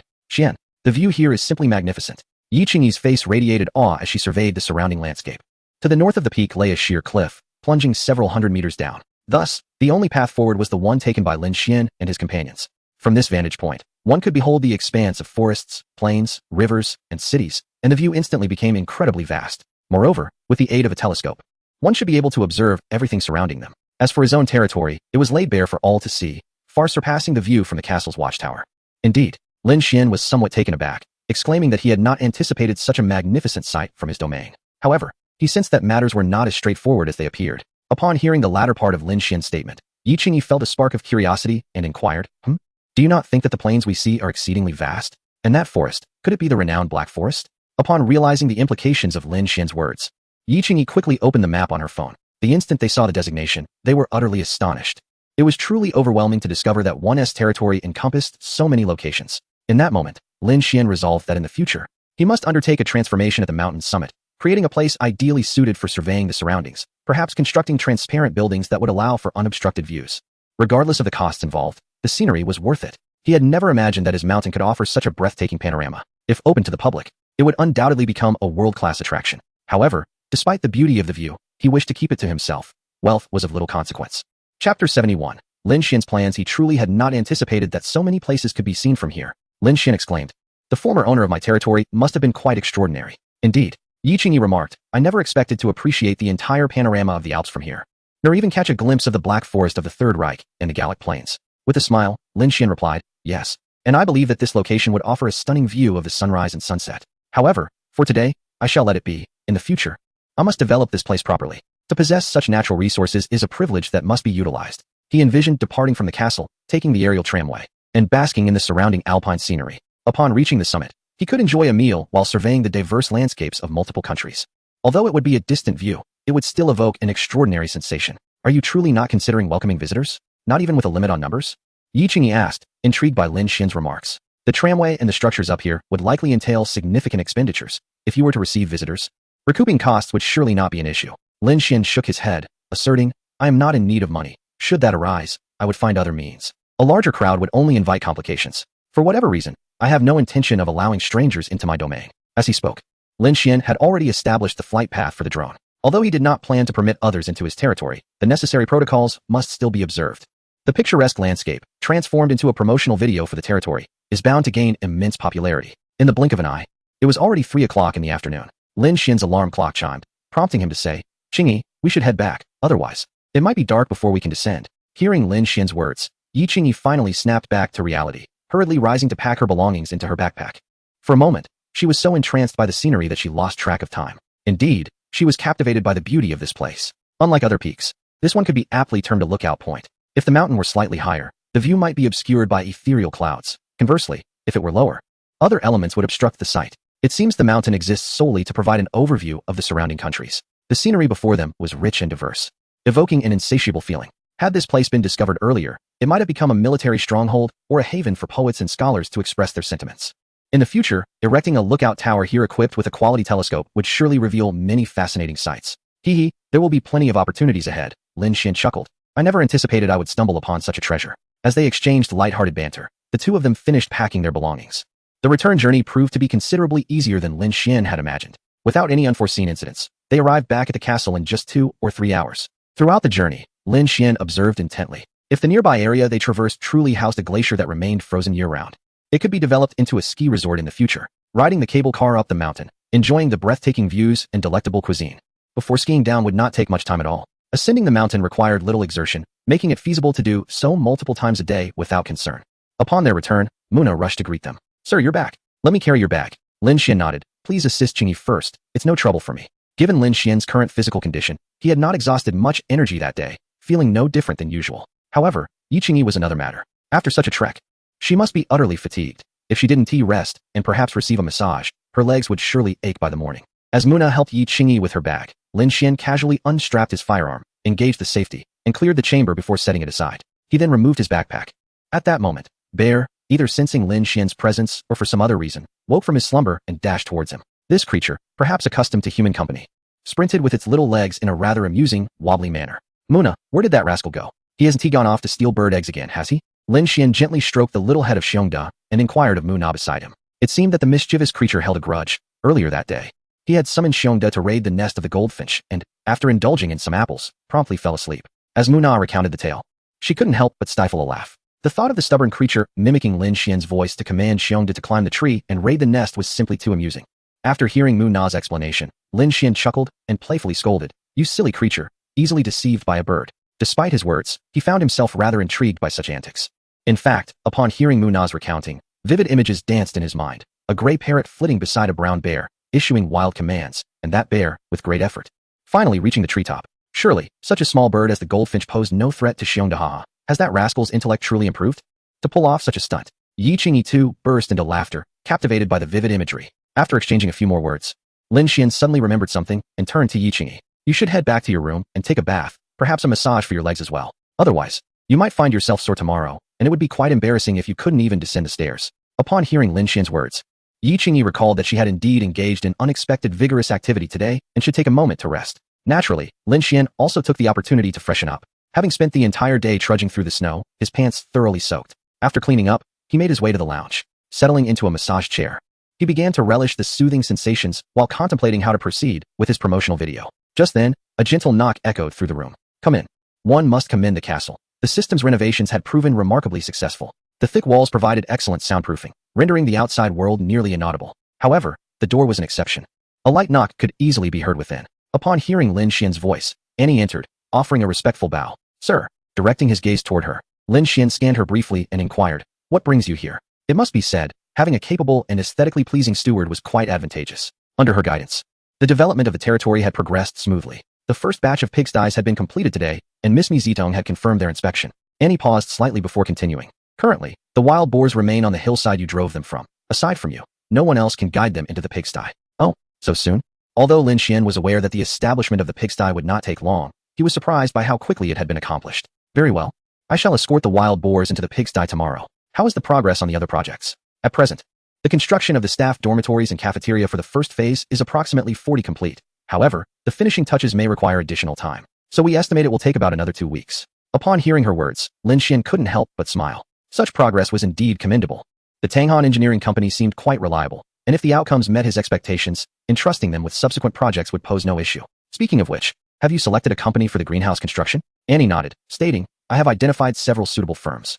One of them has indicated that their current inventory is sufficient to construct half of the greenhouse. If we pay a deposit and sign a contract, they can commence preparations immediately. Once we finalize the construction site, the project could be completed in just 2 weeks. She had verified the authenticity of this company, and they were indeed capable of fulfilling such a task at a relatively reasonable price. 15 days? That's remarkably swift, Lin Shien remarked, though he was far from surprised. After all, this was a greenhouse spanning 4 hectares. Yes, this company is quite renowned in the Third Empire, so I foresee no complications. Annie added, moreover, a contract will certainly be signed beforehand. Should they breach it, I will ensure they experience true despair. At that moment, her gaze sharpened, for she possessed an ample array of excellent legal resources. The two continued to confirm various details, and before long, dinner time had arrived. When they entered the dining hall, Mi Zitong was already seated, appearing somewhat fatigued. This was only to be expected, as her work was undoubtedly a dual strain on both body and mind, leading to considerable exhaustion. Once the employee dormitories were completed and a few subordinates recruited, her workload would surely lighten. Boss, you're here?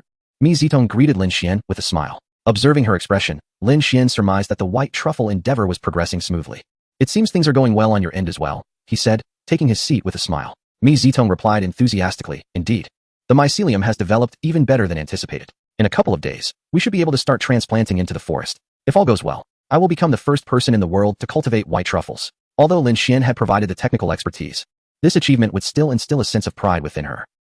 It seems you will be quite busy. Once the first batch of mycelium is ready, you might find yourself with little else to do, Lin Shien chuckled. However, while white truffles are significant, your health is paramount. Don't overexert yourself. Even if the yield doesn't meet expectations, it matters not to me. I am not concerned with the financial aspect. Hearing Lin Xien's words warmed Mi Zitong's heart. He was far kinder than her family. Nevertheless, she maintained her composure. She was not afraid of fatigue. Having commenced this journey, she was determined to give her all. By the way, when do you have time in the next few days to finalize the greenhouse location? Annie has already found a suitable company. Lin Shien chose not to pursue that topic further. The information he had gathered was sufficient for now. Upon hearing Lin Xien's words, Mi Zitong contemplated for a moment and replied, I had originally intended to explore the territory in the next couple of days while the mushroom blocks have yet to grow large. However, I am not proficient in driving. Let's see about tomorrow. If I have no other engagements, I would gladly accompany you. Lin Shien pondered and remarked that although Yi Qingyi, Annie, and Muna could all handle driving, they could not determine the suitability of the locations Mi Zitong had chosen. Only Annie could manage such a task. Yet she had other pressing matters to attend to. Lin Shien had entrusted her with the myriad trivialities of territorial development, only consulting him on more significant issues. This time, the greenhouse would span 4 hectares. Although it comprised merely 500 square meters of the territory, the area was still considerable. It is worth noting that 1 hectare is equivalent to the size of a standard sports field. Once a target location is selected, 4 standard sports field-sized greenhouses would be delineated instantly. For some reason, upon hearing Lin Xien's willingness to venture out with her in search of a destination, Mi Zitong felt a surge of joy. All right, boss, it will be a pleasure to have your company tomorrow, she exclaimed with a beaming smile. Before long, Muna brought forth all the dishes she had prepared. In the brief span of less than half a month, Muna's culinary skills had improved remarkably. While she may not rival Lin Shien, she had already reached the level of a chef in a modest restaurant. Such rapid progress was astonishing. If ordinary people were to learn of it, they would likely be filled with envy. Lin Shien even began to wonder if her exceptional talent had led to her being recognized in the first place. The meal concluded swiftly. Lin Shien did not linger downstairs for long. After a brief respite, he returned to his room. Before he knew it, it was already past 11 o'clock at night. Satisfied, he gazed at the promotional video for his territory on his computer, a smile gracing his lips. He was confident that anyone who viewed his promotional clip would be left in awe. Perhaps this was the opportunity he needed to accomplish Task 3. Chapter 73. Task 35 completed. After watching it twice to ensure there were no major issues, Lin Shien clicked the upload button. The internet speed in the Third Empire was rather sluggish. Uploading would likely take over 2 hours. By the time the upload was complete, it would coincide perfectly with the morning rush hour in Tang Country. A fortuitous alignment indeed. After initiating the upload, Lin Shien retired for the night. As he slept, the video quietly passed the review. What followed was a frenzy among the viewers. Wow, this is simply breathtaking. Is this promotional video truly from the same place as the previous one? The former was already picturesque, yet now it boasts even more stunning visuals. Is this the Alps? How can it be more beautiful than what I've seen elsewhere? However, such remarks only lingered in the initial phase. As the progress bar steadily advanced, a vast expanse appeared before their eyes. The aerial footage captured by the drone was even more breathtaking than the view from the ground where Lin Shien and his companions stood. Like a magnificent white dragon emerging from the clouds, the majestic Alps unfolded, accompanied by the sprawling plains of Gaul and the dark forests of the Third Reich. All of this materialized on the screen, and with Lin Shien's adept editing techniques, it was truly awe-inspiring. Even in the realm of blockbuster filmmaking, such breathtaking scenery is seldom found. What mountain could possibly resemble that dragon-like range? Surely, it must be the Alps. Yet, how astonishing that the peaks from this farmer's abode could offer a panoramic view of the entire Alps. If that indeed portrays the full grandeur of the Alps, then it must also encompass the Gaulish plains and the Black Forests. How incredibly beautiful is this place? If only they could develop an observation deck, a quaint inn, or a restaurant here, I would go to great lengths to experience it. Such envy swells within me. This farm is truly extraordinary. However, amidst the praise, a few detractors surfaced, tainted by jealousy. Lin Shien farm? What a ridiculous establishment. I've never even heard of it. This video must have been pilfered from somewhere. They scoffed. It's evident that they're just trying to attract traffic and hot products. Look at you sycophants. As they awaited the promotional push, I wondered who would be foolish enough to fall for it. They ought to take a moment to consider their own circumstances. How vast is the Third Reich, after all? Even if such a large farm exists, would it really include someone like you, a foreigner? Detractors are often so because they either lack a sane perspective or harbor envy towards others. With just a keyboard or a smartphone in hand, they feel free to voice their disdain. Nevertheless, it was clear that the presence of such individuals would not sway the judgment of the majority. The critics, due to their vitriol, ignited a backlash from countless netizens. In the wake of Lin Shien's video, the longing for Lin Shien farm surged among the masses. The monotonous life that Lin Shien had described had transformed into the life that many yearned for. While the online chaos raged, Lin Shien remained in slumber. Only the system panel reflected the steady rise in the completion rate of Task 3. The numbers fluctuated rapidly. Finally, shortly after 6 in the morning, the system's alert rang out. Congratulations, Master, Task 3 has been completed. Please claim your reward. Lin Shien's biological clock typically awakened him around this hour.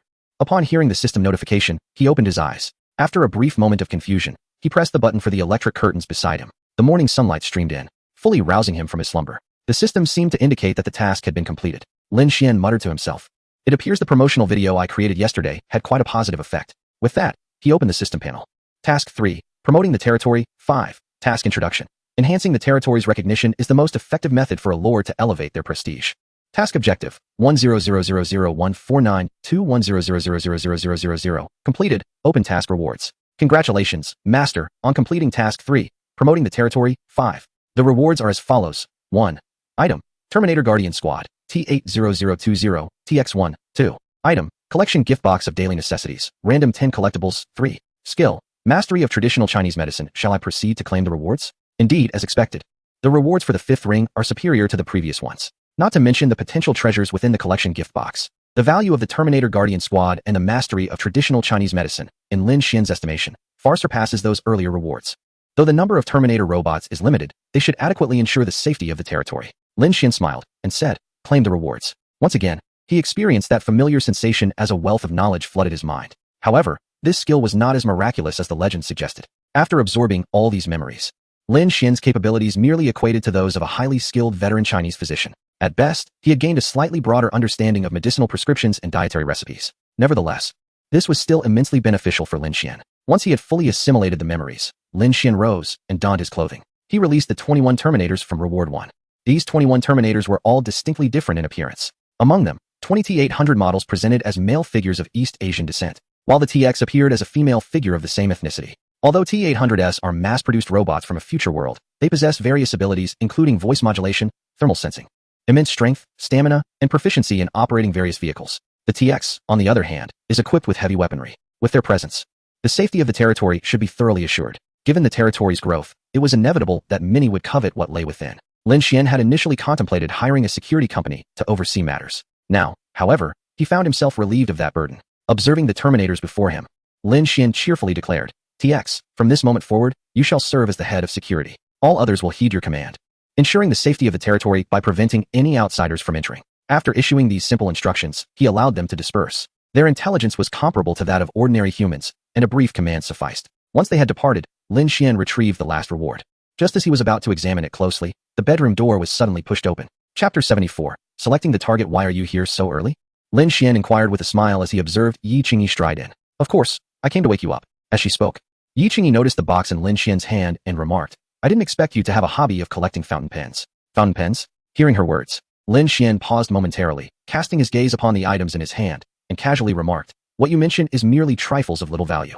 The so-called collection of daily necessities consists entirely of fountain pens. Since when did fountain pens become classified as everyday items? However, I suppose they can be somewhat justified in that regard. No wonder the box is not particularly large. With a soft chuckle, Yi Qingyi interjected. If my father were to hear you say that, it would surely infuriate him. Is this item truly valuable? Lin Shien inquired, somewhat astonished. Are you not aware of the worth of these fountain pens? Yi Qingyi gazed at Lin Shien, slightly exasperated, as she sometimes found it difficult to comprehend him.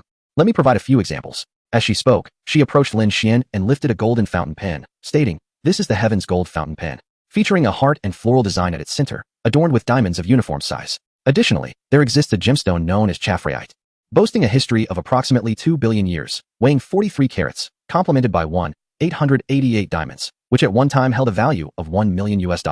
Afterward, she presented a fountain pen containing mechanical gears. This RM-So-5 fountain pen is exceedingly rare, with only 50 in existence worldwide. Many individuals would go to great lengths to acquire such an extraordinary pen. Furthermore, there are the black and white versions of the Dawn Goddess, each embedded with 30 carats of diamonds, starting at a value of $1.5 million. Noticing that Yi Qingyi was about to continue, Lin Shien playfully interrupted, If you keep talking, I won't be able to remember it all. In any case, the total value amounts to $100 million. Should I ever deplete my inheritance, I shall sell them." With a mischievous grin, he added, "If that day ever comes, I will have my father purchase them, and you can comfortably be my little companion." Yi Qingyi laughed as she stepped closer, embracing Lin Shien and replying, "My father dreams of acquiring one of those fountain pens, but he can continue dreaming. They belong to us." After a prolonged moment of intimacy, they finally released each other. "All right, let us put these fountain pens away. It's time for us to head down for breakfast." At that moment, Lin Shien also noticed that the task panel had once again transformed. However, this time, it did not involve a tenfold increase. Task 3. Promote the territory. 6. Task description. Enhancing the territory's visibility is the most effective method for a lord to elevate their prestige. Task objective. 100033242. Observing that the requirement had merely doubled, needing only 200 million individuals, Lin Shien involuntarily breathed a sigh of relief. The difference between doubling and a tenfold increase is not merely a matter of multiplication. Needing only 200 million to complete the next phase of the task is, without a doubt, quite manageable. The two swiftly made their way to the dining hall. Manhwa had once again prepared a variety of breakfast options. Though perhaps influenced by Lin Shien, everyone present seemed to favor Tang cuisine. After a simple meal, Lin Shien and Mi Zitong stepped outside. The day's weather appeared quite pleasant. Upon awakening, she had already ascertained the condition of the mycelium and mycelial blocks. Once she confirmed that there were no issues, she intended to join Lin Shien in search of the most suitable location for establishing a greenhouse. Firstly, the greenhouse would require an expanse of over 4 hectares. Such a vast area would evidently be unsuitable for mountainous or hilly terrains. Thus, their focus shifted to the plains. However, the plains within Lin Xien's territory were quite expansive, approximately 3,000 hectares in size. Locating the most appropriate site within this area would undoubtedly require considerable effort. The myriad of lakes, rivers, and streams could either serve as assistants or pose obstacles, necessitating careful consideration. Although winter had persisted for quite some time, the greenery in the territory had not entirely withered. Evergreen plants were evidently abundant. Lin Shien, commanding the Night 15, traversed through the rugged mountains with Mi Zitong. Even amidst the dense undergrowth and the absence of roads, they were able to navigate without hindrance. Throughout the journey, Lin Shien did not accelerate the vehicle excessively, as it was essential for Mi Zitong to assess the surrounding terrain and determine its suitability. "Zitong, anywhere around here will suffice. Minor disruptions like diverting streams or cutting down trees are inconsequential. After all, we require such a vast tract of land for construction, and certain compromises are inevitable. If we were to seek a truly perfect location, it would consume too much time and energy." "Indeed, I understand." Time swiftly passed, and over an hour had elapsed. Suddenly, Mi Zitong pointed to an open area not far away and inquired, "Boss, what do you think of that place?" Lin Shien followed her gesture and observed what appeared to be an unremarkable stretch of plain. At most, it seemed to be on the verge of agricultural development, and it was not far from the public road. Additionally, there appeared to be a sizable lake nearby, roughly an hectare in size. Though it lacked the beauty and grandeur of the lakes near the castle, it was still quite decent. Establishing the greenhouse here would alleviate any concerns regarding water resources. However, similar sites had been encountered previously. Lin Shien, puzzled, asked, "You hold a favorable opinion of this place?" "Yes, boss, I believe this location possesses several advantages." Mi Zitong nodded earnestly and continued, "Firstly, there are no obstructions in the vicinity. If we construct the greenhouse here, we need not worry about sunlight throughout the year." Lin Shien nodded slightly, acknowledging the merit of this point. "Secondly, it is in close proximity to the water source, so we need not fret over supply issues."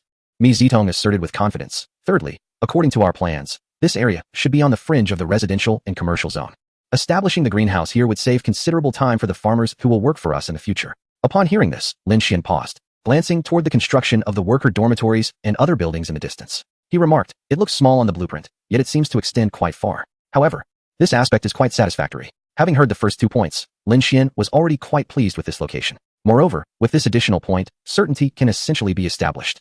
Furthermore, there is one crucial detail in Chapter 75. Someone has intruded upon the territory. Upon hearing her words, Lin Shien redirected his gaze towards her once more. He truly could not discern any advantage in this situation. Naturally, it was the environment. If selected here, one merely needed to dismantle a portion of the fence to gain entry for construction, and once completed, the fence could be repaired, avoiding any destruction to other areas. Lin Shien was momentarily taken aback by her statement, surprised that she would raise this particular issue. He could indeed perceive this aspect, though it had not crossed his mind. If one were to insist on calling it a benefit, it could indeed qualify as such. In light of this, let us position the greenhouse adjacent to the commercial district. We shall later confirm the final location with Annie and invite that engineering company over. Lin Shien believed this site to be quite advantageous. The living commercial district essentially comprises a single street, with the commercial area adjacent to the public road, while the residential area lies behind it. It is destined to extend over some distance. Constructing the greenhouse at the terminus of the living commercial district would prove exceedingly convenient. After finalizing this matter, the two prepared to return, for there were still numerous issues concerning Mizito. Just as they were about to leave, she seemed to notice something, raising her hand to point in a particular direction, exclaiming, "Boss, do you see a few people over there?" Following her gesture, Lin Shien observed an undeveloped area, which, according to their agreement, even the Tanghan company responsible for construction had no authority to enter. Although the distance was considerable, Lin Shien could still ascertain that there were indeed a few individuals present. His brow furrowed. Even those from the Tanghan company owed him an explanation. Let us proceed over there and take a look. Lin Shien distinctly recalled an important law of the Third Empire, which, translated, was known as unyielding resolve. This law was specifically designed to safeguard private property. The essence of it was that private property was off limits. Otherwise, the consequences would be severe. In accordance with this regulation, anyone who trespassed upon the Lin Shui farm would be subject to lethal force at Lin Xien's discretion, particularly given the conspicuous fencing surrounding the farm.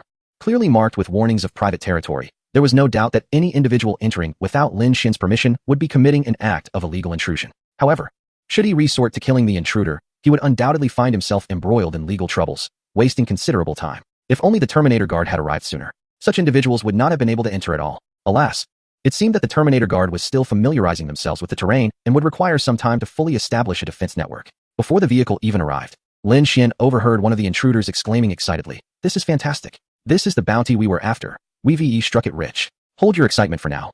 Another cautioned, "Let's see if there are others around. If we can find that most valuable prize, we'll all have enough for our weddings." At the utterance of this last sentence, it was as though everyone was injected with a surge of exhilaration. In the Third Reich, there existed a peculiar group of individuals who, prior to their nuptials, would sell their time by the day. For a price, they would undertake any task.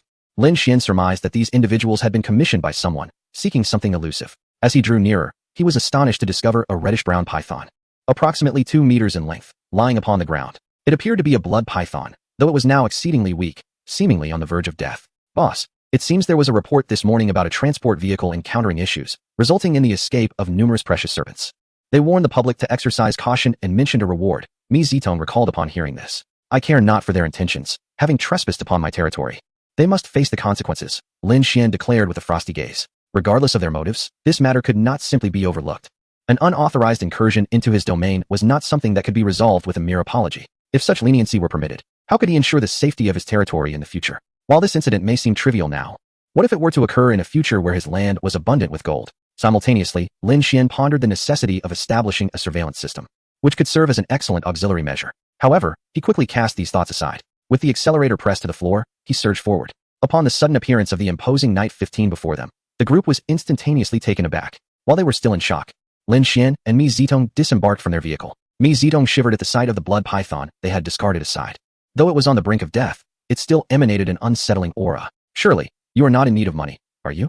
You wouldn't dare to compete with us over this meager reward," one of the individuals among the group, emboldened, stated. Despite their unfamiliarity with the vehicle, its magnificent appearance clearly indicated its considerable value. Lin Shien regarded them with icy disdain. "This paltry bounty is beneath my notice. However, your presence on my private property warrants a resolution." At the utterance of the words private property, expressions of profound astonishment appeared on the faces of several individuals. Lin Shien, this foreigner, was indeed the master of this land. Most of them hailed from nearby towns. Although they were aware that this was private territory, they had never encountered anyone here throughout their lives. Initially relieved to see Lin Shien descend, they had assumed he was merely a wealthy heir seeking a thrill, never anticipating that he was the rightful owner of this vast expanse. "Sir, we sincerely apologize. We were unaware this was your private property. We will leave immediately." At last, one of them managed to respond, hastily uttering the words. "The individual who possesses such a territory must be quite extraordinary. Should this entanglement continue, they might genuinely face dire consequences." "Oh, You claim to be unaware that this is private property? Lin Shien inquired. Indeed. However, as soon as he spoke, Lin Shien interrupted. Oh? So, you entered without noticing the warning signs or the fence. Upon hearing Lin Xien's words, the expressions of the group shifted dramatically. It appeared that the situation would be difficult to resolve amicably. Chapter 76. A growing interest. I am convinced that even if I were to eliminate you, as long as the lawyer is competent, there would be no repercussions, correct? As he spoke, Lin Shien revealed a handgun. Instantly, the faces of the intruders paled. They exchanged glances, contemplating that had Lin Shien not brandished the weapon, they might have dared to fight back. Yet, confronted with firearms, they found themselves utterly powerless. At that moment, the closest Terminator guard arrived on the scene, and as more individuals gathered, the anxiety of the trespassers escalated. They had previously failed to notice that the owner of the farm had returned, leading to this most awkward predicament. Sir, I trust you can see that we are devoid of any substantial wealth. Even if you were to take us to court, it would not benefit you in the slightest. The man who had spoken earlier raised his hands and added, we were merely tracking the python. Why not accept them as a gesture? And we shall consider our visit forgotten? The individual hurriedly clarified, the bounty on that snake is a staggering 100,000 euros. We have caused no disturbance. 100,000 euros was more than they could earn in an entire year. Yet, there was little recourse. If Lin Shien insisted on taking them to court, not only would they lose the money, but they would also face imprisonment. Everyone understood the potential consequences of trespassing on private property, and there was no dissent regarding such a course of action. In truth, the owner of the pythons had offered such a high bounty to prevent the snakes from entering farms like Lin Xien's, where their presence would be disregarded. Zidong, what are your thoughts on this matter? Upon hearing Lin Xien's inquiry, Mi Zidong paused momentarily before responding. Logically, you could eliminate them without any legal repercussions. Or you could sue them and secure a considerable sum. However, both options would entail unnecessary expenditure of time and effort. What concerned her more was the potential for others to use this incident as a focal point for public discourse, jeopardizing the reputation and brand of their farm. She understood what Lin Shien was contemplating. Given the circumstances, please assist me in placing the python in the bed of that pickup truck, Lin Shien directed, gesturing towards the vehicle approaching. Upon hearing this, the group expressed their gratitude towards Mi Zitong and Lin Shien, hurriedly lifting the python into the truck bed before fleeing the scene in haste. The thought of retaliation never crossed their minds. Though merely a few minutes had passed, Lin Xien's image in their eyes had transformed from that of a devil to an angel. They were profoundly grateful to be allowed to leave, recognizing that such a person was far beyond their capacity to provoke. Even if the other party merely wished to avoid wasting time, they let them go. Naturally, the Terminator guards followed closely behind to ensure these individuals vacated the territory. At that moment, Mi Zitong, mustering her courage, approached and prodded the blood python with a small twig. However, the serpent remained utterly motionless. Boss, why is it not moving? Could it possibly be dead? Would that still qualify for the bounty? In her mind, a sum of 100,000 euros represented a considerable amount, roughly equivalent to a decent house. You're a PhD in agriculture. Surely you know that pythons can adapt to various climates? Upon hearing Lin Xien's remark, Mi Zitong shook her head. Pythons aren't part of agriculture or animal husbandry, and I have had no prior exposure to them. Lin Shien, unfazed, casually remarked. This python has quite high demands regarding temperature and humidity. Typically, it requires temperatures above 25 degrees. If it drops below 15 degrees, it will cease to eat and may die at any moment. Its owner has placed a high bounty simply to locate it quickly, otherwise, it risks perishing. Mi Zitong paused, seemingly struck by the truth of his words. Should we not find a way to save it? Observing Mi Zitong's pitiable demeanor, Lin Shien decisively responded. I will have someone take it for the bounty. Whether it survives is entirely a matter of fate. Can't we take it back and care for it for a while? For reasons unknown, despite her lingering fear, she yearned to keep it close. Lin Shien replied coolly, no, I do not favor that. With that, he turned toward the vehicle. You're the boss. Your word is final, Mi Zitong uttered with resignation. Yet, inexplicably, she felt an unusual sensation regarding Lin Xien's demeanor. He seemed extraordinarily handsome, even more so than usual. Just then, Lin Shien suddenly sensed unusual movement nearby. As he turned to investigate, he spotted a vibrant blue python charging towards them. In stark contrast to the lethargic blood python, this creature appeared quite vigorous. Zidong, be careful. As he spoke, Lin Shien prepared to act. However, at that moment, a Terminator had already positioned itself in front of Mi Zitong. Simultaneously, a sharp sound resonated from above. A magnificent bird, measuring over half a meter in length with a wingspan nearing a meter, swooped down from the sky. Its sharp beak aimed directly at the python below. Perhaps this blue python had been domesticated for so long that it remained oblivious to the imminent threat. Lin Shien swiftly pulled Mi Zitong aside. Unexpectedly, a gathering of champions had commenced. Although he was not in any immediate danger, capturing the moment was still essential. After all, this involved the rare blue python, highly valued by its owner, and the golden eagle, one of the most widely distributed raptors in the world. The golden eagle descended with its claws extended before soaring again.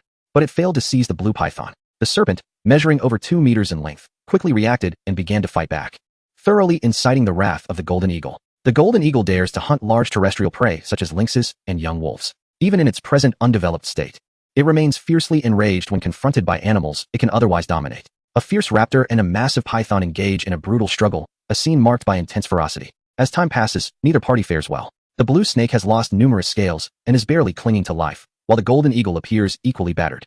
Its feathers in disarray, with significant loss around the wing roots, abdomen, and chest, exposing ghastly wounds. This adult blue snake, measuring over 2 meters in length, manages to contend with the juvenile golden eagle in a fierce stalemate. Mi Zedong watches this spectacle in astonishment. It seems even more thrilling than the animal kingdom itself. Zedong, I shall have them take you back to the castle shortly. I need to rescue this golden eagle, while I procure the bounty for these 2 snakes.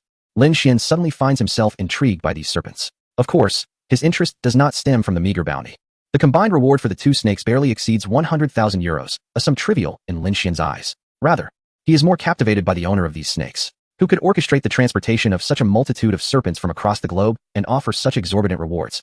What purpose lies behind amassing so many snakes? Particularly the blue snake, which Lin Shien initially assumed was merely a gimmick. The 100,000 euro bounty for a blue tree python seemed designed to attract numerous seekers, enhancing its perceived legitimacy. After all, the blue tree python is among the rarest exotic snakes in the world. Yet, to his astonishment, it truly exists. Aside from this, Lin Shien is quite pleased with another discovery of the day, the golden eagle. Since childhood, he has yearned to raise either a hawk or a golden eagle, perceiving it as an embodiment of majesty. Now, one has unexpectedly presented itself, and in a somewhat injured state. Under such circumstances, taming it would not require the arduous process typically associated with training eagles. With proper training, it could undoubtedly become a splendid companion. After a brief explanation, Lin Shien tossed the 2 pythons into the back of his pickup truck and headed towards a nearby town. The rightful owner of the bounty on these pythons awaited him in that very town. In truth, they were acutely aware that today was their singular hope.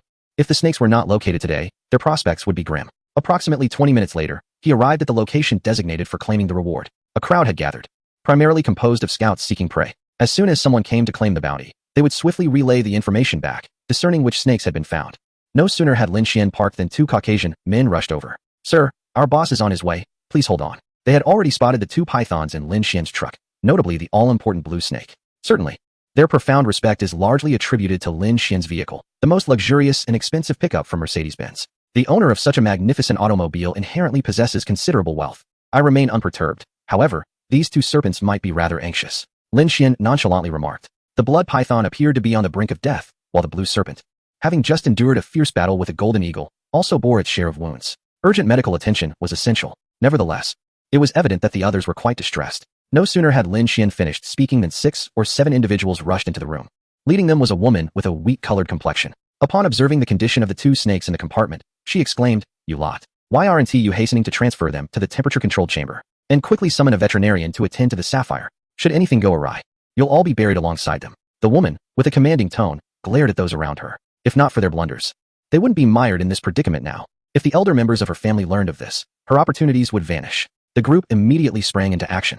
Watching the 2 pythons, particularly relieved that the blue one was still alive, she breathed a sigh of relief and addressed Lin Shien. I am immensely grateful for your return of these 2 pythons. The reward totals 1 million euros. What is your bank account number? Please hold on.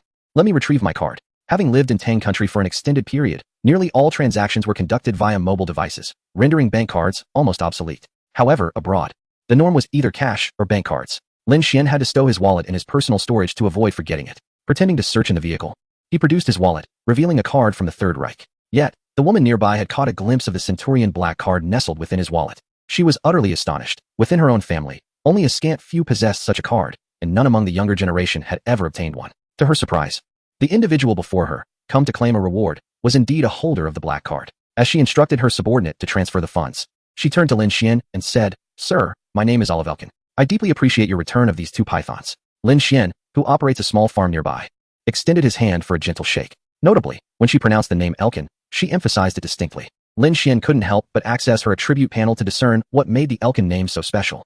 Name, Olive Elkin. Age, 27. Occupation, secretary. Height, 173 centimeters. Weight, 55 kilograms. Skills, public speaking, administrative assistance, business mathematics, accounting. Corporate law, potential. A. Evaluation. Eldest daughter of the Agnelli family in Italy, serving as secretary of the board at Fiat. Possessing a cunning nature akin to that of a wolf, subduing her would require considerable effort. From the very beginning, Lin Shien had no intention of subjugating this woman, nor would he expend effort to do so. Furthermore, this individual was not the talent that the farm required. However, her identity momentarily took Lin Shien by surprise. She was the daughter of the head of the Agnelli family, which controls the largest automobile company in the world. Brands such as Fiat, Alfa Romeo, Lancia, Ferrari, and Maserati all belong to their esteemed lineage. In Italy, many refer to them as royalty. The scenery in this vicinity was indeed quite splendid. And I believe your estate must be equally beautiful, Olive remarked with a smile. If the opportunity arises, may I visit you? Certainly, Lin Shien casually replied. In the future, as the farm truly flourishes, the principal consumers will undoubtedly be members of the upper echelons of society. Having clients of their caliber is of considerable significance. After exchanging a few pleasantries and contact information, Lin Shien was preparing to take his leave when Olive seemed unable to contain herself any longer. Mr. Lin Shien, there is something I wish to discuss with you. May I impose upon you for just a moment? Oh, what is it? Olive glanced around and suggested. Let us converse inside. Lin Shien nodded slightly. Initially, when they exchanged names, Olive appeared quite composed, but after her subordinate whispered a few words to her, her gaze towards Lin Shien shifted dramatically. To an outsider, it might seem as if this woman had developed an infatuation with him. The intensity of her stare was unsettling, which was one of the primary reasons Lin Shien had intended to depart. At worst, he could choose not to delve into why they were involved with so many snakes, dismissing it as a mere hobby. Yet now, the expression on her face suggested she was eager to reveal her curiosity's truth. What was their true purpose in acquiring so many snakes? This was the fundamental reason Lin Shien was willing to engage in this dialogue. Chapter 78. Surveillance installation. Upon arriving in a secluded area, Olive finally divulged the reason. In Italy, there exists a festival known as the Snake Festival, during which offerings of snakes are made to the statue of Saint Menico. My father has decided to commission a custom-made statue of Saint Menico, the largest in history, adorned with snakes from around the world. Lin Shien, upon hearing this, exhibited no signs of surprise, though he had never heard of this festival. It was not unusual to perform unique rituals in honor of different deities. So what does this imply? Her words had already clarified the rationale behind collecting pythons. The next question was what she truly wished to convey. I would like to invite you, Mr. Lin Shien, to join our team in capturing and procuring various snakes from around the globe. Your ability to acquire the blue snake suggests that you possess remarkable skills. As she spoke, Olive's admiration was palpable. She was acutely aware of the caliber of individuals who held a black gold card. Such individuals are undoubtedly not lacking in financial resources. Thus, to solicit his assistance, she could only resort to alternative means. Born into such a prominent family, she had been educated from a young age on how to excel as a socialite, and she believed she possessed a fair understanding of the elite young gentleman. However, her usual tactics proved utterly ineffective against Lin Shien. I apologize, but I have no interest. These two pythons were merely a coincidence I encountered on my farm. Lin Shien was taken aback. Could it truly be this simple? He replied with a calm demeanor. There is no need to discuss wealth. What I lack the least is money. Hearing his words, Olive opened her mouth, at a loss for what to say. She could discern that, despite Lin Xien's unruffled tone, it carried an air of undeniable authority. I was too forward, Mr. Lin Shien, Olive said apologetically. After exchanging a few brief words, Lin Shien took his leave. With her curiosity satisfied, other matters became inconsequential. Olive regarded Lin Shien with a mixture of emotions. It was the first time in her life that a man her age had rejected her. Moreover, with Lin Xien's assistance, she might have become the first matriarch of her family. Alas, that now seemed impossible. Just as Lin Shien departed, one of her subordinates approached her. Boss, we have uncovered that the gentleman named Lin Shien owns a vast expanse of 10,000 hectares of land, including a peak in the Alps, the subordinate reported, his eyes glimmering with envy. It was impossible not to feel that way. What kind of place is this? Here lies the most beautiful region of Bavaria. It is indeed land worth its weight in gold, or rather, land that cannot be purchased at all. Even among the locals, there are few who possess land. To own a small farm here is a source of great happiness. Yet, that man possesses a staggering 10,000 hectares of land. They could hardly fathom the magnitude of such wealth. Meanwhile, Lin Shien was speeding down the highway, returning to the farm. Most roads in the Third Reich had no speed limits, and with the Knight 15 resembling an armored vehicle, he felt entirely fearless. Upon returning to the castle, Mi Zedong had nearly finished tending to the golden eagle. In truth, the eagle's injuries were not severe. A simple application of iodine to disinfect the wounds followed by a medical bandage would suffice. In no more than half a month, it would be fully healed. Once I find the time, I shall train you properly, Lin Shien said with a smile. Hearing this, a few of them were speechless. They had already heard from Mi Zedong about the eagle's situation. Shouldn't it still be considered wild at this point? Yet he was already speaking of training it. However, upon reflection, given Lin Xien's aptitude for taming beasts, it did not seem particularly challenging. Although in Tang country, golden eagles are protected species that cannot be tamed. Such regulations did not exist in the Third Reich. Xian, are you planning to train the eagle? Now, while it is weakened, would be the easiest time, wouldn't it? Yi Qingyi gazed at the individual and inquired. Mi Zedong promptly responded. The little creature is still rather weak. If we attempt to train it now, we might inadvertently cause some lasting repercussions. Unlike cats and dogs, birds of prey, particularly eagles, are not easily approached. Establishing a bond with an eagle is a profoundly cruel process for both man and bird. The traditional method of training falcons involves depriving them of sleep, thereby exhausting them. Given the fierce nature of these birds, if they are not allowed to rest after being captured, their wild instincts can be worn down over several days. This process is equally challenging for the trainer, as both parties must remain steadfast, with the human needing to watch the eagle constantly. The eagle's territory encompasses the vast expanse of the sky, and its spirit soars higher than the heavens themselves, beyond the crushing of its will. Physical pain will not lead it to submit to anyone. Thus, this truly represents a contest of wills between man and eagle. It is only when the bird senses the approach of death that it will yield and comply. Typically, expert falconers place the eagle on their arm, enduring sleepless days and nights, sometimes for as long as 7 days, to see who can outlast whom. A moment's negligence allowing the eagle to sleep could render all efforts futile. Lin Shien, upon hearing this, shook his head, asserting that he did not require such methods to gain the creature's loyalty. There were other ways. The others looked at Lin Shien in confusion, seemingly unaware of any alternative methods. Unexpectedly, Lin Shien suggested, "Let us head to the dining hall for a meal. We've been busy all morning, and I'm quite hungry." Given Lin Xien's declaration, there was little they could do. While dining in the hall, Lin Shien instructed Annie, "I plan to install some cameras around the farm, particularly near the road and the eastern border. To the west of the farm lies the Rhine River, and to the south, the Alps, leading to sheer cliffs. Any unauthorized intruders would likely come from the other two directions." In response to Lin Xien's statement, Annie explained, "Sir, I have already begun preparations for this matter. Currently, 3 specialized companies are drafting proposals. Regarding the security of their territory, Annie had taken initiative long before. Chapter 79. Is this how one tames it? Well, you can oversee this matter. I'll have the security personnel I hired brief you later. But their operations will not require your oversight." Lin Shien did not intend to involve Annie in the affairs of the Terminator Guard. A basic understanding and mutual cooperation would suffice. Once the cameras are installed, Lin Shien plans to transmit the information wirelessly to each Terminator. At that point, these cameras will serve as the eyes of the Terminators. The issue of safety is quite manageable. "Understood, sir," Annie replied with a gentle nod. As a competent steward, she was acutely aware of her responsibilities. "By the way, I have an engagement tomorrow that will take me to the fog city of the Sun Never Sets Empire. I expect to return the evening after tomorrow or the day following." Lin Shien suddenly recalled that the auction date announced by Christie S was the day after tomorrow. He needed to depart tomorrow for other countries. All these places belonged to EU nations, allowing for visa-free travel among them. "Oh, Shien, are you heading to the Christie S auction?" Yi Qingyi exclaimed, her memory sparked. Time truly flies. That day had arrived in the blink of an eye. "Yes, I have a few items up for auction, so I should take a look," Lin Shien replied with a smile. Although he was not particularly concerned about those items, it was imperative to recover the funds from their sale. Time passed quickly over the course of a meal. Lin Shien did not linger in the restaurant, instead exiting with a substantial piece of raw meat. This meat had all been procured by Muna from the town, as the farm had yet to establish large-scale pig farming or a slaughterhouse, which would take some time. Upon arriving in the hall, Xiongda was already eagerly anticipating his meal. During this period, he had grown accustomed to being fed at this hour. Lin Shien cut off a portion of the meat and offered it to Xiongda, which weighed approximately 5 to 6 pounds. As Xiongda began to eat, the golden eagle nearby fixed its gaze upon him, eyes glinting with a predatory light, seemingly ready to pounce. Just as Lin Shien prepared to slice off a small piece of meat for the eagle, Xiongda unexpectedly tore off a piece from his own portion and presented it to the golden eagle. After a moment's hesitation, the eagle opened its beak and consumed the morsel. Lin Shien watched this scene in astonishment. He had not anticipated that Xiongda, the food enthusiast, would share his food with another. Observing the two creatures voraciously devouring their meal without discrimination, Lin Shien sighed in resignation. "Well, it seems both you and Xiongda are gluttons." The two animals appeared to share a silent understanding, gazing expectantly at Lin Shien. "So, you were waiting for me?" he remarked, chuckling at the silly Xiongda. He then handed over the remaining meat. Despite his clumsy appearance, Xiongda was quite clever, realizing that his actions could coax more food from Lin Shien. As he watched the golden eagle devour the meat with fervor, thoughts about the eagle filled Lin Xien's mind. Typically inhabiting high mountain grasslands, deserts, valleys, and forested areas, they often venture into hilly regions and plains during winter. They favor nesting in the cliffs and protrusions of valleys and mountains, which are indeed abundant. Perhaps it was this very affinity that led them to remain here.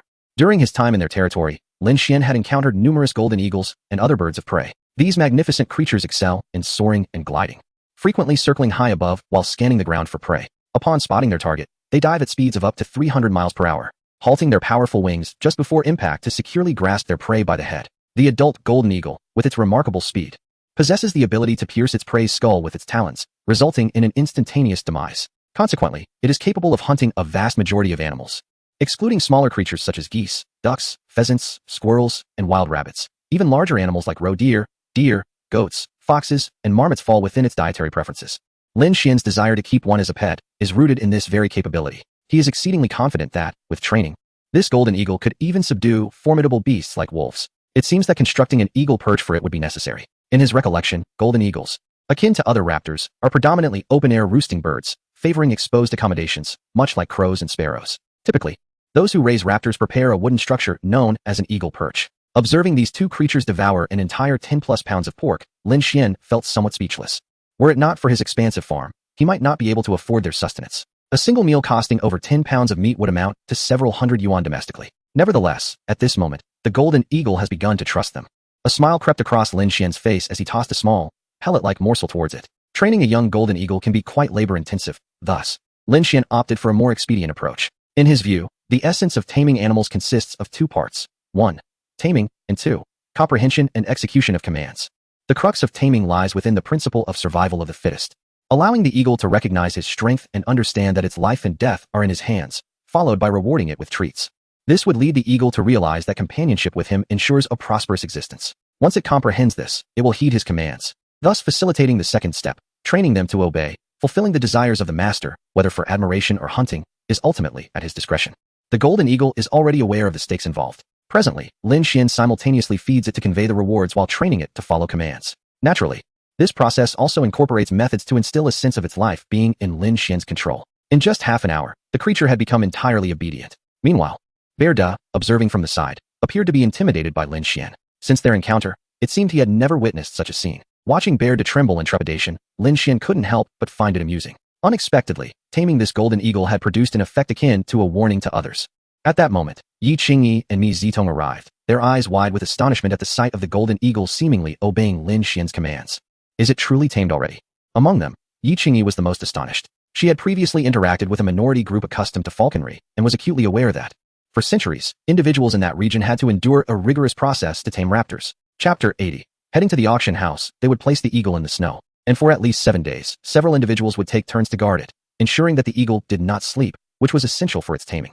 The difficulty of this task is self-evident. However, this golden eagle, they all knew, had just soared out from the mountains in the morning. Clearly, it was wild. Yet, in such a short span of time, it had already been tamed by Lin Shien. Although Mi Zitong possessed limited knowledge, he was aware of the considerable challenge involved in taming a golden eagle. Under the current circumstances, it could only be said that Lin Shien was exceptionally formidable. Seemingly sensing that a few individuals were watching it, the golden eagle suddenly emitted a long, piercing cry. Lin Shien chuckled as he patted the creature, exclaiming, Since you are so fond of me, you shall obediently follow my commands from now on. It is time to give you a name. Since you are a golden eagle, I shall call you Little Jean. Species, golden eagle. Name, Little Jean. Description: one of the 3 great birds of prey in the world, with an average wingspan exceeding 2 meters and a body length reaching up to 1 meter. It is a widely recognized raptor in the northern hemisphere, preying on medium to large birds and mammals, truly the crown of raptors. Evaluation: after training, it can chase wolves over long distances on the grasslands and can easily hunt adult wolves. Additionally, it possesses considerable intelligence and can serve as a sheepdog. Gazing at the introduction panel before him, a smile crept across Lin Xien's face. Little Jean, your potential is remarkable. If you obediently heed my words, I will undoubtedly make you the ruler of the skies. He gently stroked Little Jean's head, adding, in a moment, I will prepare a perch for you in the outdoor square, where you will reside from now on. In his childhood, Lin Shien had seen a few golden eagles, yet he had never witnessed one being tamed. The sudden acquisition of Little Jean was indeed a delightful surprise. Under normal circumstances, taming this eagle would demand an extensive investment of time and effort. Even for Lin Shien, who possessed profound expertise in animal training, it would require significant time to achieve. However, today, after this creature had battled a python and sustained severe injuries, it naturally developed a sense of closeness after being rescued by him. For an animal that already harbored affection for him, the process of taming became considerably simpler. Elite-level beast taming skills are not merely for show. By the way, have you ever encountered anything unpalatable? I must take the time to instruct Little Jean not to consume anything distasteful. The primary diet of golden eagles consists of medium-sized flying birds and terrestrial animals. If I do not adequately convey this, something unappetizing might indeed end up in its belly. After a brief training session, Lin Shien sought out the team from Tanghan Engineering and requested an eagle perch, which he set up in the open square at the center of the castle. This would serve as Little Jin's new residence. Earlier, concerned about the issue of rodent infestations, Lin Shien had instructed the team to prepare numerous bird nests and eagle perches to attract eagles for rodent control. In the future, there would likely be an eagle perch constructed every 500 to 1,000 meters. In the presence of significant rodent activity, wild eagles would undoubtedly linger, ensuring the ecological balance in the area. Lin Shien found himself questioning whether Xiao Jin was indeed drawn to the first wave of residents by these elements. Nevertheless, the precise reasons mattered little. The current outcome was favorable, and that sufficed. In the blink of an eye, an entire afternoon had elapsed. Xiao Jin had become acquainted with the unappetizing one. Although the latter still harbored an instinctive fear of Xiao Jin, it posed no significant issue. With the passage of time, such concerns would likely dissipate. During dinner, Mi Zitong habitually reported to Lin Shien, stating that the growth of the fungal blocks was exceedingly promising, and barring unforeseen circumstances, they could commence transplantation the day after tomorrow. Her paramount concern now was the white truffle. The cultivation of white truffles held profound significance for both her and the farm. Well, I surmise that when they reach maturity, I shall not be present at the farm. You may ascertain the timing on your own, Lin Shien expressed, placing a measure of trust in her capabilities. Mi Zitong had possessed the technical documentation on white truffles for a considerable duration, and Lin Shien was confident that, Provided she remained diligent, no issues would arise. After a few brief exchanges, they began their meal. It was not until dinner was nearing its conclusion that Mi Zitong suddenly recalled another matter. Boss, I have compiled a list of the machinery we need to procure. And additionally, we require a batch of seeds to be sown as much as possible around New Year's Day, she announced. Oh, might the timeline be a bit rushed? Lin Shien inquired, turning to Annie. Zitong has important tasks to undertake. Even if we acquire the machinery and seeds, do we have sufficient manpower for planting? After a moment of contemplation, Annie replied, if all goes smoothly, we should be able to recruit the first batch of farmers by then. However, if time is tight, we can certainly find some part-time help through farmer organizations without any issues. At this, Lin Shien nodded gently. In that case, please send me the list of items you intend to purchase, or discuss it with Annie first and finalize it. Indeed, my intention is to acquire machinery produced domestically in the Third Empire, which is readily available in Beardo, so there is no need to worry about timing, Mi Zitong added. In truth, even without her mention, the others present were aware that the agricultural prowess of the Third Empire was unparalleled in Europe and, indeed, the entire world. This superiority relied upon cutting-edge agricultural machinery, which could facilitate nearly all mechanized labor. While I am in the empire of the sun never sets, should any indecisive matters arise, feel free to contact me directly, or we can discuss them upon my return, Lin Shien remarked. Essentially, the development of the territory had already entered a stable phase, with very few matters requiring his decisive input. After dinner, Lin Shien engaged in the routine training of his small pets, whether due to his adept training or not. These three little creatures appeared to possess intelligence far surpassing that of their kind. Yet, this was for the best. A clever pet is undoubtedly more endearing. Before long, it was the morning of the following day. Annie drove Lin Shien and Yi Qingyi to the airport, where they planned to attend an auction together. If time permitted, they hoped to explore the foggy city along the way. A few hours later, at the Fog City airport, Lin Shien cheerfully suggested they head to the hotel first. The exclusive chauffeur, arranged by the Centurion Blackcard's personal lifestyle consultant, would take them to the Mandarin Oriental Hotel by Hyde Park, a renowned five-star establishment known for its advantageous location and the luxurious comfort synonymous with the Mandarin Oriental brand. It truly lived up to its reputation as a grand hotel of global civilization, offering exceptionally attentive service. After the dedicated staff escorted them to their suite, they were informed, should you require anything, please notify us through the service button on the terminal, and we will respond promptly. We wish you a pleasant journey and hope the Mandarin Oriental Hotel becomes a cherished memory of your travels. Due to the presidential suite's spacious layout, which included several bedrooms, the two settled in and changed into more suitable attire for their outing. The auction was scheduled for the following day, leaving them ample time to explore. The temperature in the foggy city was noticeably warmer than that of Beer City. Before long, Yi Qingyi had donned a loose, long cashmere sweater, paired with a black mini skirt and warm black stockings, exuding charm and elegance. How do I look? Pretty, right? She asked with a sweet smile. Gazing at Yi Qingyi's long, slender legs accentuated by the stockings, Lin Shien replied, absolutely beautiful. I must keep a close watch on you, lest someone else try to steal you away. With a playful laugh, Yi Qingyi responded, don't worry, I will always be yours. With that, she skipped toward the elevator. Her joy evident, yet there was an undeniable air of grace about her. The Fog City, known as the capital of the Sunless Empire, stands as one of the wealthiest, most economically advanced, and commercially prosperous cities globally, boasting the highest standards of living and the most museums, libraries, and sports venues. Iconic landmarks such as the Thames River, Tower Bridge, the Houses of Parliament, the London Eye, and St. Paul's Cathedral are all worthy of exploration. Upon exiting, the chauffeur arranged by the black card was still awaiting their departure. Lin Shien was unaware of the costs involved, but he did not concern himself with such matters. What would you like to see? The driver respectfully inquired, fully aware of the significance of his current passengers. Driver, please take us to visit some notable attractions. Starting with Trafalgar Square, the Houses of Parliament, and Big Ben, Lin Shien instructed, noticing Yi Qingyi's gaze upon him. After a moment of thought, she added that they intended to merely admire the exterior of grand structures like the British Museum, as neither had much interest in the exhibits within. They decided to save sights such as the London Eye and Tower Bridge for the evening, when the city's nighttime beauty would be on full display. By the time they finished their sightseeing, it was already past 10 o'clock in the evening. Lin Shien and Yi Qingyi decided to dine at a Gallic restaurant near Tower Bridge, reputed to be the most aesthetically pleasing establishment in the fog-laden city. Seated on the terrace, one could admire the Thames and the majestic Tower Bridge. However, given the late hour, such sights were not on their agenda.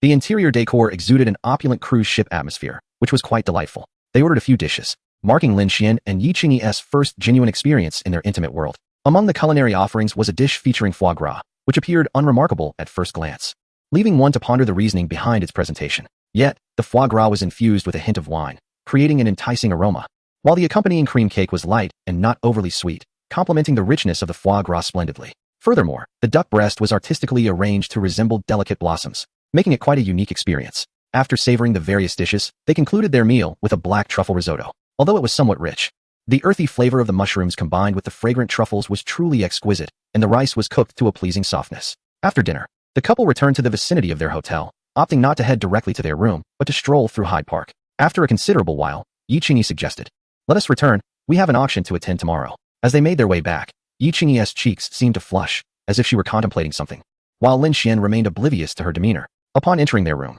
Lin Shien locked the door only to find Yi Qingyi lingering in the living area of the presidential suite, not having retreated to the bedroom.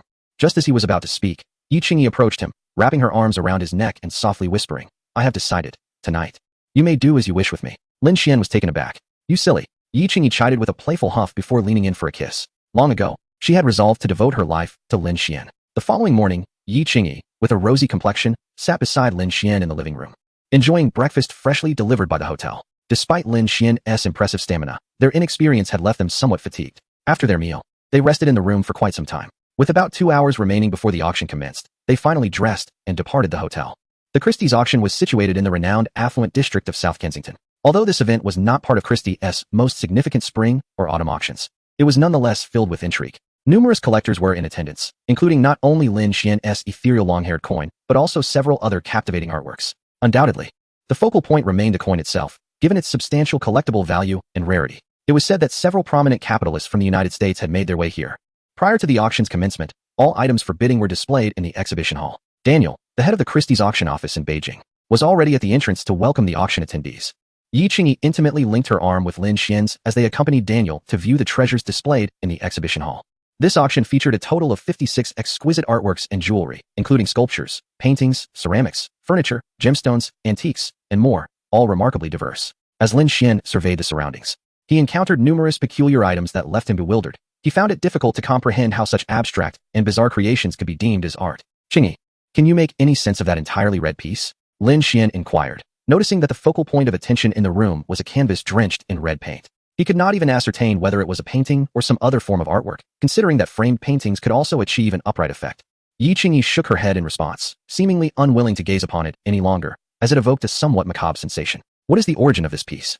Lin Shien asked Daniel, who was nearby. As a member of the auction house staff, he was likely to have some insights. "To be honest, I cannot decipher this piece either. It is titled Blood Red Mirror, created by the artist Gerhard Richter. It is said to belong to the realm of realism, but to me, it appears rather eccentric," Daniel replied, shrugging. "Nevertheless, it doesn't matter. This piece fetched $1 million at its last auction, so I believe it will perform well again this time." Lin Shien remarked lightly, "If it isn't the collectors who have lost their minds, then it must be due to previous successful hype. It's merely a mirror covered in red paint. What significance can be derived from that? Perhaps the attendees were merely pretending to understand, as the earlier publicity had already been established. Possessing such an item could satisfy their vanity. In truth, if any of these individuals had the opportunity to step into Lin Xien's castle, they would undoubtedly be astounded. The castle was adorned with antiques worth millions, all serving as ordinary decorative elements. After glancing around for a while, Lin Shien prepared to leave, feeling rather disinterested. However, just as he was about to exit, he suddenly noticed a rather large wooden sculpture. It appeared dark and unremarkable, lacking in aesthetic appeal. Daniel, a relatively successful businessman, observed Lin Xien's pause and inquired with a smile, "What is this? Are you interested? It's quite a remarkable piece. Carbon-14 analysis suggests it has been buried for over 2,000 years. It is indeed a genuine antique." At that moment, Lin Shien was struck by curiosity regarding the type of wood used. However, he did not reveal his true thoughts and casually remarked, "Is this really considered an antique? I am merely curious about what kind of person would place such an item in your auction." Daniel smiled and replied, "Mr. Lin Shien, with your discerning eye, why conceal your thoughts? While its appearance may not be appealing, its material is extraordinary. It is an Eastern divine wood, sourced from your Tang dynasty. In ancient times, merely possessing such a piece could result in a death sentence for an ordinary person." Lin Shien displayed an expression of realization. Having just caught a whiff of the subtle and elegant fragrance, coupled with the surface condition, he surmised that it was indeed the precious Jinsei dark wood, also known as Jinsei ebony. This exquisite wood, referred to by the Tang people as the divine wood bestowed by heaven and by foreigners as the sacred wood of the East, is undoubtedly among the most valuable types of timber, requiring extraordinary fortune to procure. Folklore suggests that one might offer a fortune of gold to the underworld in exchange for this ebony to honor the heavens. Due to its mysterious and precious nature, it is said that even a chest full of jewels pales in comparison to a piece of this wood. The world regards it as a treasure for warding off evil and attracting good fortune. However, what Lin Shien valued most was that the ancient zither crafted from this material produced a rich and exquisite sound. Ever since acquiring the skill to master musical instruments, Lin Shien had harbored this thought. He gazed at the dilapidated statue once more, approximately 15 meters tall, perfectly suited in every aspect, and resolved to purchase it. "Mr. Lin Shien, there are only half an hour left until the auction begins. We should head to the venue," Daniel suggested. However, before he could finish, Lin Shien interjected. "The black gold card personnel informed me that a VIP seat has been prepared for me." As he spoke, Lin Shien raised the black gold card in his hand. Daniel momentarily froze upon seeing it. He was aware that Lin Shien possessed considerable wealth, yet he had never imagined him to be a holder of a black gold card. What is a black gold card? It is a credit card that allows unlimited overdraft in most countries worldwide. Only a select few individuals globally are privileged enough to possess one. Why would such a person come to sell antiques worth tens of millions of euros? However, recalling Lin Xien's demeanor during their first meeting, when he casually pulled out diamonds and ancient coins from his pocket, it became evident that he did not place much value on such items. The ease with which he handled tens of millions of euros worth of goods indeed aligned with the status of a black gold card holder. To Daniel's astonishment, that VIP seat was reserved for Mr. Lin Shien. His expression shifted to one of bemusement as he remarked, "I initially intended to request a VIP seat for you. But the Amex company contacted our superiors to inform us that a black gold card holder would be attending, and we were instructed to vacate the VIP area." Daniel hurriedly rambled on, though the truth of his words was uncertain. Nonetheless, it was clear that upon seeing the black gold card, his demeanor towards Lin Shien had transformed into that of an eager sycophant. At 10 o'clock in the morning, the auction commenced punctually. The first item up for bid was the very blood-red mirror he had previously scoffed at, seemingly intended to warm up the atmosphere. To his disbelief, this art piece, which he deemed worthless, fetched an astonishing price of 1.2 million euros. Shortly thereafter, several items were sold. The largest diamond Lin Shien had previously brought forth made its appearance. To his astonishment, the water-clear diamond that Christie's had valued at 12 million euros was auctioned off for a staggering 17.5 million euros. At the moment the auction was confirmed, Daniel instinctively felt compelled to advise Lin Shien, "Calm down, my friend. When encountering an interested buyer, the price can indeed escalate." However, as he opened his mouth, words eluded him. The individual before him would hardly be concerned with the modest sum of 17.5 million. Perhaps they were merely intrigued, seeking to join the fray. Just as he grappled with his thoughts, the prized golden silk Nanmu wood was brought onto the stage. The auctioneer introduced it, though unremarkable in appearance. This wood is the precious golden silk Nanmu, known for its aromatic scent, straight grain, and dense structure, making it an excellent material for architecture and high-end furniture. When exposed to sunlight, its surface glimmers with golden threads, exuding a subtle fragrance. In ancient times, golden silk Nanmu was reserved for royal palaces and select temples. Golden silk Nanmu, or ancient wood, is the result of natural transformations occurring 2 to 10,000 years ago, when events such as earthquakes, floods, and landslides buried the wood in ancient riverbeds, creating a low-oxygen, high-pressure environment that led to its carbonization through the action of bacteria and other microorganisms. Ancient wood is a treasure bestowed upon humanity by nature, an irreplaceable and scarce resource. As the saying goes, 1,000 years for a single tree, a tree nurtured for 1,000 years. Its starting bid was set at 300,000 euros. Chapter 83. Astonishingly sold for over 50 million euros. Radiocarbon dating evidently does not deceive. This wood indeed originates from 2 millennia past. Coupled with the esteemed reputation of Eastern divine woods, bidders were soon fervently raising their offers. 350,000 euros. 380,000 euros. 450,000 euros.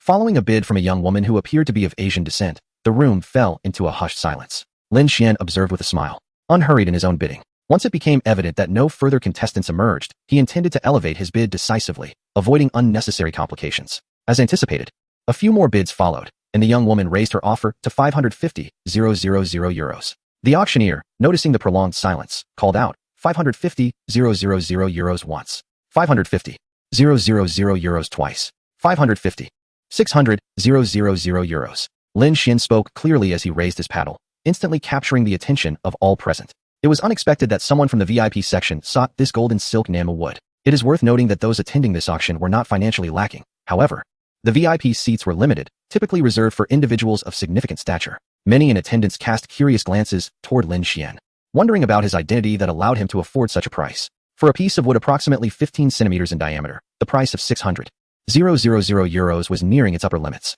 The young woman, who previously seemed determined to secure the piece, refrained from further bids. Thus, for 600,000 euros, a substantial piece of golden silk Nanmu wood was acquired. Lin Shien felt it was a worthy investment. "Shien, what do you intend to do with this wood?" Yi Qingyi inquired, gazing at Lin Shien in confusion. A sum of 600,000 euros is indeed a considerable amount, yet it appears somewhat trivial, akin to a mere piece of wood. However, the golden silk Nanmu ebony is renowned as an excellent material for crafting gyukins. Lin Shien chuckled, having already consulted the system regarding its quality, which he deemed to be exceptional. The only drawback was a minor carving, the origin of which remains a mystery. Nonetheless, this did not significantly diminish its value. "Guqin, Shien, you are knowledgeable about gyukins?" Yi Qingyi inquired, surprised, as she was unaware of this facet of his expertise. "I have a basic understanding. In any case, we are not lacking in funds. It would be a fine opportunity for me to practice." While they conversed, Daniel stood by, utterly bewildered. For an ordinary person, 600,000 euros is an amount that is nearly unattainable in a lifetime. Yet here it was, merely a playful sum for Lin Shien. Perhaps this is what it means to be wealthy. As the auction progressed, there was nothing that piqued Lin Shien's interest. Most items appeared to be bizarre foreign artifacts that he could not appreciate, preferring instead the artworks adorning his own castle. Unbeknownst to him, the pieces he considered worthless were, in fact, regarded as antiques. This discrepancy arose from Lin Shien's lack of interest in such objects. As long as they did not clash with his home's aesthetic, he was content. Soon, they arrived at the grand finale of the auction, the floating hair silver coin. The auctioneer needed no further elaboration. Upon its presentation, many collectors were immediately captivated. In truth, a significant number of attendees had come specifically for this coin, as it is the rarest and most historically significant currency ever issued by the United States, the world's foremost superpower. According to numismatic expert Jack Criss, only around 120 of these coins exist, with fewer than 10 in pristine condition. Our starting bid is set at 5 million euros, with increments no less than 500,000 euros. No sooner had the auctioneer finished his announcement than a shrewd-looking billionaire sprang to his feet, exclaiming, 10 million euros. Clearly, he intended to convey an air of determination. However, his strategy backfired. His declaration only served to heighten the excitement among the crowd. 11 million euros. 12 million euros. With each bid from the affluent participants, Daniel grew increasingly animated. The higher the price climbed, the better his performance would reflect. Yet despite his exhilaration, he swiftly leaned in to discreetly introduce Lin Shien to the bidders. Old aristocrats tracing their lineage to the Victorian era, emerging families from the Industrial Revolution, and renowned collectors. It was only logical. Those capable of bidding such amounts for a coin must possess considerable wealth. Watching the competitive bidding unfold, Lin Shien's spirits lifted. His indifference to trivial sums did not equate to a lack of interest in the total amount he could secure. As the bidding intensified, the stakes soared ever higher, ultimately reaching a staggering 36 million. With a commanding shout from a prominent figure of the Bear Nation, it seemed as though a switch had been flipped. The affluent elite from the Beautiful Nation and Bear Nation erupted into a frenzy of bids, their competitive fervor rendering the prices uncontrollable. Daniel stood in stunned silence, utterly bewildered. Based on his estimations, the coin ought to fetch no more than 35 million at most. Yet, it dawned on him that this coin held profound significance for the Beautiful Nation, symbolizing ideals such as liberty, epitomized by the image of the majestic Lady Liberty. With the coin now on display, if it were to fall into the hands of their long-standing rival, the Bear Nation, where would their pride reside? Finally, a renowned merchant and coin collector from the Beautiful Nation proclaimed a bid of 50 million. The magnates from the Bear Nation ceased their bidding, aware that the object would ultimately be a burden in their possession, given that the coin was hardly worth such an exorbitant price. Just then, a wealthy individual from the Middle East interjected with a bid of 55 million, cleverly raising the floor price, seemingly to provoke them. However, undeterred, the Beautiful Nation's collector raised the stakes to 51 million, nearly driven to the brink of madness by the relentless competition. It felt as though everyone conspired against them. This round alone had escalated the cost by over 20 million. Even Lin Shien was taken aback by the coin's astronomical sale price. In truth, he had several more of such coins in his possession, but if they were to surface in the near future, they would undoubtedly fail to command such high prices. Lin Shien, now devoid of financial concerns, had no inclination to pursue such sales. As the auction drew to a close, Daniel inquired of Lin Shien, Mr. Lin Shien, I will be returning to Pidu shortly. Would you like me to deliver the wooden carving you purchased? Naturally, Christie's did not offer such services. Yet Daniel felt that cultivating a relationship with Lin Shien could elevate his standing within Christie's. That's fine. Pidu isn't too far from me, Lin Shien replied with a smile, promptly sending him the address. Transporting the carving himself would be rather cumbersome, so since Daniel was willing, he would let him handle it. In the future, he planned to excavate a piece of ivory from his territory and prepare some fine silk for crafting a guqin. There would be a profound sense of accomplishment in creating such an instrument himself. The auction concluded with the pure water diamond and the flowing hair coin selling for a total of 68.5 million, while his golden silk nanmu would fetch 600,000. After accounting for the 3 commission and various taxes, Lin Xian's account swelled by 65 million, an extraordinarily substantial sum. Converted to Tang Yuan, that amounted to over $500 million. Following the auction, the two attended a Christie's gala, which was merely a gathering of individuals engaged in idle chatter. Before long, Lin Shien returned to the hotel. The next day, as usual, he awoke naturally shortly after 6 in the morning. Feeling invigorated and at ease, he noticed Yi Qingyi nestled sweetly against his chest.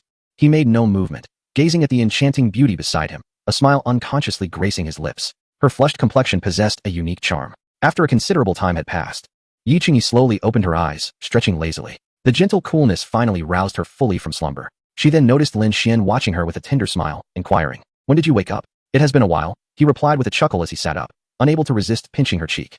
"Let us wash up and have something to eat." As soon as Yi Qingyi stood, a wave of discomfort surged through her. Both of them, lacking experience, inevitably encountered some complications. Lin Shien noticed her slight shiver and asked, "What's wrong? Are you still in pain?" "All right, let us hurry and wash up," he urged. With a soft huff, Yi Qingyi made her way to the bathroom. After a brief cleansing, they ordered breakfast, which was quite delectable at the hotel. With the auction concluded and having observed much of the foggy city, Lin Shien felt little desire to linger in Fog City and decided to head back home. Although Daniel wished to introduce Lin Shien to some members of high society and collectors, Lin Shien held no interest. After all, if they were truly of the upper echelon, it would not be long before they sought him out. In the future world, the finest ingredients would undoubtedly originate from his farm. With the existence of a black gold card, concerns regarding flights were unfounded. He could acquire tickets at any time. That afternoon, the two arrived at Beer City Airport, where Annie had already been waiting. On the journey back, Annie remarked, "Sir, the agricultural machinery needed for the territory has been fully listed. Utilizing these tools will not significantly disrupt the environment, while also saving considerable manpower and expediting various processes." Upon hearing this, Lin Shien nodded gently, confident in the conclusions drawn by the two professionals, Annie and Mi Zitong. He trusted there would be no issues, especially since both had signed a system contract, ensuring they would refrain from any actions detrimental to the territory during this period. "You are certain, then?" he inquired. After a brief pause, he added, "Approximately how much will all of this cost? Including taxes, it will be around 1 million euros. Annie responded without hesitation, clearly having calculated everything meticulously. 1 million euros, approximately 7 million Tang yuan, was not an exorbitant price. In truth, the primary reason for acquiring this equipment was that both Lin Shien and Mi Zitong believed machinery should serve as supplementary tools. The finer details required human touch. Only human effort could achieve the best results. Hence the need for agricultural machinery was not extensive. "This price is acceptable. Let us procure these items at our earliest convenience. Surely Beer City has what we need." Lin Shien thought that the sooner these items arrived, the better. After all, they were not particularly expensive. A mere 1 million euros would hardly stir his emotions, or rather, he had grown accustomed to it. Annie and Yi Qingyi understood Lin Xien's perspective, as in the castle. Accidentally breaking a cup could cost tens of thousands, or even millions. Thus, spending around 100,000 euros now seemed trivial. Living in an environment like Lin Xien's castle easily alters one's perception of money. Indeed, there was stock available at nearby agricultural machinery sales companies. Annie nodded and mentioned that for an additional payment of 500 euros, their company would deliver all the machinery to their farm. She had already investigated all these matters thoroughly. Nearby? Lin Shien was momentarily taken aback and suggested, "Then we might as well go purchase it directly." It turned out that just a short distance from Beer City Airport was the market operated by the Third Empire's Colaris Agricultural Machinery Company. The manufacturing of the Third Empire was long regarded as a paragon in the industry. Colaris Company stood as a premier manufacturer among agricultural machinery and vehicles. Their combines, sugarcane harvesters, self-propelled silage harvesters, agricultural transport machinery, tractors, turners, mowers, rakes, and balers were all world-class. Since these machines would be used on his own territory and cost was no concern, it was only natural to opt for such top-tier equipment. After all, the reliability and quality of their machinery were highly trustworthy. Before long, the group arrived at Colaris Agricultural Machinery Company, as everything had already been determined. The straightforward transaction did not take much time. The representative from Colaris was meeting a buyer as decisive as Lin Shien for the first time. They confirmed the models, signed the contract on the spot, and completed the transaction. Compared to any other orders he had experienced, this was remarkably smoother. In just 2 short hours, a substantial transaction of 1 million euros was finalized. Consequently, the representative readily offered complimentary delivery, a rarity in these countries where the term free was exceedingly uncommon. Perhaps they also aimed to retain Lin Shien, a significant client, through exceptional service. Someone capable of such a decisive purchase of agricultural machinery likely had ample financial resources, possibly being a large landowner or an agricultural company representative. The drivers from Colaris Agricultural Machinery Company followed closely behind Lin Shien and his party, delivering the purchased machinery to their doorstep. Chapter 85. Yi Qingyi's initiative. Upon returning to the territory, they placed all the machinery near the commercial living area. The team from Tanghan Engineering would construct the machinery warehouse after the first phase of the project. By the time everything was settled, the sky had gradually darkened. Seeing Lin Shien and the others return, Muna approached them softly, saying, "Sir, dinner is ready. Would you like to dine now?" Only then did Lin Shien realize how late it had become. "Let us depart. After a busy afternoon, it is time for us to dine." The group swiftly arrived at the restaurant. "Boss, you're back," Mi Zitong exclaimed joyfully upon seeing Lin Xien's return. Lin Shien nodded gently as he settled into his seat and inquired, "How is the progress with the white truffles? If I recall correctly, they should be ready for transplantation by yesterday?" Upon hearing Lin Xien's words, Mi Zitong's smile blossomed even brighter as she replied, "Indeed, everything is progressing smoothly. At our current pace, we can expect to harvest at least 1 ton of white truffles by next winter." She appeared exceedingly excited. If all goes well, within a year, the territory will gain worldwide recognition, significantly advancing her dream. Moreover, the substantial profits from these white truffles will enable her to implement many of her plans with confidence and boldness. Although Lin Shien was not lacking in funds and willingly entrusted her with vast expanses of land, she felt a lingering sense of inadequacy if she could not yield considerable returns. "Very well, during this period, you shall work diligently." Lin Shien nodded lightly, already partaking in his meal. Despite the territory lacking stringent rules, it was customary for Lin Shien to be the first to lift his chopsticks. As he ate, Lin Shien remarked, "The machinery you require has all been purchased and is located in the living area. When you have time, do procure the necessary seeds and other items." "Understood," Mi Zitong acknowledged. "Tonight, I shall compile a list of everything we need." After a pause, Mi Zitong seemed to recall something. Oh, one more thing, boss. Have you forgotten about the wild boars? Lin Shien was taken aback. It seemed that the first set of pigsties had been completed the day before his trip to the Foggy City. He had promised to send the wild boars to their designated pigsty, but the matters regarding the greenhouse, the python, and Xiao Jin had delayed him. Yes. Please remind me tomorrow morning. I will deliver them in the forenoon, Lin Shien replied with a smile. Speaking of which, we should also consider acquiring some livestock soon. Lin Shien turned his gaze toward Mi Zitong. With the territory still in its infancy, there were numerous agricultural and pastoral tasks that required attention, most of which rested squarely on her shoulders. However, as the saying goes, to whom much is given, much is expected. Even if additional personnel were hired, they would merely serve to assist her. Rest assured, boss, I already have a general plan in mind. I will work overtime in the coming nights to get everything prepared, Mi Zitong stated while enjoying her meal. Perhaps due to the increased physical and mental labor during this period, her appetite had significantly surged, even surpassing Lin Xien's. Nevertheless, this had no adverse effect on her figure. After dining, Annie also briefed Lin Shien on the surveillance matters and the greenhouse situation.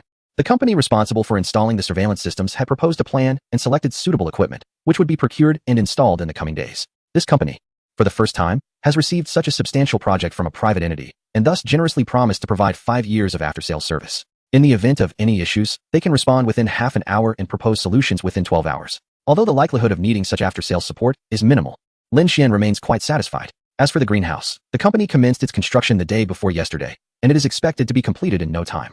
What surprised Lin Shien even more was that the company from the Third Reich assured that the progress of the project would not be hindered by the Christmas holiday.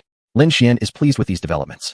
After organizing these matters, he glanced at his 3 little pets, feeling reassured by their affectionate interactions. After all, these small birds are a primary food source for golden eagles. Having exerted himself throughout the day, Lin Shien felt fatigued and soon retreated to his room. Hearing the sounds from the bathroom, he entered without a moment's hesitation. After a brief chat, he settled into the bathtub. Why not leave all the promotional work for the territory to me? Yi Qingyi said with a gentle smile as she looked at Lin Shien beside her. Lin Shien replied, intrigued. The territory requires someone dedicated to its promotion, whether it pertains to your current social media accounts or future commercial advertising. I am quite familiar with this area, Yi Qingyi explained, her smile unwavering. Have you forgotten? My family is engaged in import and export trade. And recently, I was assisting my parents with their promotional strategies. Upon hearing her words, Lin Shien recalled his initial intention to consult with Annie about hiring personnel for promotional tasks once the territory produced goods. He had not anticipated that Yi Qingyi would bring it up herself. Your social media accounts already have a significant amount of traffic, and the farm's offerings could also attract attention. If we leverage this effectively, we can quickly establish the farm's reputation, Yi Qingyi added, noticing Lin Xien's silence. This traffic is immensely valuable. Once our products are available, we can utilize it to generate buzz and create a topic of discussion. Lin Shien nodded gently, acknowledging, I am well aware of this. Since we are pursuing a high-end approach, it is indeed crucial to ensure that more people become aware of us while maintaining our high quality. He caressed Yi Qingyi's cheek and smiled. In that case, I shall entrust these matters to you. Let's set a modest goal of making 100 million people aware of our farm's existence. Absolutely. There are so many extraordinary aspects of the farm. Yi Qingyi felt a surge of anticipation, believing that with proper utilization, they could create quite a stir. We only need to identify a focal point and leverage it effectively. Achieving this goal will not be overly challenging. For instance, if a monkey, dog, or pig, animals known for their intelligence, demonstrated the cognitive abilities of a human child, it might not cause much of a sensation. However, if a parrot, typically known for merely mimicking sounds, could engage in coherent conversation, that alone would draw considerable attention. Chapter 87. The mysterious arrival upon receiving Lin Xien's command. The wild boar king promptly led his clan into action. Perhaps it was due to the recent abundance of food and comfort that these wild boars appeared remarkably obedient. Given their speed could not rival that of vehicles, Lin Shien deliberately slowed the pace of his car. Meanwhile, Mi Zitong and her companions had already arrived at Pigsty No. 1, preparing the preliminary work. By the time Lin Shien arrived, an hour had passed, and everything was in readiness. Lin Shien directly instructed the wild boar king to allocate the boars into their respective pens based on size. Ultimately, the remaining piglets were also escorted to a safe enclosure. Everything was remarkably orderly. Perhaps it was the comfort provided by Lin Shien and his companions that made them so compliant. Once laziness takes root, it can easily be exploited. Unfortunately, Lin Shien had never considered training the young wild boars specifically. Otherwise, he could have commanded them on where to be during the day and night. Nevertheless, this was of little concern. Mi Zitong, during the subsequent feeding process, could easily manage with just a bit of attention, especially once they became accustomed to the routine. Furthermore, with the wild boar king's authority, the other boars dared not cause any disturbances. By the time all tasks were completed, it was around 11 in the morning. Shortly before, Mi Zitong had returned after confirming that everything was in order, as she had many other matters to attend to and could not afford to waste time here. Observing the numerous pigsties constructed around him, and noticing the ongoing construction of either a cattle pen or a sheepfold nearby, a smile crept upon Lin Xien's lips. It appeared that his decision to engage a construction company run by the Tang people was indeed a wise choice. The ease with which Tang enterprises are established in many countries stems from their remarkable efficiency, in stark contrast to the often sluggish pace of foreign counterparts. Beside him, Yi Qingyi had also completed her recording and smiled at Lin Shien, saying, "This scene should make for excellent material. I will turn it into a feature later." "Yes, do as you see fit," Lin Shien replied, nodding gently with a smile. "Shall we take a look at the living area?" Although Lin Shien had briefly surveyed the situation in the living and commercial district while arranging mechanical equipment yesterday, he had not taken a closer look at the progress. In Lin Xien's view, the employee dormitories were of utmost importance. Only upon their completion could he recruit farmers and herdsmen, thereby facilitating the further development of the territory. After confirming the pigsty was satisfactory one last time, the two set off towards the vicinity of the territory's entrance. At this moment, the living area was beginning to take shape, with some individuals engaged in constructing additional buildings while others had already commenced renovations. Remarkably, this progress had been made in just a matter of days, and it was undeniable that the pace was truly astonishing. Upon reflection, these structures are merely uncomplicated two-story buildings. Given the extensive manpower, resources, and finances involved, it is only natural that they progress swiftly. Although the initial form is already visible, the completion for actual use will still require some time. However, this duration should not be extensive. Due to the urgency of the situation, the interiors of these buildings will not be adorned with paint. Rather, they will undergo only basic decoration along with the placement of appliances and furniture sufficient for functional use. In contrast to the exterior, which boasts intricate designs ensuring a distinctly Bavarian aesthetic and an elegant appearance, the interiors may appear quite rudimentary, yet functionality will not be compromised. While Lin Shien was inspecting these developments, the supervisor from Tanghan Engineering approached him once more. "As I mentioned previously, you need not concern yourself with me. Simply focus on your own tasks," Lin Shien remarked. Upon hearing Lin Xien's words, the supervisor quickly shook his head, explaining, "Mr. Lin Shien, approximately 10 minutes ago, an individual arrived at the entrance of the territory, expressing a desire to enter your private domain. I advised him several times that the farm does not permit entry, but he remained obstinate. I was just about to call Butler Annie when I noticed your arrival." Lin Shien paused for a moment upon hearing this explanation. "Oh, if you encounter such a person, simply refuse him. My territory is not open to everyone," Lin Shien replied calmly. "If anyone seeking entry were to cause such inconveniences, it would be an enormous waste of time." In that instant, Lin Shien even contemplated whether to station a guardian at the entrance, specifically tasked with repelling these strangers. Just then, a voice echoed from a distance. "Mr. Lin Shien, I did not expect to find you here. May I inquire if you know who the owner of this place is? I wish to take a look inside." Upon hearing this voice, both Lin Shien and Yi Qingyi, as well as the supervisor, were somewhat taken aback. This person actually recognized Lin Shien? Yet, it seemed he was unaware that Lin Shien was the proprietor of this territory. Lin Shien turned towards the source of the voice, only to find not a fair-haired European, but rather a woman of Asian descent. Due to the distance, Lin Shien could not discern her features clearly, but he noted her wheat-colored complexion, which appeared somewhat familiar. "Shall we go check it out? This person seems to know me," Lin Shien remarked with curiosity. In his recollection, he had not interacted with many individuals during his time in the Third Empire, particularly not with a woman of Eastern descent. Yi Qingyi nodded gently, equally curious to discover who this individual might be. As they approached, Lin Shien observed that the woman with the wheat-colored skin was quite attractive. She had a round face, elegant almond-shaped eyes, and a healthy complexion that exuded vitality. However, she adorned herself with numerous accessories that appeared somewhat extravagant around her ears and neck. There was a lingering sense of familiarity about her. Yet he could not definitively ascertain her identity. According to reason, with the adornments she bore, Lin Shien should have been able to recall her. However, in reality, only the faintest impression lingered, and he could not remember where they had met. "I feel as though I have encountered this person before, yet the location eludes me." Just as Lin Shien was about to speak, Yi Qingyi suddenly interjected. This caught Lin Shien off guard as he remarked, "Indeed, I share the same sentiment." Before long, they arrived at the entrance. "Who are you?" Lin Shien pondered, unable to recall, yet the other party seemed to know his name, suggesting a prior acquaintance. Chapter 88. "It is not impossible, Mr. Lin Shien. You truly are forgetful," the woman remarked. "We met in the Fog City just 2 days ago. Your exquisite diamond is still in my possession." Upon hearing this, Lin Shien was momentarily stunned. It dawned on him that she was the woman who had purchased his diamond and had attempted to wrest the wooden sculpture from him without success. "Oh, so it is you," Lin Shien realized. "What brings you to my estate? Is this your farm?" Although he had suspected as much, the revelation still struck him with a degree of astonishment. She had already researched it online. The farm sprawled over more than 10,000 hectares, making it unparalleled throughout the Third Empire and even across Europe. Furthermore, it was situated at the foothills of the Alps, incorporating a peak of the Alpine range, and was adjacent to the Rhine River, boasting a segment of the Rhine Valley. Such a place could not simply be acquired by mere wealth. She had assumed that the owner was an ancient European noble or part of some esteemed family. To her surprise, it was Lin Shien, an individual from the east. "Mr. Lin Shien, my name is Yang Jinbema, hailing from Bhutan." Yang Jinbema extended her hand. "I have been searching for a picturesque location in Europe. My original destination was the New Swan Castle, but upon passing through here, I felt that your estate was the true place I had been seeking." Lin Shien extended his hand and shook hers gently, stating, "I apologize, Miss Yang Jinbema, but the farm is still in its initial stages, and I cannot accommodate any visitors.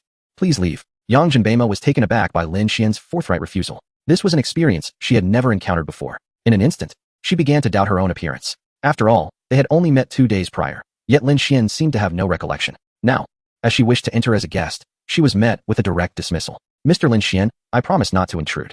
I would merely like to admire the scenery around the farm. Would that truly be unacceptable? Yang Jinbei gazed at Lin Shien, her eyes seemingly filled with longing. Had she been elsewhere, she might have broached the subject of compensation. However, in this instance, she found herself unable to do so. She was acutely aware that Lin Shien was not in want of funds. For the first time, she felt a sense of impotence. Gaining entry to such a place proved to be exceedingly challenging. Mr. Lin Shien, I have a tent and provisions in my vehicle, I assure you.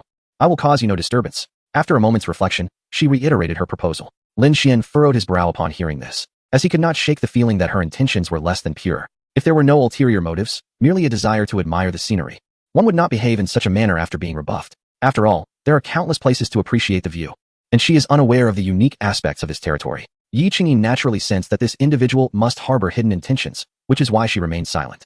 Do you truly wish merely to behold the landscape? Lin Shien inquired nonchalantly. Or perhaps you would care to divulge your true purpose? Let us avoid any unpleasantness. Upon hearing Lin Xien's words, Yang Jinbei was momentarily taken aback, then pondered before responding. To speak candidly, I am the renowned chairman of Aman Hotels and the sole owner of its shares. My journey to Europe is to seek a location for establishing the first Aman hotel outside Asia. I perceive a fairy tale quality in your territory. If possible, I would like to establish the 32nd Aman hotel here. However, before Yang Jinbei could finish her sentence, Lin Shien interjected, I apologize. But no portion of my land is for sale. You may wish to explore other areas. Lin Shien felt no need to inquire about Aman hotels.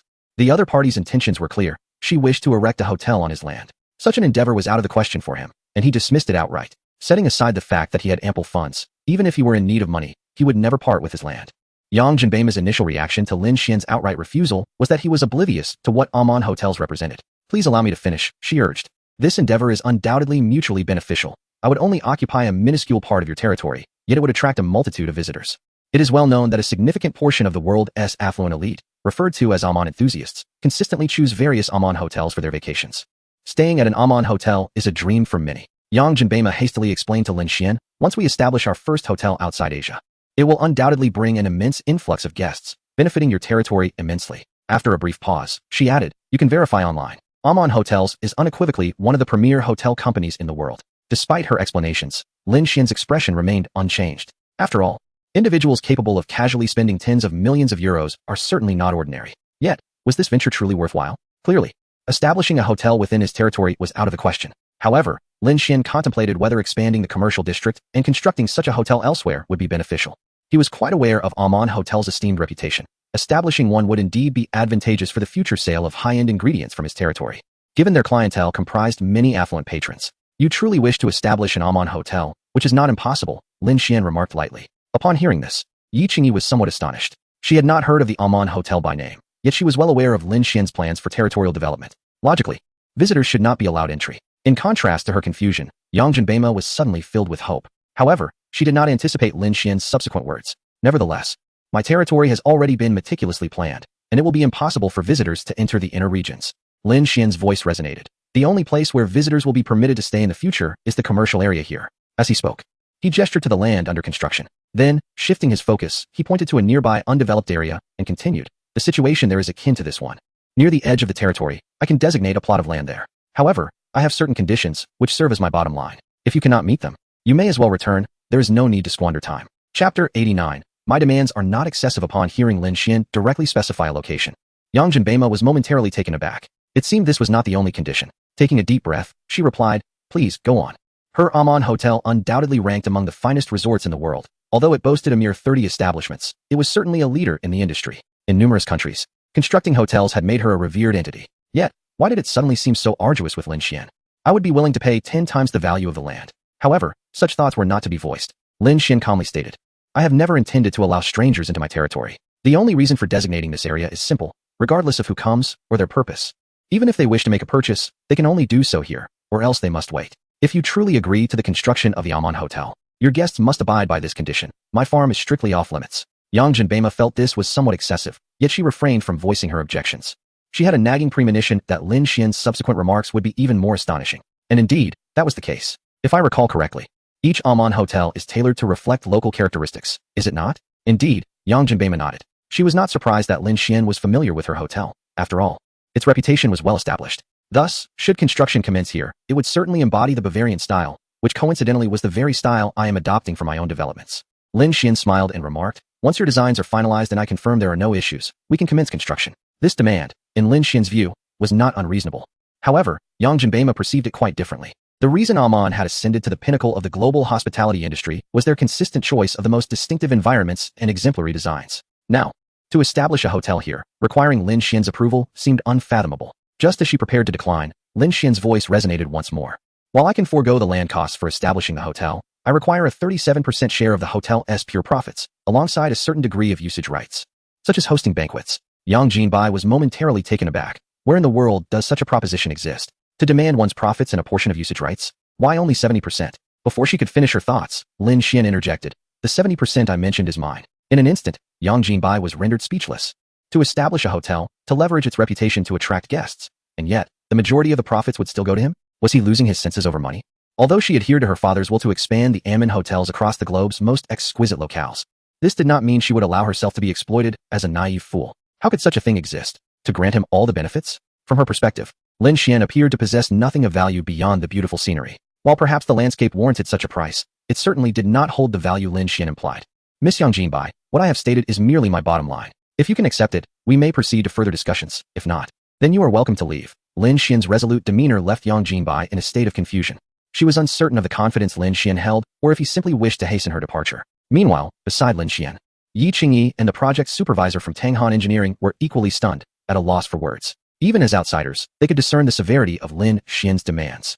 Particularly for Yi Qingyi, who had visited several Ammon hotels and understood their significance, it was evident that Yang Jinbei's presence would indeed attract considerable attention from high society. After a prolonged silence, Yang Jinbei regarded Lin Shien earnestly and inquired, "Mr. Lin, I wish to understand the source of your confidence." Given Lin Xien's stature, he could not possibly be a fool, and it would be simple for him to reject her without such elaborate discourse. Perhaps he truly possessed some form of assurance. If that were the case, she deemed it necessary to comprehend and evaluate the situation. "My territory spans 10,000 hectares, encompassing plains, hills, lakes, the Rhine River, and the Alps," Lin Shien stated nonchalantly. "Especially the view from the mountaintop, which can only be described as extraordinary. With even a modest development, it would undoubtedly attract countless guests. However, I have never contemplated such an endeavor, and the reason is singular." Upon hearing Lin Xien's words, all attention was drawn to him. They understood that the crux of the matter was approaching. With a smile, Lin Shien continued, "Because I intend to transform my territory into the paradise I envision, rather than a coveted site in the eyes of others. Everything within the territory must develop according to my specifications. Allowing too many individuals in could significantly impact my development. I am pursuing a path of high-quality ingredients. It is not merely a matter of sales, but also of personal enjoyment. And I cannot let trivial monetary concerns create unnecessary disturbances." As he spoke, a profound confidence radiated from his countenance. He is not lacking in wealth. The riches he currently possesses are sufficient for several lifetimes of indulgence. Yet, he remains determined to cultivate a farm, transforming it into a manifestation of his deepest aspirations. Premium ingredients are an integral part of his dream. You might assume that establishing your hotel here, amidst such stunning vistas, would result in a significant loss of clientele. Lin Shien smiled and said, "But consider this. When patrons arrive at your hotel, they will have the extraordinary opportunity to savor the finest food produced by me. Wouldn't that attract a greater number of guests? Moreover, my intention to limit visitor access is on a grand scale. Yet it does not preclude the occasional admission of a few individuals. With an air of mystery and anticipation, this hotel is destined to become the most alluring establishment among all the hotels in Amman." Lin Shien was quite confident in this assertion. In just a few days, they had already acquired white truffles and world-class red wine, and in the future, they were certain to procure even more exquisite ingredients. Yang Jinbei felt a swell of excitement. If what he claimed were true, this place could indeed become a hub for the world's finest ingredients. However, what gave him such confidence? This region had never been known for top-tier produce. The only notable product was the wine from the Rhine Valley. Did a nondescript farm truly warrant such unreasonable demands? If he were to acquiesce to Lin Xien's terms, it would undoubtedly be the greatest gamble since accepting the Amman Hotel. Chapter 90. Shock. Yi Qingyi looked at Lin Shien, equally astonished. Lin Shien seemed intent on exploiting the fame of the Amman Hotel while reaping most of the profits. For Yang Jinbei, such conditions were utterly incomprehensible. The Amman Hotel prioritized its breathtaking scenery. If Lin Shien were to relinquish access to the summit of the Alps in exchange for 70% of the revenue, Yi Qingyi could understand that. However, the current arrangement only allowed for distant observation, with the potential benefits being solely the world-class ingredients he might provide. Nevertheless, Lin Shien perceived that the Amman Hotel could indeed yield considerable benefits for him. Prioritizing high-quality ingredients for those residing in the area would more than compensate for the investment, perhaps even surpassing it. Thus, he believed that demanding 70% of the revenue was not unreasonable. "Miss Yang Jinbei, you may depart now." Should you genuinely agree to my terms, we can discuss further, he stated, turning to leave. Observing Lin Xien's demeanor, a peculiar glimmer appeared in Yang Jinbai's eyes. Almost instinctively, she said, Mr. Lin Shien, I am not opposed to your conditions, but I must first see your territory. This is a substantial investment. This caught Lin Shien off guard. He had not anticipated that someone would accept such terms before he had even produced high-end ingredients. Yet, he quickly relaxed. After all, he was acutely aware that the conditions he had just articulated, although stringent, were undoubtedly worth the value. In that case, you may enter, Lin Shien remarked nonchalantly. However, I must caution you that my farm is home to numerous wild boars, and even the occasional brown bear. Should you provoke them, you shall bear the consequences. Rest assured, Mr. Lin Shien, I am somewhat familiar with matters concerning the Alps, Yang Jinbei replied with a smile. Lin Shien scrutinized her for a moment before stating, drive over and follow us. I will inform you of certain areas that are off limits. With that, he took hold of Yi Qingyi's hand and walked towards his vehicle. It appeared that Yang Jinbei had already planned her venture into the mountains, as she had rented an off-road vehicle. Nevertheless, her car seemed diminutive in comparison to the Night 15. In no time, Yang Jinbei's expression shifted slightly. She noticed that not far ahead, in the yard of a peculiar red-roofed cottage, an entire gathering of wild boars was present. Among them was one that dwarfed any wild boar she had ever encountered. Was this a breeding ground for wild boars? Fortunately, Lin Shien had already corralled the boars several hours prior. Had they remained outside, she would have undoubtedly panicked. Encountering such a horde of wild boars could unsettle even a delicate young woman, let alone a group of elite hunters armed with firearms. At that moment, Yi Qingyi's voice reached her ears. I just wanted to inform you that we have a wealth of wildlife here. And these wild boars were tamed by my family Lin Shien a few days ago. Yang Jinbei was taken aback. These wild boars were subdued by Lin Shien? He possessed such remarkable abilities? Although she had never seen a wild boar, she understood that they were formidable creatures in the wild. It would take several seasoned hunters to take one down. How could a wealthy individual like Lin Shien possess such skills? While she was still in a daze, Lin Shien had already driven off into the distance. Realizing this, Yang Jinbei promptly pursued him. Soon, a castle, not particularly large, came into view. To her astonishment, Lin Shien resided within a castle rather than a modern villa. Even though the Bavarian region is dubbed the fairy tale kingdom, replete with countless castles, few individuals actually live in them. After all, a traditional castle is rarely as comfortable as contemporary architecture. As Lin Shien parked in the lot, she hastily followed suit. Observing the row of luxury cars surrounding her, Yang Jinbei held little thought for them, instead directing her gaze to the surroundings. Despite the frigid winter, signs of life lingered near the castle, with pale tree trunks adorned with hints of green. Someone has arrived. Welcome. At that moment, a melodic voice rang out. Yang Jinbei turned her attention towards the source, only to find a gray parrot. Mr. Lin Shien, I did not realize you also kept parrots. Yang Jinbei gazed with a glimmer of excitement at the seemingly unappetizing sight before her, exclaiming, it appears to be quite clever. The mimicry of parrots is well known. However, truly articulate parrots are a rarity. Not a parrot, I'm unappetizing, she exclaimed in astonishment. How remarkably intelligent. It seemed the earlier statement was merely mimicking. Yet the latter half clearly demonstrated an understanding of her words. This was a genuine dialogue. She had never encountered such astute birds before. Lin Shien gently shook his head and remarked, unappetizing, why have you ventured out again? Aren't you afraid of being eaten? With the erection of eagle frames and the placement of nests, the territory was increasingly populated by larger birds. It is imperative to recognize that, given its size, it is undoubtedly a favored meal for many birds. They are all fools, they cannot catch me, boasted unappetizing, as it perched on Lin Xien's shoulder. Lin Shien shook his head, pondering that this creature had yet to learn its lesson. Once Xiao Jin completely recovered, it would surely receive a reprimand. Miss Yang Jin, let us proceed inside, Lin Shien suggested, knowing he could not allow her to set up a tent outside, for she might prove to be a valuable asset. Upon hearing his words, she quickly followed him toward the castle. True to expectation, the moment they entered the castle, Yang Jinbei was rendered speechless. Although she hailed from Bhutan, a relatively impoverished nation, and had spent many years in Asia, this did not imply a lack of exposure. Setting aside her years of studying abroad, even in the years leading up to her assuming control of the company, her encounters with high society had significantly broadened her horizons. She had seen countless castles, including those with millennia of history, yet she had never laid her eyes upon such a flawless edifice. It appeared to harmoniously blend the ancient with the modern, rendering everything so aesthetically pleasing. Mr. Lin Shien, your castle is truly magnificent, she exclaimed involuntarily. Let us go? Lunchtime is approaching. After our meal, I shall have the butler arrange a room for you, Lin Shien said, gently pushing aside the overly affectionate bear Da, who was clinging to him. This creature was exceedingly needy and required proper training. Otherwise, who could endure it once it grew? It was only at this moment that Yang Jinbei noticed Bear Da beside Lin Shien. Is this a brown bear? She pondered. Previously, she had conducted some research. The Third Empire had not seen a brown bear for many years, with the most recent sighting resulting in its immediate demise. Therefore, when Lin Shien had initially issued a warning, she had chosen to overlook it.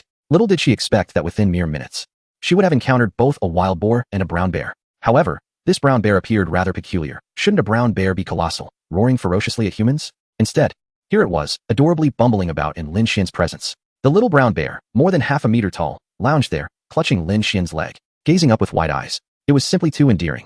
Only after another reminder from Lin Shien did she fully come to her senses and follow him toward the dining hall. As for Xiongda, he was mercilessly left in the hall. With this fellow around, it was impossible to enjoy a meal properly. The incessant gaze was indeed somewhat irksome.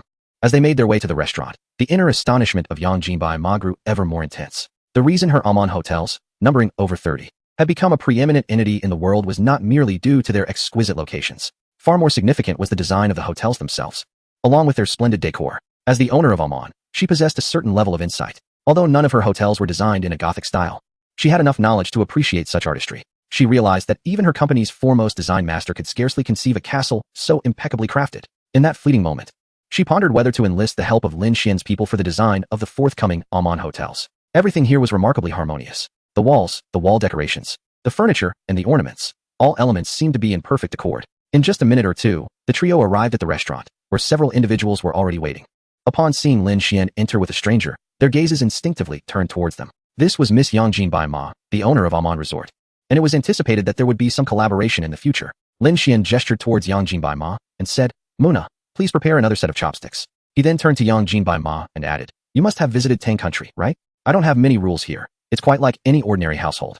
Lin Shien recalled that there seemed to be an Amman hotel in Tang country, so it was likely she had been there. Yang Jinbai Ma nodded, indicating her understanding. While Muna went to fetch the chopsticks, Annie had already introduced herself briefly. The general situation was soon made clear. Annie looked at Lin Shien with a somewhat bewildered expression. In the current circumstances, anyone would perceive that building Amman hotels on Lin Xien's territory would primarily benefit Lin Shien. Yet, in Lin Xien's discourse, it seemed as though Amman hotels had gained an extraordinary advantage, thereby imposing a series of exceedingly stringent conditions that rendered the already lucrative Amman hotels even more precarious. In reality, the only concession was the usage rights of a piece of land. To achieve such business success as Lin Shien had was nothing short of miraculous. However, Annie quickly set these thoughts aside, contemplating how to leverage Amman hotels. If utilized effectively, the sales of products and brand establishment within their territory would become significantly less challenging. Lost in thought, her attention to the meal waned. In contrast, Mi Zitong and Yang Jinbai Ma relished their food. Although Muna had only prepared a few simple dishes in anticipation of the guests, Yang Jinbai Ma still found the meal delightful. As she ate, she praised, "This is absolutely delicious. I haven't tasted such authentic Tang cuisine in ages." She was utterly unprepared for the delightful dishes that Mona, an Arab, could create. This was all due to her excellent teacher. However, Mona did not feel elated by Yang Jinbeima's praise. To her, everyone except Lin Shien was merely a fleeting presence, unworthy of her attention. Time passed swiftly as she observed the others engaging in lively conversation before Lin Shien, and it seemed Yang Jinbeima began to understand the customs that governed this place. In truth, it was not a realm bound by the myriad rules typical of nobility. Rather, it resembled a gathering of ordinary individuals from Tang country residing within a castle. Although there was a slight sense of incongruity, it fostered an atmosphere of relaxation, unrestrained freedom, and ease. This was partly due to her presence, as the attendees were, to some extent, constrained by her influence. The meal was brief. After dining, Yang Jinbeima inquired of Lin Shien, "Mr. Lin, may I take some photos and videos while I explore your estate?" She posed this question because many European castles prohibit photography, and transgressions can lead to serious repercussions. However, Lin Shien had little concern regarding this matter, as he himself engaged in photography. He casually replied, "Inside the castle is off limits, but feel free outside." Yang Jinbeima nodded in understanding. "By the way, for any content you wish to upload online, please remember to credit my farm," Lin Shien added. Furthermore, he mentioned, "I have created several promotional videos for different estates. If you're interested, just ask Annie." Unbeknownst to Lin Shien, this seemingly casual remark would bring the existence of his estate to the attention of millions, propelling Task 3's progress significantly forward. As the grand boss of Amman Company, though rarely seen online, she had garnered substantial attention. "All right, Mr. Lin," Yang Jinbeima responded with a nod before following Annie outside. While her schedule was ample, she was eager to thoroughly explore Lin Xien's estate. She intended to check out her guest room before venturing out. However, upon viewing the promotional video crafted by Lin Shien in her room, she was utterly astounded. The estate appeared far more magnificent than she had ever imagined, especially when her gaze shifted to the peaks of the Alps. She had not anticipated such breathtaking scenery to exist within Lin Xien's domain. If the summit were to be developed properly, it could undoubtedly become a premier global attraction. It was no wonder Lin Shien had previously mentioned that if she were willing, it could be transformed into the most captivating location at any time. How wonderful it would be if her Amman hotel could be established here. Alas, she understood that this dream was unattainable. Chapter 92. Pigs, Cows. Sheep. Yang Jinbeima had initially speculated that the scenery of the alpine peaks within Lin Xien's estate would be beautiful, but she never expected it to be so stunning. From this vantage point, one can behold the stunning panorama of neighboring nations, including the majestic expanse of the Alps, the verdant Gallo-Roman plains, and the enchanting Black Forest. It is estimated that such a breathtaking scene can only be found in this locale across the globe. Regrettably, Lin Shien intends to savor this beauty in solitude. With a long sigh, having watched the promotional video, she realizes she has no chance of sharing this experience. Given such invaluable resources, if they are not utilized to attract attention, it is evident that Lin Shien has made up her mind. To her astonishment, there exist individuals in this world who do not regard money as a necessity. It is bewildering to see a veritable cash cow left to languish while one indulges alone. If, in the future, Lin Shien succeeds in cultivating top-tier ingredients, the opportunity may become even more elusive. Meanwhile, after amusing herself with bear, Lin Shien is preparing to check on little Jean when a notification sound resonates in her ear. Congratulations, Master, you have completed Task 2, Establishing Territory, Basic 3 Shelters. Please claim your reward. Basic 3 Shelters? Lin Shien pauses momentarily. Task 2 had never been elaborated upon in detail. The only time it was somewhat explained was when the task was triggered, directing her to build a greenhouse. What on earth could Basic 3 Shelters entail? She promptly returns to the lounge and opens the task panel. Task description. As a farm owner, it is imperative to possess the means for off-season plant production, which is precisely what a greenhouse provides. Task 2. Establishing Territory, Basic 3 Shelters. Task description. As a farm owner, pigsty, cattle shed, and sheep pen constitute the most fundamental structures for livestock rearing. Task objective. Complete the establishment of the pigsty, cattle shed, and sheep pen. Completed. Upon reviewing the description, Lin Shien suddenly comprehends that the system refers to the completion of these 3 structures. She had long been curious about what constituted the completion of Task 2. How enlightening this revelation is. She opens the task rewards. Congratulations, Master, for completing Task 2, Establishing Territory, Basic 3 Shelters. The rewards are as follows. 1. Item, 200 bear tooth wool pigs 2. Item, 200 Sakura Island cattle 3. Item, 200 Dao Lang sheep. Would you like to claim these rewards? Upon viewing this reward, Lin Shien is momentarily taken aback, as this is the first instance where the system has presented all items as rewards for a task. However, she quickly comes to her senses. Since she has completed the pigsty, cattle shed, and sheep pen, it is only logical that the rewards comprise these 3 types of livestock. Furthermore, this reward appears particularly intriguing. The bear-tooth wool pig is a breed Lin Shien has long desired to rear. Previously, she had no means to acquire the pig breed and was on the verge of giving up, but now it has been providently bestowed upon her. This breed, originally known as the Mangalica pig, is indeed a rare variety from bear tooth, characterized by its woolly exterior, thus earning it the name bear-tooth wool pig. It is regarded as an endangered local breed and was designated a national treasure of bear tooth in the early 20th century. It is said that this woolly pig possesses the thickest layer of fat in the world, with fat comprising 70% of its total weight. In ancient times, these animals were primarily utilized for rendering lard. However, as the demand for fatty meat diminished, their population significantly declined. It was only after this reduction that people discovered the exquisite flavor of their meat. Despite being higher in fat content than regular pigs, it possesses a creamy texture and is enriched with a greater concentration of minerals and nutrients. Approximately 60% of its meat is lean, interspersed with evenly distributed white marbling, resembling the beauty of marble. Once cooked, it melts in the mouth, delivering a succulent and flavorful experience, making it a premium ingredient for ham and sausages. As for Wagyu, its reputation is unparalleled globally, especially the Wagyu from the land of cherry blossoms. Renowned for its juiciness, tenderness, and unique flavor profile, it commands a high price due to its exceptional culinary value. Although many hybrid varieties have emerged, none can rival the taste of purebred specimens. Then there is the Dao Lang sheep, which, though unfamiliar to Lin Shien, seems to stand alongside these esteemed breeds, suggesting it is of considerable merit. Upon examining the attributes, he found the following. Species, Dao Lang sheep. Description. This breed is characterized by large ears, a high nose bridge, and a robust physique. Its wool is dense, soft, and slightly reddish, while its meat is tender, juicy, and devoid of any gamey flavor. It matures early, with a dual lambing rate of 26. Evaluation. Highly adaptable to varying climatic conditions, with a broad diet and ease of husbandry. Its market price is 5 times that of ordinary sheep. Remark. The Dao Lang sheep possesses distinctive features. Its face is small and arched, with a beak-like nose and large ears that droop like a fan. Its hindquarters are shaped into W and U forms, enhancing their plump and graceful appearance. Consequently, the price of a single Dao Lang sheep has skyrocketed to 14 million yuan. After reading the description, Lin Shien found himself at a loss for words. He considered himself financially secure, yet the thought of spending 14 million on a single sheep was inconceivable. Nevertheless, this highlighted the considerable value of the breed. He confirmed once more that the wool pigs and Wagyu were indeed purebreds, each comprising 200 individuals. With proper nurturing, raising them in herds would pose no challenge.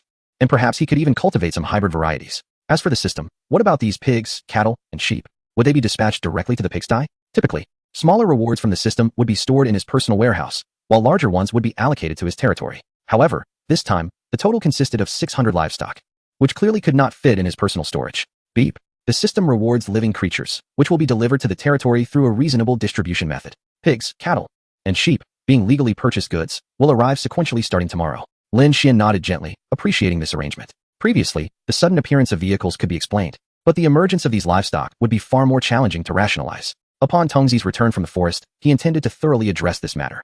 Lin Shien muttered to himself, "This might disrupt the original plans, though it is not a grave concern. It merely adds a few hundred livestock, which is manageable given the state of the territory. However, the matter of hiring must be expedited. With such a multitude of livestock, they will likely need to be free-range for a time." Lin Shien suddenly contemplated a pressing concern. His territory currently has but a handful of individuals.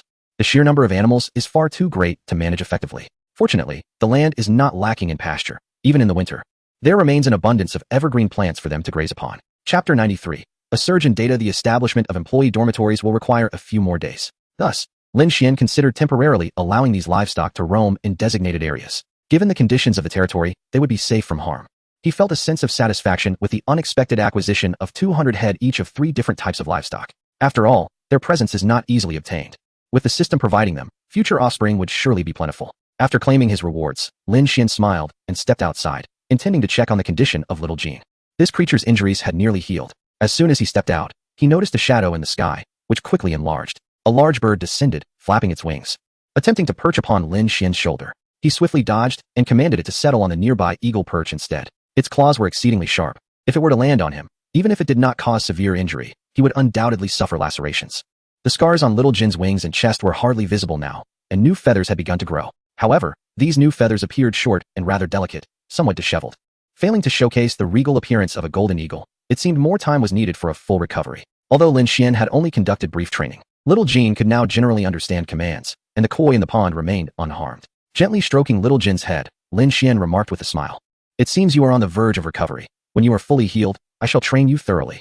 You must not allow yourself to be injured by a python again." Before long, it was dinner time. Due to the presence of guests, Manhwa had prepared several dishes. During the meal, Lin Shien cheerfully informed Mi Zitong, "Tomorrow, a batch of livestock will be delivered. I managed to procure them with great difficulty. However, we currently lack sufficient manpower, so I plan to let them roam for a while." Upon hearing Lin Xien's words, both Mi Zitong and Annie turned their gaze toward him in surprise. They did not expect him to act so swiftly. Hadn't they agreed to wait a few days for a unified procurement? Yet, Lin Shien had just mentioned that he had acquired them with great effort.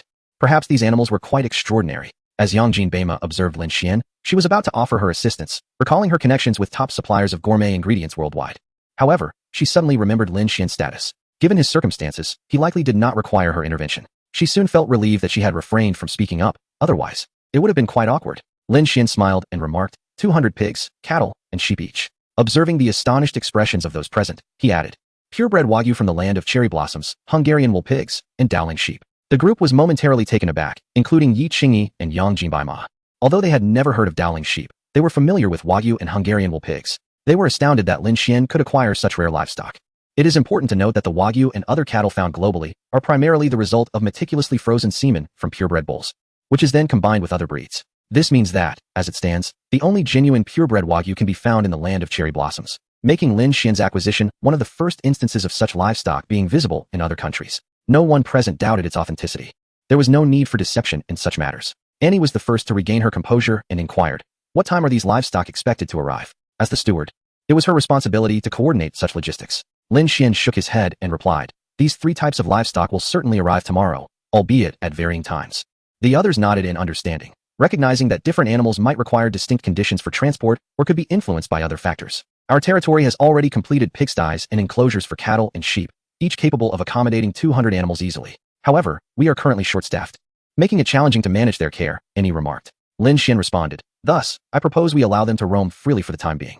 Once the staff quarters are completed, we can recruit personnel for unified management." None of them entertained the thought of hiring strangers to temporarily reside in the castle, for even the most mundane items within its walls could easily incite greed. Even Yang Jinbaima hesitated to claim she was immune to such fleeting desires. Some possessions, regardless of their assessed value, are intrinsically rare and precious. Upon hearing Lin Xien's suggestion, Annie turned her gaze toward Mi Zitong, clearly indicating that her input was essential in this matter. No one in the territory was more knowledgeable about agricultural affairs than Mi Zitong. "I believe we can simply place them in the pigsty without closing the doors, allowing them to forage as they please," she proposed after a moment's hesitation, acknowledging the staffing shortage that limited her options. After a brief discussion, they finalized the arrangements. Following their meal, they engaged in their daily feeding and training of the 3 pets. Given the recent challenges, it was only fitting that they enjoyed a bit of extra care.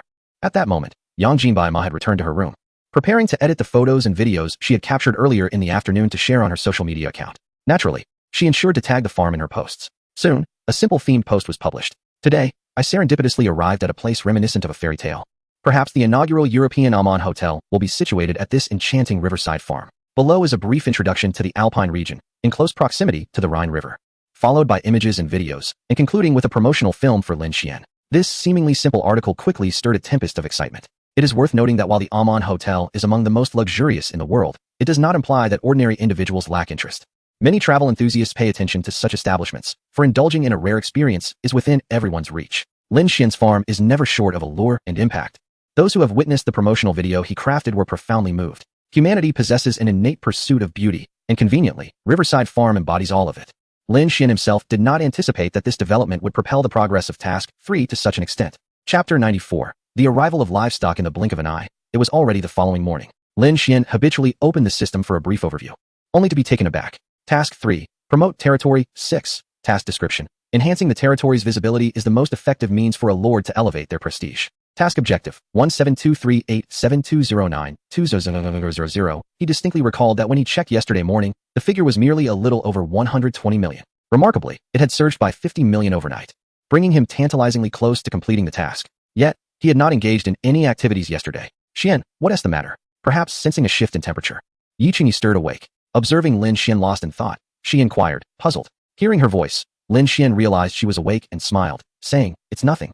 Just remembered that today seems to be an important day in the West. Shall we embrace local customs and celebrate? Today?" Yi Qingyi was momentarily taken aback, failing to comprehend. Upon glancing at her phone's calendar, she suddenly realized, tomorrow is actually Christmas. How swiftly time has flown since arriving at the territory. It seems she has lost all sense of time. Had Lin Shien not mentioned it, she might have overlooked this detail entirely. Indeed. Let us explore and see if we can partake in some festivities, Lin Shien said with a smile, embracing Yi Qingyi. All right, it's about time. Let us first have breakfast. As soon as they entered the dining hall, Lin Shien suddenly understood where those 50 million new arrivals had come from. It must be the woman, Yang Jinbai Ma, who had just arrived here yesterday. She likely disseminated some information online, resulting in this phenomenon. However, he wondered if his Aman enthusiasts were aware that their new hotel would be situated alongside the territory's humble lodgings, offering only the most basic amenities. The commercial district had already planned for both guest houses and hotels, allowing visitors to savor the freshest produce from the territory. Indeed, the vast majority of elite ranches around the globe possess such designated areas, albeit Lin Shien's establishment enforces even stricter regulations. It is nearly impossible for anyone to truly enter the inner sanctum of the farm. At most, one might linger at the entrance. Once settled in his designated spot, Lin Shien smiled and remarked, "Your fans must hold my place in high regard, wouldn't you say?" "Not quite," Yang Jinbai replied with a sigh. "They are aware that I am utterly incapable of establishing the Aman Hotel within these confines. Haha, even with your reservations. I remain steadfast in my decision to deny their entry," Lin Shien chuckled. "Here, we primarily indulge in Tang cuisine. I hope you find it to your liking." As he spoke, Lin Shien casually grabbed a few buns and began to eat. Seeing that everyone had gathered, Yang Jinbai also joined in, stating, "Of course. I relish Tang cuisine. It is the most delectable fare I have ever encountered." After a considerable time, Yang Jinbai seemed to have an epiphany and said, "Mr. Lin Shien, I have discovered that the unappetizing can indeed sing an array of songs. Perhaps it is a feat only it could accomplish worldwide." "Perhaps," Lin Shien replied nonchalantly.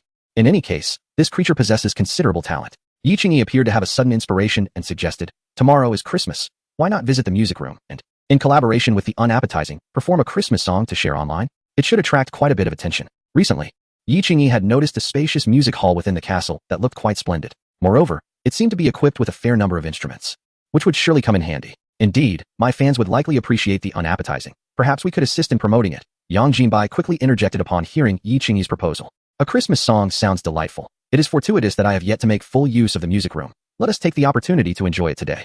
Lin Shien found Yi Qingyi's suggestion favorable. He recalled that he had acquired proficiency in musical instruments long ago, but had yet to put them to use. This would be an excellent opportunity to practice. By the way, Muna, when you go shopping for ingredients today, please procure additional items suitable for a Western Christmas feast. While we may not celebrate the holiday, we ought to indulge in festive cuisine, Lin Shien said as he slowly rose and walked towards the window. "Ah, understood, sir. I will take care of it," Muna replied, momentarily taken aback by the sudden shift from music to the Christmas dinner. Gazing out the window, it seemed that the snowfall had subsided. Another clandestine snowfall in the dead of night. One could only wonder if it would snow again tonight. The idea of a Christmas feast accompanied by a flurry of snowflakes seemed quite fitting. At that moment, Annie had already begun preparing the list. No one understood Christmas better than she did. Lin Shien may not have wished to celebrate, but the Christmas dinner must undoubtedly meet his expectations. In no time, she had prepared the dishes and ingredients, handing them over to Muna. During this period, the procurement matters of the territory had largely been entrusted to Muna's capable hands. As soon as Muna rose and departed, Lin Xien's phone rang. "Hello, I understand. I will arrange for someone to escort you in immediately." To his surprise, The first batch of livestock had already arrived early in the morning. After hanging up, Lin Shien turned to Annie and Mi Zitong, saying, "The bear-tooth wool pigs have arrived. We shall split into 2 groups. One will head to the pigsty, and the other will go to the entrance to welcome them." Upon hearing Lin Xien's words, the two nodded in agreement. "Xian, I will accompany you," Mi Zitong stated, as she was unable to drive. Thus, it was decided that Lin Shien would take Mi Zitong with him, while Annie would head to the entrance. Acknowledging Yi Qingyi's words with a nod, Lin Shien then turned to Yang Jinbeima, saying, "Miss Yang, you may act at your discretion, but remember the rules I laid out yesterday. You must not contravene them, or I shall have no choice but to be unyielding." In truth, Lin Shien was not entirely at ease with her. Not far away, a Terminator guard was vigilantly watching, ensuring that no issues would arise. After a brief exchange, the group set off. Unexpectedly, Yang Jinbeima drove herself and followed them to the pigsty. Soon, 5 large Mercedes trucks, carrying 200 bear-tooth wool pigs, entered the farm's asphalt road. Approaching from a distance, under Annie's guidance, they arrived at the pigsty. The cargo holds were filled with mature wool pigs. As these wool pigs descended from the trucks, Yi Qingyi couldn't help but exclaim, "How adorable." Chapter 95, The Christmas Feast. These wool pigs were entirely covered in curly fur, resembling fluffy sheep at first glance. Plump and round, they appeared exceedingly charming. However, each weighed over 200 kilograms. The group's gaze was fixed on the wool pigs as they continued to emerge from the vehicles. Lin Shien watched them with a smile creeping across his face. It must be said, these creatures held considerable value. Aside from their meat, even their seemingly aesthetic curly fur was highly prized. In the international market, many prestigious clothing brands utilized their wool for garment production. Although the wool was coarser than that of ordinary sheep, its thermal insulation was several times greater. The sellers, the individuals responsible for transporting the livestock under Mi Zitong's direction, assisted in herding all the pigs into the pigsty. However, they did not close the door. Like cattle and sheep, these wool pigs enjoyed grazing on pasture and wild fruits, which alleviated quite a bit of hassle. The territory was abundant in grass, capable of accommodating not just these few hundred, but even several times that number without issue. Of course, these animals had already been paid for. The individuals present were merely responsible for their transport. In no time, they departed. Just after their exit, the Dala sheep and cattle began to arrive in succession, following the same procedure as the wool pigs. After seeing off these individuals, Lin Shien felt considerably more at ease as he watched the tranquil scene of cows, sheep, and pigs peacefully grazing across the hills. A smile inevitably graced his lips. Amidst the picturesque landscape, the integration of these livestock added an extra touch of beauty. The time was not yet noon, yet surprisingly, the delivery had already arrived. "Xian, what are your plans next?" At some point, Yi Qingyi had approached Lin Shien, smiling as she spoke. With the arrival of these 600 livestock, her confidence in the goals set by Lin Shien surged. These animals were sufficient to support a farm, transforming it into a premier establishment in the world. Moreover, this was merely the beginning. Lin Shien replied with a smile, "Once the staff dormitories are completed, we will recruit a large number of employees, and we can commence planting, grazing, and establishing the vineyard. The journey ahead is still long." Upon hearing Lin Xien's reminder, she suddenly realized that this was just the very beginning. The emergence of these high-end animals had left her momentarily stunned. "Haha, let's take our time. We have plenty of it." Lin Shien chuckled, gently ruffling Yi Qingyi's hair. He continued, "Speaking of which, your family seems to be involved in the import-export business. I possess all the necessary documents for food import and export. Once we begin production, can your family handle the arrangements?" Lin Shien had contemplated this matter long before, but he initially thought it was a distant concern, hence he did not pay it much attention. However, with the arrival of these 600 adult livestock, the situation had shifted. It would not be long before the territory began yielding livestock meat and other products. Xian, are you saying that you have already prepared all the import-export documents for both countries?" Yi Qingyi was momentarily taken aback by Lin Xien's statement. Their family also engaged in such business, and acquiring these documents usually required connections and considerable time. She had not anticipated that Lin Shien would be so prepared even before the products were produced. "Yes, except for the final product inspection. All other documents are ready." Lin Shien nodded gently. Yi Qingyi quickly regained her composure. After all, this matter did not seem to pose much difficulty for Lin Shien. "If all the documents are in order, we can proceed at any time. My parents' company primarily handles import-export trade between Europe and Tang country, and they have excellent channels." As they spoke, the group had already boarded the vehicle, heading back to the castle. If Yi Qingyi's family could indeed manage these affairs, it would save Lin Shien a considerable amount of trouble. He did not wish to squander his time and energy on product sales. After parking the vehicle, Lin Shien remarked with a smile, "It seems that Muna has returned. I will go check on her." Christmas in the West is undoubtedly a holiday that rivals the New Year. Although Lin Shien felt indifferent towards Christmas itself, he held a profound interest in the festive delicacies. The Christmas feast is akin to the New Year's Eve dinner for their Tang people. He had hardly tasted any of the essential dishes. He was confident that today's Christmas dinner would be a delightful experience. Initially, Europeans favored roasted pig and ham during this time, which later evolved into turkey and salmon. Earlier that morning, Annie had inquired of Lin Shien which dish he preferred as the centerpiece. Lin Shien simply replied, "Only children and the impoverished make such choices. I desire them all. As long as they can be found in the nearby town, I shall procure every last item." Thus, Lin Shien was genuinely intrigued by what Muna could bring back in terms of ingredients. With a plethora of choices including appetizers, soups, entrees, main courses, desserts, and beverages, the small town might not provide a complete selection. He would not send someone on a special trip to the Beardo area merely for a single meal. However, if he could gather the Christmas turkey, Christmas salmon, smoked ham, Christmas pudding, and Yule log cake, it would indeed be most splendid. These were the items Lin Shien anticipated most eagerly. Upon hearing his words, the individuals present, who had previously savored Lin Xien's culinary creations, instantly brightened with excitement. Given their understanding of Lin Shien, such a statement surely indicated his intention to take matters into his own hands. Such an opportunity was exceedingly rare. Although Muna's cooking was already delightful, the gap between her skills and Lin Xien's was still quite significant. I shall accompany you to take a look, said Yi Qingyi, drawing near to Lin Shien, linking her arm with his as they strolled towards the castle. Annie and the others followed closely behind, with Yang Jinbeima naturally trailing along. This morning, they had merely recorded scenes of the 3 livestock being brought down, yet for her, it held profound significance. It seemed that through these endeavors, it could indeed be proven that this place would become one of the foremost suppliers of top-quality ingredients in the world. Upon entering the kitchen, Lin Shien discovered that a considerable amount had been purchased today, which explained the time spent. It was likely that Muna had exerted considerable effort transporting all these items. No wonder, considering that today's ingredients had cost a total of 2,000 euros. The cost of living in the Third Empire is notoriously low in Europe, with an average person's monthly salary being merely around 2,000 euros before tax. Thus, it was evident that a substantial quantity of ingredients had been prepared. Observing that everything was quite comprehensive, Lin Shien nodded in satisfaction and smiled, saying, Muna, just prepare something simple for lunch. Our focus today remains on the evening. Chapter 96. The music hall. Before long, lunch was ready. During the meal, Lin Shien casually remarked, the Christmas feast comprises numerous elements. I shall handle the main courses, while you, Muna, may prepare the Christmas pudding and gingerbread. Typically, the European Christmas feast has shifted from roasted suckling pig to roasted turkey. Indeed, it could be said that a perfect Christmas dinner is incomplete without a roasted turkey. However, Lin Shien intended to prepare both. Although they would surely not be able to consume all of it, abundance was of utmost importance. The roasting of such large animals would likely be a challenge for others, thus necessitating his personal involvement. Additionally, traditional Christmas feasts also feature smoked ham and salmon, which are straightforward to prepare, and he planned to undertake those as well. As for the Christmas pudding and gingerbread, which he assigned to them, these were also significant items. For instance, Christmas pudding, a seasonal delicacy, is greatly cherished, while gingerbread is one of the most traditional Christmas foods in the Third Empire. In addition, there are merely cakes and minced meat pies, which serve primarily as embellishments and are nearly inedible, although it seems there are plenty of side dishes and snacks. I shall lend a hand shortly, Yi Qingyi remarked with a smile. This is a perfect opportunity to immerse ourselves in the spirit of Christmas. Lin Shien responded. In that case, anyone wishing to assist is welcome. After all, no occasion is diminished by an extra hand, so let us truly savor the festive atmosphere. Beside them, the previously quiet Yang Jinbeima spoke up. Mr. Lin Shien, yesterday, and the housekeeper shared with me your submissions online. It appears you have a penchant for documenting the culinary process. Should you require assistance with photography, I am at your service. Observing that everyone else seemed occupied, Yang Jinbeima felt somewhat superfluous and pondered what she might contribute. In other circumstances, she would have gladly paid a considerable sum for such an opportunity.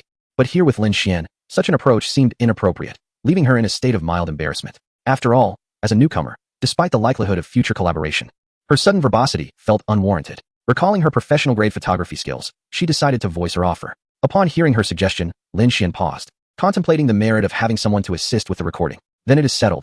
I anticipate today will be quite enjoyable, he replied. Yang Jinbeima's spirits lifted significantly at his words. At least she would be able to contribute. Surely, this would not be perceived as unjustly benefiting from the situation. If others were to learn that Lin Xien's photographer was the owner of a world-class enterprise, they would be utterly astonished. After the meal, Muna began tidying up. Lin Shien, observing the unappetizing food before him, chuckled. Let us take a moment to rest after our meal. Did we not agree to visit the concert hall this morning? Although the Christmas feast was somewhat cumbersome, it was still early afternoon, and it felt premature to commence preparations. Lin Shien thought it would be an opportune time to address the matter discussed earlier. The others' eyes brightened at his words. Many had visited the castle's concert hall recently, yet none had dared to touch its contents. Frankly, without Lin Xien's presence, even among themselves, they would have hesitated to engage with the precious instruments. Miss Yang Jinbai, would you like to join us? Yi Qingyi inquired, believing it was fitting for the hostess to partake in such an endeavor. Of course, Yang Jinbai was indeed looking forward to it. The prospect of engaging with the unappetizing display was profoundly intriguing. As they spoke, Lin Shien rose and called for the unappetizing dish, heading toward the concert hall located on the 3rd floor. The concert hall occupied a spacious room and was not far from the sitting area, so Lin Shien remembered its layout well. Upon entering the concert hall, Yang Jinbai's face was instantly filled with astonishment. In the concert hall, there were not many musical instruments. However, the few large instruments that caught her eye were enough to leave her astonished. Mr. Lin Shien, I never imagined you possessed a rare edition of the Steinway piano. Yang Jinbeima was utterly convinced she had not misjudged. That piano was indeed a collector's edition of Steinway, valued at several million euros. When converted to Tang currency, It amounted to over 10 million, making it exceedingly precious among musical instruments. The significance of an instrument lies not in its brand or rarity, but in its sound. As Lin Shien approached the piano with a smile, he asked, "Who among you would like to experience its sound?" To be honest, Lin Shien had grown somewhat numb to the concept of money. It seemed to him that it was transforming into mere digits. Now, whether it was hundreds or millions, even a few billion would hardly alter his mood. "I'll give it a try," Yi Qingyi said with a smile as she stepped forward. Though Shi Wunti claimed to be an expert, she found grade 10 piano pieces manageable. Lin Shien nodded gently, lifting the wooden cover of the piano to reveal the contrasting black and white keys. Seated gracefully before the piano, Yi Qingyi's fingers glided over the keys, instantly feeling their smooth, cold hardness. Very nice. A smile crept onto her lips as her thoughts shifted rapidly to the sheet music. Soon, her fingers began to dance across the keys. A deep, resonant note emanated from the piano. The piece, an advanced-level composition titled Liebstrom, flowed from the instrument. The melody was gentle and soft, imbued with dreams, memories, and hopes, gradually enveloping the listeners in a beautiful world that seemed to unfold before them. As the piece concluded, Annie and the others couldn't help but applaud. Yi Qingyi was somewhat taken aback. Although her piano skills were commendable, she felt she had never reached such a level before. "Miss He, your performance was truly beautiful," Yang Jinbei remarked with a smile. Lin Shien also clapped gently, exclaiming, "Haha, darling, I didn't realize your skills were so impressive.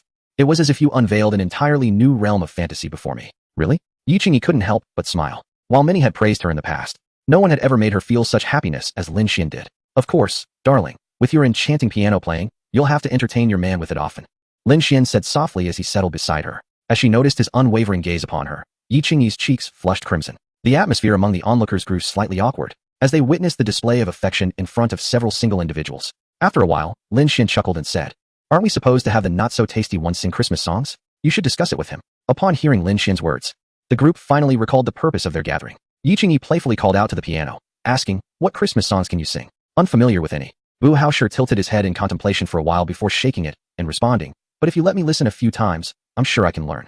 "No problem, I'll find one for you right away." Yi Qingyi swiftly initiated the playback of the classic song Jingle Bells, dashing through the snow on a one-horse open sleigh. Oh, what fun it is to ride in a one-horse open sleigh. As the melody filled the air, Wu Haosher gently closed his eyes, unfurling a wing, and surprisingly began to keep time in the air. It seemed as though he was savoring the rhythm of the song. And soon his lips began to hum along with the melody. The first rendition felt somewhat foreign, yet by the second, he appeared to be in perfect harmony with it. The onlookers were left utterly astonished. The speed of his learning was truly remarkable. Few among humanity could master such a skill with such swiftness.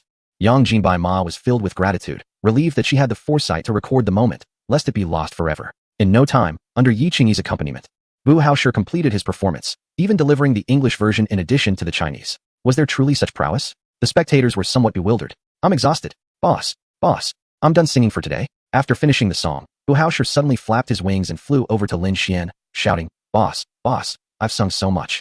Shouldn't I be rewarded with something delicious?" His eyes sparkled with desire as he gazed at Lin Shien. Lin Shien chuckled, raising his hand to reveal a few cherries that had inexplicably appeared. "What is this? I want an apple." This was the first time Wu Haosher had encountered cherries, and he resolutely shook his head. "Try it. Perhaps it's even tastier than an apple," Lin Shien suggested with a smile. After a long moment of consideration, Wu Haosher finally made up his mind, closed his eyes, and swallowed the cherry whole. "Oh, this is also delicious, but apples are still the best."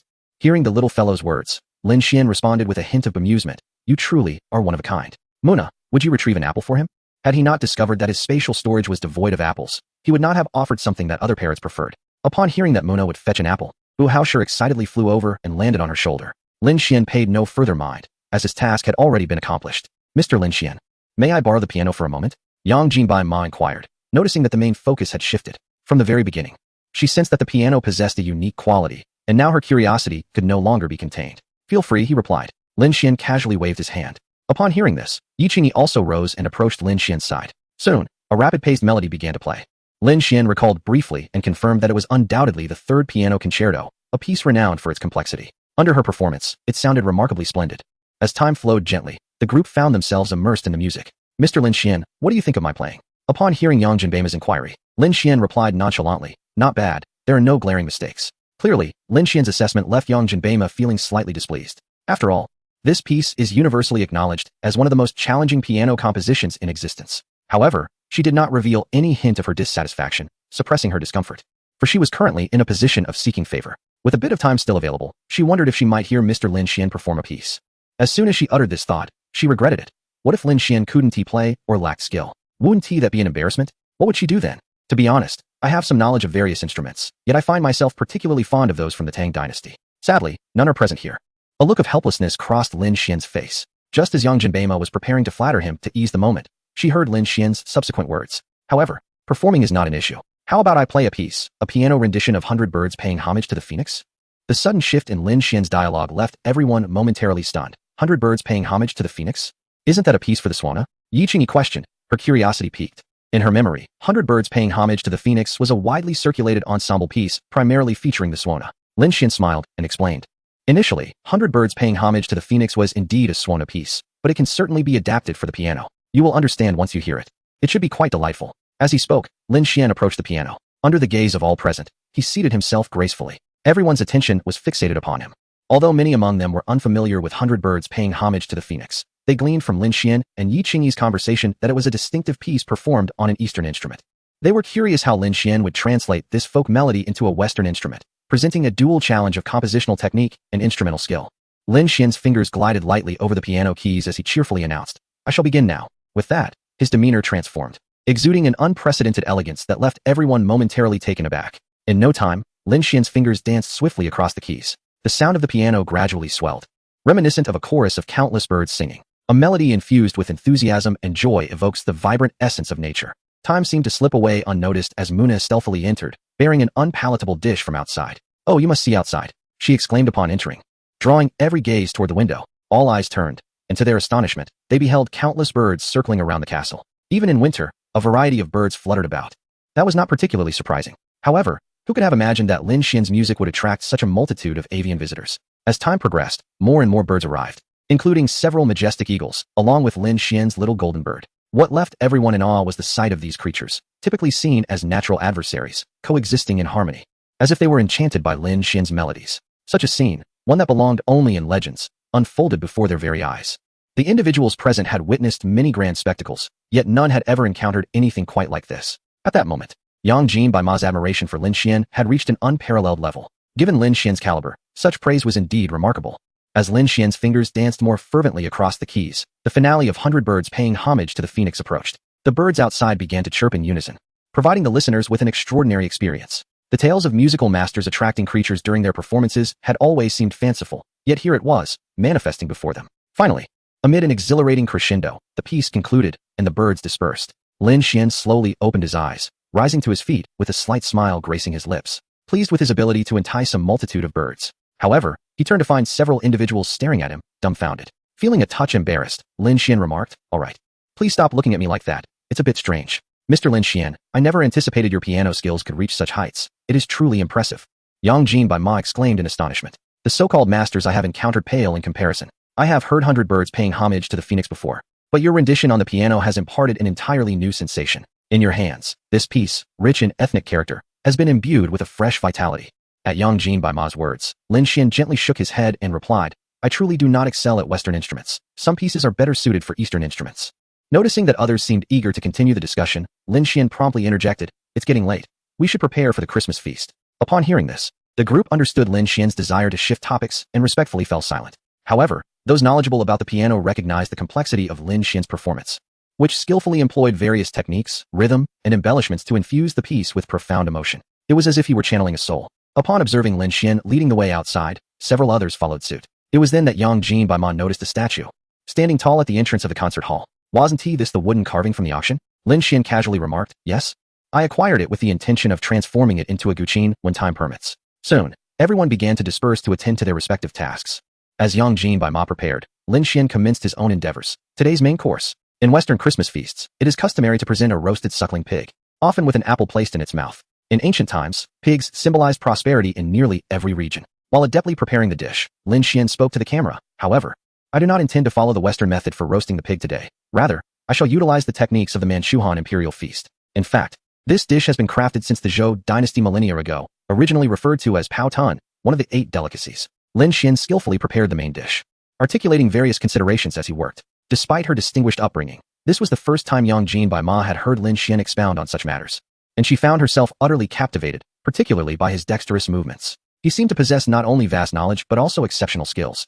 How could such a young man embody these qualities? It was truly astonishing. Could this be the legendary genius? As time passed, 4 or 5 hours slipped by unnoticed, and the day darkened. The Christmas feast was about to commence. Just as Lin Shien was preparing beverages, Annie entered with a smile, announcing, "Sir, the greenhouse has completed its tasks ahead of schedule." They indicated that the final tests will be conducted tonight, with results ready for inspection tomorrow. Under normal circumstances, Annie would not disturb Lin Shien. However, the greenhouse project was a matter he had specifically emphasized. Once completed, he wished to be informed immediately. After all, overseeing this process would yield dual benefits. Upon hearing this, a smile crept across Lin Xien's face. Indeed, money can move mountains. With the power of his financial influence, even a company from the Third Reich could finish their tasks ahead of schedule. What splendid news. Let us go together for the inspection tomorrow, Lin Shien replied cheerfully. Now, I shall continue with the final beverage preparations, and then we can begin our feast. As he spoke, Lin Shien started to heat the red wine. Observing his actions, Yang Jin by Ma inquired, "Mr. Lin Shien, why are you heating the red wine?" Despite her extensive experience, this was her first encounter with someone heating red wine. Previously, she had only seen white spirits warmed. Lin Shien smiled and remarked that the Christmas mulled wine, a staple among the Germanic people of the Third Reich, is not merely a heated beverage. It requires the infusion of various ingredients to achieve a uniquely exquisite flavor. As he spoke, Lin Shien added honey, cinnamon, and lemon juice, leaving Yang Jingbei astonished, questioning whether this concoction could truly be palatable or if it might resemble a culinary disaster. However, that thought was swiftly dismissed. What a jest! With Lin Xien's culinary prowess, how could he possibly create anything resembling a culinary catastrophe? Before long, everything was ready. The dining table was adorned with a vibrant red tablecloth, and the lighting was dimmed to create a cozy ambience. Silver candlesticks, with flickering candles, illuminated the lavish spread of dishes. This enchanting setting was orchestrated by Annie, for the atmosphere is paramount when hosting a Christmas feast. The table was laden with appetizers, soups, main courses, desserts, and beverages, all meticulously arranged. Observing the long table, Lin Shien couldn't help but smile. Though not a banquet of extravagant delicacies, it was nonetheless flawless. Unbeknownst to them, snow began to fall gently outside, resembling feathers drifting through the air. Seated at the head of the table, Lin Shien had a clear view of everything. He raised his glass of mulled wine and declared, "Let us begin." With his words, the others could no longer contain themselves and eagerly started to indulge in the dishes he had prepared, which were simply irresistible. Despite the considerable expense of the evening's dinner, Lin Shien felt it was worth every penny. Even those who typically monitored their figures found themselves powerless against the allure of his culinary creations. The main courses were nearly devoured to the last morsel, with even the bones being dispatched by the ever-hungry bear sitting nearby. In that moment, Yang Jingbei finally comprehended why Lin Xien's declaration of cooking had elicited such reactions from the others. The food was simply divine. Even the elite chefs she had hired seemed to pale in comparison to Lin Xien's remarkable skills. After the meal, Muna began to tidy up, while the others sipped on green tea and engaged in light-hearted conversation. Meanwhile, at the border of their territory, the workers continued their diligent efforts. The greenhouse was on the verge of completing its final testing phase. Once the waterproof test was successfully conducted, the greenhouse's framework would be deemed complete. Moreover, the secondary task that Lin Shien had triggered earlier would also reach its conclusion. For Lin Shien, this was indeed a significant development. Task 2. Construct the territory greenhouse. Task description.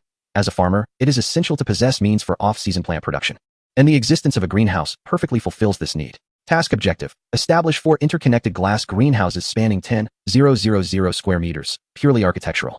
Task items. Architectural blueprints, already obtained. Task reward. Upgrade the pure architectural glass greenhouses to a 4-season intelligent greenhouse. The 4 greenhouses will be controlled by an intelligent system, simulating the cycles of spring, summer, autumn, and winter. Similarly, the establishment of the staff dormitories and cafeteria is nearing completion. Once everything is finished, employees can be hired, and large-scale planting and grazing can commence. Naturally, these matters are under the purview of Mi Zitong and Annie, and I trust that their capabilities will alleviate Lin Shien from excessive worry. Suddenly, Lin Shien seemed to recall something and inquired, "If I am not mistaken, we have ordered several mobile chicken coops. Have you inquired about when they might be delivered?" Lin Shien was indeed quite curious about these so-called mobile chicken coops. After all, it appeared to be a unique design conceived solely by Mi Zitong, and it seemed to have the potential to significantly enhance the quality of the ingredients. If this innovation proves effective, perhaps applying for a patent could yield additional income. However, that notion remained merely a thought, as how many individuals in this world share Lin Xien's audacity? Utilizing such an invention would substantially elevate labor costs, material expenses,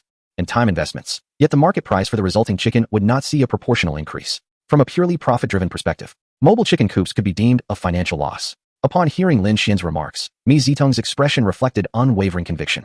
This was a creation she had meticulously designed over an extended period, and it would undoubtedly enhance the quality of both the meat and eggs produced by the chickens. The manufacturer assured me that it will be delivered within 3 days after Christmas. Oh, it will arrive so soon? I must admit, I am rather looking forward to it.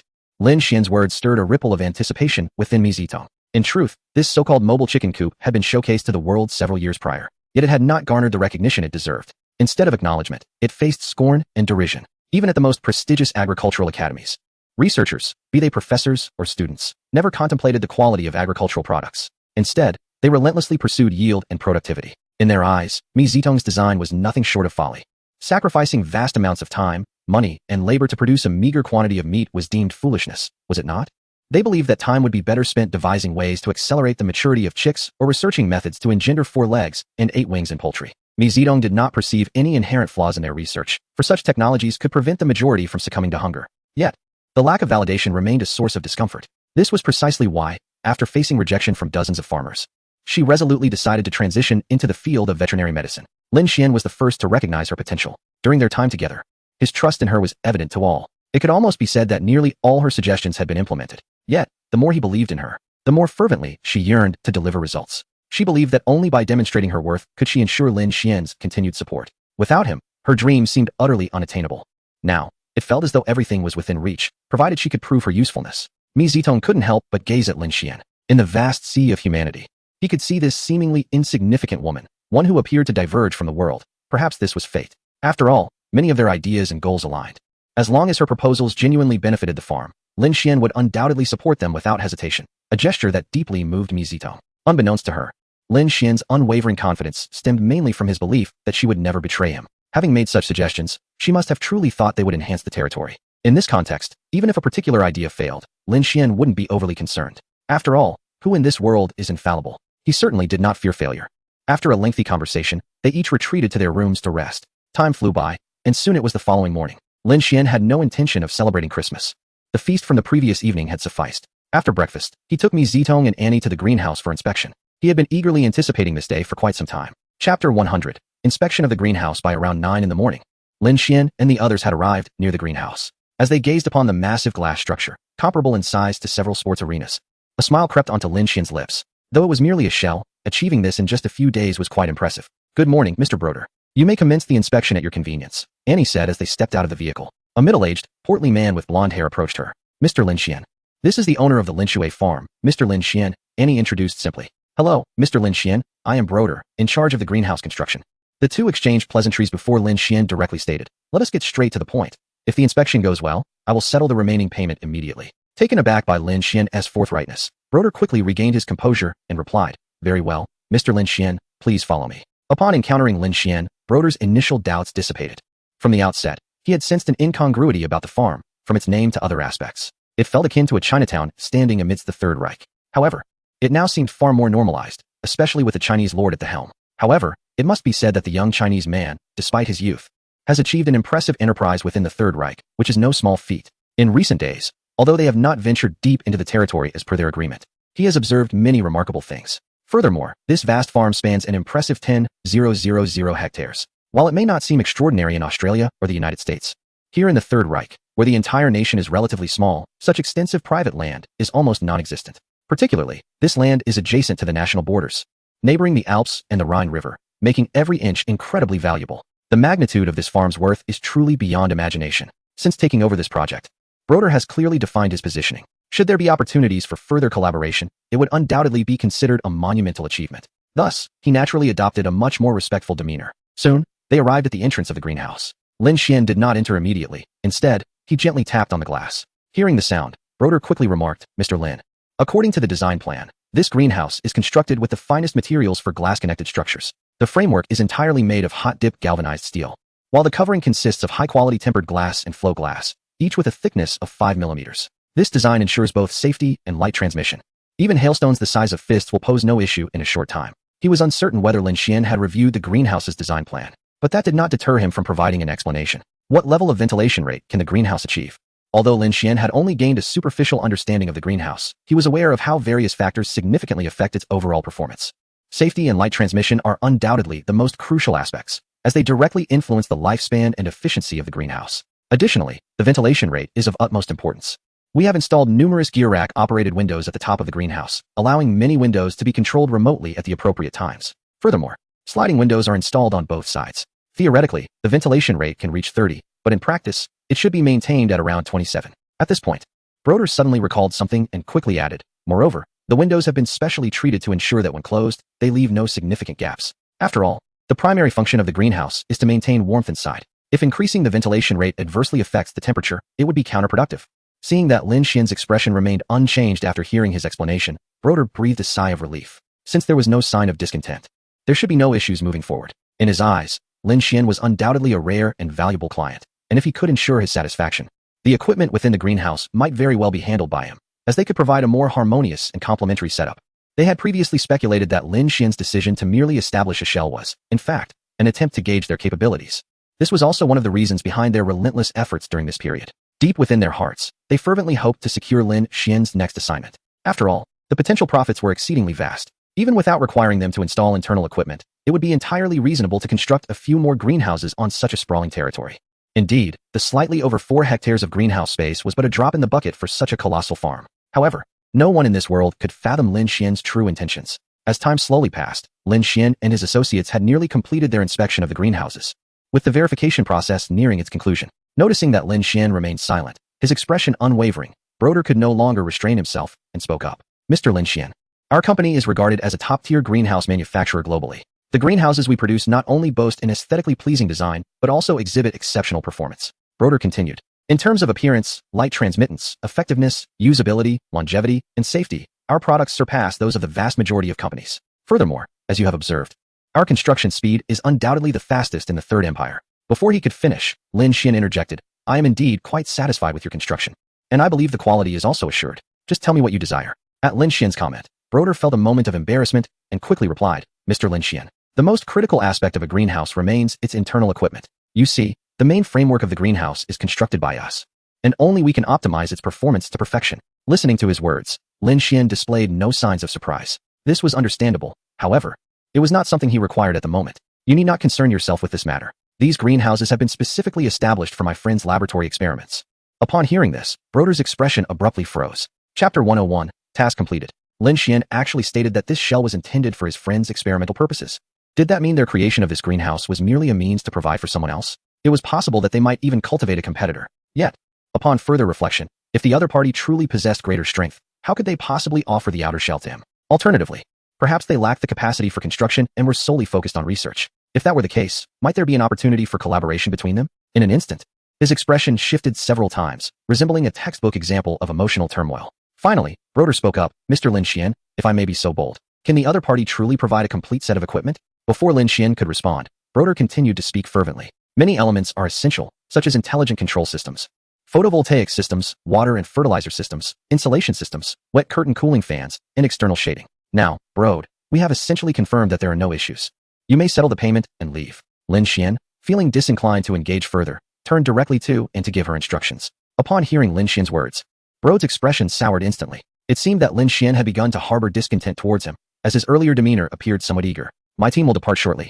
Brode hesitated before adding, should your esteemed territory require the establishment of greenhouses in the future, please have Butler and contact me. Furthermore, if the greenhouse system offered by your friend is indeed more advanced than what we can provide, do not hesitate to reach out. We can certainly maximize product promotion.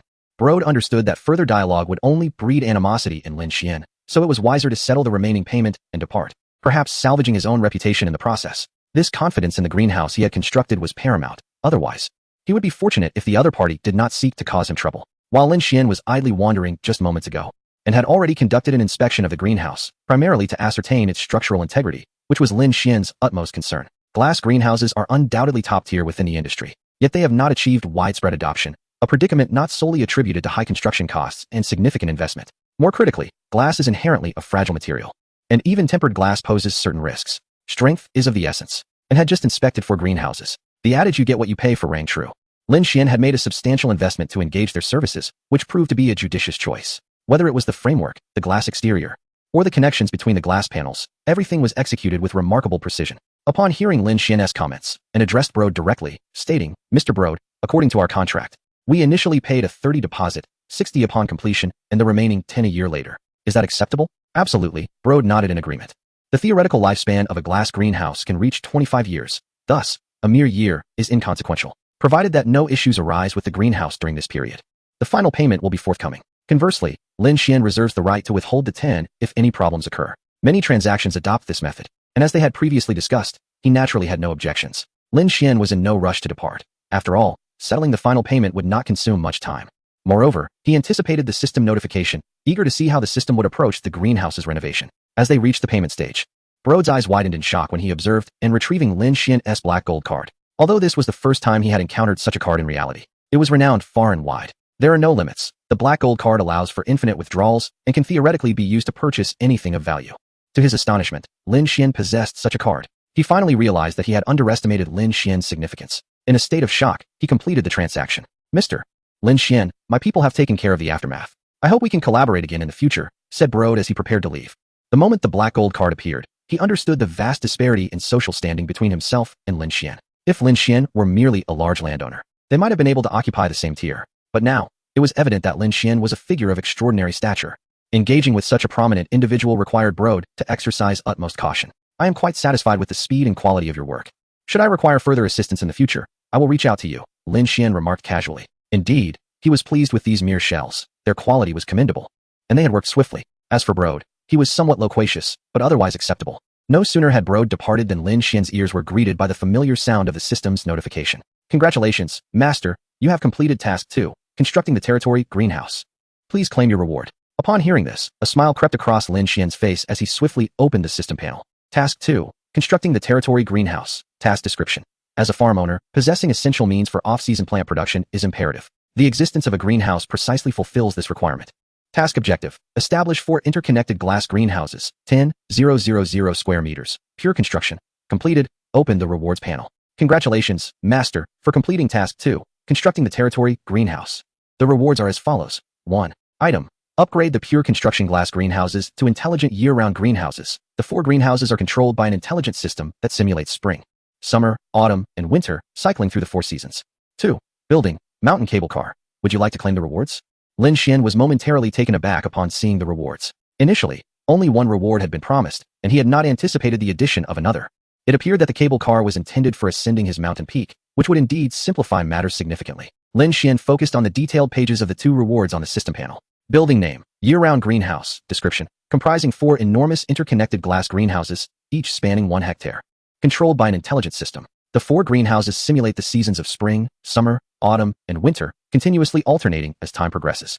Building name, mountain cable car, description, departing from a small cabin at the foot of the castle's nearby mountain, it ascends to the peak in as little as 15 minutes.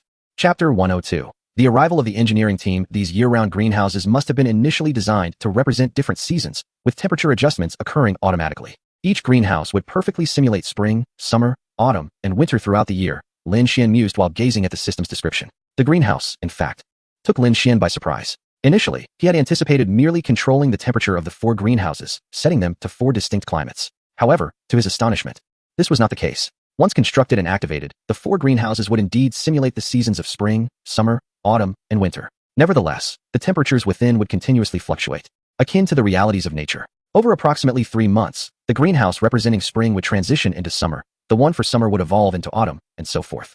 This indicated that each greenhouse would undergo a complete seasonal cycle annually. At any moment, one could find the greenhouse representative of spring, summer, autumn, or winter.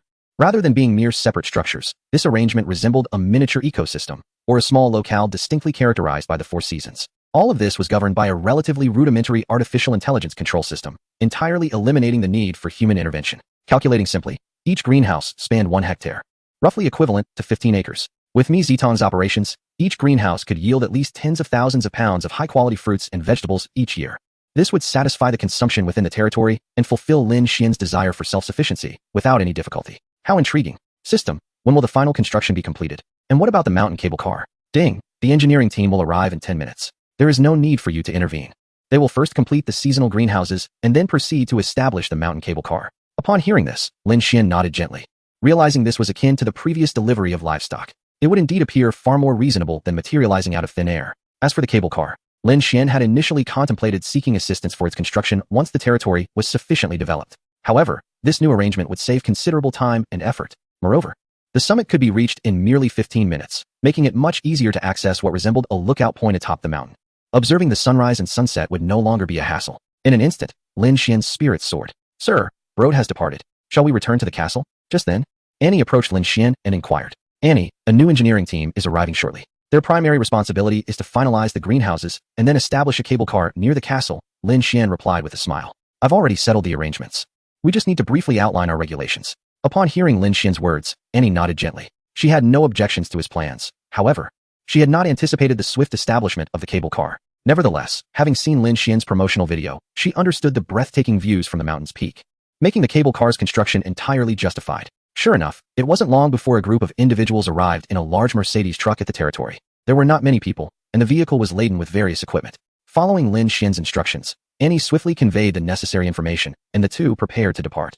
The installation of the greenhouse interiors has officially commenced. According to these individuals, perfecting the 4 greenhouses will require no more than 2 days, after which the construction of the cable car can begin. This revelation surprised Lin Shien, as the pace was indeed extraordinary. On the way back, Annie couldn't help but inquire, can we truly rely on these people? To her, the notion of completing the work in just 2 days seemed quite unfathomable. After all, the timeline proposed by Brode's company was a full 2 weeks. The disparity between the two estimates was astonishing. Lin Shien chuckled and replied, it's a minor issue. As you know, they have already completed the renovations of the castle and the fencing surrounding the territory. Hearing Lin Shien's nonchalant words instilled a sense of assurance in Annie. Given that they had already accomplished those tasks, their reliability was undoubtedly unquestionable. Speaking of which, how is the surveillance matter progressing? Upon mentioning the fencing, Lin Shien suddenly recalled that he had previously suggested establishing a surveillance network around the territory. They had already begun this endeavor, with an estimated completion time of 10 days. Annie remarked, considering the extensive distance we need to cover, even though the company is committed to this cooperation and has dispatched a considerable workforce to work simultaneously on both sides, it will still take nearly 2 weeks to complete the installation. This speed is commendable. Lin Shien nodded, acknowledging his understanding of this aspect. By the way, do you think we should hire someone to construct some roads? Even though Lin Shien's vehicle could manage in the remote wilderness, other activities would inevitably be affected.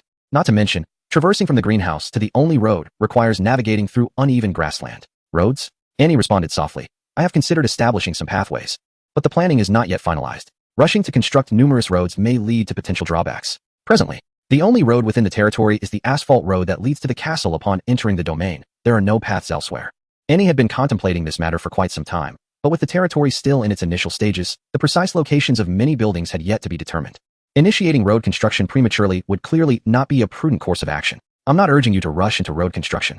I merely wanted to remind you not to overlook this matter. Lin Shien smiled. Although our territory may not be large, we cannot afford to have any issues with essential transportation. Indeed, Annie nodded earnestly. As they passed the residential area, Lin Shien glanced over and noticed that the employee dormitories seemed to be addressing the finer details. It appears that the completion is not far off. Once ready, they can officially begin recruiting staff, cultivating, grazing, and establishing the vineyard, which is crucial for the farm's operations. Aware of Lin Shien's gaze, Annie stated, the employee dormitory will be ready for occupancy in no more than a week. I have already established contact with major recruitment platforms and agricultural associations, and starting next Monday, I will wholeheartedly recruit employees. The first batch of workers, including farmers, herdsmen, and chefs, is expected to comprise 120 individuals, which will adequately meet the initial manpower requirements. Once the second phase of the project is completed and the staff dormitories are further expanded, subsequent recruitment will be arranged. Upon hearing this, Lin Shien nodded gently and remarked, Haha, Annie, it is truly wonderful to have you. Everything is arranged meticulously, quite commendable. Chapter 103. Disappointment and taste. Annie's capabilities are beyond question. She has assisted Lin Shien in managing numerous matters during this period. Almost all the assorted tasks have been accomplished by her, which greatly satisfies Lin Shien, confirming that she indeed deserves a salary in the hundreds of thousands of euros annually. When Lin Shien expressed his appreciation, Annie felt a sudden flutter within her heart, akin to a fawn bounding wildly. Although she understood that Lin Shien was merely referring to work-related matters, she could not suppress the quickening of her heartbeat.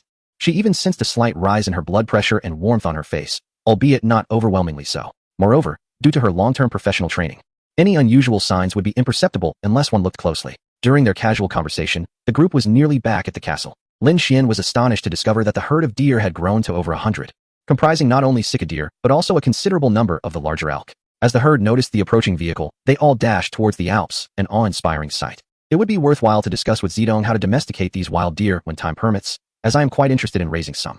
Once again, witnessing the deer herd sparked Lin Shien's creativity. It must be said that deer are indeed treasures in their entirety. If nurtured properly, they could serve as excellent sources of food. Deer products are esteemed for their medicinal value and have long been favored and valued by the people of Tang country. Additionally, deer products possess significant nutritional benefits, and regular consumption can enhance bodily immunity and improve various bodily functions. Individuals who consume deer products consistently appear invigorated, with a rosy complexion and robust vitality. Of course, the most important aspect is that their flavor is exceptionally delightful. Overall, they could undoubtedly become remarkable culinary ingredients. As for the costs, Lin Shien had never given them much thought. Besides, how much could the expenses be? It merely involves feed, younglings, space, and personnel, which are not significantly different from those for cattle, sheep, or pigs. For him, the most challenging task would be to tame these wild deer. Sika deer are naturally a vulnerable group in the wild and often fall prey to various carnivorous animals. In such situations, their only means of self-preservation is to flee, much like the current scenario. Consequently, the auditory and olfactory senses of Sika deer are exceptionally developed. Taming the entire herd will undoubtedly require considerable effort. Do not be deceived by the seemingly gentle nature of the spotted deer. They are capable of fierce aggression when provoked. Just as a cornered dog may leap over walls, so too can the deer unleash their might. These creatures are not as docile as they appear. Their aggression is formidable, though they often lack the means to retaliate against large predators. When startled, a buck can exhibit a level of combativeness that an unarmed adult would find overwhelming. After hearing Lin Shien's words, Annie nodded thoughtfully, recalling her previous experience with venison. Unfortunately, her recent schedule has been too hectic to explore the art of taming deer. Nevertheless, she reasoned that these animals could not possibly stray far from the farm, so there was no immediate urgency. As lunchtime approached, Lin Shien made his way to the dining hall upon returning to the castle. Shortly thereafter, Mi Zitong entered, having just come back from outside. "Boss, how are things progressing in the greenhouse?" she inquired, as she had not accompanied him to oversee the white truffle project. Naturally, she was quite invested in the greenhouse itself, considering it would become one of her primary domains. "Everything is proceeding smoothly. I anticipate we can commence operations in 2 or 3 days, Lin Shien replied with a smile. "Speaking of which, how are the truffles faring? It's been several days since the fungal blocks were cultivated, and I am eager to hear about the transplantation process. The successful transfer of these fungal blocks to the roots of the pines is crucial. If this step is executed flawlessly, the following year will yield a bountiful truffle harvest. The situation is exceedingly promising. The fungal blocks have integrated into the roots more swiftly than I had envisioned," Mi Zitong asserted confidently. "The first blocks transplanted show no discernible signs of separation. They have fully fused. Winter has not hindered their integration in the least. If all continues to proceed without a hitch, we should be able to produce at least a ton of white truffles by next winter. At that point, we will stand as the only producers of white truffles outside of Italy, which is widely acknowledged as the exclusive region for this delicacy. Riding this wave of success, we will undoubtedly establish our name in the industry." In recent times, Mi Zitong had devoted nearly half her efforts to this endeavor, eagerly anticipating the day of harvest. It was then that their brand would truly come into its own, propelling them forward in unprecedented ways. Should the day arise when others recognize these truffles as artificially cultivated, the entire agricultural community would be shaken. The thought filled her with exhilaration. Even though the technology was Lin Shien's invention, it did not diminish her pride in the achievement. With white truffles fetching prices of 20 to 30,000 euros per kilogram, the prospect of producing 1,000 kilograms, amounting to 20 million euros in the first year, was indeed heartening. Lin Shien casually remarked that such a sum, while significant, did not greatly alter his perspective. Annie interjected, stating that with the presence of white truffles, I could effortlessly elevate our territory's brand to new heights, crafting a culinary empire of unparalleled excellence. Mi Zitong's eyes sparkled with enthusiasm. Although she lacked understanding of commerce and showed little interest in such matters, one undeniable advantage caught her attention. The cultivation of white truffles appeared to be a feat of artificial farming, yet it bore none of the drawbacks typical of such methods, maintaining the inherent nutritional value unscathed. The environmental impact was also negligible. This was akin to resolving a century-old conundrum in the agricultural realm. With the advancement of white truffle cultivation techniques, she sensed a significant breakthrough in her own skills, potentially allowing her to nurture many things that could not be produced through conventional farming. During their exchange, Muna had already served lunch. Speaking of which, have you seen the glutton? Lin Shien had felt an inexplicable void from the very beginning, unable to pinpoint its source, until he spotted the pigeon soup on the table. Realizing that the chatterbox had not made an appearance. Chapter 104. Improving the castle. Upon hearing Lin Shien's words, several people were momentarily taken aback. It seemed they had not seen him since the morning. Yi Qingyi hesitated before speaking up. They all shook their heads, appearing to confirm that the fellow had indeed been absent since the early hours.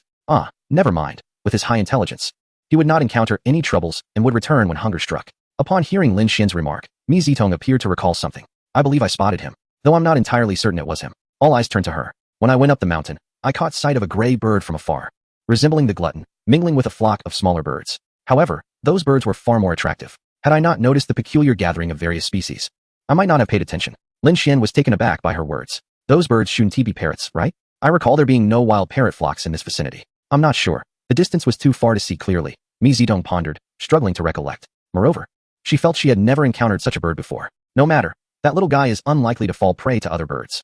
Lin Shien mused that the glutton's intellect exceeded that of ordinary birds, so he should be fine. By the way, I intend to visit a nearby area that sells fruit trees. Would anyone like to join me? Upon hearing this, one person was taken aback. Annie, somewhat helpless, inquired, Sir, what type of trees are you looking to procure? Where do you intend to plant them? Such matters typically required Lin Shien to present his requests, after which she would prepare a proposal for approval, followed by mass procurement and planting. This is an idea I had suddenly last night. I plan to beautify the area surrounding the castle, Lin Shien replied casually. Boss, I feel that our territory is already quite beautiful, Mi Zitong remarked, perplexed. Yi Qingyi nodded gently, saying, indeed, it is likely that there are few places in this world that rival our beauty. In truth, this area is renowned as a fairy tale kingdom, nestled against the majestic Alps. To be fair, while it may not claim the title of the most exquisite in the world, its scenery is undoubtedly top-notch, certainly worthy of a farm's existence. With the addition of the views from the mountaintop, competing for first place is not out of the question. They could not comprehend what Lin Shien found unsatisfactory. In reality, Lin Shien felt the most jarring aspect was the vicinity of the castle. Do you not think it lacks vitality? Upon hearing Lin Xien's words, the others were taken aback. Reflecting carefully, they realized this was indeed the case. Aside from a few saplings that had sprouted in recent years, there seemed to be little evidence of life around the castle. Upon further contemplation, the reason became clear. The castle had stood for centuries, and originally, in anticipation of potential enemy attacks, all possible cover had been deliberately removed. Although no one had visited for nearly a century, sizable trees had yet to grow. Lin Shien, having no such need now, intended to tidy the area around the castle to enhance its aesthetic appeal. As the realization dawned on them, Lin Shien smiled lightly and said, I don't have many specific ideas, just a general direction. The details will depend on the circumstances of the surrounding forest. Primarily, he contemplated planting decorative trees around the castle. From the castle to the lake and from the castle to the valley. When he mentioned the lake, Yang Jinbai Ma suddenly interjected. I saw many lakes in your Tang country adorned with lotus flowers, and they looked splendid. Could we plant some lotuses in that lake? Lin Shien nodded gently. I do have that intention. We shall experiment with it, though it is not something to consider at this moment. As he spoke, Lin Shien gestured outside, indicating the still unmelted snow. Today, the goal was to ascertain whether there were suitable fruit trees and ornamental trees. With a shift in mindset, making money was no longer Lin Xien's primary concern. Rather, creating a more comfortable living environment became paramount. After all, he might be living in this place for the foreseeable future, and it was essential to shape it into his ideal vision. I will join you. I am curious to see what trees are around here, Yiqing said with a smile. Moreover, I am quite intrigued by the largest forest nearby. Her words reflected the truth that she simply wished to spend more time alongside Lin Shien. All right, we will set off after we finish our meal. Although Lin Shien had discerned the situation, he chose not to address it directly, deeming it inconsequential. I have already arranged a time with them, he stated. Upon identifying his target, Lin Shien promptly contacted the owner of Lin Garden to finalize their appointment. Despite it being Christmas Day, the other party became exceedingly enthusiastic upon learning that Lin Shien was the proprietor of Lingshui Farm, entirely dismissing the triviality of the holiday. In their eyes, business outweighed festive celebrations by a significant margin. Given the proximity of the farm, the other party was well aware of its existence and understood the substantial profits to be gained by securing Lin Shien as a regular client. After lunch, Lin Shien and his companions set off directly. Bavaria's primary economic drivers, aside from its automotive factories, were largely agricultural, particularly in regions near the Alps. The journey from their estate to the garden would take approximately 20 minutes at full speed. Lin Shien understood that the other party's location was also situated in the Alpine foothills, though predominantly characterized by flatlands and lakes, lacking the diversity of his own territory. Nevertheless, such terrain was ideal for large-scale crop cultivation. Shortly after departing the estate, Lin Shien dialed the other party's number, saying, Mr. Clement, this is Lin Shien from Lingshui Farm. We will arrive at your garden in approximately 10 minutes. The garden was quite expansive, and Lin Shien felt it prudent to notify them in advance rather than wait until their arrival, as he wished to avoid any unnecessary delays. Chapter 105. Do you have any further requirements? As a potential major client, the other party could not afford to be negligent. Upon receiving Lin Xien's call, Clement, the owner of Lin Garden, hurried to the entrance to await his arrival. When Lin Shien reached the entrance, a robust German man was already standing there, who quickly approached as Lin Shien and his companion emerged from their vehicle. You must be Mr. Lin Shien. It is a pleasure to finally meet you, he exclaimed. Lin Shien smiled and replied, Mr. Clement, I have conveyed the purpose of my visit today, and I trust you have a general idea of what I seek. In response, Clement, with an air of pride, said, Indeed, Mr. Lin Shien, I believe I have a preliminary understanding. This is the region in Bavaria with the highest concentration of garden trees, and I am confident we can find what you require. After a brief pause, he added, I have collaborations in various parts of the world, so if you have any special requests, I should be able to accommodate them. However, I must mention that due to the current frigid weather, many trees may not present well. Seemingly concerned that Lin Shien might misinterpret the condition of the trees, he felt compelled to clarify. Yet, Lin Shien was already acutely aware that the nighttime temperatures had plummeted below freezing, making it challenging to ensure the aesthetic quality of anything other than evergreen species. Lin Shien nodded gently and said, I am well aware of this. Shall we proceed inside? Would you prefer to ride in my vehicle? Lin Shien was well aware that many farms prohibit the use of diesel and gasoline vehicles for various reasons. For instance, on his own estate, he would undoubtedly procure a substantial number of electric vehicles, primarily for the protection of crops and livestock. He had already prepared electric utility vehicles, as traditionally, fuel-powered machines were seldom employed in winter within the Lin estate. The absence of trees for purification could lead to issues for some delicate plants. Nodding in understanding, Lin Shien guided Yiqing along. Such matters were entirely within his realm of comprehension and seemed quite reasonable. Despite being electric vehicles, the air conditioning had likely been activated long ago, providing a warm atmosphere. As they sat in the vehicle, Claremont, the owner of the Lin estate, explained to Lin Shien and his companion as they drove forward. It was no surprise that this estate had become the largest in the region. The sight of numerous century-old trees along the way indicated that many had been relocated from other areas. Our estate strategically places cheaper trees toward the periphery, while the core area is reserved for more precious varieties, Claremont elucidated with a smile. This explained why the first trees they encountered were an array of apple trees, peach trees, pine trees, walnut trees, and cypress trees, a diverse collection of ornamental and fruit-bearing trees, abundant in both variety and quantity. Mr. Lin Shien, look at this peach tree. It's the Bitao variety I introduced from your Tang country. Although the fruit may lack flavor, its blossoms are exceptionally ornamental, which seems to align with your preferences. He continued, this peach tree is a variant of the peach, cultivated over many years to create stunning varieties. I have the red-flowered Bitao, the red-leaved Bitao, and the white-flowered Bitao available. In landscaping, these trees are widely used to embellish lakesides, streams, roadsides, parks, and private gardens. At this point, he suddenly recalled that Lin Shien was a large-scale farm owner and quickly altered his approach. Of course, they can also be planted in groves or as solitary specimens on lawns, or paired with flowering shrubs like the flowering crabapple to create a vibrant display. Lin Shien followed his gesture and remarked, these peach trees appear to be only 2 or 3 years old, correct? Having grown up in the countryside, he could easily make such judgments. Indeed, Mr. Lin Shien, you have a keen eye. These peach trees were the newest introduction after I took over the estate. Previously, the elder gentleman focused solely on economic cultivation. Seeing Lin Xien's interest piqued, Claremont hastily clarified, although they are young, they still produce remarkably beautiful blossoms. Lin Shien nodded gently, saying, peach trees are certainly among the species I intend to plant, though I am uncertain if I will choose this Bitao variety. He was indeed somewhat intrigued, but had not yet committed to planting these peach trees. After all, they were purely ornamental and bore no fruit.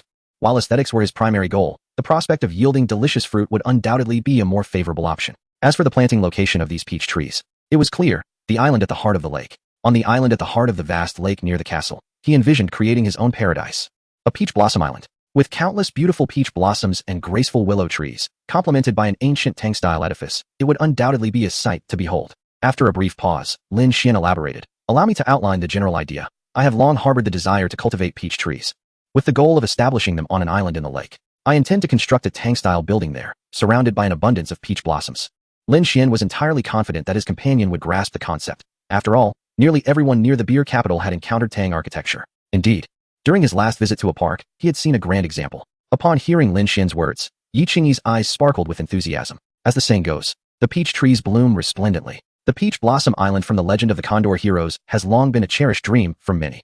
To have such a paradise right at one's doorstep would be nothing short of magnificent. Pardon my directness, but how large is your island? If needed, I can provide you with all the data we have on peaches, she offered. Claremont, upon hearing this, immediately recognized that a significant venture was on the horizon. He quickly replied, we have an extensive collection of exceptional peach trees from around the globe, both fruit-bearing and ornamental. I even have nearly 10 varieties of the renowned Yangshan honey peach from your Tang civilization. They are categorized into early, mid, and late season ripening, and I recommend planting them in combination. Listening to Claremont's exuberant chatter, Lin Shien felt a slight furrow form on his brow. How about this? Send me the information, and I will have my staff review it. For now, let us explore other options. The cost was far from his mind. How expensive could it possibly be? Hearing Lin Xien's words, Claremont nodded eagerly. Certainly, Mr. Lin Shien. I will prepare it for you as soon as possible. Is there anything else you require? Chapter 106. I have another inquiry. I am also seeking suitable ornamental trees for roadside planting. Without much contemplation, Lin Shien responded, those that can grow relatively tall. His primary aim was to establish a visually appealing grove near the castle, which naturally included roadside greenery. After all, what is more common than trees lining the roads? Lin Shien believed his request was quite reasonable. Claremont, upon hearing this, was filled with delight and replied with a smile, ah, I see. There is no place in the entire Bavaria region more suited than here. Even the greenery of the beer capital predominantly comes from my supply. As he spoke, he had already started the car, heading in a different direction with noticeably increased speed. Before long, the vehicle came to a halt. Lin Shien surveyed the surroundings, but found nothing suitable, feeling a sense of confusion as it seemed that what he desired was not present. At that moment, Clement pointed to a nearby area and proudly declared, Mr. Lin Shien, in this vicinity, we possess every type of hedge that can thrive in the Bavarian region. Indeed, any species that one can name from around the globe, I have it all. Upon hearing this, Lin Shien remained silent, but Yi Qingyi couldn't help but chuckle. Mr. Clement, I believe you have misunderstood Mr. Xien's intentions. We are not in search of hedges. Rather, we aim to create a small grove near the castle, with emphasis on the areas flanking the road. For a moment, Yi Qingyi found herself at a loss for words. Lin Shien surveyed the surrounding hedges, feeling somewhat at a loss as well. After a lengthy contemplation, he finally spoke.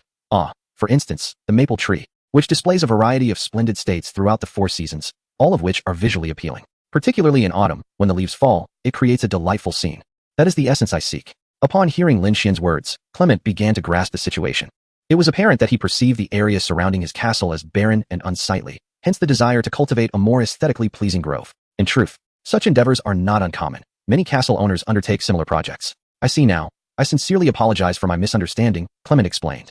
You two may not have spent much time here, hence your difficulty in comprehending my conventional thinking. The global consensus suggests that we are rather meticulous, and this extends to the greenery along our roads. You may have noticed that many places tend to exhibit a certain uniformity. As Clement elucidated, he steered the vehicle in another direction. Lin Shien and his companions soon realized that the government's efforts to protect the environment, enhance greenery, and elevate the quality of life for its citizens had resulted in the widespread use of hedges throughout the country. This high demand had led Clement to amass a considerable collection of such plants over the recent years. Clement, let us return to the matter at hand.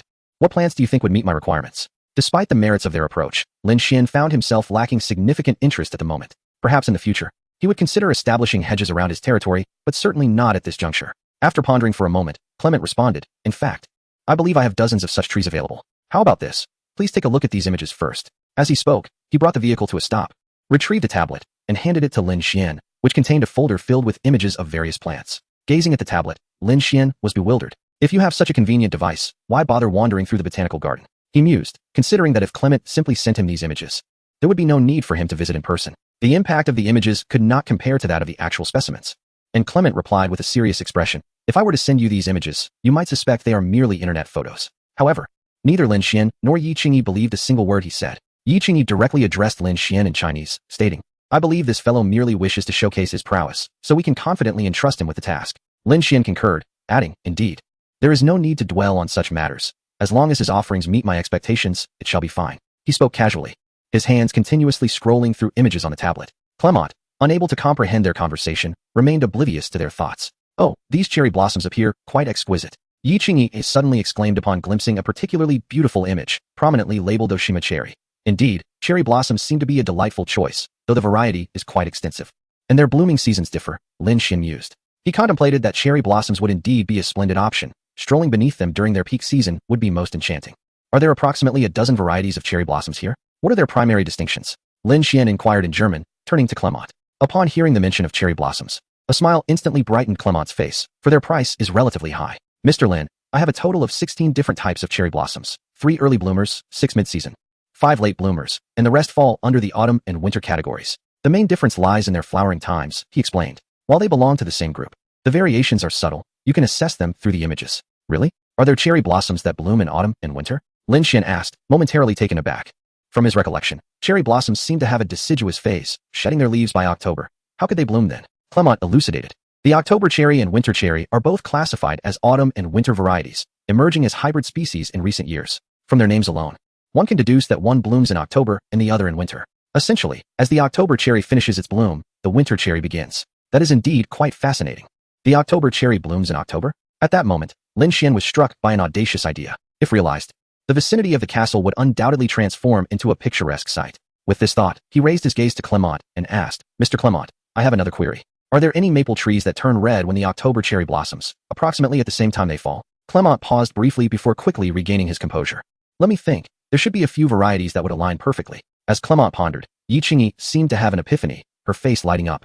Shien, are you planning to plant both maple trees and cherry blossoms simultaneously? Then orchestrate their leaves and blossoms to fall together? Lin Shien nodded, affirming, precisely. But I intend to plant them along the road with maples on one side and cherry blossoms on the other, rather than intermingling them. I believe if the two distinct species were to be mixed, it might appear rather incongruous, rather than centering on the road. One side is adorned with a grove of maples while the other boasts a cherry blossom forest, with the two intertwining in the middle, distinctly divided by the path that runs through. Especially during the months of October and November, as one strolls along this central road. The simultaneous descent of maple leaves and cherry blossoms creates a scene where the two seem to merge yet remain distinct. Listening to Lin Xien's explanation, a vivid image began to form in Yi Qingyi's mind. She couldn't help but exclaim, at that moment, walking along this path would feel like being split in two. One half of me would be captivated by the cherry blossoms, while the other half would be enchanted by the allure of the maple leaves. With a hearty laugh, Lin Shien responded, but alas, even if we start crafting this now, it will still be a long time before we witness it. He seemed to wholeheartedly agree with her depiction. However, he acknowledged that witnessing such a scene would certainly not be an overnight endeavor. Nevertheless, we have plenty of days ahead of us. Why worry so much? Yi Qingyi chuckled. Let us begin our creation now.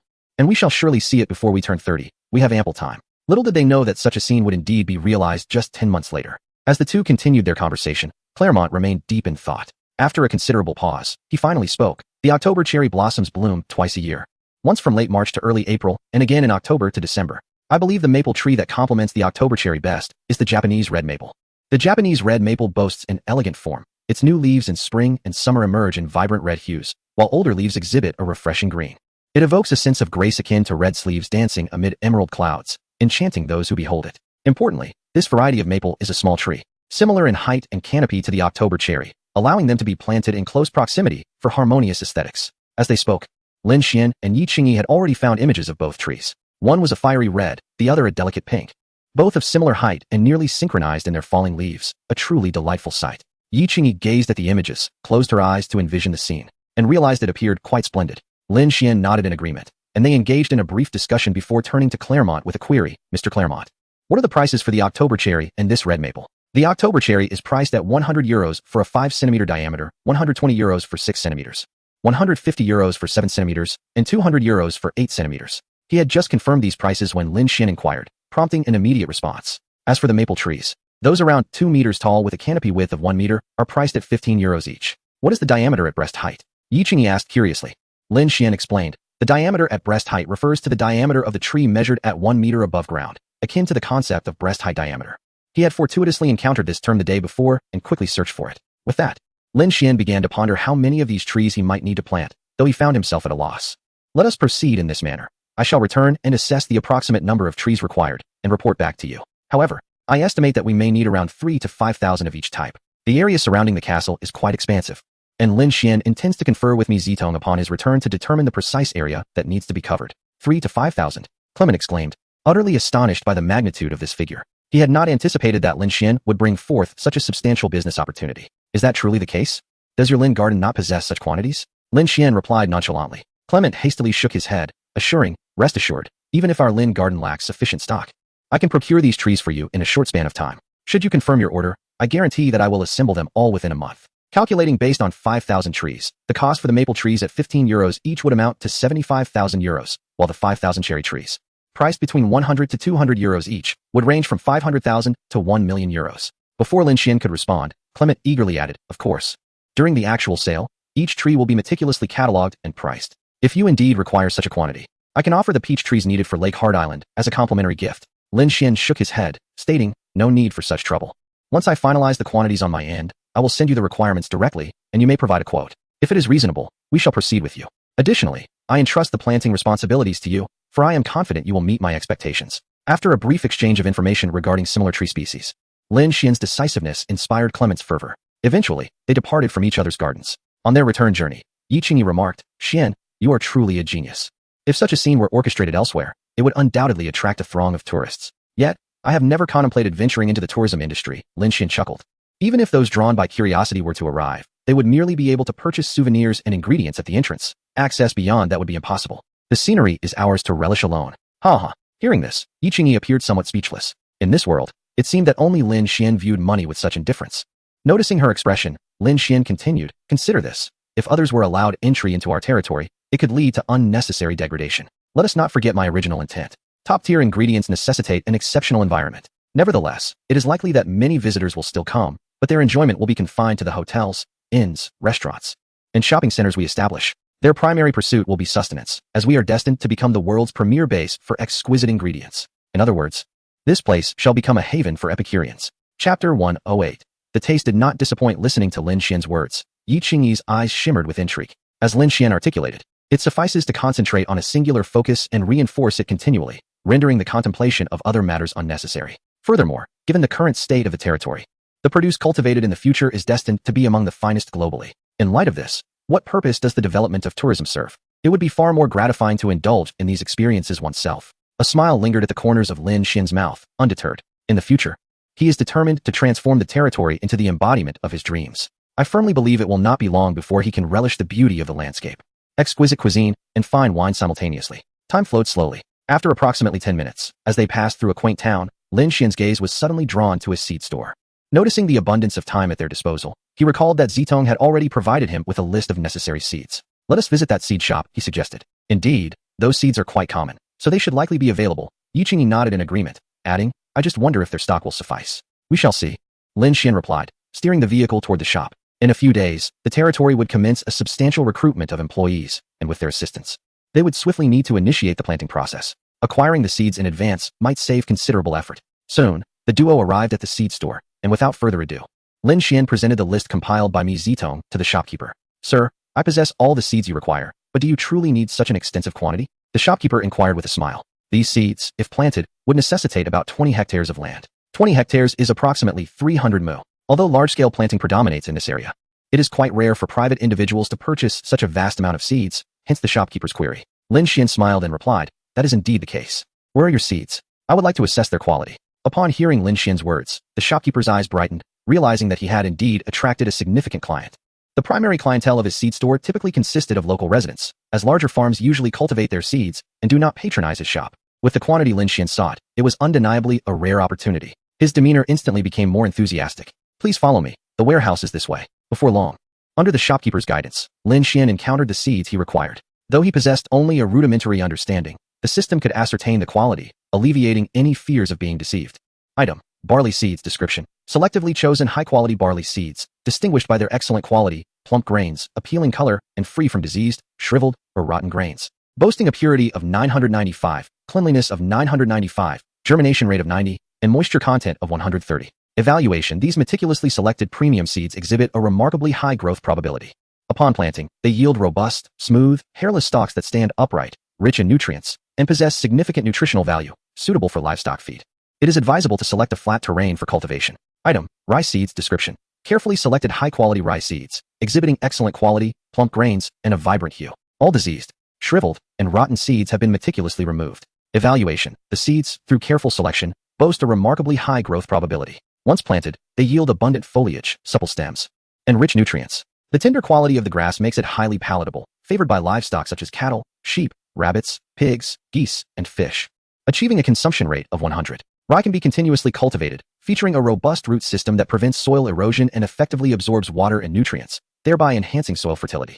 Item: oat seeds. Description: in a short span of time, Lin Shien has thoroughly examined all the seeds he intends to purchase. It must be said that this seed store offers exceptionally high-quality seeds, with favorable system evaluations. Nevertheless, it is worth noting that although this is merely a small-town seed shop, it is located in a country with a highly developed agricultural sector. The quality of seeds in this store is undoubtedly commendable. Moreover, Bavaria is one of the largest grain-producing regions, so a slightly larger stock is to be expected. Owner, you must have a truck, right? I cannot transport all these seeds myself. How about a home delivery for 50 euros? It's merely a short drive, and I would appreciate your assistance in unloading. Lin Shien inquired, not rushing to make a payment. His Knight 15 has no space for such a quantity of seeds. Without home delivery, he would have to wait for a later date to send a pickup truck for collection. Upon hearing Lin Xien's request, the owner promptly replied, of course. You need not pay me now, just give my assistant a small tip later. Being able to sell such a considerable amount of seeds to Lin Shien, and with only a short distance to travel, the owner surmised that Lin Xien's farm was likely nearby. If they could collaborate frequently in the future, it would be mutually beneficial. Furthermore, the profit from this transaction is already substantial. A mere 50 euros is trivial compared to the good impression Lin Shien could leave. Such a significant client is a rarity. Once the agreement was made, Lin Shien did not hesitate to proceed with the payment. Mr. Lin Shien, it has been a pleasure doing business with you. I will arrange for the transportation of these seeds immediately, the owner cheerfully stated. If you have any further seed-related needs, feel free to inform me. I can procure any seeds available through legal channels. All right, that sounds good, Lin Shien decisively replied. After loading the truck, have someone follow behind my vehicle. The quantity of seeds was considerable, and it took them approximately 10 minutes to finish loading. Lin Shien was surprised to see the owner close the shop and accompany them. In no time, they arrived at the entrance of the estate. Just unload the seeds here. Bringing them to the castle would be a waste of time. While directing the unloading, the owner remarked, I didn't realize Mr. Lin Shien is the new master of this estate. It seems no one has entered this place for over a century. The owner, being a local resident, was well aware of the history surrounding the area. You have returned. You have returned. Just as Lin Shien was about to speak, a voice suddenly echoed from the sky. Recognizing the tone, Lin Shien could hardly be mistaken. It was undoubtedly that unpalatable fellow. Goodness. Following the sound, he intended to reprimand the creature for its prolonged absence. Yet, as he turned, the utterance caught him off guard. Chapter 109. The unpalatable girlfriend from Legend. Lo and behold, the unpalatable one soared over from a distance, accompanied by a strikingly beautiful little bird. Its plumage was resplendent. The feathers from its face to its chest were a vibrant blue, contrasting starkly with the white of its lower abdomen. It was a sight to behold. Before Lin Shien could fully comprehend the scene, the proprietor of the seed shop exclaimed in astonishment, a robin. His exclamation seemed to startle the bird, which settled nearby and ceased its movement. The unpalatable one, noticing this, hastened to the bird's side, rubbing against it with its wings. Chirp, chirp, chirp. The two birds began to chatter animatedly. Lin Shien gazed at the bird, captivated by its beauty. The shopkeeper's assertion that it was a robin left him momentarily bewildered. In his recollection, robins were the national bird of the sun never sets empire, often depicted on stamps, yet they did not resemble this one at all. With a sense of confusion, he directed his attention to the system panel. After all, it appeared as though the unpalatable one was courting this charming creature. He pondered whether it was truly lacking in intellect to have been lured back by the unpalatable one. One was drab and unkempt, while the other was splendid and graceful. They were indeed two extremes. Why such a disparity among birds? Species. Blue robin description. The blue robin is one of the most vibrantly colored birds in the world. Measuring 14 centimeters in length, with a wingspan of 20 to 22 centimeters, weighing approximately 16 to 22 grams, and boasting a lifespan of 15 years. It builds its nest in low shrubs and primarily preys on worms, caterpillars, beetles, flies, snails, weevils, spiders, termites, and wasps, making it a beneficial bird for agriculture, particularly favored by cotton farmers. However, it occasionally pecks at berries and fruits. In summer, it breeds in northern locales, laying 3 to 5 eggs per clutch.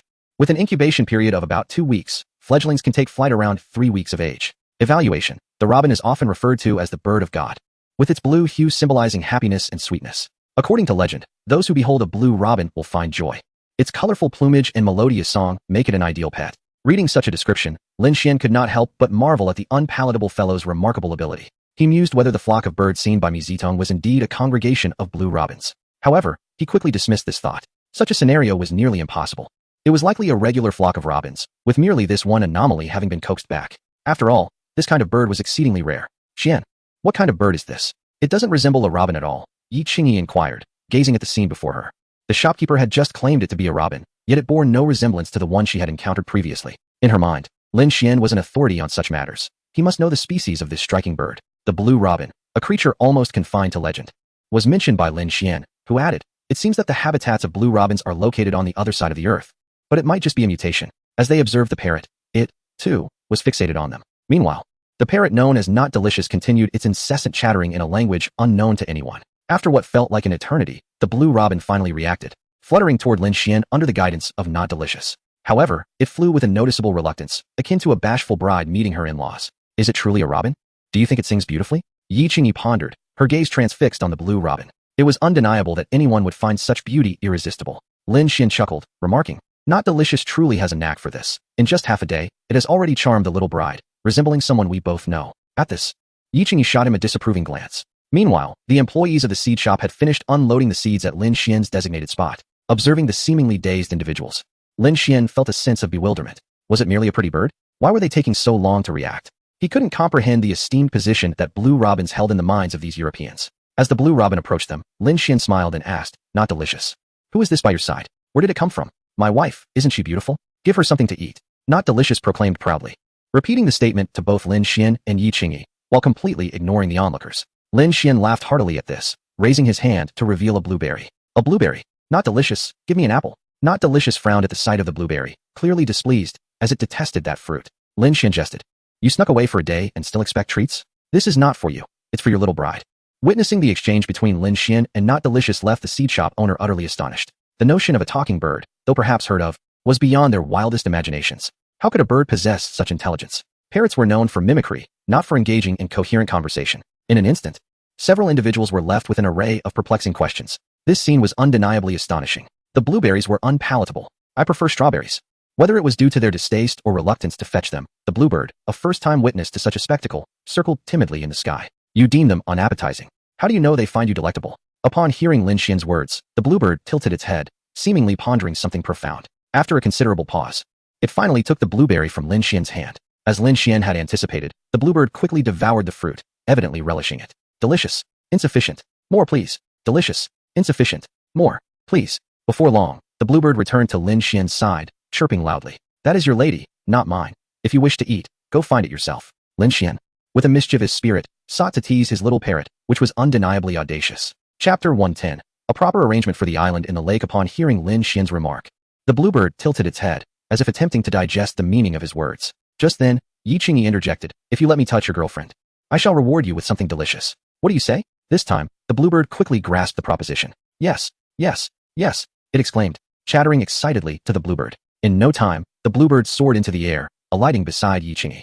Due to the unique status of the robin, these birds had long since developed a fearless demeanor towards humans. Yi Qingyi gazed curiously at the approaching bluebird and gently caressed it. This was her first encounter with such a vividly colored creature. After a while, Yi Qingyi turned to Lin Shien and said, Shien, you must have more fruit, right? Could you spare me some? Seeing the bluebird so docile, she playfully pleaded with Lin Shien. Haha, what should you call me? Lin Shien, holding 2 blueberries favored by the bluebird, responded with a smile. Husband Shien, please hurry. Yi Qingyi approached Lin Shien, her cheeks flushed, and as she took the blueberries, she planted a kiss on him. Swiftly turning, she began to feed the bluebird. Suddenly, Lin Shien turned to the individuals from the seed store and remarked, the items have arrived, you may return now. Should you have any future needs, I will reach out to you. Upon hearing Lin Xien's words, the seed store owner seemed to awaken from a stupor. Mr. Lin Shien, I did not anticipate that your territory would host bluebirds. I believe this place will be the happiest on earth. In the future, should you require anything, I will personally ensure a 20% discount. The seed store owner's eyes gleamed, seemingly eager to establish a connection with the bluebirds. After exchanging a few brief words, they departed, clearly understanding that Lin Shien wished to dismiss them. It is rather unpalatable. Since you have brought your girlfriend back, you must take responsibility for teaching her the rules of our castle. Otherwise, do not blame me for my rudeness. Lin Shien, observing that the others had departed, turned and remarked with a smile. The 3 pets, under Lin Xien's training, indeed obeyed him well. However, this time, Lin Shien did not wish to train the blue thrush himself. He felt it would be better to allow it to develop freely. Nevertheless, having taken residence in the castle, it must learn the necessary rules. Entrusting the parrot to instruct the thrush in these rules seems to be a task only Lin Shien could conceive. No problem. No problem. Yi Qingyi looked at Lin Shien in disbelief, astonished at such an approach. To her surprise, the thrush called out enthusiastically in agreement. It was as if it were sharing this delightful news with its girlfriend. The blue thrush chimed in with its own cheerful sounds, and truth be told, its voice was far more melodious than that of the parrot. Alas, the thrush had not acquired the ability to speak human language. Suddenly, Lin Shien appeared to have a realization and could not help but ask, can you understand what many birds are saying? The thrush and the parrot belonged to entirely different species, yet they could communicate normally, suggesting a significant possibility. The parrot seemed to fall into deep thought. After a lengthy pause, it finally replied, most. Small birds can fly and understand. Big birds do not. Lin Shien nodded gently in response. The parrot likely meant that it could comprehend most flying birds, but not the larger ground-dwelling ones. Even so, this was quite extraordinary. With some training, it might even serve as a translator. The notion of having the parrot as a translator was indeed quite peculiar. Yet, this idea seemed feasible. Let us return. It is nearly evening, and we cannot linger at the entrance, Lin Shien suggested. With the 2 birds in tow, they swiftly made their way back to the castle. Upon checking the time, they headed directly to the dining room. Yi Qingyi retrieved some fruits from the refrigerator. Here you go, a treat for you. You must be hungry. This fellow had been outside for quite some time, accustomed to the wilderness, and likely struggled to find food that suited his palate. Upon seeing the apple, the parrot immediately became animated. Thank you, it exclaimed, quickly devouring the fruit. The blue thrush, intrigued by the parrot's delight, cautiously approached it first. After a while, it too began to eat eagerly. In a flurry, the 2 birds consumed the apple entirely. Just as they were enjoying their meal, Mi Zitong returned from outside, appearing as though she had just come back from the forest. Ah, a blue thrush? Boss, where did you purchase it? She exclaimed upon entering and spotting the blue thrush. In her recollection, such a color of robin was exceedingly rare, and it seemed that they did not frequent their Nordic region. Not delicious, not something to buy? Upon hearing the words not delicious, Mi Zitong paused momentarily. It appeared that the flock of birds she had observed in the morning did not include this blue robin, did it? Lin Shien chuckled and remarked. This fellow must have been lured back by the notion of being not delicious. From now on, let us just call it lacking discernment. Haha, I believe this is not a matter of poor judgment, but rather an indication of exceptional taste, Mi Zitong replied playfully. Look at this unappetizing creature, with its drab appearance. If someone were to take a liking to it, it must be due to intelligence. Otherwise, other birds would surely disregard it. Not delicious, nor ugly. The group continued their banter for quite some time. Eventually, Lin Shien shifted the conversation, saying, regarding the seeds you mentioned last time, I took the liberty of purchasing them today. They are over in the warehouse. Additionally, I have also decided on the trees to beautify the surroundings of the castle. But the planning will still require your input. Upon hearing this, Mi Zitong and the newly arrived Annie both straightened their expressions, listening intently. Lin Shien continued with a smile. There are primarily 3 varieties. First, we have the October cherry and the Japanese maple, which will be divided in 2 from the road at the castle entrance. Next, I intend to plant some willows by the lakeside, but that will require some time for proper planning. Lastly, the centerpiece will be the island at the heart of the lake. This is where I envision a significant feature. Annie, I entrust this matter to you, though it can be postponed a bit. Chapter 111. Completion of the greenhouse. Upon hearing Lin Xien's words, Annie nodded slightly, her expression remaining serious. For the island at the center of the lake, I wish to plan it meticulously, establishing a traditional Tang Dynasty structure at the center, surrounded by peach trees. A traditional Tang Dynasty structure? I understand, Annie replied, nodding thoughtfully. Is it akin to the peach blossom island often spoken of in Tang culture? The moment she mentioned the peach trees, this image came to her mind. During her training in skills related to Tang culture, she had encountered such scenes.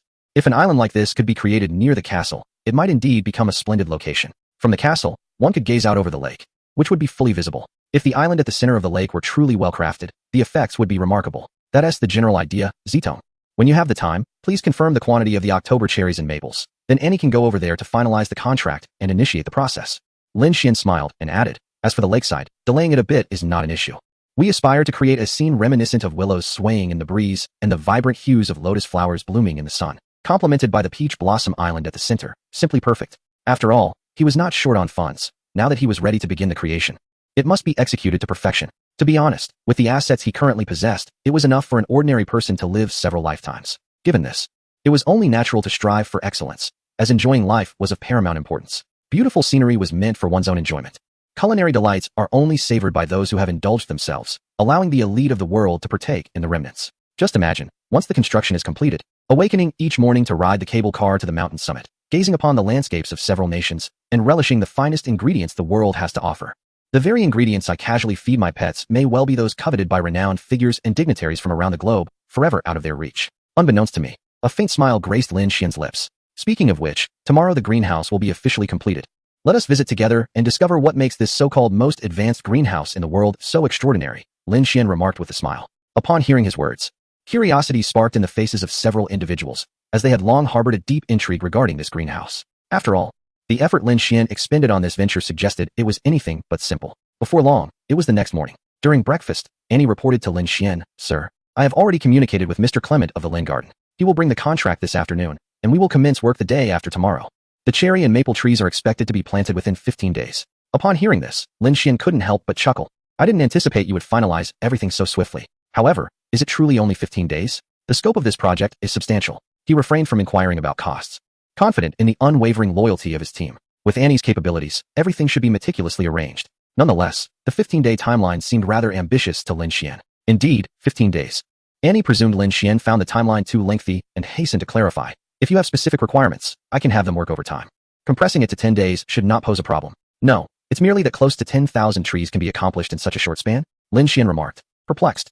During his days in the village, he had assisted in planting, and even for young saplings, achieving such speed would require dozens of individuals laboring tirelessly. Furthermore, the time needed to transport saplings from their garden would certainly not be negligible. The entire situation was quite baffling. Mi Zitong seemed to grasp Lin Xien's confusion and quickly elucidated, "Boss, in fact, transplanting trees here is significantly easier than in our homeland. They possess specialized machinery for tree transplantation that operates at speeds far surpassing human capability. Thus, the process naturally becomes much swifter." Being of Chinese descent herself, she understood well how transplantation was conducted back home. The disparity between human labor and mechanized efficiency was striking. Upon hearing this, Lin Shien began to comprehend the situation. There are even machines specifically for transplanting trees? This is my first encounter with such a concept. It seems I shall gain valuable insights when they come to work. Indeed, the development of such machinery is largely due to their labor shortage, prompting them to innovate devices that can replace human effort and enhance speed and efficiency, Mi Zitong explained. Although transplanting trees is considerably easier than mere planting, it still demands a great deal of energy. The handling of the roots is particularly troublesome. In this regard, Ms. Zitong can be considered an expert, providing a swift explanation. The manual transplantation of trees is both time-consuming and labor-intensive, with a relatively low survival rate. Consequently, mechanical engineers have developed a specialized machine for transplantation tasks. Its working principle is to transport both the soil and the tree together. As she aptly noted, the invention of any mechanical device is intended to assist humanity in achieving high-efficiency production. As the group engaged in conversation, they soon finished their meal. Everyone in the territory planned to visit the greenhouse. The group split into 3 vehicles, as each had subsequent matters to attend to after the visit. Most of the journey from the castle to the greenhouse was along paved roads, with only a small section yet to be constructed. However, this did not impede their vehicles, which possessed considerable horsepower, rendering the terrain and environment inconsequential. Approximately 20 minutes later, they arrived at the greenhouse. Despite the minor impact, road construction was still necessary. "Sir, it seems to have changed dramatically," exclaimed Annie as she stepped out of the vehicle. For reasons unknown, although the main structure appeared unchanged, she felt as though a profound transformation had occurred, though she could not articulate what had altered. Lin Shien smiled and remarked, "There must be some changes outside, as many installations are required. Let us go inside and take a look." As he spoke, Lin Shien walked towards the entrance of the glass greenhouse, followed closely by the others. Upon entering, the expressions of everyone instantly shifted, their faces reflecting shock and awe. This greenhouse truly lived up to its reputation as the most advanced in the world. Chapter 112. Permissions required. As they approached the entrance, before any action was taken, the transparent glass door automatically opened. Instantly, a warm breeze greeted them. A massive screen before them prominently displayed the character for spring. Upon witnessing this scene, everyone assumed it was merely an ordinary sensor door. However, to their astonishment, as Lin Shien stepped inside, the door closed automatically, sealing them outside. There were no visible keyholes or switches, nor could they discern any handles. Had they not noticed the subtle black frame surrounding the door, they might not have realized it was an entrance at all, as it appeared quite similar to the surrounding glass walls. Yet, Lin Shien had just entered. Leaving them outside, what was happening? What kind of mechanism was this? If it were merely a sensor door, they would not have been so taken aback.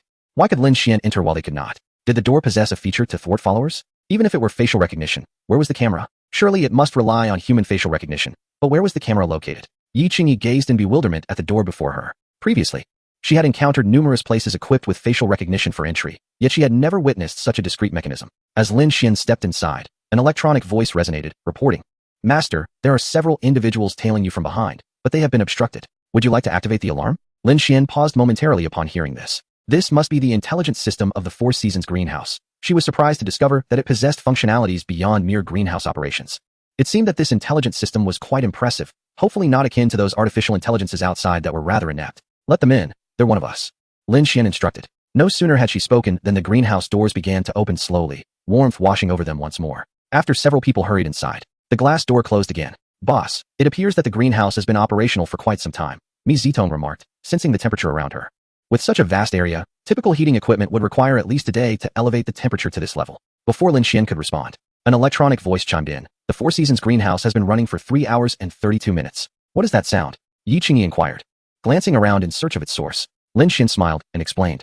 "The reason I claim this is the most advanced greenhouse in the world is primarily due to this intelligent apparatus. This system allows the 4 greenhouses to simulate the temperature variations of the seasons. Today marks the first day. Starting from this greenhouse and making a full circuit will correspond to spring, summer, autumn, and winter. In 3 months, this greenhouse will embody summer, while the adjacent one will naturally transition into autumn. This cycle will continue indefinitely. Naturally, as an intelligent system, it encompasses more than just this seasonal temperature control. There are many other features." Upon hearing Lin Xian's words, the group was momentarily taken aback. "That's quite impressive," Yi Qingyi exclaimed. "So, was it this system that kept us outside just now?" Lin Shien nodded gently. "Indeed, that's correct. Shall we say hello?" As she spoke, a pixelated figure appeared on the screen labeled with the character for spring. "Greetings, everyone. I am the steward of the Four Seasons greenhouse, capable of managing the greenhouse's temperature, security, and other intelligent devices. Furthermore, I can monitor, alert, and process data concerning temperature, humidity, soil temperature, soil moisture, soil pH levels, and plant development." While others might not grasp the significance of these functionalities, Mi Zitong understood perfectly. Upon hearing this, her eyes sparkled with excitement. If this steward system was indeed reliable, it would significantly enhance the management of the greenhouse. Lin Shien smiled and remarked, "What do you think? This system qualifies as a rudimentary artificial intelligence. Yet it should surpass the inept systems outside. Artificial intelligence." Though they were unfamiliar with the specific functions, the concept of artificial intelligence was not lost on them. At that moment, they collectively gasped in astonishment. While Muna might be less knowledgeable in this domain, the others were left speechless, their expressions reflecting sheer amazement. This indicated that the earlier introduction was not a pre-programmed response. If human-computer interaction could reach such heights, it would undoubtedly yield substantial profits in the sale of various products. It is truly perplexing who first conceived of applying these innovations to greenhouses. Reflecting on the functions Lin Shien just mentioned, it seems that these greenhouses are all equipped with seasonal transition capabilities. It is indeed astonishing. Each greenhouse will distinctly embody the 4 seasons. One cannot help but wonder who designed such audacious greenhouses. It is remarkably bold. This essentially transforms these greenhouses into replicas of the natural world outside. The realization of such greenhouses is nothing short of extraordinary. Initially, upon hearing Lin Xian's plan to establish seasonal greenhouses, they presumed he intended to simulate a singular temperature for each greenhouse, creating an illusion of 4 distinct seasons. The outcomes of these 2 approaches are undoubtedly worlds apart. Mi Zitong took a deep breath and continued, "Boss, are you certain that each of these 4 greenhouses will undergo a complete seasonal cycle?" As a PhD from the world's foremost agricultural institution, she had encountered thousands of greenhouses but had never seen anything like this. If this were indeed the case, she felt her plans would need substantial revision to make the most of the limited land. Yes, that is precisely it. It was not Lin Shien who answered her, but the intelligent steward, further confirming to them that this was indeed artificial intelligence. Mi Zitong then posed a barrage of professional inquiries that left the others feeling quite perplexed. Lin Shien interjected, "All right, Zitong, let us first explore the other greenhouses, and then you can engage in further discussions with the steward." Upon hearing Lin Xian's words, Mi Zitong finally came to her senses. "Yes, I will ask more later." The others, seeing that there were tasks to attend to in the greenhouses, felt it inappropriate to remain there listening to things they did not comprehend. "By the way, steward, please grant some permissions to everyone present. It is rather inconvenient for only one person to have access, especially since he is currently the sole individual allowed entry here." "Certainly, esteemed master. May I inquire how many levels of permission you wish to grant?" At this, Lin Shien was taken aback. "Are there really different levels of permission?" "Indeed, esteemed master." The greenhouse steward quickly elucidated. "Aside from custom permissions, there are 5 overall levels. Level 1 is the lowest, primarily granted to basic laborers, allowing them entry to work in the greenhouse. Level 2 includes access to irrigation, fertilization, and fresh air systems, requiring remote approval from you and other authorized individuals upon application. Level 3 encompasses all the aforementioned permissions, allowing for the approval of Level 2 applications and the authority to modify temperature requests within the greenhouse. Level 4 includes all prior permissions, with the ability to approve Level 3 applications and adjust greenhouse temperatures accordingly. The 5th level of authority grants complete control, reserved solely for you. The explanation is quite clear. Upon hearing this, Lin Shien began to contemplate swiftly. Presently, the individual best suited for the 4th level of authority is Mi Zitong, as she will serve as the administrator of the greenhouse. The 3rd level resembles that of her assistant, possessing nearly all permissions aside from temperature management.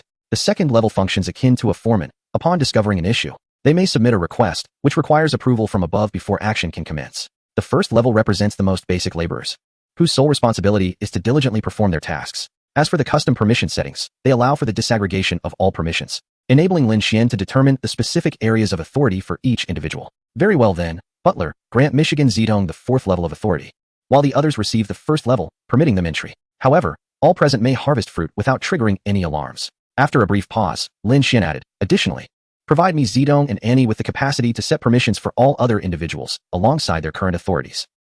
Upon hearing Lin Xien's words, Mi Zitong was momentarily taken aback. The ability to set permissions is indeed a significant power. With it, she could manage the greenhouse more effectively. While Annie, responsible for human resources, could comprehend this authority being assigned to her, it felt somewhat inappropriate for herself. Lin Shien spoke with an air of calm assurance. The greenhouse will be entrusted to you moving forward, and you must have the authority regarding personnel matters. I believe in you. You will undoubtedly succeed. Mi Zitong nodded deeply, though she did not vocalize her thoughts. A sense of loyalty akin to that of a soldier serving their sovereign welled within her. In Lin Xien's eyes, there was no doubt regarding the trustworthiness of those present. The reason for conferring only 1st level authority to the others was simply a matter of necessity. They would not partake in the management of the greenhouse, merely entering to gather fruits and vegetables. 1st level authority was indeed sufficient. Indeed, Zitong, since you are responsible for the agricultural domain, the entire greenhouse should operate under your coordination. Should any issues arise concerning personnel, you may come directly to me. Annie maintained her composed demeanor. However, ensure you choose your personnel wisely, as any complications arising from those with 3rd level authority could lead to considerable trouble. Upon hearing this, Mi Zitong nodded firmly. Rest assured, I will manage the greenhouse effectively. Now, let us explore all 4 greenhouses and, in the process, choose a name for our greenhouse. Upon hearing Lin Xien's suggestion, the others nodded in agreement. Though these 4 greenhouses appeared independent, they were, in fact, interconnected. Between each greenhouse lay a glass corridor. As they traversed through the passage, all could distinctly sense the environmental changes occurring around them. The experience felt akin to traversing the seasons. However, as the plants had yet to be properly cultivated, the differences were not stark. Nevertheless, even the mere sensation of temperature fluctuations elicited gasps of awe from the group. My goodness, the seasonal greenhouse is truly remarkable. And your friend's ingenuity is impressive. Yi Qingyi remarked. However, the technological prowess is formidable. Without such advanced technology, such effects would be unattainable. I fear there exists no other greenhouse quite like this in the world. Yang Jinbai Ma nodded thoughtfully, responding, I have visited nearly all the renowned farms globally. Yet I have never encountered a greenhouse as astonishing as this. It is extraordinary. My profession lies within the high-end hotel industry, where quality is paramount. Thus, I have ventured to many distinctive and famous farms worldwide, primarily to select ingredients. Consequently, I have witnessed far more greenhouses than the average person. But none have compared to this one. Even in places that meticulously regulate temperature, it resembles merely a massive air conditioning unit. Far less impressive than the greenhouse in which we currently find ourselves. As time passes and the crops begin to mature, we should soon experience the essence of spring and autumn and the beauty of winter and summer. Such a scene, if isolated and developed into a tourist attraction, would undoubtedly captivate many. At that moment, Muna interjected, Sir, does this mean that in a few days, we will no longer need to purchase vegetables from outside? She had been responsible for the meals in the castle, making her particularly invested in this matter. I estimate that in 2 to 3 months, we will be able to enjoy the vegetables we have cultivated ourselves, although the initial variety may be somewhat lacking. Lin Shien pondered and said, nonetheless, that would be sufficient for us to gradually move towards self-sufficiency. If the territory begins to produce natural and pollution-free ingredients, I certainly would not purchase from external sources. Setting aside other considerations, the taste alone, naturally grown produce vastly differs from what is available outside. He continued, speaking of names, have you all thought of any? Returning to the spring greenhouse, Lin Shien smiled and posed the question to the group. What do you think of the names in Suiyuan? I believe it aligns well with the concept we have for this greenhouse. Mi Zitong was the first to respond. Before Lin Shien could speak, Yang Jinbai Ma chimed in. I feel that name may not be quite fitting. Perhaps Cinda would be better. Phonetically, it sounds like Celsius degree, subtly indicating the greenhouse's function. Subsequently, others shared their thoughts.